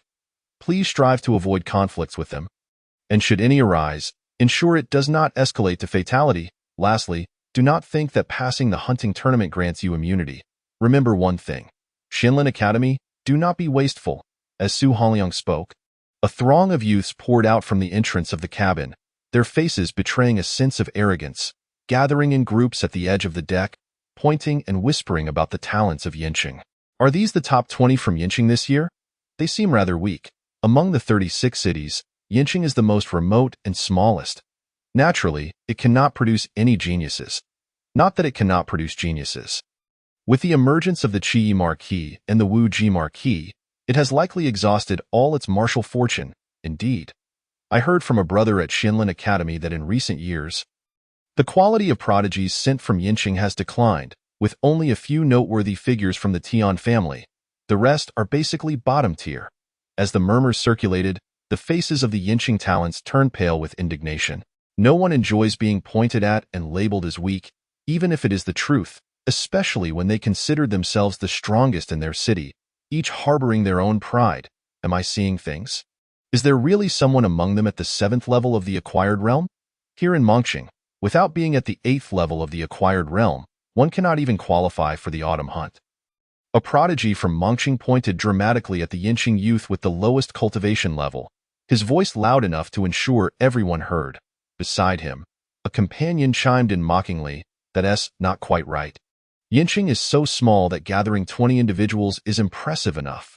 I heard that those at the 8th level of the acquired realm are exempt from tests. If we were to apply the standards of our major cities, their numbers would be slashed by 2/3. What do you mean by that?" The Yinqing youth's face flushed with anger, unable to tolerate such blatant ridicule. "Oh? You're not happy?" The Mengqing prodigy, who had initiated the mockery, wore a playful expression. "What's the matter? Do you want to spar with me?" The Yinqing youth ignited with fury. "Do you think I fear you?" At this moment, having completed his briefing on the rules, Su Hanliang showed no intention of intervening and simply turned to leave. Some perceptive individuals sensed the brewing tension, their hearts sinking. This 3-day journey would surely not be tranquil. "Bring it on. My name is Jiang Qin. Remember it well." The Mengqing prodigy strode forward, a disdainful smile adorning his face as he approached the Yinqing talents Diam. The Yinqing youth attempted to introduce himself but was cut off by Jiang Qin. "You?" Furious, the Yinqing youth was about to retaliate when Jiang Qin charged at him like a rampaging bull. The Yinqing youth's vision blurred, and before he could evade, he was sent flying back, spitting blood and landing several meters away. "Newcomers, a word of caution. Killing is prohibited aboard the airship, but that does not mean one cannot incapacitate others." Jiang Qin's smile was cold as he advanced towards the Yinqing youth. No, I concede. I admit defeat." The Yinqing youth gasped in terror. After all his efforts to pass the assessment, he could not afford to be rendered useless here. Jiang Qin scoffed, continuing his approach. "Enough." A figure interposed itself before Jiang Qin. "Enough." The onlookers displayed a myriad of expressions. The prodigies from the other 3 major cities wore amused looks, while the Yinqing crowd exhibited a complex mix of emotions. "Qianzheng, this useless fellow again. He truly enjoys stealing the limelight." Tian Yilin sneered incessantly. Beside him, Zhu Hai's eyes flickered with concern, yet he maintained a mocking smile, echoing, "Isn't this perfect? It saves us the trouble of getting our hands dirty. Once they start, the prodigies from the other 3 major cities will teach him a lesson." Tian Yilin wore a satisfied smile. Brother Zhu speaks wisely. On the 3rd floor of the ship's cabin, 4 figures stood at the railing, observing the unfolding spectacle below. "Ha ha! The folks from Mengqing remain as impatient as ever. Yet they know to pick on the soft targets. A muscular bald man chuckled. Stroking his head, beside him, a woman in white remarked flatly, "Survival of the fittest. The weak shall be devoured, which is only natural." Miss Song is correct. In this world, weakness is the original sin, deserving of being trampled. A middle-aged man in blue, sporting a pair of mustaches, added with a sycophantic grin. However, the woman in white paid him no mind, her gaze fixed on Su Hanliang, a smile breaking her cold demeanor. What does Brother Su think? Su Hanliang's attention remained on Changzheng, and he replied with a mere 2 words, "Not necessarily." Apart from Su Hanliang, the other 3 were examiners responsible for assessing talents from various cities. The mustached man felt a twinge of jealousy at this and retorted, "Does Instructor Su have high hopes for that boy?" Although Jiang Qin is not the strongest from Mongqing, he ranks among the top 5. In the 36 cities, Mongqing stands within the top 15. Is this boy perhaps from the Tian family? Su Hanliang shook his head. No, the mustached man squinted his eyes. Oh? If he is not from the Tian family, how can Instructor Su possess such confidence? How about we make a wager? Su Hanliang inquired. A wager on what? The mustached man grinned. I recently acquired a low-grade treasure weapon from Mongqing. If you're interested, let us use it as a stake. As he spoke, the mustached man turned and soon returned with a blood-red battle knife. A low-grade treasure weapon. Both the bald man and the woman in white expressed surprise. Weapons are categorized into ordinary, treasure, spirit, and heavenly weapons. Anything above ordinary is exceedingly rare. A low-grade treasure weapon that aligns with its user can enhance their combat power by at least 20%. Starting in value from 1,000,000 gold coins, and they are often priceless. What do you think? The mustached man looked at Su Hanliang with a smug expression. Su Hanliang frowned. A wager is fine, but I do not possess an equivalent stake. Perhaps we should let this go. Upon hearing this, the mustached man assumed Su Hanliang was bluffing and laughed. How could you have none? Let us do this. I shall take a loss and wager your resources and salary for a year as a senior instructor. Su Hanliang found no objection. Very well. Excellent. The mustached man laughed heartily and turned to the woman in white. I implore Miss Song to act as a witness. The woman in white nodded, agreed. The wager having been established, the bald man curiously inquired, Su Jiaoshi, you hold that lad in such high regard. Surely he possesses some extraordinary qualities? Su Hanliang nodded. His surname is Chen. On the deck, Jiang Qin gazed at the obstructive Chen Zheng, a playful smile curling at the corners of his mouth. Oh, it appears someone is daring to stand out. Well, your lot from Yinqing may be somewhat lacking, but you do possess a certain courage. Chen Zheng's expression remained indifferent. He has already conceded. Let this be the end of it.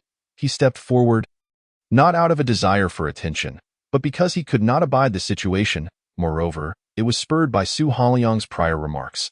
Coupled with Su Hanliang's warning from that evening, Changzheng began to ponder.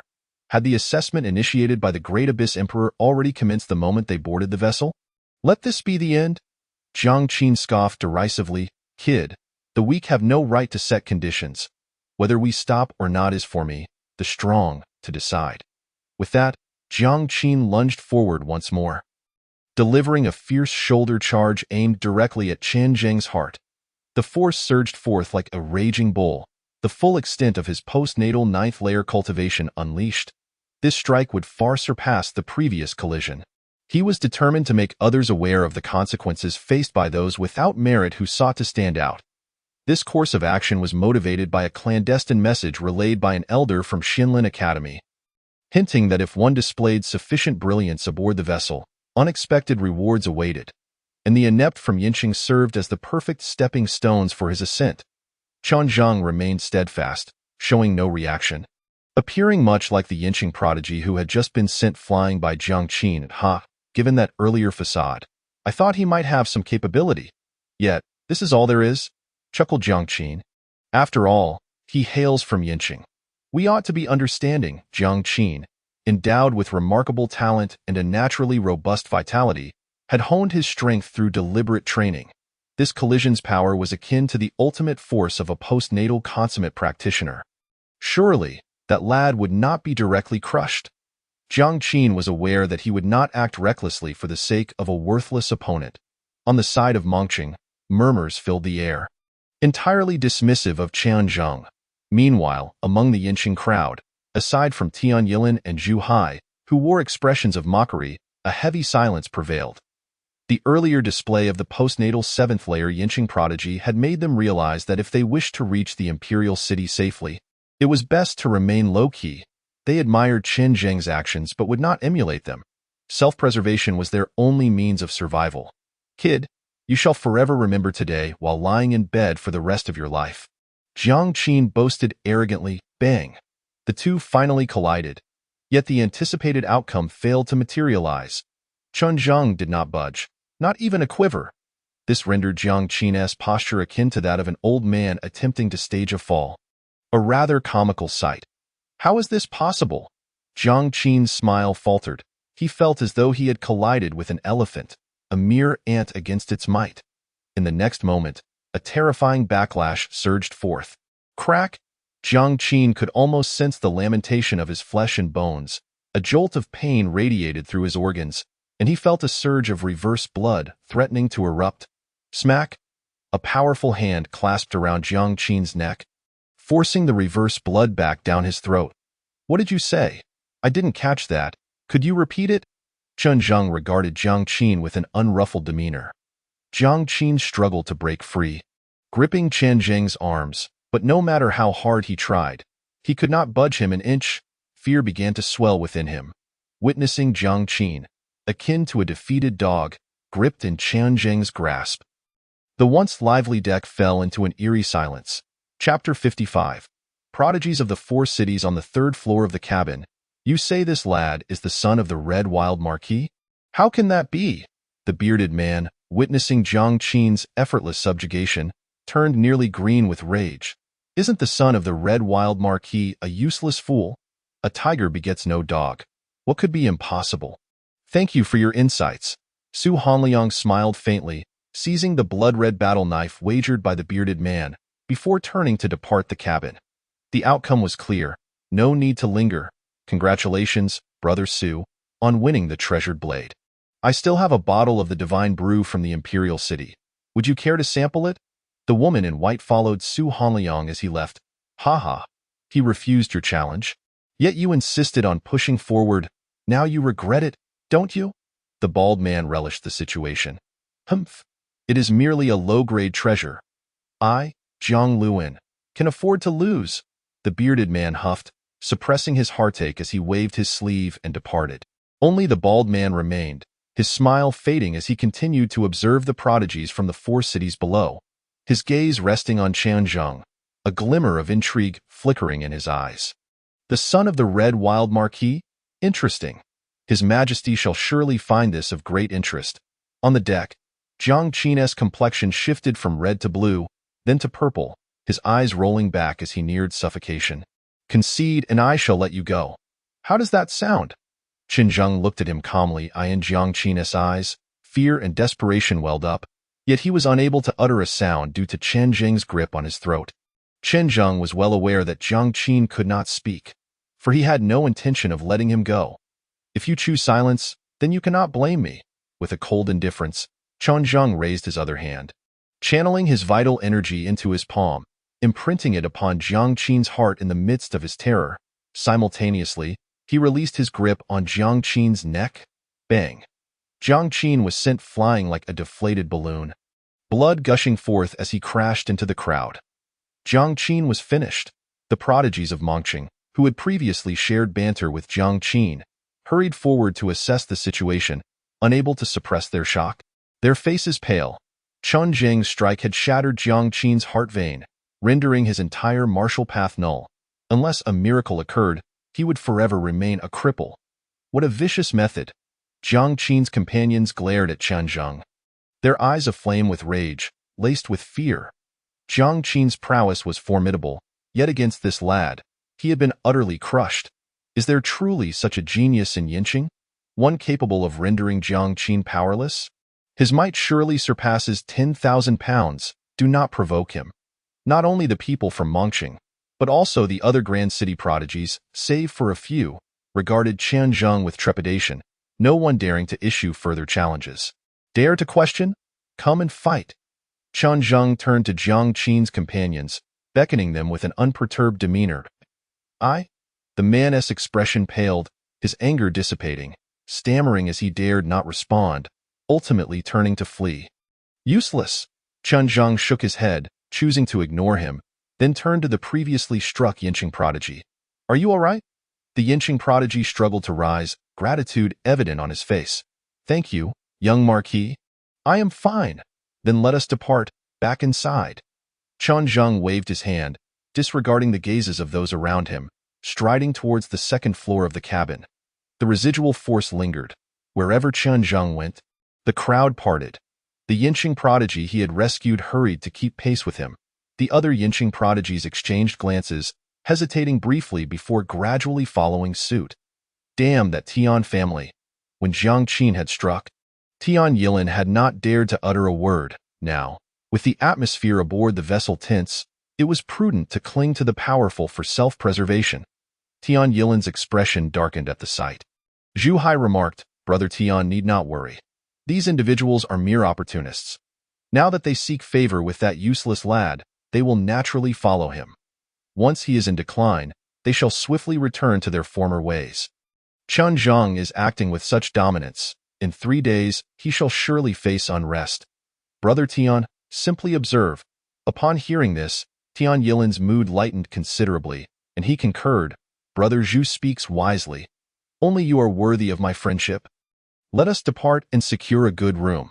Once Chen Zheng and his companions were out of sight, Tian Yilin beckoned Zhu Hai to leave with him. Annoyed as he was, witnessing Chen Zheng's overwhelming strength instilled a measure of fear within Tian Yilin. I am not afraid of him. It is merely that my father has commanded me to endure. Tian Yilin reassured himself, then, upon entering the second-floor cabin, deliberately chose a lodging direction opposite to that of Chen Zheng and his group. On the deck, crew members approached, bearing a stretcher to carry Jiang Qin away, with no one questioning the circumstances. The prodigies from the 3 cities remained calm, as though witnessing an ordinary spectacle. They had boarded the vessel days earlier than those from Yinqing and had long since discerned the rules aboard the vessel. As long as no one was killed, the examiners from Xianlin Academy would not intervene. Those rendered useless would simply be sent back upon reaching the imperial capital. Bai Zhe, you truly possess remarkable patience. To watch your own suffer while allowing that lad to flaunt his arrogance. Were I in your position, I would not stand for it. A youth clad in black martial attire suddenly cast his gaze toward Bai Zhe, who was surrounded by adoring prodigies. Bai Zhe, with a calm demeanor, replied, Jiang Qin's folly stems from his own ignorance and arrogance. Why should I clean up after him? Qiu Yi, on the other hand, were you not the one who despises others' arrogance before you? Why did you not act just now? Were you afraid? Qiu Yi scoffed, the targets of their arrogance are you. It has nothing to do with me. These two, Bai Zhe, the foremost hunter of Mengqing, and Qiu Yi, the top hunter of Yunqing, both stood at the pinnacle of postnatal consummate cultivation. Looks like there's nothing to see here. You two continue chatting. I am weary. A youth with a head of fiery red hair, reminiscent of a blazing sun, waved his hand, leading the group away. He is the foremost on the hunter's list of Yin City, Dongfang Wuqing. He is also the son of the Lord of Yin City. Qiu Yi and Bai Zhe cast glances at him, each infused with a hint of wariness. Among the 4 great cities, Yin City ranks at the bottom, Meng City sits at the 15th position, and Yun City fares slightly better, standing at 14th. However, Yin City has already ascended to the top 10, claiming the 8th spot. Naturally, the martial prowess of the city's elite is markedly superior. We shall determine the victor upon reaching Xianlin Academy. Bai Zhe stated coldly. Qiu Yi scoffed, do you fear me? The two exchanged no further words and departed with their respective entourages. Inside the cabin, Chen Zheng and the others were searching for vacant rooms. Having arrived the latest, the better accommodations had already been claimed by the elites from the other 3 cities. Moreover, the elites from Yin City had uncovered a significant issue. There weren't enough rooms. Even if every room were occupied, there would still be individuals without a place to stay. What could this possibly signify? A collective frown formed as anxiety began to brew within them. Suddenly, a commotion erupted behind them. Turning around, they beheld a figure with a mane of fiery red hair, exuding an intimidating aura as he strode toward them. Ultimately, Dongfang Wuqing stood before Qian Zheng. Chapter 56. The rules of the flying vessel surrounding them. Others were compelled to retreat under the immense pressure emanating from Dongfang Wuqing. However, Qian Zheng appeared unfazed, his expression tranquil. "Is there something you need?" Observing Qian Zheng's unperturbed demeanor, a faint smile crept across Dongfang Wuqing's languidly handsome face. "You are indeed unlike those inept fools." Qian Zheng maintained his calm, offering no reply. Dongfang Wuqing continued with a grin. "I have a penchant for capable individuals." He paused momentarily before calling out, "Zhu Tong, present." A robust youth with a mature countenance stepped forward. "Your room shall be given to him," Dongfang Wuqing stated nonchalantly. "Understood." Zhu Tong acquiesced without a hint of discontent. Qian Zheng furrowed his brow, poised to decline, but Dongfang Wuqing interjected, "Do not be hasty in your refusal. Each room is equipped with a spirit array. While single rooms can be enjoyed in solitude, shared rooms require competition with others. Surely you understand that time is of the essence before we reach the imperial capital?" Qian Zheng ceased his objection. "Thank you." "Not at all." Dongfang Wuqing's smile grew even more radiant. "I am Dongfang Wuqing, and you?" "Qian Zheng." Dongfang Wuqing nodded, then turned to the other elites from Yin City. "In light of Brother Qin's presence, I shall enlighten you on the rules. Everything aboard this flying vessel, including provisions and accommodations, is limited in quantity. To obtain what you desire, you must rely on your own efforts. Of course, there are risks involved in such pursuits. Should you find yourselves unable to compete, you may simply rest on the deck, keeping a low profile until we safely arrive at the imperial capital. However, some things are destined to remain out of your reach." After delivering this message, he disregarded the reactions of the others, nodding at Qian Zheng before departing with his entourage. "Follow me." Zhu Tong beckoned to Qian Zheng, leading the way. Qian Zheng paid no mind to the anxious expressions of the Yin City elites behind him. He could offer assistance, but he was not a caretaker. Some matters must be faced independently. Zhu Tong guided Qian Zheng onward until they halted before a door marked Jia 12. Zhu Tong forcefully pushed the door open and entered, rolling up the bedding along with his other belongings to carry on his shoulder. "This room is now yours. You can collect bedding from the ship's crew." After leaving these words, Zhu Tong turned and exited to the neighboring room. Before long, a young elite from Yun City, clad in splendid attire, was unceremoniously ejected from his room. Although his expression was grim, he dared not protest, collecting his belongings as he surveyed the other rooms, seemingly in search of a new target. Qian Zheng withdrew his gaze, gaining a deeper understanding of the harsh rules aboard the vessel. Upon entering the room, he was immediately enveloped by a warm, comforting aura, feeling a profound sense of relaxation. Is this the effect of the spirit array? The spiritual energy nourishes the body and accelerates the cultivation process. Under such conditions, his progress could potentially increase by at least 30%. If supplemented with medicinal liquids, Qian Zheng might indeed have the opportunity to refine his first thread of vital energy before reaching the imperial capital. The room was modest in size, yet sufficient for one person to cultivate. Qian Zheng was thoroughly satisfied. Meanwhile, in room Jia 3, the domain of Dongfang Wuqing, several confidants were gathered. "Young master, that fellow truly possesses formidable strength, but is he truly deserving of such courtesy?" A thick-browed youth questioned in confusion. Beside him, a youth clad in white nodded. "That lad's vitality is indeed robust, able to overpower Jiang Qin, but that was also due to Jiang Qin's carelessness. Otherwise, that lad might not have won so easily." The only girl among them pouted. "Young master, you ought to speak. You have gone so far as to have Zhu Gu relinquish his room to befriend that fellow. Is it truly necessary?" Each of the three possessed the cultivation of great perfection in the acquired realm, thus they felt justified in looking down upon Qian Zheng. Dongfang Wuqing merely smiled, refraining from responding. Creak. The door swung open as Zhu Tong entered. "Zhu Gu!" The trio greeted him promptly, indicating Zhu Tong's considerable standing among them.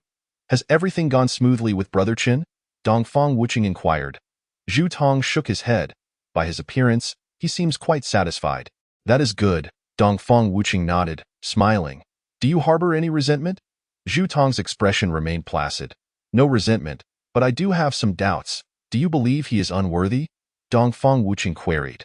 The others remained silent. Tacitly acknowledging his point, Dongfang Wuching shook his head. Then you underestimate him. You know me well.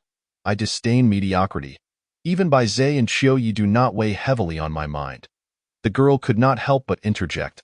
What then does that lad possess that warrants your attention? Young master? Dongfang Wuching's expression grew more serious. When I drew nearer to him, I sensed a hint of danger. Moreover, his surname is Chen, a Chun from Yin City. I have also heard others refer to him as Young Marquis. The group was taken aback. He is the son of the Qi Marquis. The Qi Marquis, a legendary figure in the great Yuan kingdom. But is it not said that he is a waste? The youth in white questioned, puzzled. Dongfang Wuching chuckled. Thus, one should not fully trust rumors. I only believe what I see with my own eyes. This upcoming competition at Xianlin Academy is of utmost importance. Moreover, it does not rely solely on individual combat.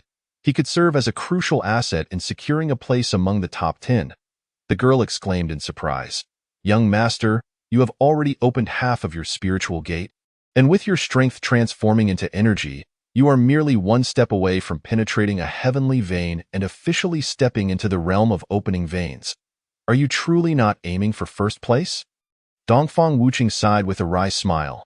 Originally, I had intended to, however, just before my departure, my father informed me of a certain matter. There exists a prodigy within the imperial capital. My father also advised that should I encounter him, I should comply with his wishes and concede without hesitation. After confirming that the room posed no further risks, Qian Zhang exited to the first level of the vessel, where the staff resided. Serving as both living quarters and a supply depot, as well as the dining area. Upon reporting to the registration desk, staff would subsequently deliver Chen Zhang's bedding and other essentials to his room. Room Jia 12? The registrar cast an incredulous glance at Chen Zhang. Is there a problem? Chen Zhang inquired, his tone calm. None at all. The registrar shook his head, his demeanor softening and adorned with a smile. After Chen Zhang completed his registration, the registrar added, Dinner will be served shortly. If you wish, young Master Qin, you might consider waiting a while longer or securing a good position. The tables were divided into 4 tiers, A, B, C, and D. The A tier had 5 seats, the B tier 10, the C tier 15, and the D tier 20. The A tier was the finest, and so forth. If young master possesses confidence, you might as well try for a seat at the front. Chen Zhang inquired with curiosity. Is there a particular significance to these seating arrangements? Moreover, there were a total of 80 elites from the 4 cities, yet only 50 seats available. Did that mean the remaining individuals would go hungry? The registrar smiled mysteriously. There is indeed a reason behind it. Chapter 57. Clearly defined hierarchies pray. Enlighten me. Chen Zhang, no longer in a hurry to depart, replied courteously. The registrar clasped his hands. I am Huang Yong, the logistics officer aboard this vessel. May I inquire how you wish to be addressed, young master? Chen Zhang. An excellent name. Huang Yong complimented, then produced a silver white card, offering it to Chen Zhang. My family operates a spirit pharmacy within the imperial capital. Should you require anything in the future, present this card for an 8% discount on all purchases. Upon seeing Chen Zhang nod and accept the card, Huang Yong continued. All 4 tiers of seating will provide spirit food. The A tier boasts the finest spirit food, a single meal equivalent to a day's worth of cultivation. The B tier's spirit food is worth half a day's progress, while the C tiers can contribute several hours of effort. Even the least favorable D tier spirit food offers considerable benefits for cultivation. Qian Zhang expressed his astonishment. A single meal can equate to an entire day's worth of effort. Indeed. Huang Yong affirmed with a smile. To produce a single meal of A-tier spirit food costs no less than 50,000 gold coins. It is precisely because Xianlin Academy is affluent that they can extend such benefits to the new students. Chen Zhang's amazement only deepened as he listened. According to Huang Yong, there would be meals provided 3 times a day aboard the vessel. The mere consumption of first-rate spiritual food amounts to nearly 1,000,000 gold coins daily, which transcends mere extravagance. It is, in essence, a reckless expenditure. Such treatment has not been afforded in previous years. This year is indeed exceptional. You have fortuitously found yourselves in a favorable time. Huang Yong chuckled, as if alluding to something deeper. Qian Zhang clasped his fists in gratitude and turned towards the dining hall. Naturally, he would not miss out on such an opportunity. Due to the solid foundation he had established, his desire to break through necessitated consumption several times that of an ordinary person.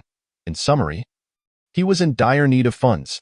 Inside the dining hall, rows of small tables were arranged, and while they appeared similar in form, each bore distinct nameplates labeled A, B, C, and D. The 5 unnumbered tables at the front occupied the most space, signifying their special status. The D-numbered tables at the back were almost squeezed together. If someone robust were to dine there, they might find themselves struggling.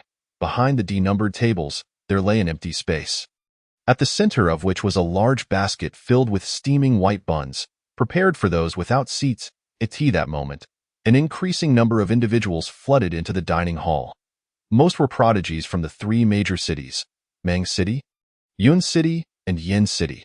Having boarded the flying vessel earlier, they were already acquainted with the rules and had secured their seats, promptly settling down upon arrival. The later arriving prodigies from Yin City appeared bewildered. Upon attempting to sit, they were met with fierce glares from the prodigies of other cities. At that juncture, a portly man wielding a large ladle, resembling a chef, entered, followed by several staff members. Some carried large barrels, while others bore trays, all covered with lids, obscuring their contents. Bang, bang, bang. The chef struck the iron barrel with his ladle, creating a sound that captured everyone's attention. Today, with newcomers arriving, I shall reiterate the rules, the chef announced. Chen Zhang had already been informed of the chef's words and paid no further heed, casually selecting a spot at the A-numbered table. Upon hearing about the effects of the spiritual food, the eyes of the other prodigies from Yin City lit up. There are no seats available. Do you see that basket over there? That is your food. But remember, you may only dine within the dining hall. As these words were spoken, the hearts of the Yin City prodigies sank. While others feasted on spiritual food, they would be reduced to nibbling on buns, a blow to their dignity. As if sensing the thoughts of the crowd, the chef sneered coldly, "If you find it humiliating, feel free to fight for a seat." Those without the ability yet still clinging to pride may choose to starve. However, aside from the 3 meals provided daily on this vessel, no other food will be offered. Make your choices wisely. With the chef's words echoing, the prodigies from Yin City hesitated, yet several from other cities silently approached the basket and began stuffing buns into their mouths. The appetite of martial artists is substantial. If one eats slowly, they may find themselves without even a bun. In 10 minutes, we shall commence the distribution of spiritual food. Those wishing to seize a seat should act quickly. The chef bellowed, striking the iron barrel. Among the crowd, a prodigy from Yin City, at the 7th level of the postnatal realm, did not hesitate and strode directly towards the basket, having recognized the reality. In Yin City, he might be regarded as a genius, but aboard this flying vessel, he was merely at the bottom tier. To safely reach the imperial capital, he could not afford to be concerned about his pride. Others began to take action as well. Tian Yilin glanced at Chen Zhang, seated at the unnumbered position, a smirk curling at the corners of his mouth. This fool, does he not understand the principle of the bird that sticks its head out gets shot? With only 5 seats available, Tian Yilin was certain that Chen Zhang had no chance of sitting there. Shaking his head, he made his way with Zhu Hai towards the B-numbered table. Get up. He approached a prodigy from Yun City. The Yun City prodigy was about to explode with anger when Tian Yilin calmly interjected. I am Tian Yilin, nephew of Marquis Wuji. The expression of the Yun City prodigy shifted slightly, begrudgingly vacating his spot. Tian Yilin then turned to another individual beside him. You too? Rise. That person wasted no time and immediately relinquished his seat. Tian Yilin took the lead in sitting down, then patted the seat beside him. Zhu brother, take a seat. Zhu Hai, filled with gratitude, settled down. Thank you, Tian brother. Tian Yilin smiled. We are brothers. No need for such formalities, I assure you. Should you remain loyal to me, I will not mistreat you. Zhu Hai quietly inquired. Why does Tian brother not sit at the A position? Tian Yilin's smile faltered momentarily, yet he replied earnestly, It is not that I cannot sit there. Rather, my father has advised me to maintain a low profile throughout this journey. Zhu Hai appeared enlightened. I see. Indeed. Tian Yilin nodded. In truth, those capable of securing the top 5 positions were all proud and exceptionally gifted individuals. Should they refuse to yield their seats, it would indeed place him in an awkward position. The B position was the most prudent choice.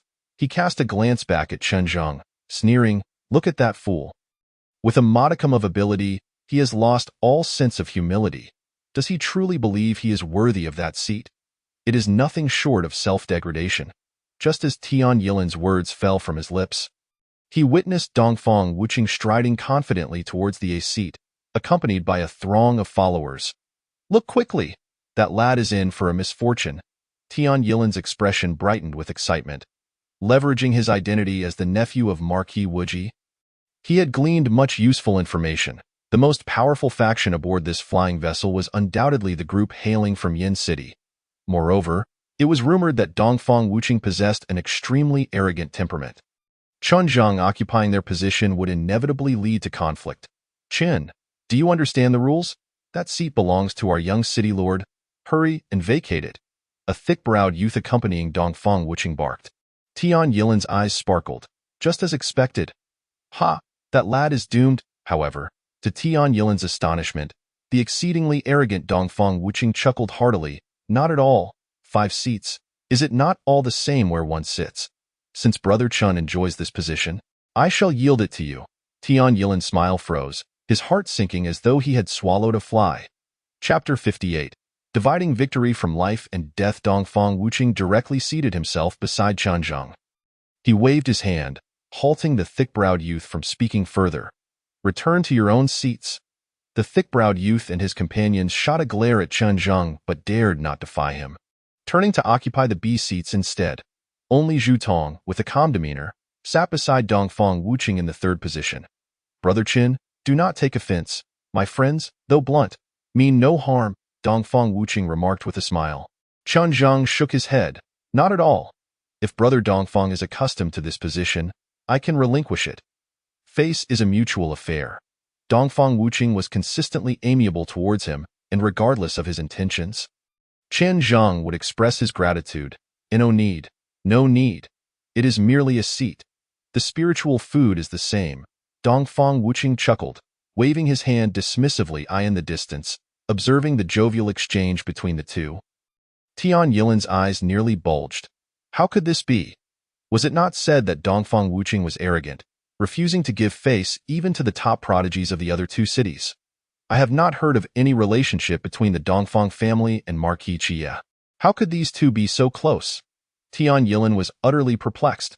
He had anticipated that once aboard the flying vessel, this fool would face various forms of exclusion and isolation, yet he was thriving better than Tian Yilan himself, which was more unbearable than death. At that moment, several more individuals approached. Qiu Yi glanced at Chen Zhang, seated at the unnumbered position, a playful smile emerging on his lips. Without uttering a word, he directly took a seat at an available spot. Thus, only 1 seat remained. Soon after, the final seat was claimed by Zhe. One individual remained awkwardly standing. He looked towards Dongfang Wuqing, frowning. "Dongfang Wuqing, why are you occupying my seat?" Dongfang Wuqing, without lifting his gaze, replied coolly, "Are you challenging me?" Though his tone was mild, it caused the questioning youth's expression to shift dramatically as he hastily replied, "I meant no such thing." "Oh." Dongfang Wuqing continued to disregard him. The youth did not dare show any dissatisfaction, diverting his gaze, first hesitatingly looking at Zhu Tong, and ultimately fixing his gaze on Chen Zhang, a dangerous glint gradually appearing in his eyes. "You have no place here, kid." The aura of a perfected postnatal realm radiated from him, and the overwhelming pressure descended upon Chen Zhang like a mountain. Zhu Tong glanced at Dongfang Wuqing, noting his lack of intervention, and then returned her gaze. Dongfang Wuqing stared at the table, seemingly lost in thought. Although he held high hopes for Chen Zhang, he still needed to assess his capabilities. The youth who initiated the confrontation was named Pang Shirquan, the 2nd-place finisher in the autumn hunt of Mang City, a perfected postnatal realm practitioner, making him a suitable test of skill. Bai Zhe and Qiu Yi displayed expressions of anticipation, showing no intention of intervening. "Ha ha! That fool is surely in for trouble." Tian Yilan once again felt a surge of excitement. The prodigies from Yin City, however, wore expressions of concern. Firstly, as fellow citizens of Yin City, they could not help but feel a sense of shared fate.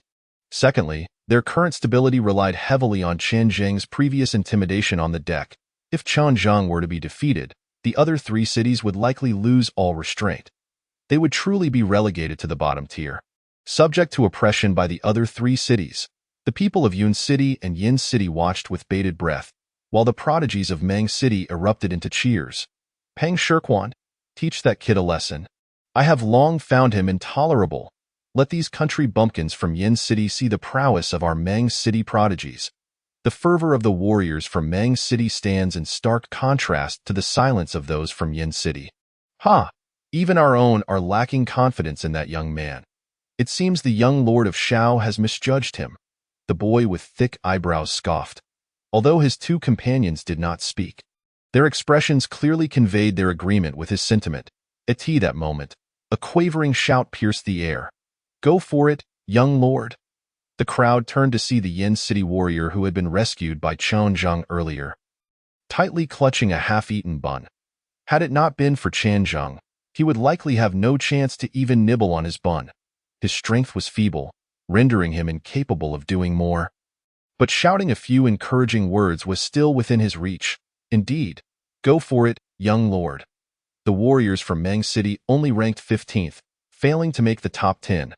What arrogance! Do they really think Yin City has no capable individuals? Other Yin City warriors seemed to be inspired, joining in with their own shouts. Given their already dire circumstances, things couldn't possibly get worse. So why fear anything? Losing a person does not mean losing the morale. They decided to relish the moment. In an instant, their cheers even drowned out those from Meng City. Tian Yilin felt a pang of jealousy in his heart and mockingly remarked, "A bunch of fools. Do they think that loud voices will secure victory?" At table A, Peng Shirquan furrowed his brow. "Young lord, which family do you belong to?" Qianzheng stood up, choosing not to respond. He appeared unfazed by the formidable aura emanating from Peng Shirquan.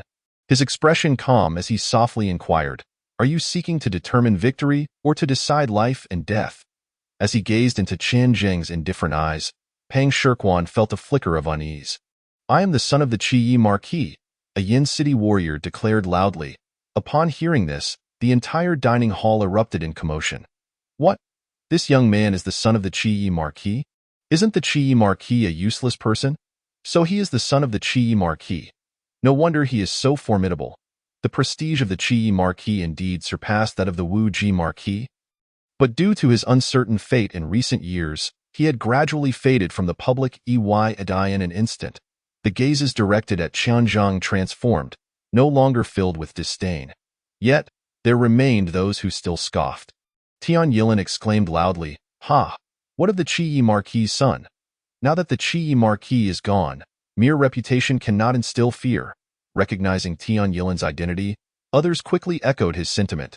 "Exactly, Peng Shirquan, do not be afraid. Defeat that young man." Peng Shirquan's brow furrowed tightly. Before Qianzheng could inquire further, he sought to find a way out, saying, "Since he is the son of the Qi Marquis, let us leave it at that." A chorus of boos erupted around them. Tian Yilin couldn't help but curse, "Useless." Ignoring the surrounding clamor, Qianzheng nodded, "Then let us begin.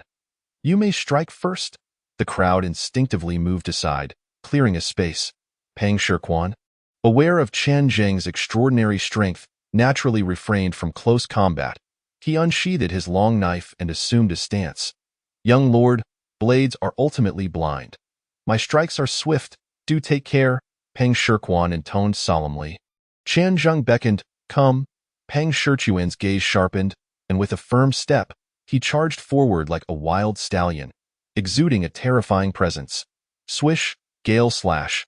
He brought down his long knife, unleashing a horrifying wave of blade energy. The knife became a blur, accompanied by the howling wind. Gasps erupted from the crowd. It was Peng Shirquan's renowned sword technique. The Gale sword technique. The blade struck like the wind, as swift as lightning. Ordinary individuals could not even discern his movements before their heads fell. Could that young man withstand it? How dare he allow Peng Shirquan to make the first move? The son of the Qi Marquis was bound to lose. Chapter 59. Dominance. As Peng Shirquan's furious strike descended, Qianzheng maintained an unwavering calm. Just as the long knife was about to strike down, Suddenly, the surroundings fell silent. Pang Shirchuan's swift blade halted midair. Shock etched across his face. "You have lost?" Chen Zheng's dispassionate voice echoed, and unbeknownst to Wen, his own long knife had already been placed against Pang Shirchuan's neck, the sharp blade causing beads of sweat to form on Pang Shirchuan's brow. Chen Zheng sheathed his knife and returned to his seat. At that moment, a wave of astonishment erupted around them. "Did you see that? When did he draw his blade?" "I couldn't see. It was simply too fast. What if I faced him? I might not even realize when I perished." The crowd was filled with exclamations of shocked. "I admit defeat." Pang Shirchuan's face turned grim, yet within, he felt a sense of relief. Thankfully, he had not overstepped. Should life and death be at stake, the rules aboard the flying vessel would ensure he would not perish, but he would undoubtedly be incapacitated. Having conceded, Pang Shirchuan uttered no further words and turned towards seat B, randomly selecting someone to seize their position.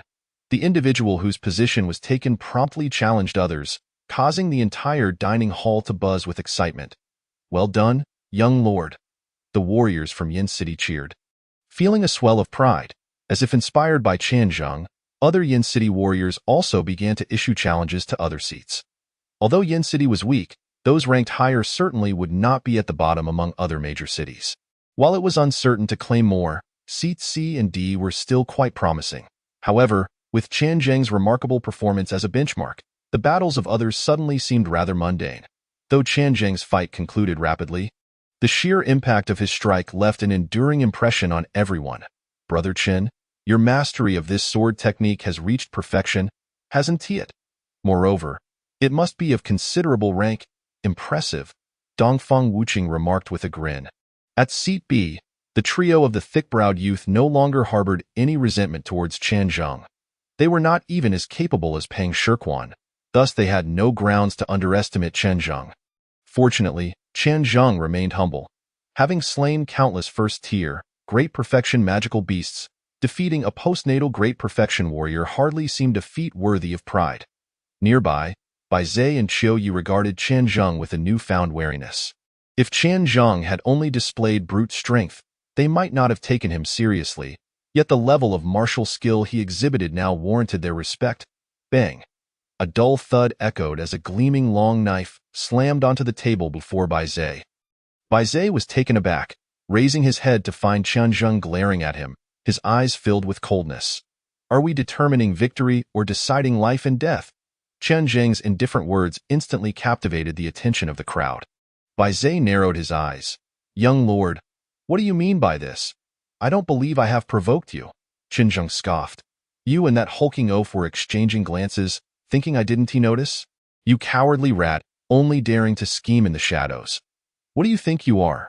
Do you even deserve to test my limits?" Though unaware of Bai Zhe's motives, Chen Zheng's instincts were always sharp. Especially after the opening of his spiritual gate, he could sense malice almost instantaneously. Although the young man with the heavy axe spoke with an air of arrogance, his gaze would often dart towards himself, only to shift to Bai Zhe for a fleeting moment. He clearly harbored a sense of trepidation towards Chen Zheng, yet still felt compelled to act in such a manner. Though Chen Zheng was perplexed by the underlying reasons, he needed only to recognize that something was amiss. That alone sufficed. Since a problem existed, it demanded resolution, or perhaps even the elimination of the instigator. "Are you referring to me, you oaf?" The heavy axe youth paused momentarily. Taken aback, the talented individuals from Yin City could not suppress their laughter. Gao Yu felt an immediate wave of relief wash over him, the fear in his heart dissipating, leaving an overwhelming sense of gratitude towards Chen Zheng. The heavy axe youth's expression darkened, yet after casting a glance at Chen Zheng, he ultimately refrained from escalating the situation. "Young lord, are you not being overly sensitive?" Bai Zhe forced a smile onto his face. However, Chen Zheng was disinclined to engage in idle chatter with him. He promptly declared, "I offer you two choices. Either we engage in a duel now, and should you lose, everyone from Mang City must relinquish their positions. Or, you may direct that oaf to leave at once." As he spoke, Chen Zheng lightly tapped the long blade resting on the table, his tone ostensibly calm. Yet to the onlookers, his demeanor exuded an undeniable aura of dominance. Bai Zai's countenance darkened. He lacked complete confidence in defeating Qian Zheng. Should he lose, his prestige among the elite of Meng City would undoubtedly plummet. Conversely, if he compelled the Heavy Axe youth to concede, it would likely dishearten his own followers. This young lord's schemes were indeed insidious. However, Qian Zheng's intuition was not misplaced. He was indeed calculating Bai Zai. The reasoning was simple. His display of overwhelming strength necessitated a counterbalance. Lest his reputation suffer, unbeknownst to others, he was acutely aware that concealed within this flying vessel was an examiner who had been observing them since they boarded. After disembarkation, each individual would receive a score. The higher the score, the greater the advantage during the subsequent entrance competition. Bai Zai, too, was reluctant to take action. Yet, with Qian Zheng having incapacitated one and defeated another, both of whom belonged to Meng City, his position as the leader among the elite of Meng City demanded a display of prowess to avoid a decline in his own scores. In that moment, Bai Zai found himself in a quandary. Observing this scene, Qiu Yi mercilessly mocked, "Bai Zai, the young lord is willing to duel with you. He must hold you in high regard. Why not accept?" However, he soon found himself unable to maintain his mirth, for Qian Zheng's gaze had fallen upon him. "Do you wish to challenge me as well?" Qiu Ye's smile froze. "The young lord jests. Then be silent." Qian Zheng offered no quarter. It was evident that Qiu Yi sought to use him as a pawn, believing Qian Zheng oblivious to his intentions. Qiu Ye's complexion turned ashen, resentment brewing within him. This young man was excessively arrogant. Yet, ultimately, he chose to remain silent. Whispers filled the air, some expressing discontent. Is this young lord not excessively domineering? Others scoffed. Does he truly believe he can challenge the leaders of two great cities single-handedly? Yet, as they observed the steadfast silence from Bai Zai and Qiu Yi, the crowd gradually hushed. The elite of Yin City clenched their fists, their faces flushed with excitement. Their sentiments could be distilled into two words: vindication. Conversely, those from Meng City wore expressions of utter dismay. To be subjected to such pressure, and for Bai Zai, their leader, to appear intimidated, brought them profound shame. Noticing Bai Zai's prolonged silence, the Heavy Axe youth's face betrayed a flicker of disappointment as he spoke up. "Young lord, this matter does not concern you. Your behavior is excessively domineering." Without so much as a glance in his direction, Qian Zheng retorted with disdain. "What? Do you believe you possess the right to speak on his behalf? If so, shall we engage in a duel?" In the next instant, a formidable aura locked onto him. The Heavy Axe youth felt an icy chill surge within him, gritting his teeth as he replied, "I dare not." As the oppressive energy dissipated, the Heavy Axe youth exhaled in relief. Casting one last glance at the still silent Bai Zai, he resignedly stated, "I relinquish my seat. There is no need to trouble Brother Bai." With that, he turned and made his way toward the third-class seats. "Where do you think you are going?" Qian Zheng's indifferent voice thundered in his ear once more. "I have stated, there is no place for you here." The Heavy Axe youth's expression turned a shade darker. "Young lord, one should be merciful. Do not push your luck." Qian Zheng's tone remained calm. "You lack the standing to utter such words. Furthermore, I am not merely referring to a single meal. I mean every meal aboard this vessel. In this dining hall, there is no place for you." This implied that the spiritual food served here was entirely beyond his reach. The Heavy Axe youth's eyes blazed with fury. Yet as Qian Zheng's cold gaze swept over him, it was as if a bucket of icy water had been poured over his head. Though his lips quivered, he ultimately refrained from speaking further and dejectedly turned away. At that moment, Bai Zai resumed his seat, as if nothing had transpired. "I do not fear Qian Zheng. I simply do not wish for Dongfang Wuk and Qiu Yi to gain an advantage from this." He consoled himself internally, gradually finding his composure. "Well done. The young lord is magnificent." The elite of Yin City exclaimed in excitement, their admiration for Qian Zheng reaching new heights. The gazes of the other three cities, however, shifted toward the now vacant seat, second class. The spiritual food here was only a tier below that of first class. Particularly among those seated in third class, restlessness began to brew. Qian Zheng glanced at the young man from Yin City, who was filled with admiration and clutching a bun, and gestured toward the empty seat, asking with a smile, "Dare you take a seat?" Huh? Me? The young man appeared bewildered, disbelief etched across his face. Upon seeing Qianzheng nod, he tossed aside the bun and eagerly strode toward the seat, exclaiming, I surely do not have the qualifications. But if the young lord bids me to sit, then I shall. Qianzheng smiled and inquired, What is your name? The young man replied loudly, Young lord, my name is Su Jie. Qianzheng acknowledged with a nod. I shall remember this. The seat is now yours. Su Jie beamed with excitement. Thank you. Young lord, the others, particularly those without seats, gazed at Su Jie with envy. Yet as Qianzheng spoke, no one dared to voice a rebuttal. With a single decree, the previously unassuming Su Jie, a mere seventh-layer cultivator, found himself seated in second class. Ignoring the multitude of gazes, Qianzheng sheathed his long blade and returned to his own seat. Brother Chen, your tactics are remarkable. Dongfeng Wuk regarded Qianzheng with admiration in his eyes. Through this series of maneuvers, Qianzheng not only intimidated others but also solidified the unity among the elites of Yin City. Qianzheng smiled, offering no explanation. His support for the individuals from Yin City stemmed from a shared origin. Assisting Gao Yu was a matter of principle, as he perceived Gao Yu to have been unjustly affected. Thus, he felt compelled to intercede. As for granting the seat to Su Jie, it was a reward for his bravery in stepping forward when no one else dared to speak. Qianzheng's actions were not calculated. They were entirely sincere. Bang, bang, bang. The chef struck the iron bucket, announcing loudly, Time's up. The spiritual food is being served. During mealtime, disputes are to be avoided. As the chef's voice faded, the staff, carrying trays, unveiled lids and placed large bowls upon the first-class table. The same was done for the second-class table.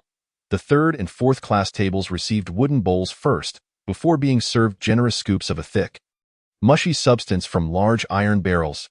Is this what constitutes spiritual food? Qianzheng gazed at the somewhat darkened mush in the bowl, perplexed. It certainly lacked any appeal. Others had already begun their meals. Do not underestimate this dish, Brother Chen. You will understand once you taste it. Dongfeng Wuk chuckled, picking up a spoon and starting to eat. Qianzheng chose not to use a spoon, instead lifting the bowl and taking a hearty gulp. The mush transformed into waves of pure energy the moment it entered his mouth, cascading down his throat, and a warm sensation rapidly spread throughout his body. Qianzheng felt as if his entire being was ignited. In the logistics department, Huang Yong stood respectfully before a bald man. His name was Xie Tianhe. On the surface, he was an examiner heading to Yin City, yet he secretly held another role as the recorder aboard this vessel. Before reaching the imperial capital, he would evaluate each of the elites on board. At present, he flipped through a notebook, landing on Bai Zai's page, and upon receiving a pin from Huang Yong, a whimsical idea struck him. Xie Tianhe smiled, striking through his previous comments and ultimately scribbling 2 words. Rodent, Chapter 61. Exploding blood pill. If you choose to stir trouble, do not be timid. If you are timid, do not instigate trouble. Xie Tianhe harbored a strong distaste for individuals like Bai Zai, who relished creating chaos yet lacked the courage to follow through. He then turned to a new page, where he inscribed Qianzheng's name, appending a single comment, son of the Qie Marquis. Once more, Xie Tianhe took up his pen. Loyalty and righteousness, proficient in swordsmanship, astute in thought, truly bearing the legacy of his father. Huang Yong stole a glance. Utterly astonished. It appeared the envoy held Qianzheng in high esteem, bearing the legacy of his father. The benchmark was none other than the Qie Marquis.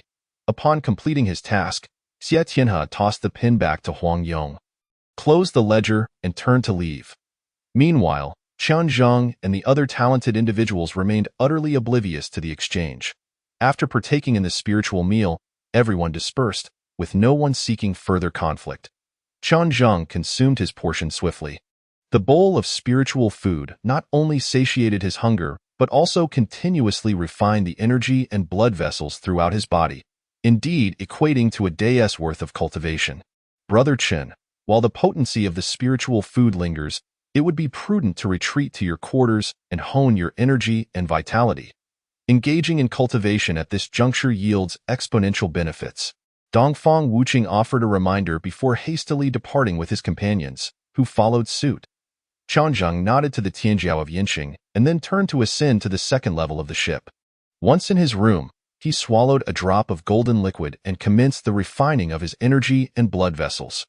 With the combined enhancements of the golden liquid, the spiritual meal, and the spiritual array, Qianzheng felt his entire being ignite with a blazing fervor.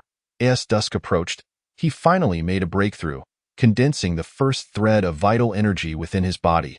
Sensing the renewed strength within, a satisfied smile graced Qianzheng's face. Indeed, once the vital energy accumulates to a certain degree, it will traverse the celestial meridians of his body, allowing the refined energy to permeate throughout, marking the first level of the opening meridian realm. At that point, not only would his strength surge, but each movement would be accompanied by the might of the vital energy, greatly amplifying its power. Just as he was preparing to head to the dining hall to distribute the spiritual food, a knock echoed at the door. "Who is it?" Qianzheng approached the door, his expression shifting to one of surprise. "Mr. Su?" The visitor was none other than Su Hanliang. "I hope I'm not intruding," Su Hanliang said with a smile. Qianzheng stepped aside, allowing Su Hanliang to enter, while he replied amicably, "Not at all." Once inside, Su Hanliang wasted no time in stating his purpose. "I have come to deliver something to you," as well as offer a word of caution. With that, he presented a blood-red battle blade from behind him. "What is this?" Qianzheng instinctively accepted it, immediately sensing a faint pulse of power emanating from the blade. As if it were alive, a treasured artifact, Qianzheng's eyes sparkled with excitement. "Indeed," Su Hanliang replied with a grin.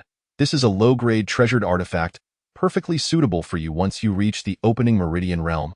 Qianzheng was enamored with the blood-red blade but shook his head, saying, "This item is far too valuable. I cannot accept it."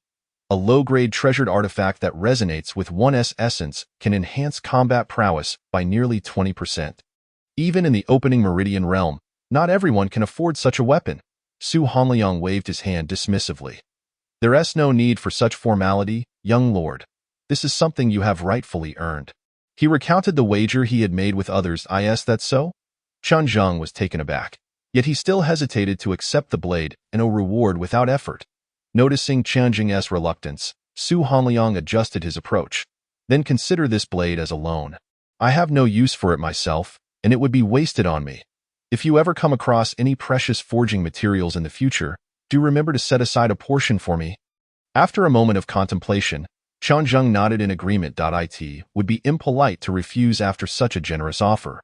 With Qianzheng accepting the battle blade, Su Hanliang proceeded to discuss the second matter. On the flying vessel, each city has its own examiner. Besides myself, there are Songwan, Zhangyi, and Xietianhe. Among them, Xietianhe has a mysterious identity, and I suspect he harbors a second identity, so do your best to avoid offending him. Songwan is a cold exterior with a warm interior. She is indifferent to social niceties, and her proud nature means you should merely show her a bit more respect when you meet her. Most importantly, there's Zhangyi. A flicker of disdain crossed Su Hanliang's eyes as he continued. This individual possesses average strength yet is excessively ambitious and adept at scheming. More critically, he has recently allied himself with the faction of the Wujihu, which could pose a threat to you. While Zhangyi appeared average to Su Hanliang, he certainly did not seem so to Qianzheng. Furrowing his brow, Qianzheng countered, "Does he dare to act against me directly on the flying vessel?" "Certainly not," Su Hanliang chuckled, "but he might incite other prominent figures from the larger cities to trouble you." Qianzheng relaxed his brow, stating confidently, "Then I have no fear.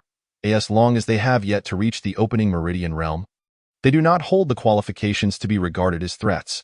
Sensing Qianzheng's confidence, Su Hanliang smiled approvingly and chose not to elaborate further before taking his leave. After a moment of reflection, Qianzheng removed his original battle blade from his waist and slung the blood-red blade across his back, stepping out of his room with two weapons at his side. Meanwhile, in the room of Baizhe, Zhangyi stood before him, a smirk on his lips. "Mr. Zhang, are you trying to put me in a difficult position? I merely wish to reach the imperial capital safely, without any unnecessary complications. Moreover, I do not have absolute confidence in defeating Qianzheng." Baizhe lamented, his expression tinged with helplessness. "If you truly wished to take action, you would not have restrained yourself during the meal. Zhang Yi scoffed. Oh, you think the four of us examiners are unaware of your conduct within the dining hall? If there were indeed a hidden examiner, how do you think your current evaluation would fare? Bai Zai's expression darkened. Zhang Yi stoked the flames further. To be clear, I am not the hidden examiner. But based on my understanding of the other three, they would certainly not look favorably upon your behavior. In fact, they would regard you as inferior to that fellow from Yinqing, who is at the bottom of the cultivation ladder. Once we arrive at the imperial capital, you will find yourself rated at the bottom, with no advantages to be gained. How will you compete with the prodigies from the other 32 cities if you cannot even dominate these individuals aboard the vessel? Perhaps it would be wiser to abandon your ambitions. Faced with Zhang Ye's provocations, Bai Zai clenched his fists, caught in internal conflict. Yet ultimately, he resolved to respond, gritting his teeth as he addressed Zhang Yi. What must I do? He considered himself patient and naturally harbored grand ambitions. Zhang Yi had laid out the situation clearly, and Bai Zai realized his precarious position demanded a bold move. A smile spread across Zhang Ye's face. Rest assured, I would not seek you out without being fully prepared. Were I not the examiner from Meng City, this opportunity would not have fallen into your hands. With that, Zhang Yi produced a porcelain vial. When you challenge that fellow, simply consume this pill, and within a quarter of an hour, your combat power will surge at least twofold. At that point, defeating him will be as simple as slaughtering a chicken. Bai Zai accepted the porcelain vial, opened it, and his expression shifted dramatically. This is the blood burst pill. The blood burst pill, true to its name, ignites the energy and blood of a martial artist instantaneously, granting them extraordinary strength for a brief period. Yet the repercussions are severe. This is a genuine life or death item. No one would use it unless in dire straits. Bai Zai's face darkened with anger. Mr. Zhang, do you take me for a fool? If I use the blood burst pill, even if I defeat that fellow, I will be left incapacitated. Zhang Yi chuckled lightly. Patience. What do you think this is? Zhang Yi produced another porcelain vial, which Bai Zai took and opened. Instantly, a delightful fragrance wafted forth. This is the Meridian Restoration Powder. Unless your meridians are entirely severed, it can completely restore any after-effects from using the blood burst pill within 2 days. After explaining, Zhang Yi added, if you accomplish this task, once we reach the Imperial City, I can introduce you to Wujihu. Bai Zai's eyes lit up with excitement. Is that true? Zhang Yi nodded with a smile. What purpose would I have in deceiving you? Moreover, Wujihu has always valued talent, and someone of your caliber will certainly garner his attention. What you currently lack is merely a stepping stone. No longer hesitating, Bai Zai stowed the 2 vials in his robes and declared solemnly, let's do it, however. I must wait 2 days. I am on the verge of a breakthrough in my spiritual gate. Why then? I may not even need the blood burst pill to incapacitate that fellow. Zhang Yi had no objections. Very well. 2 days swiftly passed. Except for the first day aboard, the individuals from the 4 cities had established a hierarchy, each respecting the others, resulting in a relatively peaceful atmosphere. Tonight marked the final spiritual meal for the esteemed individuals on the flying vessel. Early tomorrow, the vessel would arrive at the outskirts of the Imperial City, where they would converge with the prodigies from the other 32 major cities. Finally, the arduous days were drawing to a close. Once we disembark, I shall feast at the finest restaurant. Let us go together. The exuberant voices of the several Tianjiao, crammed together by the basket, nearly brought them to tears as they munched on steamed buns. Outside, even if they could not partake in spiritual food, they would not be reduced to eating buns all day, let alone lacking a place to rest, forcing them to sleep on the deck. Ha! I have broken through. I have broken through. A chorus of joy erupted. A dozen gazes turned with envy towards the source of the excitement. It was that fortunate fellow. Su Jie beamed with excitement. With the aid of 3 days of spiritual food, even without resting in a room with a spiritual array, he had finally advanced, stepping into the 8th layer of postnatal. While this was not particularly remarkable among the talented, none dared to label him as the weakest anymore. After all, there were 2 or 3 others at the 8th layer aboard the vessel. Thank you, young lord. Su Jie hurried over to Chen Zheng, bowing deeply. If not for you, I would not have had this opportunity. Chen Zheng smiled and waved his hand. about to speak when an impatient voice interjected from nearby. If you're going to eat, then eat. Return to your seat. Immediately, a terrifying aura enveloped Su Jie. His complexion turned ashen, and just as he appeared about to falter, Chen Zheng sprang to his feet, absorbing the pressure on Su Jie. Bai Zhe, what do you wish to do? Chen Zheng inquired coldly. Bai Zhe lifted his head, a mocking expression gracing his features. Your dog is vexing me. I merely requested a moment of silence. Is that a problem? Curious glances were cast around. Has Bai Zhe lost his mind? After enduring for 2 days, why is he speaking up now? It was baffling. Whatever the case, it seems a spectacle is about to unfold. Whispers of speculation arose, particularly amongst the prodigies of Yin City and Meng City, who were puzzled by Bai Zhe's actions. He had previously acted submissively, and now, just as the moment was approaching, he decided to stir up trouble? Chen Zheng narrowed his eyes. Do you wish to challenge me to a duel?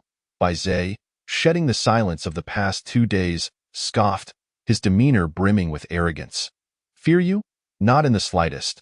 Chen Zheng smiled faintly, recalling Su Hanliang's warning from 2 days prior, a glint of murderous intent flickering in his eyes. Determined victory or defeat? Or perhaps life and death? After having navigated the past few days smoothly, Chen Zheng had initially believed Su Hanliang to be overly cautious. However, it now appeared otherwise. Bang! Bai Zhe slammed his hand on the table, a cold laugh escaping him. Tomorrow at dawn, on the deck? At sunrise, we shall determine our fates. Do you dare? Chen Zheng, unperturbed, replied. Of course. Bai Zhe suddenly raised his voice. My silence these past 2 days was not out of fear, but rather to incapacitate you outside the imperial city. I want you to witness the imperial capital just within reach, yet forever unattainable. Upon hearing this, the prodigies of Meng City were taken aback, their eyes lighting up. So that was his intention. I thought the leader of Meng City's prodigies would fear those from Yin City. Excellent! Applause erupted around them. The pride of the Meng City prodigies, somewhat diminished in the past 2 days, was reignited by Bai Zhe's sudden show of strength. Damn it! A youth from Meng City, bearing a heavy axe, suddenly stood up, turning to the high seat of Yi. Pathetic! You've feasted on spirit food for 2 days. Tomorrow at dawn, we shall determine our fates. Do you dare? It was evident that the youth with the heavy axe was also harboring a great deal of frustration. Not only him, many prodigies from Meng City began to rise, challenging those from Yin City, seemingly eager to reclaim the dignity they had lost over the past 2 days. We fear you not. Bring it on! The faces of the Yin City prodigies flushed with anger, refusing to back down. During these 2 days, they had cultivated their courage. They were even less willing to let their morale plummet at such a crucial moment. Silence! Chen Jing's calm voice resonated. He gazed at the several challenging prodigies from Meng City, extending his finger to point at them. You wish to fight? Very well. Come at me. The disparity between the 2 cities cannot be erased by mere meals. Furthermore, as this was a direct challenge to Chen Zheng, he was unwilling to involve others. Ha! What? Is everyone from Yin City a timid mouse, save for the young Marquis? Perhaps the young Marquis should go to the imperial capital alone, sparing you the need to tag along. The youth with the heavy axe derided. The Yin City crowd grew increasingly infuriated. Chen Jing's indifferent voice rang out. You, a perfected innate stage practitioner, dare to challenge someone in the mid-stage of the innate 9th realm and speak of others as timid mice. His words instantly left the heavy axe youth speechless. Lack of cultivation is merely their own failure. Bai Zhe coldly interjected. Chen Jing nodded, his voice calm. Thus, in my eyes, everyone from Meng City is even less than waste. Bai Zhe chuckled coldly. Chen Zheng, do not boast with mere words. The outcome shall reveal who the true waste is. Well said. Chen Zheng clapped his hands, laughing heartily. I extend an opportunity to all from Meng City. Any who wish to challenge the prodigies of Yin City, I, Chen, shall accept all. An uproar ensued around them. Bai Zhe couldn't help but display a look of astonishment, incredulous. What do you mean by that? Chen Zheng patted the long knife at his waist, speaking softly. I believe I have made myself clear. Tomorrow, you and I shall battle. Aside from you, all from Meng City may join the fray. I shall take on all of you alone. Chapter 63. Another bet. Has the young Marquis lost his mind? Many began to entertain this thought. Bai Zhe laughed angrily. Chen Zheng, are you seeking death? To challenge them all alone was clearly a sign of disdain. Young Marquis, do not act rashly. We are not afraid of a battle. The prodigies of Yin City paled, urging caution. Chen Zheng waved his hand, and the prodigies of Yin City fell silent. No need for superfluous words. Simply state whether you dare. I make it clear, those who wish to participate shall stake their lives, regardless of victory or defeat. Consider it carefully. Chen Zheng's expression was detached, yet his tone was exceedingly arrogant, as if to say they were all trash. The prodigies of Meng City seethed with anger.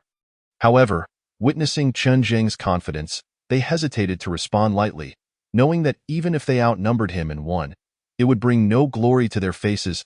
Ha ha! Truly the son of the Red Wild Marquis. Bai Zhe, since the young Marquis possesses such ambition, why not support him? Tian Yilin remarked with a smile, though his expression was laced with mockery. This lad wishes to court death. He shall be pushed further. Knowing it was a trap yet still leaping in, who else but this waste would perish? Among the 10 or so from Meng City, 7 or 8 were perfected innate stage practitioners. Adding Bai Zhe into the mix, he doubted Chen Zheng could triumph. Moreover, Zhang Yi had privately approached him, and he was aware Bai Zhe had an ace up his sleeve. Upon hearing Tian Yilin's words, Bai Zhe squinted his eyes, coldly stating, "Very well, since the young Marquis wishes to elevate his name upon our heads, we shall grant him that opportunity. Who among you wishes to join me in battle tomorrow?" Tian Yilin had offered a step down, and Bai Zhe would not let it slip. Having agreed earlier was merely to take advantage of numbers.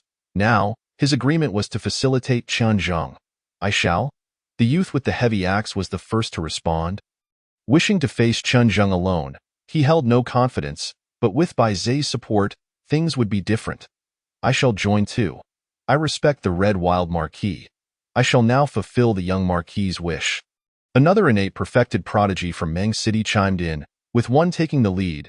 The other prodigies from Meng City followed suit, unreservedly declaring their desire to aid the young Marquis, all while seeking a noble excuse for tomorrow's brawl. Ultimately, aside from Bai Zhe, there were 12 others, 7 in the mid-stage of the innate 9th realm and 5 perfected innate practitioners. Bai Zhe scoffed, "Young Marquis, 13 against 1. Are you truly sure of your decision? There's still time to reconsider."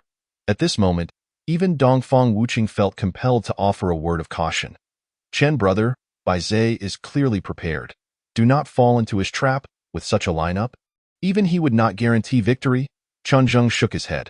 "No matter." He glanced at Bai Zhe and his entourage, speaking coolly. "Though I have no desire for fame, I still thank you all for your support." Finally, his tone turned mocking. "However, I shall make you aware that even when gathered together, waste remains waste. There shall be no change." With that, Chen Zheng ignored the sour expressions of the Meng City prodigies and turned to leave. Wasting breath on them was less productive than honing his skills. In these 2 days, Chen Zheng had further comprehended the Thunder Blade technique. Though he had yet to reach full mastery, its power had significantly increased. In his estimation, with his current strength, if he were to engage in combat with the first realm of the Meridian opening stage depicted in his family's projection, he could vanquish it within 10 moves. As for Bai Zhe and his companions, Chen Zheng felt only 2 words, "Heh." As Chen Zheng departed, the crowd in the dining hall gradually dispersed, the prodigies of Yun City and Yin City wearing smiles, eagerly anticipating the spectacle of the following day. The expressions of the Meng City prodigies darkened, filled with pent-up frustration, awaiting the opportunity to cleanse themselves with Chen Zheng's blood. The crowd from Yin City was deeply worried, fearing that Chen Zheng was being overly presumptuous. "Young lord, this fellow is far too arrogant." The previously sympathetic young men began to view Chen Zheng in a far less favorable light. Dongfang Wuqing, however, remained unfazed, chuckling. "Let us not rush to conclusions. Tomorrow morning will reveal all. I still have faith in my judgment. The individual I have chosen should not fall easily in such a setting." After several days of interaction, Dongfang Wuqing felt that Chen Zheng was not as foolish as he appeared. News of the events in the dining hall swiftly reached Huang Yong in the 3rd deck of the ship. Su Hanliang and his companions were dining as well, Dado? To take on 13 alone. Truly the son of the Red Wild Marquis. He possesses remarkable courage. Zhang Yi laughed heartily, his eyes gleaming with mockery. With this, his plans should proceed without a hitch. Song Nuan coldly scoffed. That is not courage. It is sheer foolishness. Xie Tianhe furrowed his brows, perplexed. Given by Zai's audacity, does he not fear challenging Chen Zheng on the final day? Does he have some sort of reliance? He sensed something was amiss. Su Hanliang, maintaining a calm demeanor, glanced at Zhang Yi and replied softly. The young marquis does not seem like an impulsive individual. If he has spoken, he must possess some confidence. Upon hearing this, Song Nuan immediately smiled, altering her tone. Brother Su's insight is ever sharp. Since you have stated this, the battle tomorrow will undoubtedly be thrilling. Shall we not observe? Zhang Ye's eyes flickered with a hint of dissatisfaction as he remarked, Instructor Su, since you hold that young lord in such high regard, shall we engage in yet another wager? Su Hanliang raised an eyebrow, inquiring, What shall we wager? With a smile, Zhang Yi replied, In tomorrow's match, if the young lord emerges victorious, you shall be deemed the winner. Conversely, if he falls short, the victory is mine. Su Hanliang responded coolly, And what shall be the stakes? Do you expect me to believe you possess another treasured artifact? Facing the jibe, Zhang Yi remained unfazed, exuding confidence as he stated, While I no longer possess any treasured artifacts, I do have a 500-year-old Kaiyang herb. Let us wager on that blood-red battle knife I lost to you, along with a year of your services. What do you say? Kaiyang herb? Song Nuan and Xie Tianhe exchanged astonished glances. The Kaiyang herb is the primary ingredient for crafting Kaimai pills, and a 500-year-old specimen can yield 5 or 6 pills. Provided the alchemist's skills are adequate, Kaimai pills are essential for those at the postnatal realm striving to break into the Kaimai realm, significantly mitigating the risks involved in such endeavors. In the imperial capital, a single Kaimai pill is worth no less than 1,000,000 gold coins. Su Hanliang's expression turned peculiar. Zhang Ye's choices for their wagers were items that Chen Zheng could indeed utilize at this stage. He found himself questioning whether Zhang Yi was truly targeting Chen Zheng or merely seeking an excuse to bestow gifts upon him. Chapter 64. Too weak, noticing Su Hanliang's prolonged silence, Zhang Yi grew impatient and goaded. What is the matter, Instructor Su? You've already won once. Are you afraid of losing? Su Hanliang chuckled softly. It's not fear. I simply find it puzzling. What do you mean? Zhang Yi regarded Su Hanliang's smile with a sense of offense. Su Hanliang shook his head, saying, It's nothing that I accept this wagered. A grin spread across Zhang Ye's face. Then it is settled. He turned to Song Nuan. Miss Song, I would appreciate your assistance as a witness this time. Keep a close watch. I shall win back both my stake and interest. Certainly, Song Nuan replied nonchalantly, though I still have greater faith in Brother Su. Zhang Ye's frustration surged. Xie Tianhe, stroking his bald head, cast a sympathetic glance at Zhang Yi. I'm done eating. Su Hanliang was the first to rise and depart, prompting Song Nuan to quickly follow suit. Zhang Ye's expression darkened further. With a resounding thud, he slammed his palm onto the table and exclaimed in indignation, What makes that Su fellow so special? Why does Miss Song hold him in such high esteem? Xie Tianhe chuckled. Instructor Su is more handsome than you, possesses greater strength, and is certainly more astute. He is also held in higher regard within the Xinlin Academy. Noticing Zhang Ye's face turning as dark as coal, Xie Tianhe paused. Do you want me to continue? Zhang Yi yearned to retort but found himself at a loss for words. Ha ha ha, I'm full now. Xie Tianhe laughed heartily before rising to leave, leaving Zhang Yi alone, seething with rage. Just you wait. Zhang Yi silently fumed. Once I establish a connection with the Wujihu, you shall not even be worthy of carrying my shoes. As night passed, the dawn broke. The deck was already teeming with people. In the center stood 13 members of the Bai Zai, their expressions fierce and menacing. Where is the young lord? Could he possibly be afraid? That seems unlikely. The crowd buzzed with anticipation, awaiting the spectacle. As the first rays of sunlight spilled over the eastern horizon, casting a golden glow upon the deck like a layer of gilded sand, someone suddenly shouted, The young lord has arrived. The crowd stirred, parting as Chen Zheng emerged from the cabin, stepping into the morning light, exuding an otherworldly charm and grace. He truly resembles a young version of the Qi Lord. Su Hanliang marveled genuinely. His demeanor, his aura, and his appearance are all striking.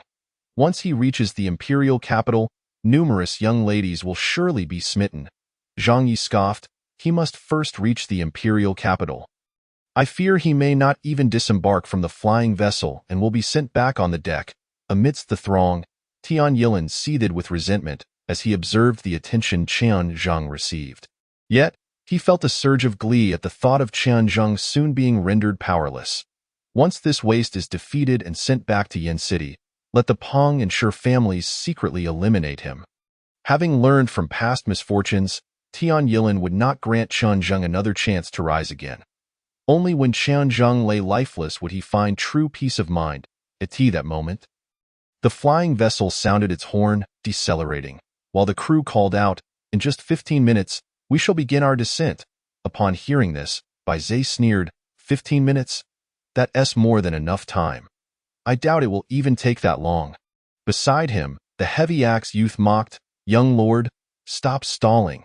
If you wish to concede, just admit it before everyone."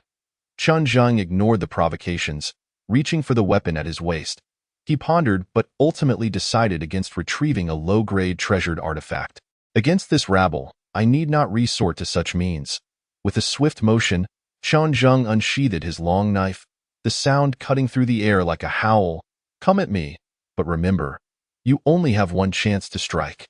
His indifferent tone and domineering words ignited the fury of Bai Zhe and his companions.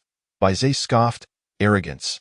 He exchanged glances with the heavy axe youth, who promptly shouted, "Let us attack together." With that command, 7 figures leaped forth like leopards, charging at Qian Zhang with fierce intent.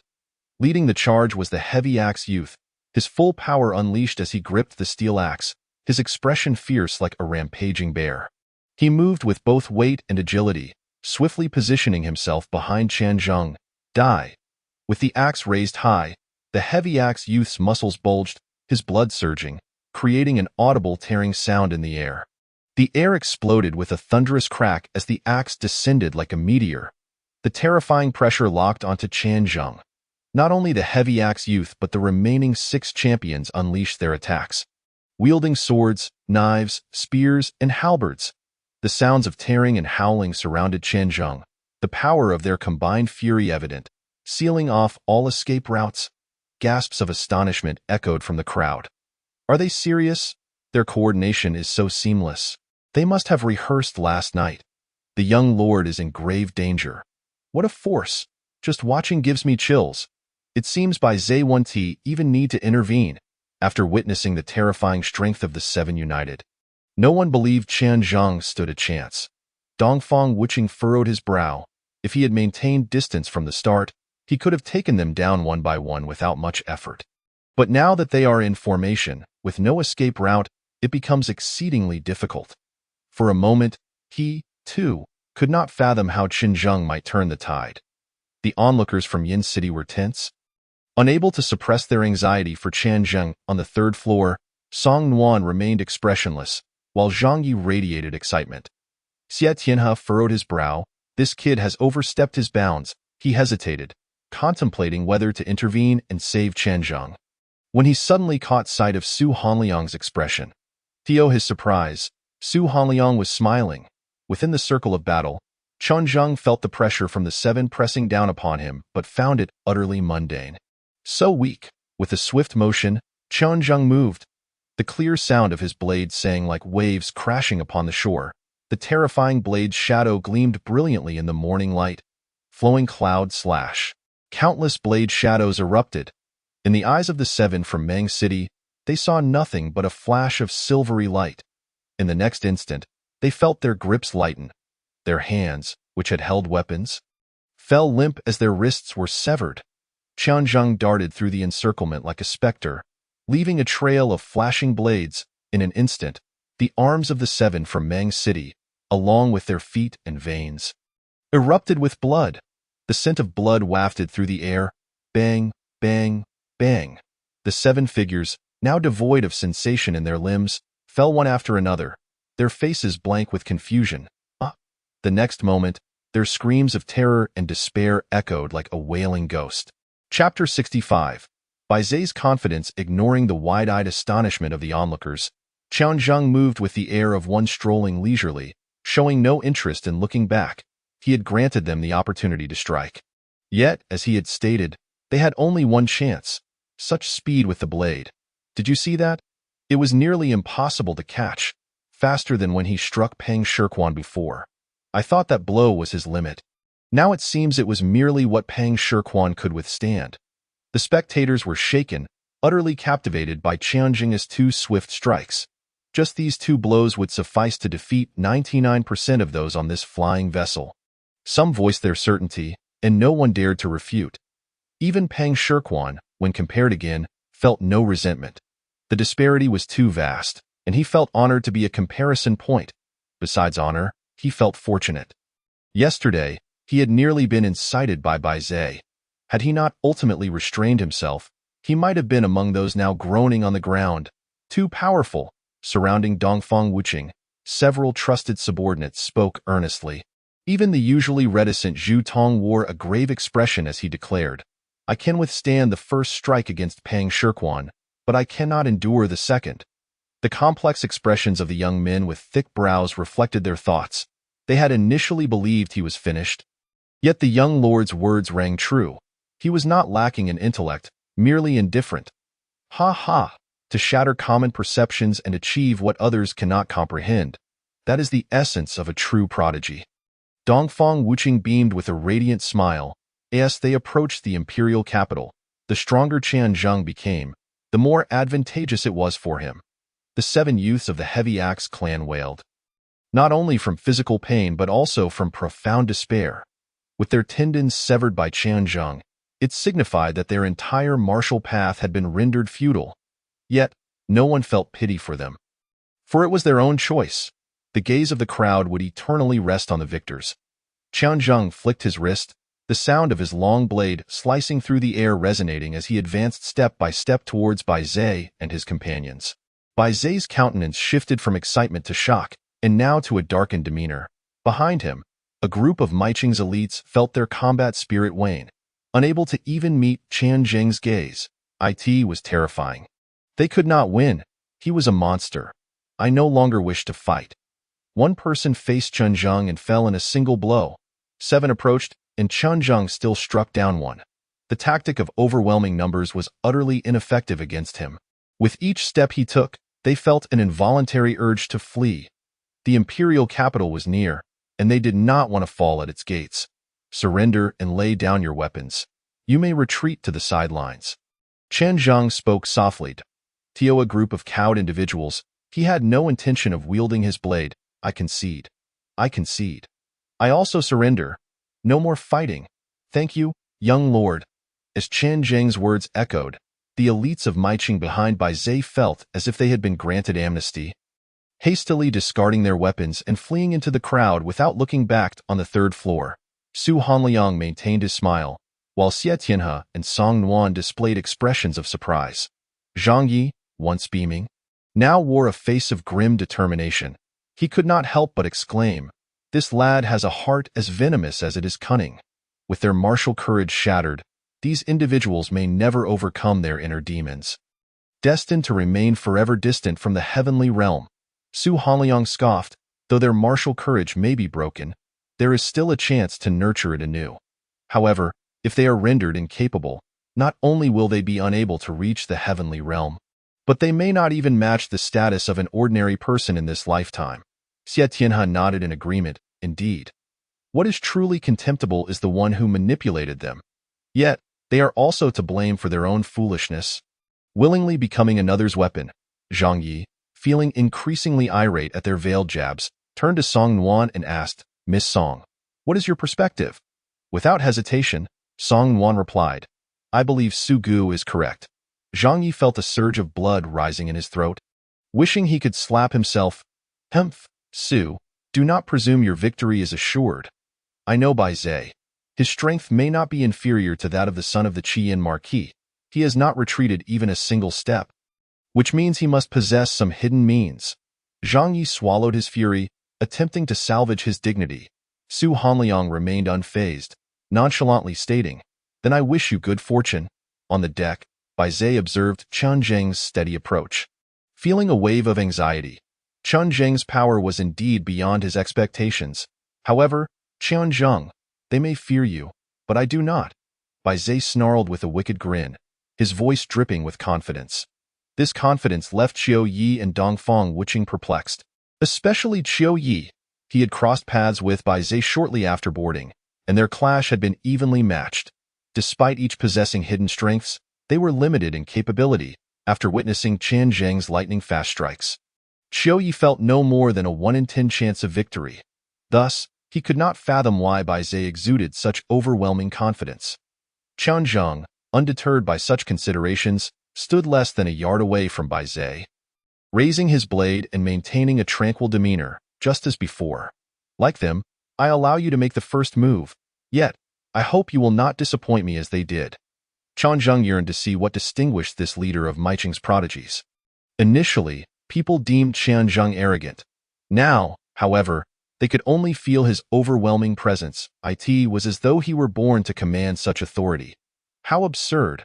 Bai Zhe let out a furious laugh, his gaze fierce as he pulled a pill from his robe and swallowed it whole.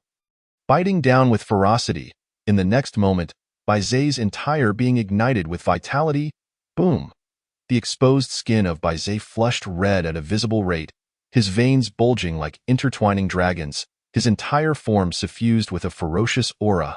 What has he consumed? The crowd recoiled from the surge of Bai Zhe's might, their faces reflecting sheer terror. Qiu Yi exclaimed, "This power shouldn't belong to the acquired realm." Dong Feng Wuching narrowed his eyes. Speaking in a low voice, "It is the blood-exploding pill, the only substance capable of granting such a sudden surge in strength." What? The blood-exploding pill? Has Bai Zhe lost his mind? Gasps of astonishment rippled through the surroundings. On the third floor, Su Hanliang and Xie Tianhe simultaneously fixed their gazes upon Zhang Yi. Zhang Yi, brimming with smugness yet feigning innocence, remarked, "Why are you two looking at me? I genuinely did not anticipate Bai Zhe had such a card up his sleeve." "Ha ha! It seems today's wager is in my favor." "No. The battle must be halted," Xie Tianhe stated solemnly. By consuming the blood-exploding pill, Bai Zhe could temporarily possess the strength of the first level of the opening veins realm. Even if he cannot control it adeptly, he would still overwhelm those in the acquired realm. This is outright cheating. Zhang Yi sneered, "Xie, the rules were set by Xinlin Academy. Do you intend to violate them? Or will you grant him leniency simply because he is the son of the Qiyin Marquis? If you intervene now, how will you explain it to those already rendered incapacitated?" Xie Tianhe furrowed his brows. Caught in a dilemma. The rules must not be broken. Chapter 66. Arrival at the imperial capital. How could Bai Zhe possess the blood-exploding pill?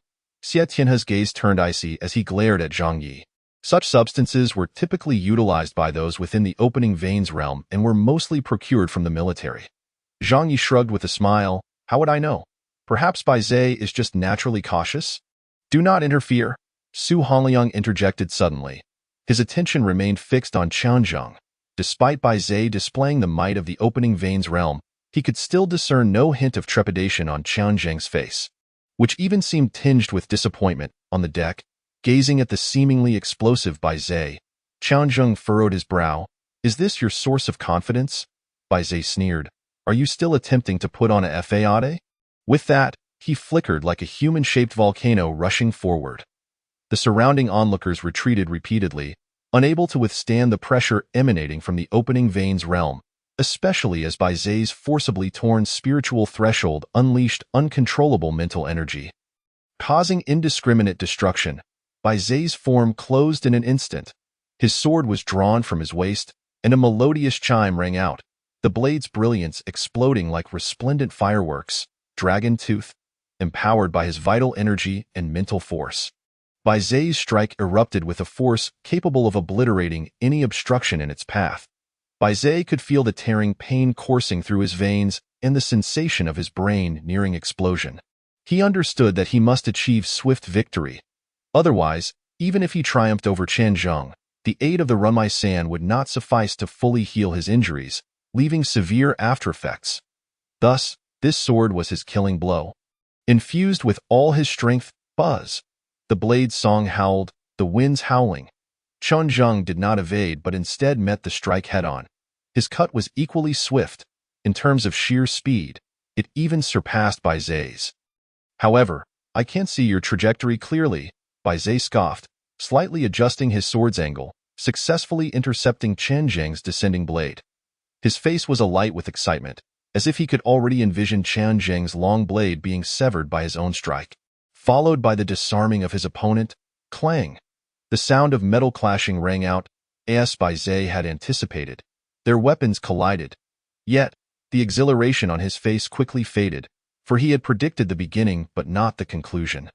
You see it, you caught it, but can you withstand it? Chen Zheng's calm voice was not taunting. Rather, it presented an undeniable truth. You cannot withstand it. The overwhelming force surged forth. Chen Zheng's strength was comparable to that of the second level of the opening veins realm. A force Bai Zai could not hope to match, even with the blood-exploding pill's temporary boost. The clash of blades held for less than a second before Chen Zheng's long blade surged forth with unstoppable momentum. Bai Zai's expression morphed into one of terror mixed with confusion. He could not comprehend why he was at such a disadvantage in this contest of strength. No. Amidst the bewildered and astonished gazes surrounding him, Bai Zai let out a desperate roar, yet no matter how he struggled, even as his veins threatened to burst, he could not withstand the trajectory of Chen Zheng's descending blade. Slicing through the air, the long blade landed squarely on Bai Zai's shoulder. His sword-bearing arm fell to the ground, blood sprang forth like a fountain, flowing cloud slash, before Bai Zai could even let out a cry of anguish. He was enveloped once more by a flurry of blade light. With his already ruptured veins shattering further, he fell backward, his eyes wide open as he collapsed. The flying ship was landing. A cry from the boatman echoed through the air as the flying vessel began its rapid descent. Lying prostrate on the ground, Bai Zai extended his solitary arm, fingers clenched tightly as if attempting to grasp something firmly.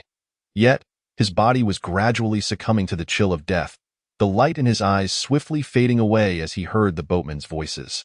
Regret and unwillingness etched across Bai Zai's face, mirroring the words he had spoken to Chen Zheng the day before.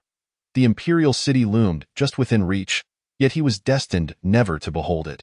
With a sudden gasp, blood erupted from his mouth, and in mere moments, Bai Zai's breath was extinguished. Just then, a slight tremor coursed through the flying vessel, and the voice of the boatman rang out once more.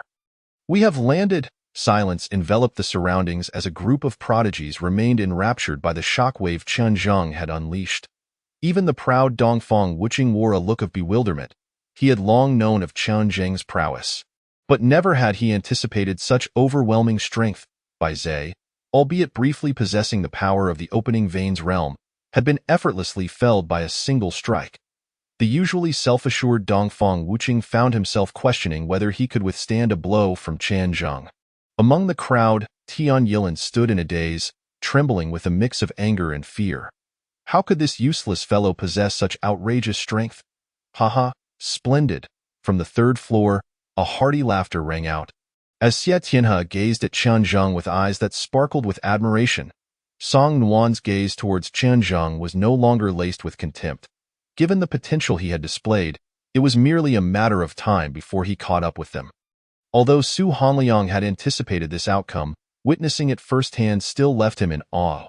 Zhang Yi was left dumbfounded, gaping in shock, unable to utter a single word, until a hand extended towards him. A wager is a wager. Surely, Instructor Zhang would not go back on his word. Su Hanliang's teasing voice broke the silence. Zhang Ye's face turned ashen, suppressing his rage as he tossed the Kaiyang grass to Su Hanliang. This brat dared to commit murder aboard the flying vessel. I suggest we revoke his qualifications at Xinlin Academy. Zhang Ye's icy tone pierced the air as he looked upon Bai Zai's lifeless body. Su Hanliang replied with a calm smile. Bai Zai clearly perished due to the effects of the blood-exploding pill. Even a practitioner of the opening veins realm would have a slim chance of survival after using it, let alone someone of the postnatal realm. Both Xie Tianhe and Song Nuan nodded in agreement. You all. Zhang Yi was furious. Not only had this expedition yielded no results, but we also lost a low-grade treasure and 500 years' worth of Kaiyang grass. What a tremendous loss! Su Hanliang disregarded him, leaping onto the deck with a beaming smile as he approached Chen Zheng. Mr. Su. Chen Zheng clasped his fists in greeting. Excellent, Su Hanliang praised, tossing the Kaiyang grass directly to Chen Zheng. This is the reward Instructor Zhang prepared for you. Upon hearing this, Chen Zheng immediately understood, raising his gaze towards Zhang Yi. Thank you, Instructor Zhang. Should the opportunity arise, I would like to seek your guidance on a few techniques in the future. I hope you will be generous with your teachings. Seeing the cold intensity in Chen Zheng's eyes, Zhang Yi felt a flicker of pressure within him. Yet, more prominently, he felt fury. A mere postnatal realm practitioner dared to threaten someone of his Tiangang realm status. This young man possessed talent and combat prowess far beyond the norm. He absolutely could not be allowed to grow unchecked. Zhang Ye's murderous intent surged. Previously, he had merely sought to curry favor with the Marquis Wuji. But now, it had escalated into a personal vendetta. Zhang Yi forced a smile, gritting his teeth. Very well, with a thunderous roar, the flying vessel's long ladder descended. Xie Tianhe called out loudly, "Everyone, disembark." The boatmen quietly approached, removing Bai Zai's corpse and the disabled prodigies from Mang City. They had lost their right to disembark. Are you not leaving? Xie Tianhe frowned at the group of prodigies.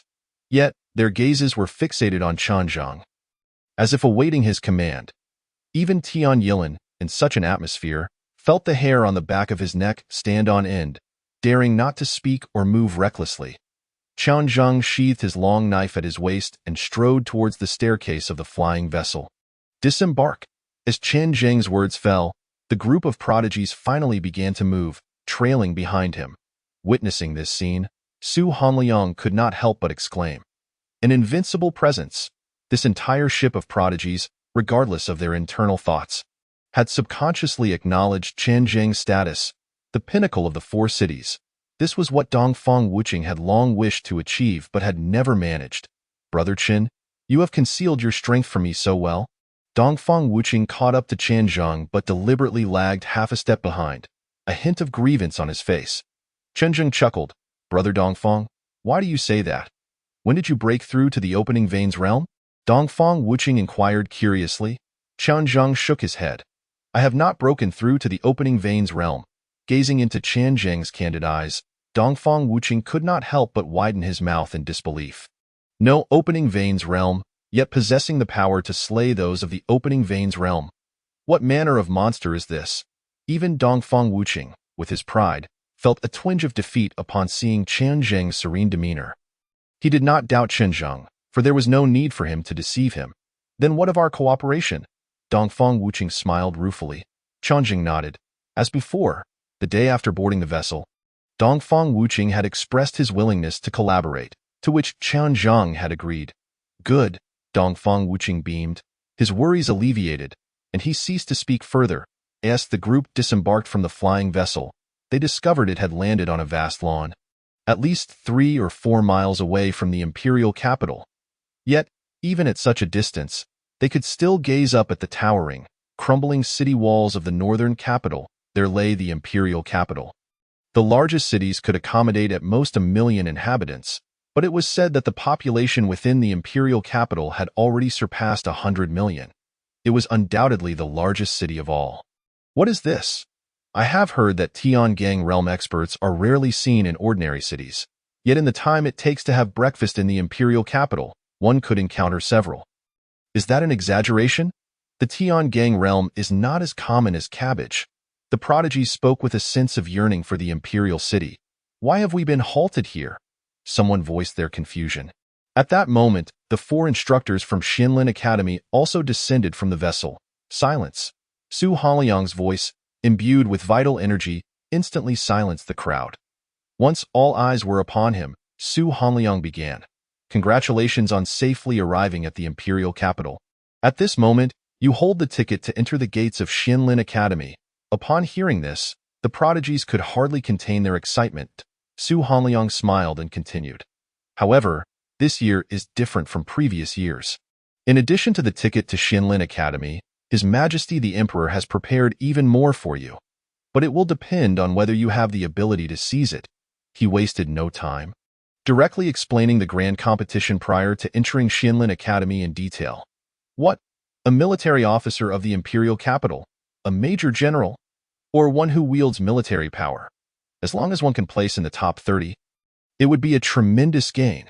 It's not that simple. We will be competing against prodigies from all 36 cities, with over 700 participants, squeezing into the top 30. First, consider if you are worthy. What is the emperor trying to accomplish? The prodigies were thrown into a frenzy. Their expressions varied. Su Hanliang allowed them enough time to digest the information before continuing. Those who do not wish to participate may stand behind Instructor Song. He will take you directly to Xianlin Academy shortly. Those who wish to participate, remain where you are. I must remind you, this selection does not exclude the possibility of casualties. Moreover, it is not merely a simple personal battle. Therefore, the choice is of utmost importance. In an instant, all eyes turned towards Chen Zheng, filled with fervor. Chen Zheng spoke calmly. Those below the postnatal great perfection level, step back. This is not a contest you can partake in.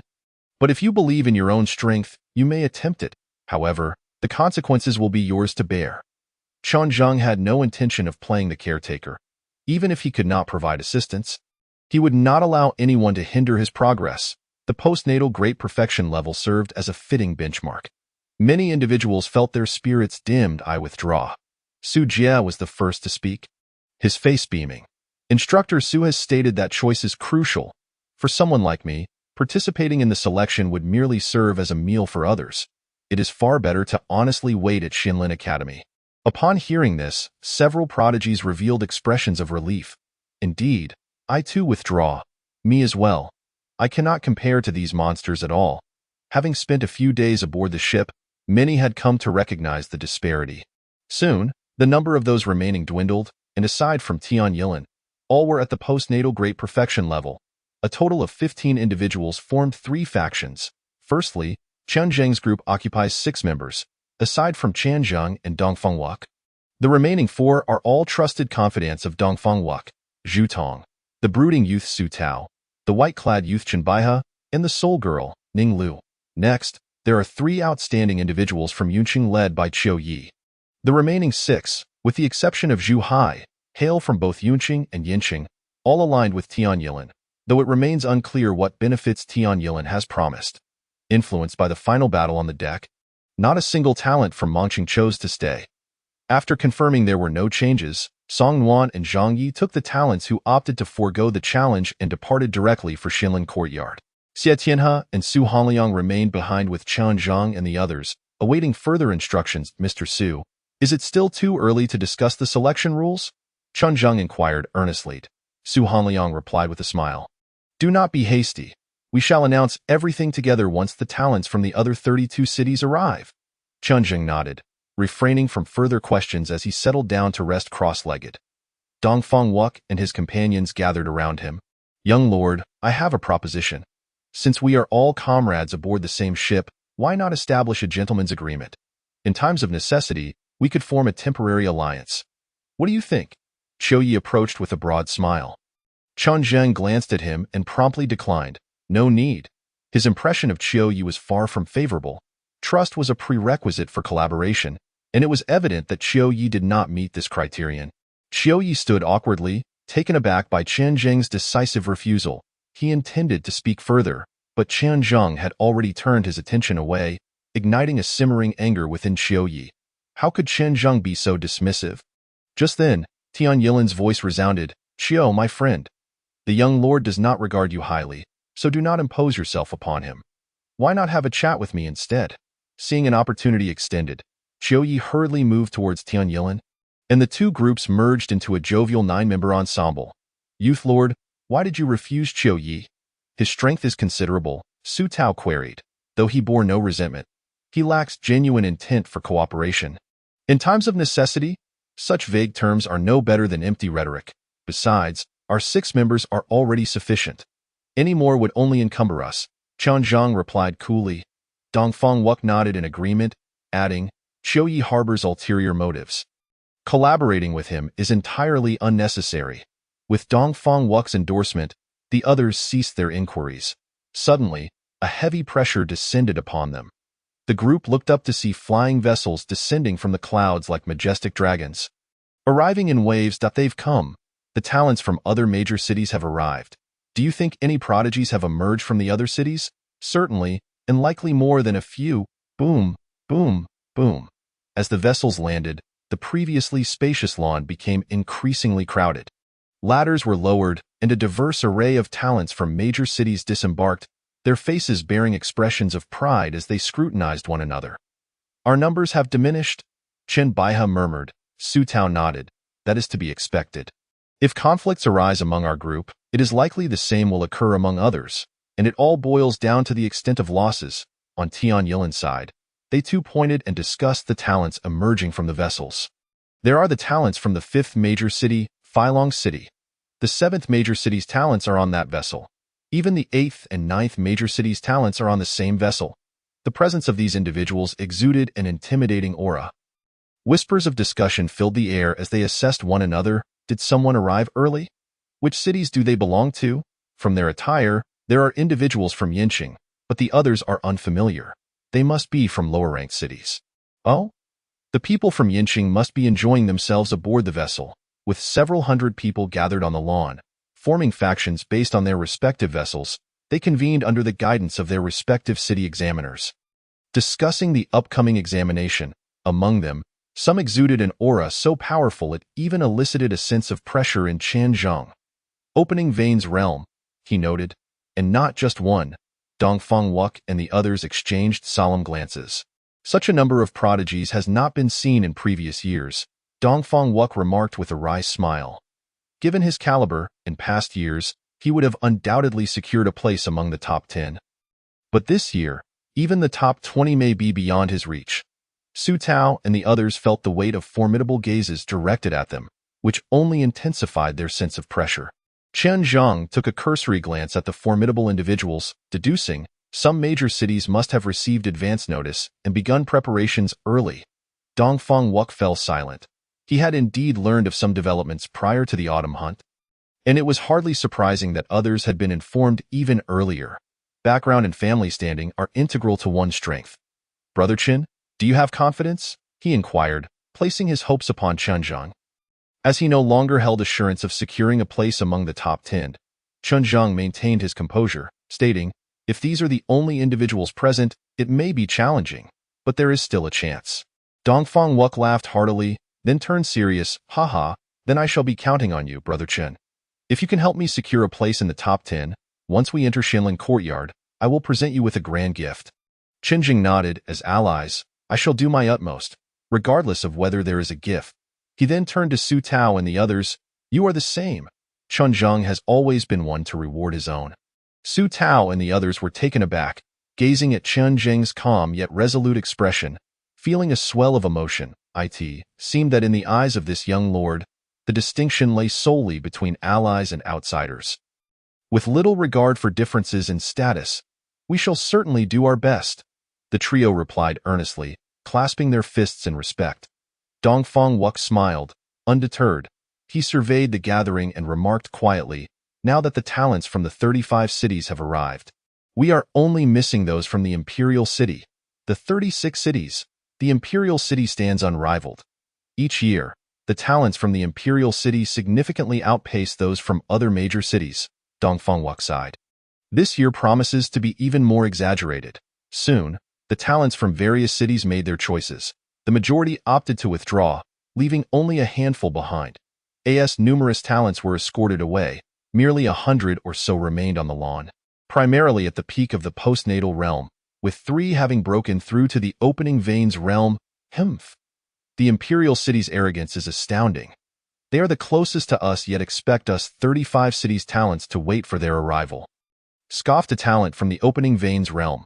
His name was Bai Xing, hailing from the 3rd major city, Haiqing. Upon his utterance, his followers echoed their agreement. Indeed. What is so special about the Imperial City talents? Do they deserve our patience? The ingrained arrogance would surely lead them to pay a price. This year is unlike any other. Do they think they can maintain their position at the top? While others did not voice their agreement, their expressions clearly conveyed their concurrence. Dio, you seem to be quite discontent? A mocking voice interjected. The crowd looked up to see 5 figures approaching leisurely from the end of the path. The leader, clad in black, had long hair cascading down his back, and his eyes resembled stars. Merely meeting his gaze weighed heavily on the heart. The one speaking was a companion of the black-clad youth. A lanky figure with a naturally mocking visage that was displeasing to behold. He fixed his gaze on Bai Xing, exuding a powerful aura. Boom! The overwhelming presence swept through the air, causing Bai Xing and his cohort to turn pale. This person is at the opening veins realm. Are you dissatisfied? The mocking youth approached Bai Xing closely, nearly pressing his face against him. Bai Xing squinted, unyielding. You are at the opening veins realm, and so am I. Why should I wait for you? The mocking youth chuckled derisively, spreading his arms wide. Of course, it is because we have numbers. Bai Xing raised an eyebrow. It seems I have a few more on my side. Is that so? The mocking youth sneered. Why not take another look? Boom! Behind him, aside from the black-clad youth, the remaining 3 unleashed their auras, each wearing a mocking smile. Opening Veins Realm, yet another from the Opening Veins Realm. The talents from the Imperial City were all at the Opening Veins Realm. The crowd gasped, and even Bai Xing, who was also at the Opening Veins Realm, could not help but feel a surge of anxiety. Enough! What is there to flaunt before a throng of ants? The black-clad youth's indifferent voice cut through the air. Yes. The previously arrogant, mocking youth retreated respectfully in an instant. All eyes were drawn to the black-clad youth. However, he seemed oblivious, scanning the crowd until he seemingly locked onto a target, striding purposefully toward Qianzhong, a mocking smile playing on his lips. What do you think, young lord? Qianzhong sensed the malice in the black-clad youth's gaze. Furrowing his brow, who are you? The black-clad youth chuckled lightly, advancing toward Qianzhong. With each step, his aura grew stronger, and by the time he reached Qianzhong, his presence had solidified at the 2nd level of the Opening Veins Realm.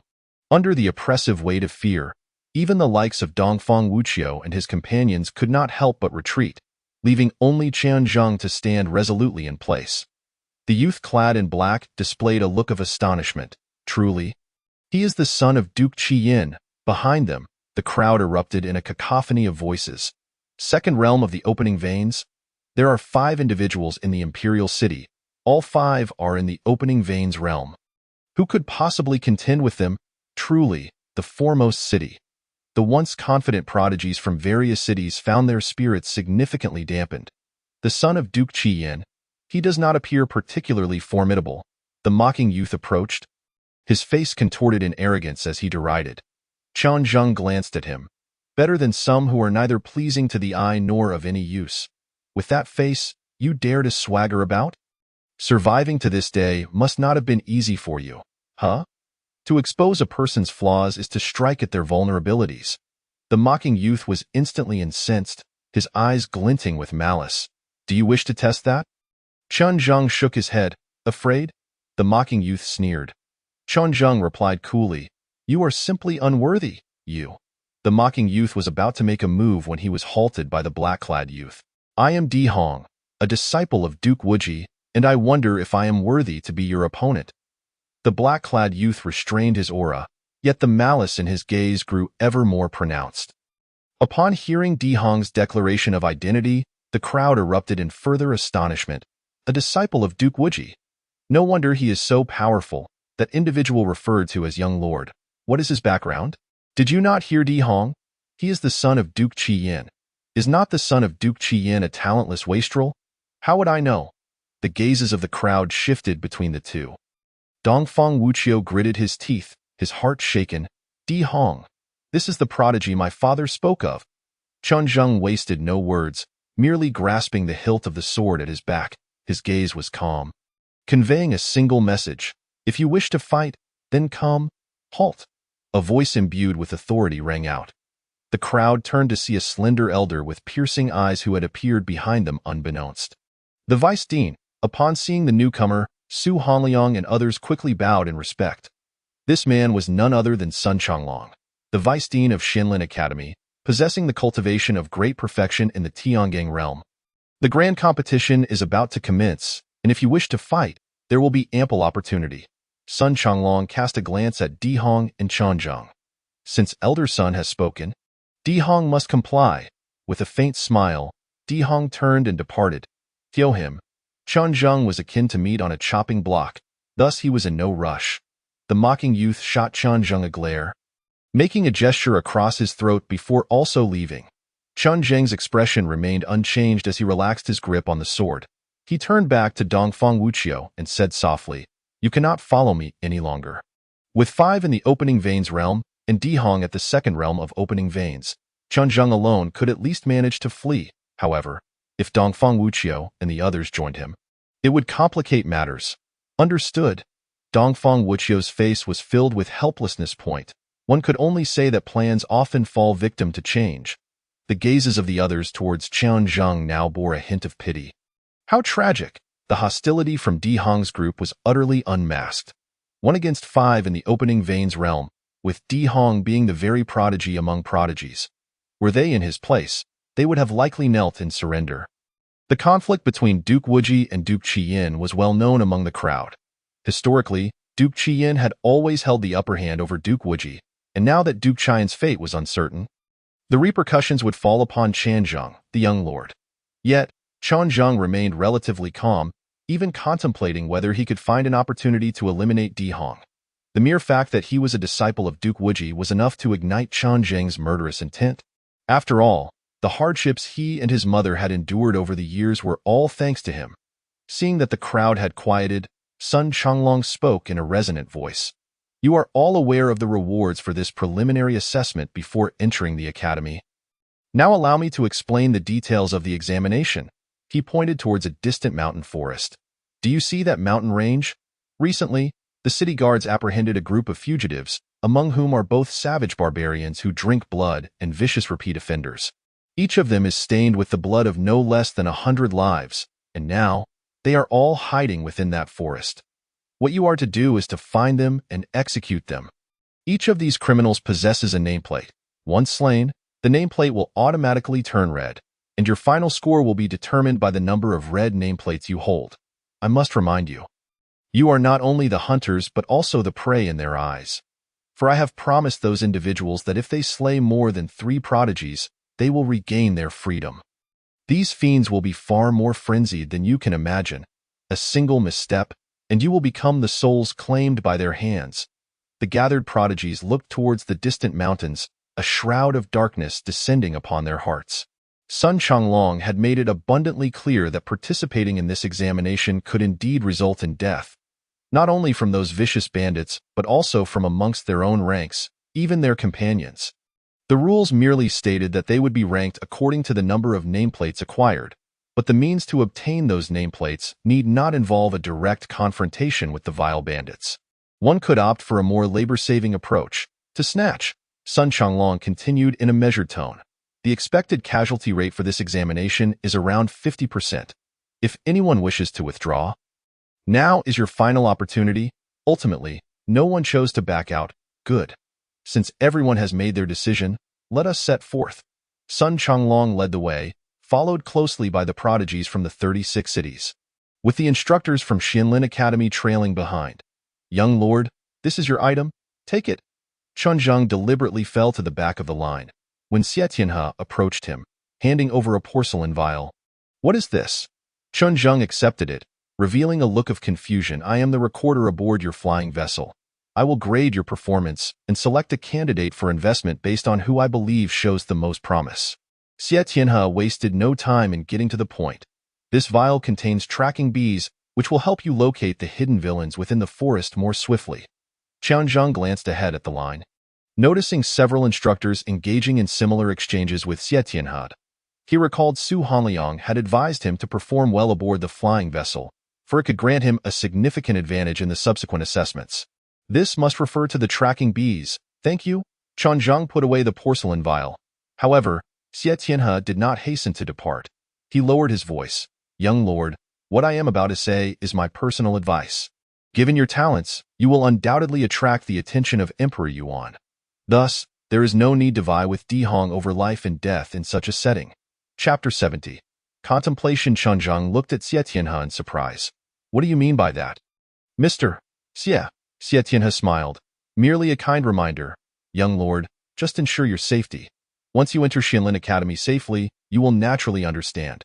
With that, Xie Tianhe ceased further conversation and turned to leave. Chen Zhang watched Xie Tianhe's retreating figure. Lost in thought. This Mr. Xie seems to harbor goodwill towards me, and judging by his words, could he be a person of Emperor Yuan? However, it is also possible that he is a pawn sent by Tian Wuji to deceive me. Chen Zhang shook his head, dismissing these thoughts. In any case, he had no intention of relinquishing his resolve in this examination. Before long, the group halted at the edge of the forest. This examination is limited to a duration of 24 hours. Signaled by fireworks. Once the fireworks ignite, anyone who has not exited the forest within an hour will forfeit and their scores will be nullified. Sun Changlong's robust voice reverberated through the ranks. Clear and resonant in each prodigy's ears, the timer has begun. Whoosh! As Sun Changlong's words fell, a firework shot into the sky, exploding with the sound of thunder. Move! Those villains may ambush us if they see the signal. Follow me, do not fall behind, move! The prearranged teams surged towards the forest. Brother Qin, Dongfang Wuqiu approached Chen Zhang, his face full of regret. It is unfortunate that we cannot assist you. Su Tao and the others also wore expressions of shame.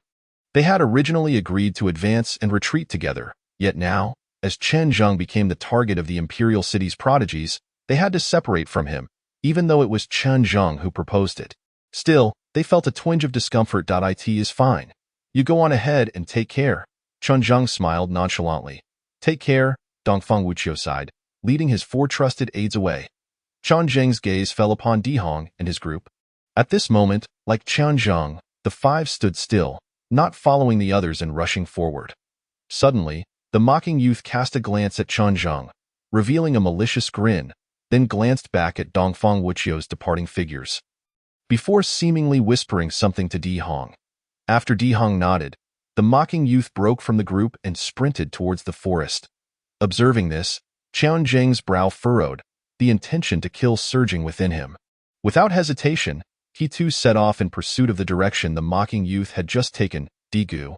That lad seems to be chasing after a Gue. One of the youths with a blade at his back beside Di Hong frowned. Should I follow him to take a look?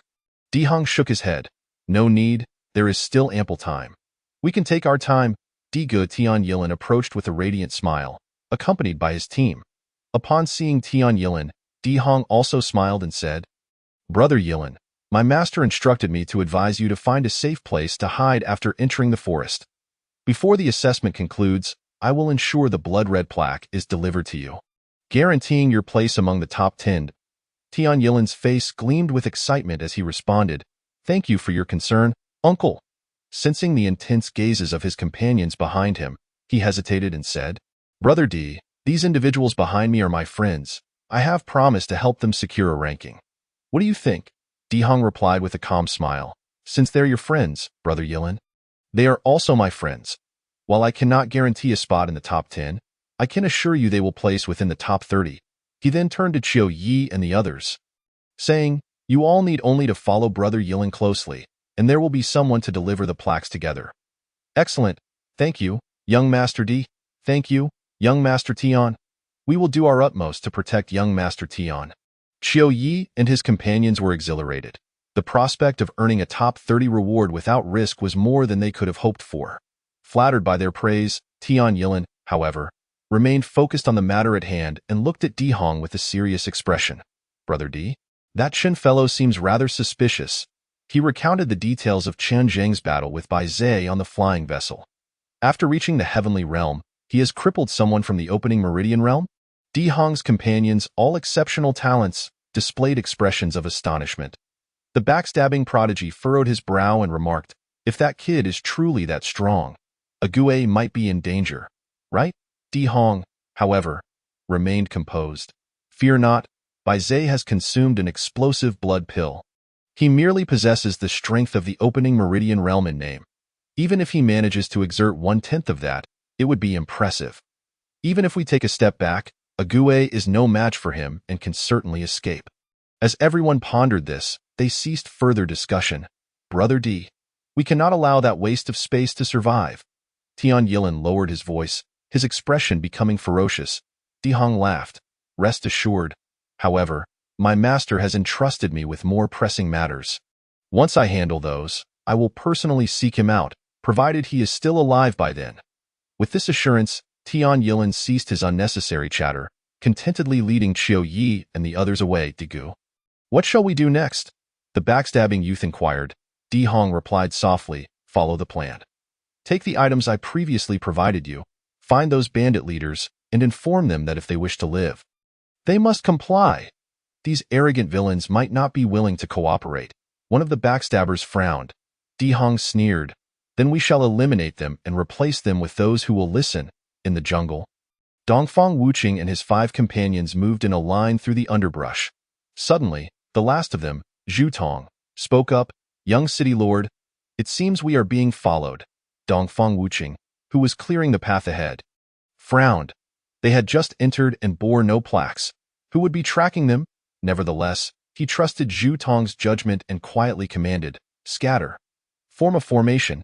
Upon Dongfang Wuqing's command, the group swiftly separated, concealing their figures in different directions. Soon, a silhouette darted through the foliage, entering their line of sight.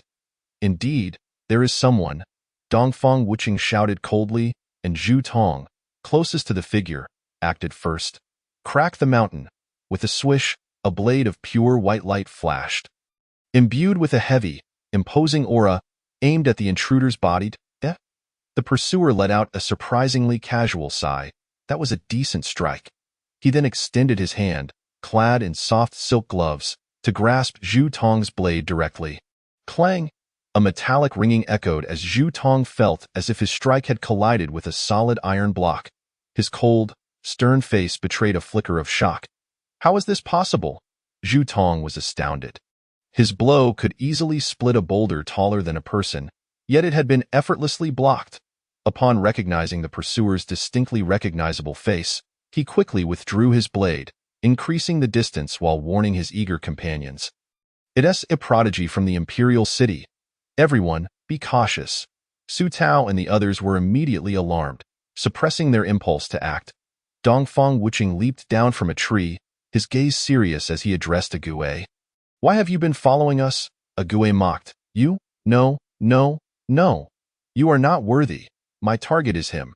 Another voice rang out, and everyone turned to see Changzheng approaching with his blade drawn. Chen Xiong? Dongfang Wuqing frowned. Changzheng nodded but remained silent. You truly came, Ague said with a smug smile, but before he could finish, a dazzling blade of light surged towards him. Bold. Ague's eyes narrowed, and with a vicious smile, he raised his hand again, attempting to grasp Changzheng's descending blade. As a practitioner of the opening meridian realm, dispatching a post-heavenly realm individual should be a simple task. However, just as this thought crossed his mind, the overwhelming force from Changzheng's strike struck him like a thunderclap. Not only did he fail to catch Changzheng's blade, but a bone-crunching sound echoed as Ague's hand met the blade. Had it not been for the protective silk gloves, he would have lost half his hand. A low-grade treasure? Observing the blood seeping from Ague's gloves, Changzheng's expression shifted to one of surprise. Not to mention the blade's sharpness, the sheer force of his strike was equivalent to the peak power of the first level of the opening meridian realm. Even another practitioner at the same level would not be able to withstand such a direct confrontation. Yet Ague had managed to block it, a testament to the fact that those silk gloves were far from ordinary. Ah! Ague screamed in anguish, his heart racing with alarm as he hurriedly distanced himself from Changzheng. The mocking grin on his face faltering. How could your strength be so great? Ague stared, wide-eyed, as though he had seen a ghost, completely shedding his earlier arrogance. You concealed your cultivation. You are of the opening meridian realm. Ague asserted with conviction, you little brat, playing tricks. Regardless of Ague's wild speculations, Changzheng paid him no heed, turning to Dongfang Wuqing and the others. Only he has followed us. You all may leave with peace of mind. Avoid any encounters with those from the imperial city. Dongfang Wuqing nodded, understood. Without hesitation, he led Zhu Tong and the others away. Did I permit you to leave? Ague bellowed in fury, about to strike. When Changzheng suddenly appeared in front of him. Do you still have the leisure to concern yourself with others? Ague sneered. Do you think that because I temporarily incapacitated one hand, You can intimidate me? Chen Zheng sheathed his long knife, gripping the hilt behind him. Whether you can or cannot, I am uncertain. I only know you cannot return. You still wish to kill me? Agui scoffed. As if hearing the greatest joke, his face twisted in mockery. Chen Zheng shook his head. I have never intended to kill anyone. You are merely seeking your own demise. As his hand gripped the blood-red war blade, the sensation of blood and energy surged through him again. Even without gathering strength, he felt his entire being boiling with vitality. Let us give it a try. Agui's eyes gleamed with malice. And this time, he chose to strike first.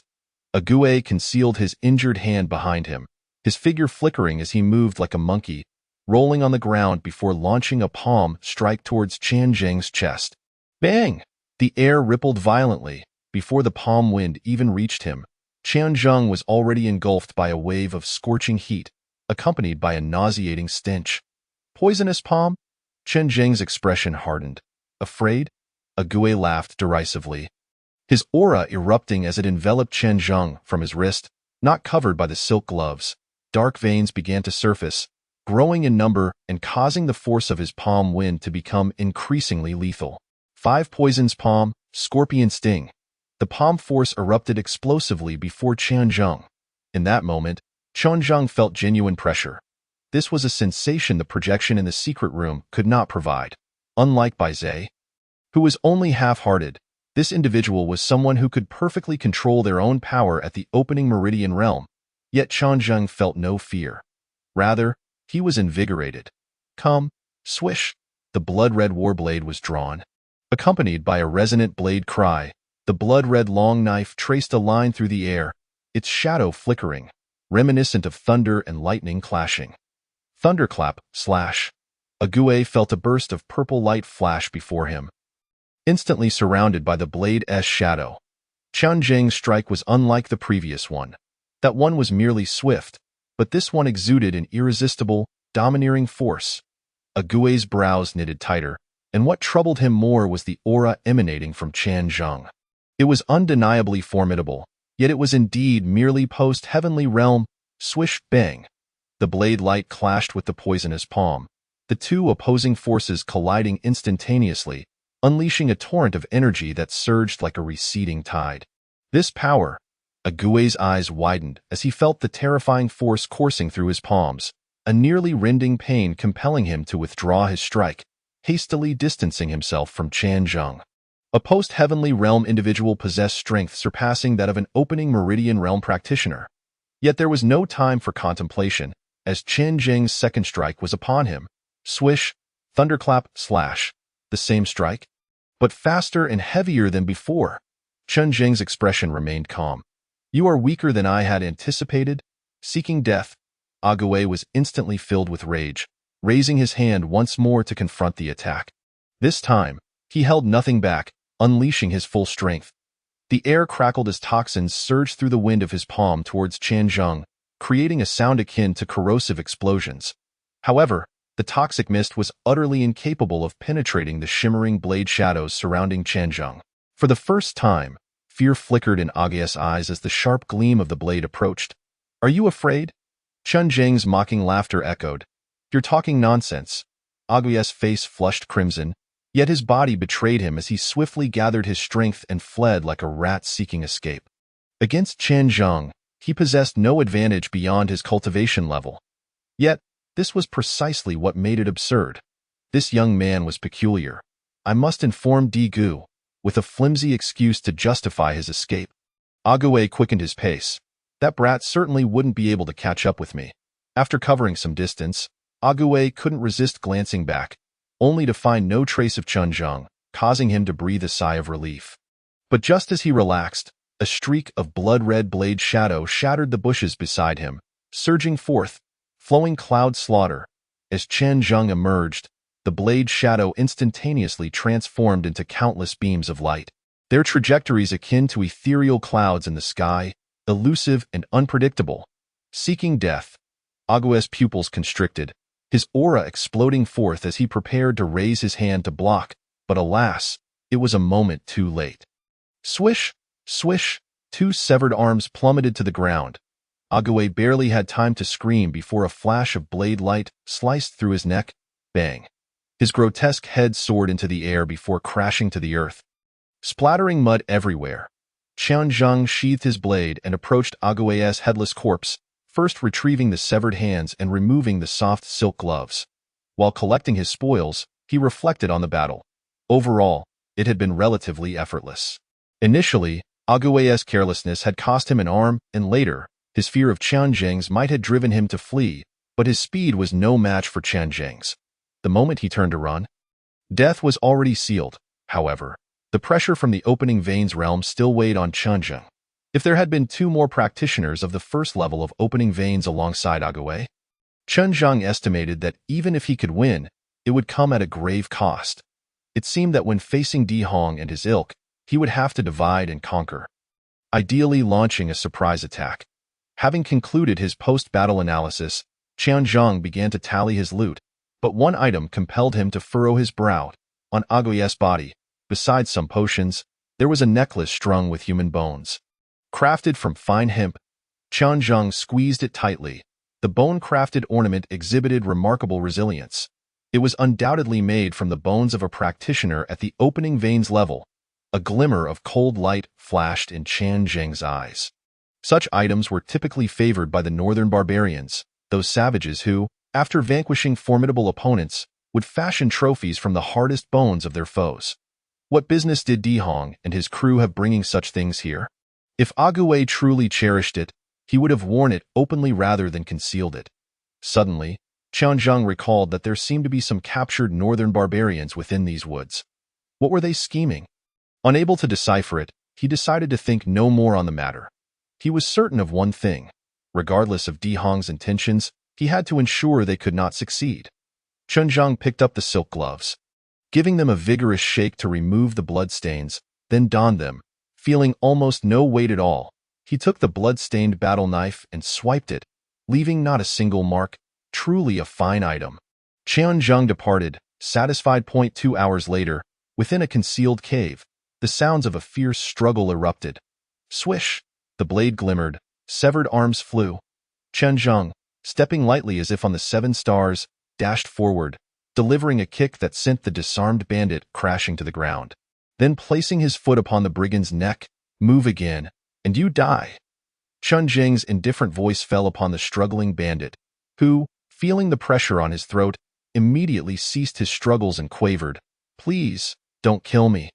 I know other hiding places of my comrades. I can lead you there." Within the cave, aside from the brigand of the first level of opening veins beneath Qianzheng's foot, 2 corpses lay with wide-open eyes. Unable to close in death, they were the subordinates of the brigand, slain in an instant by Qianzheng's blade. These individuals had been located through the tracking wasps given to him by Xie Tianhe. "How many of your kind are there in this mountain?" Qianzheng inquired, observing the terrified brigand without haste. "There are over 300 in total. I'm not sure of the exact number. We were sent in batches, not from a single location." "And your strength?" "Most are above the 9th level of the postnatal stage, with over 20 at the opening veins level." "And how many barbarians among them?" "At least half." The brigand responded to each query, eager to demonstrate his value. "My lord, are you interested in those barbarians? I can help you. Though I may be a villain, I despise barbarians the most." "I know where they are," Qianzheng replied coolly. "Do you believe you have the right to negotiate terms with me?" The brigand humbly replied, "I dare not. I only wish to survive. My lord, I am truly of great use. I know this place inside out. Whatever target you wish to eliminate, I can help you find." Desperate to save his life, the brigand racked his brain for any information that might aid him. "Ah, I have another piece of information that will surely interest you. Yesterday, a barbarian named Hu Chi Horror sent someone to deliver a message, inviting me to discuss ways to survive together. But I despise those barbarians. So I ignored it." Qianzheng scoffed. "I suspect you were too cowardly to go." The brigand awkwardly chuckled. "That is not important, my lord. If you're interested, I can take you there." The messenger said they would be waiting until this evening.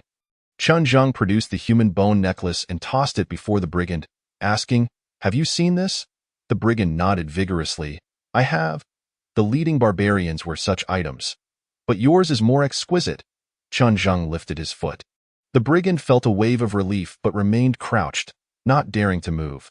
Get up! Upon receiving Qian Zheng's command, the brigand slowly rose to his knees before him. Qian Zheng regarded him. If you wish to live, you must assist me with the task. Please give your orders, my lord, the brigand exclaimed with elation. Qian Zheng shook his head. Not so fast. I do not trust you, so we must establish a layer of insurance first.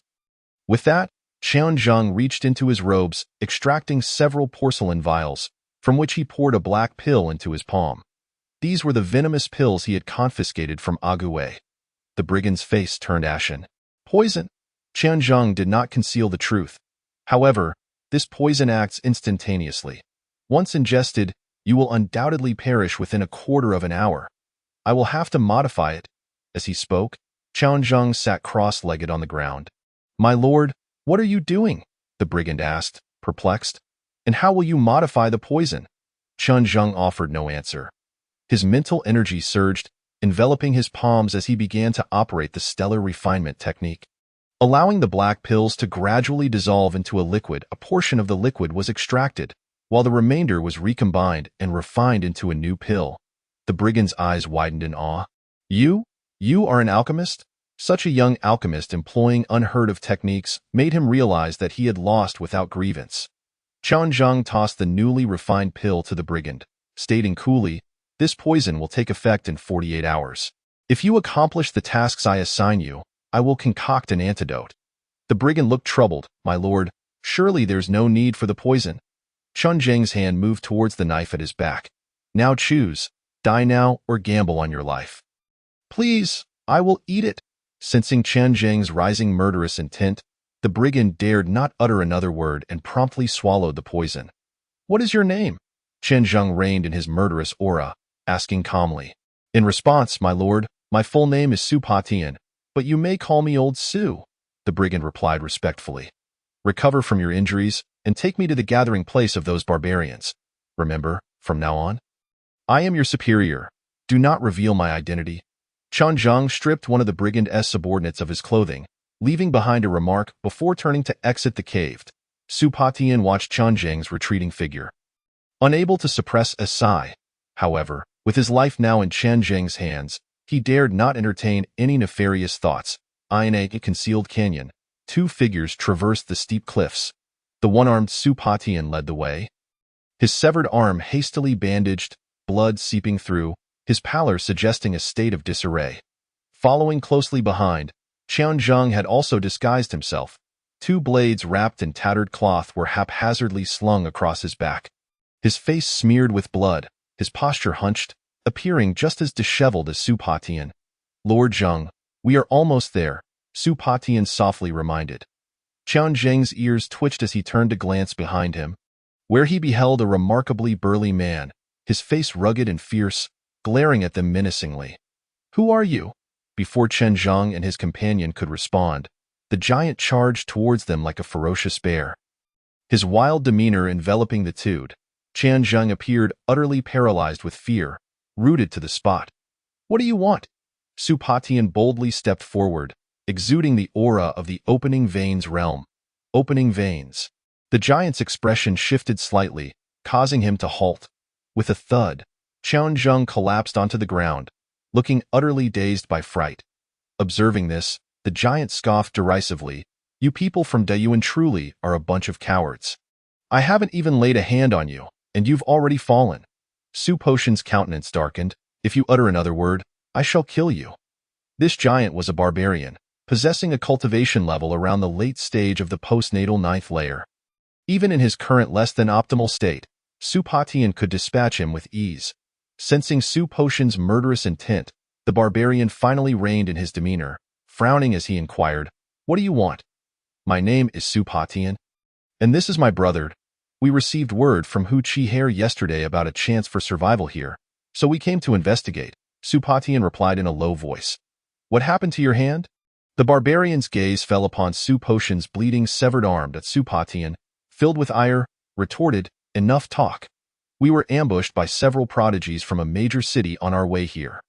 The leader was an Opening Veins cultivator. Nearly all my men perished at first sight. I barely escaped at the cost of my arm. Are you trying to lead people here? The barbarian's face was filled with skepticism. Bang! Su Patian seized the barbarian by the throat, impatiently declaring, "Damn it! If I weren't invited by you lot, I wouldn't be enduring this torment. Take me to see Hu Chi Hair. You are not worthy to speak to me like this. Understand?" Feeling as though his neck would snap, the barbarian nodded. "All right, I will take you. Quickly." Su Patian tossed the barbarian aside and scowled at his companion behind him. "What a disgrace. If you weren't the only one left, I would have thrown you away." Faced with the ferocious Su Patian, the barbarian stood up, daring not to utter another word, and led the way. Su Patian walked in the middle, with Qianzheng trailing behind. As they navigated through the thickets, they encountered at least 3 sentry posts, but with the barbarian guiding them, they faced no further inquiries. Finally, after traversing a narrow mountain path, their vision broadened. They found themselves in a naturally formed valley, surrounded by mountains, dense with trees, making it an ideal hideout. Fires were lit on the ground, around which gathered groups of 7 or 8 individuals, totaling approximately 40 to 50 men. Each bore a fearsome countenance.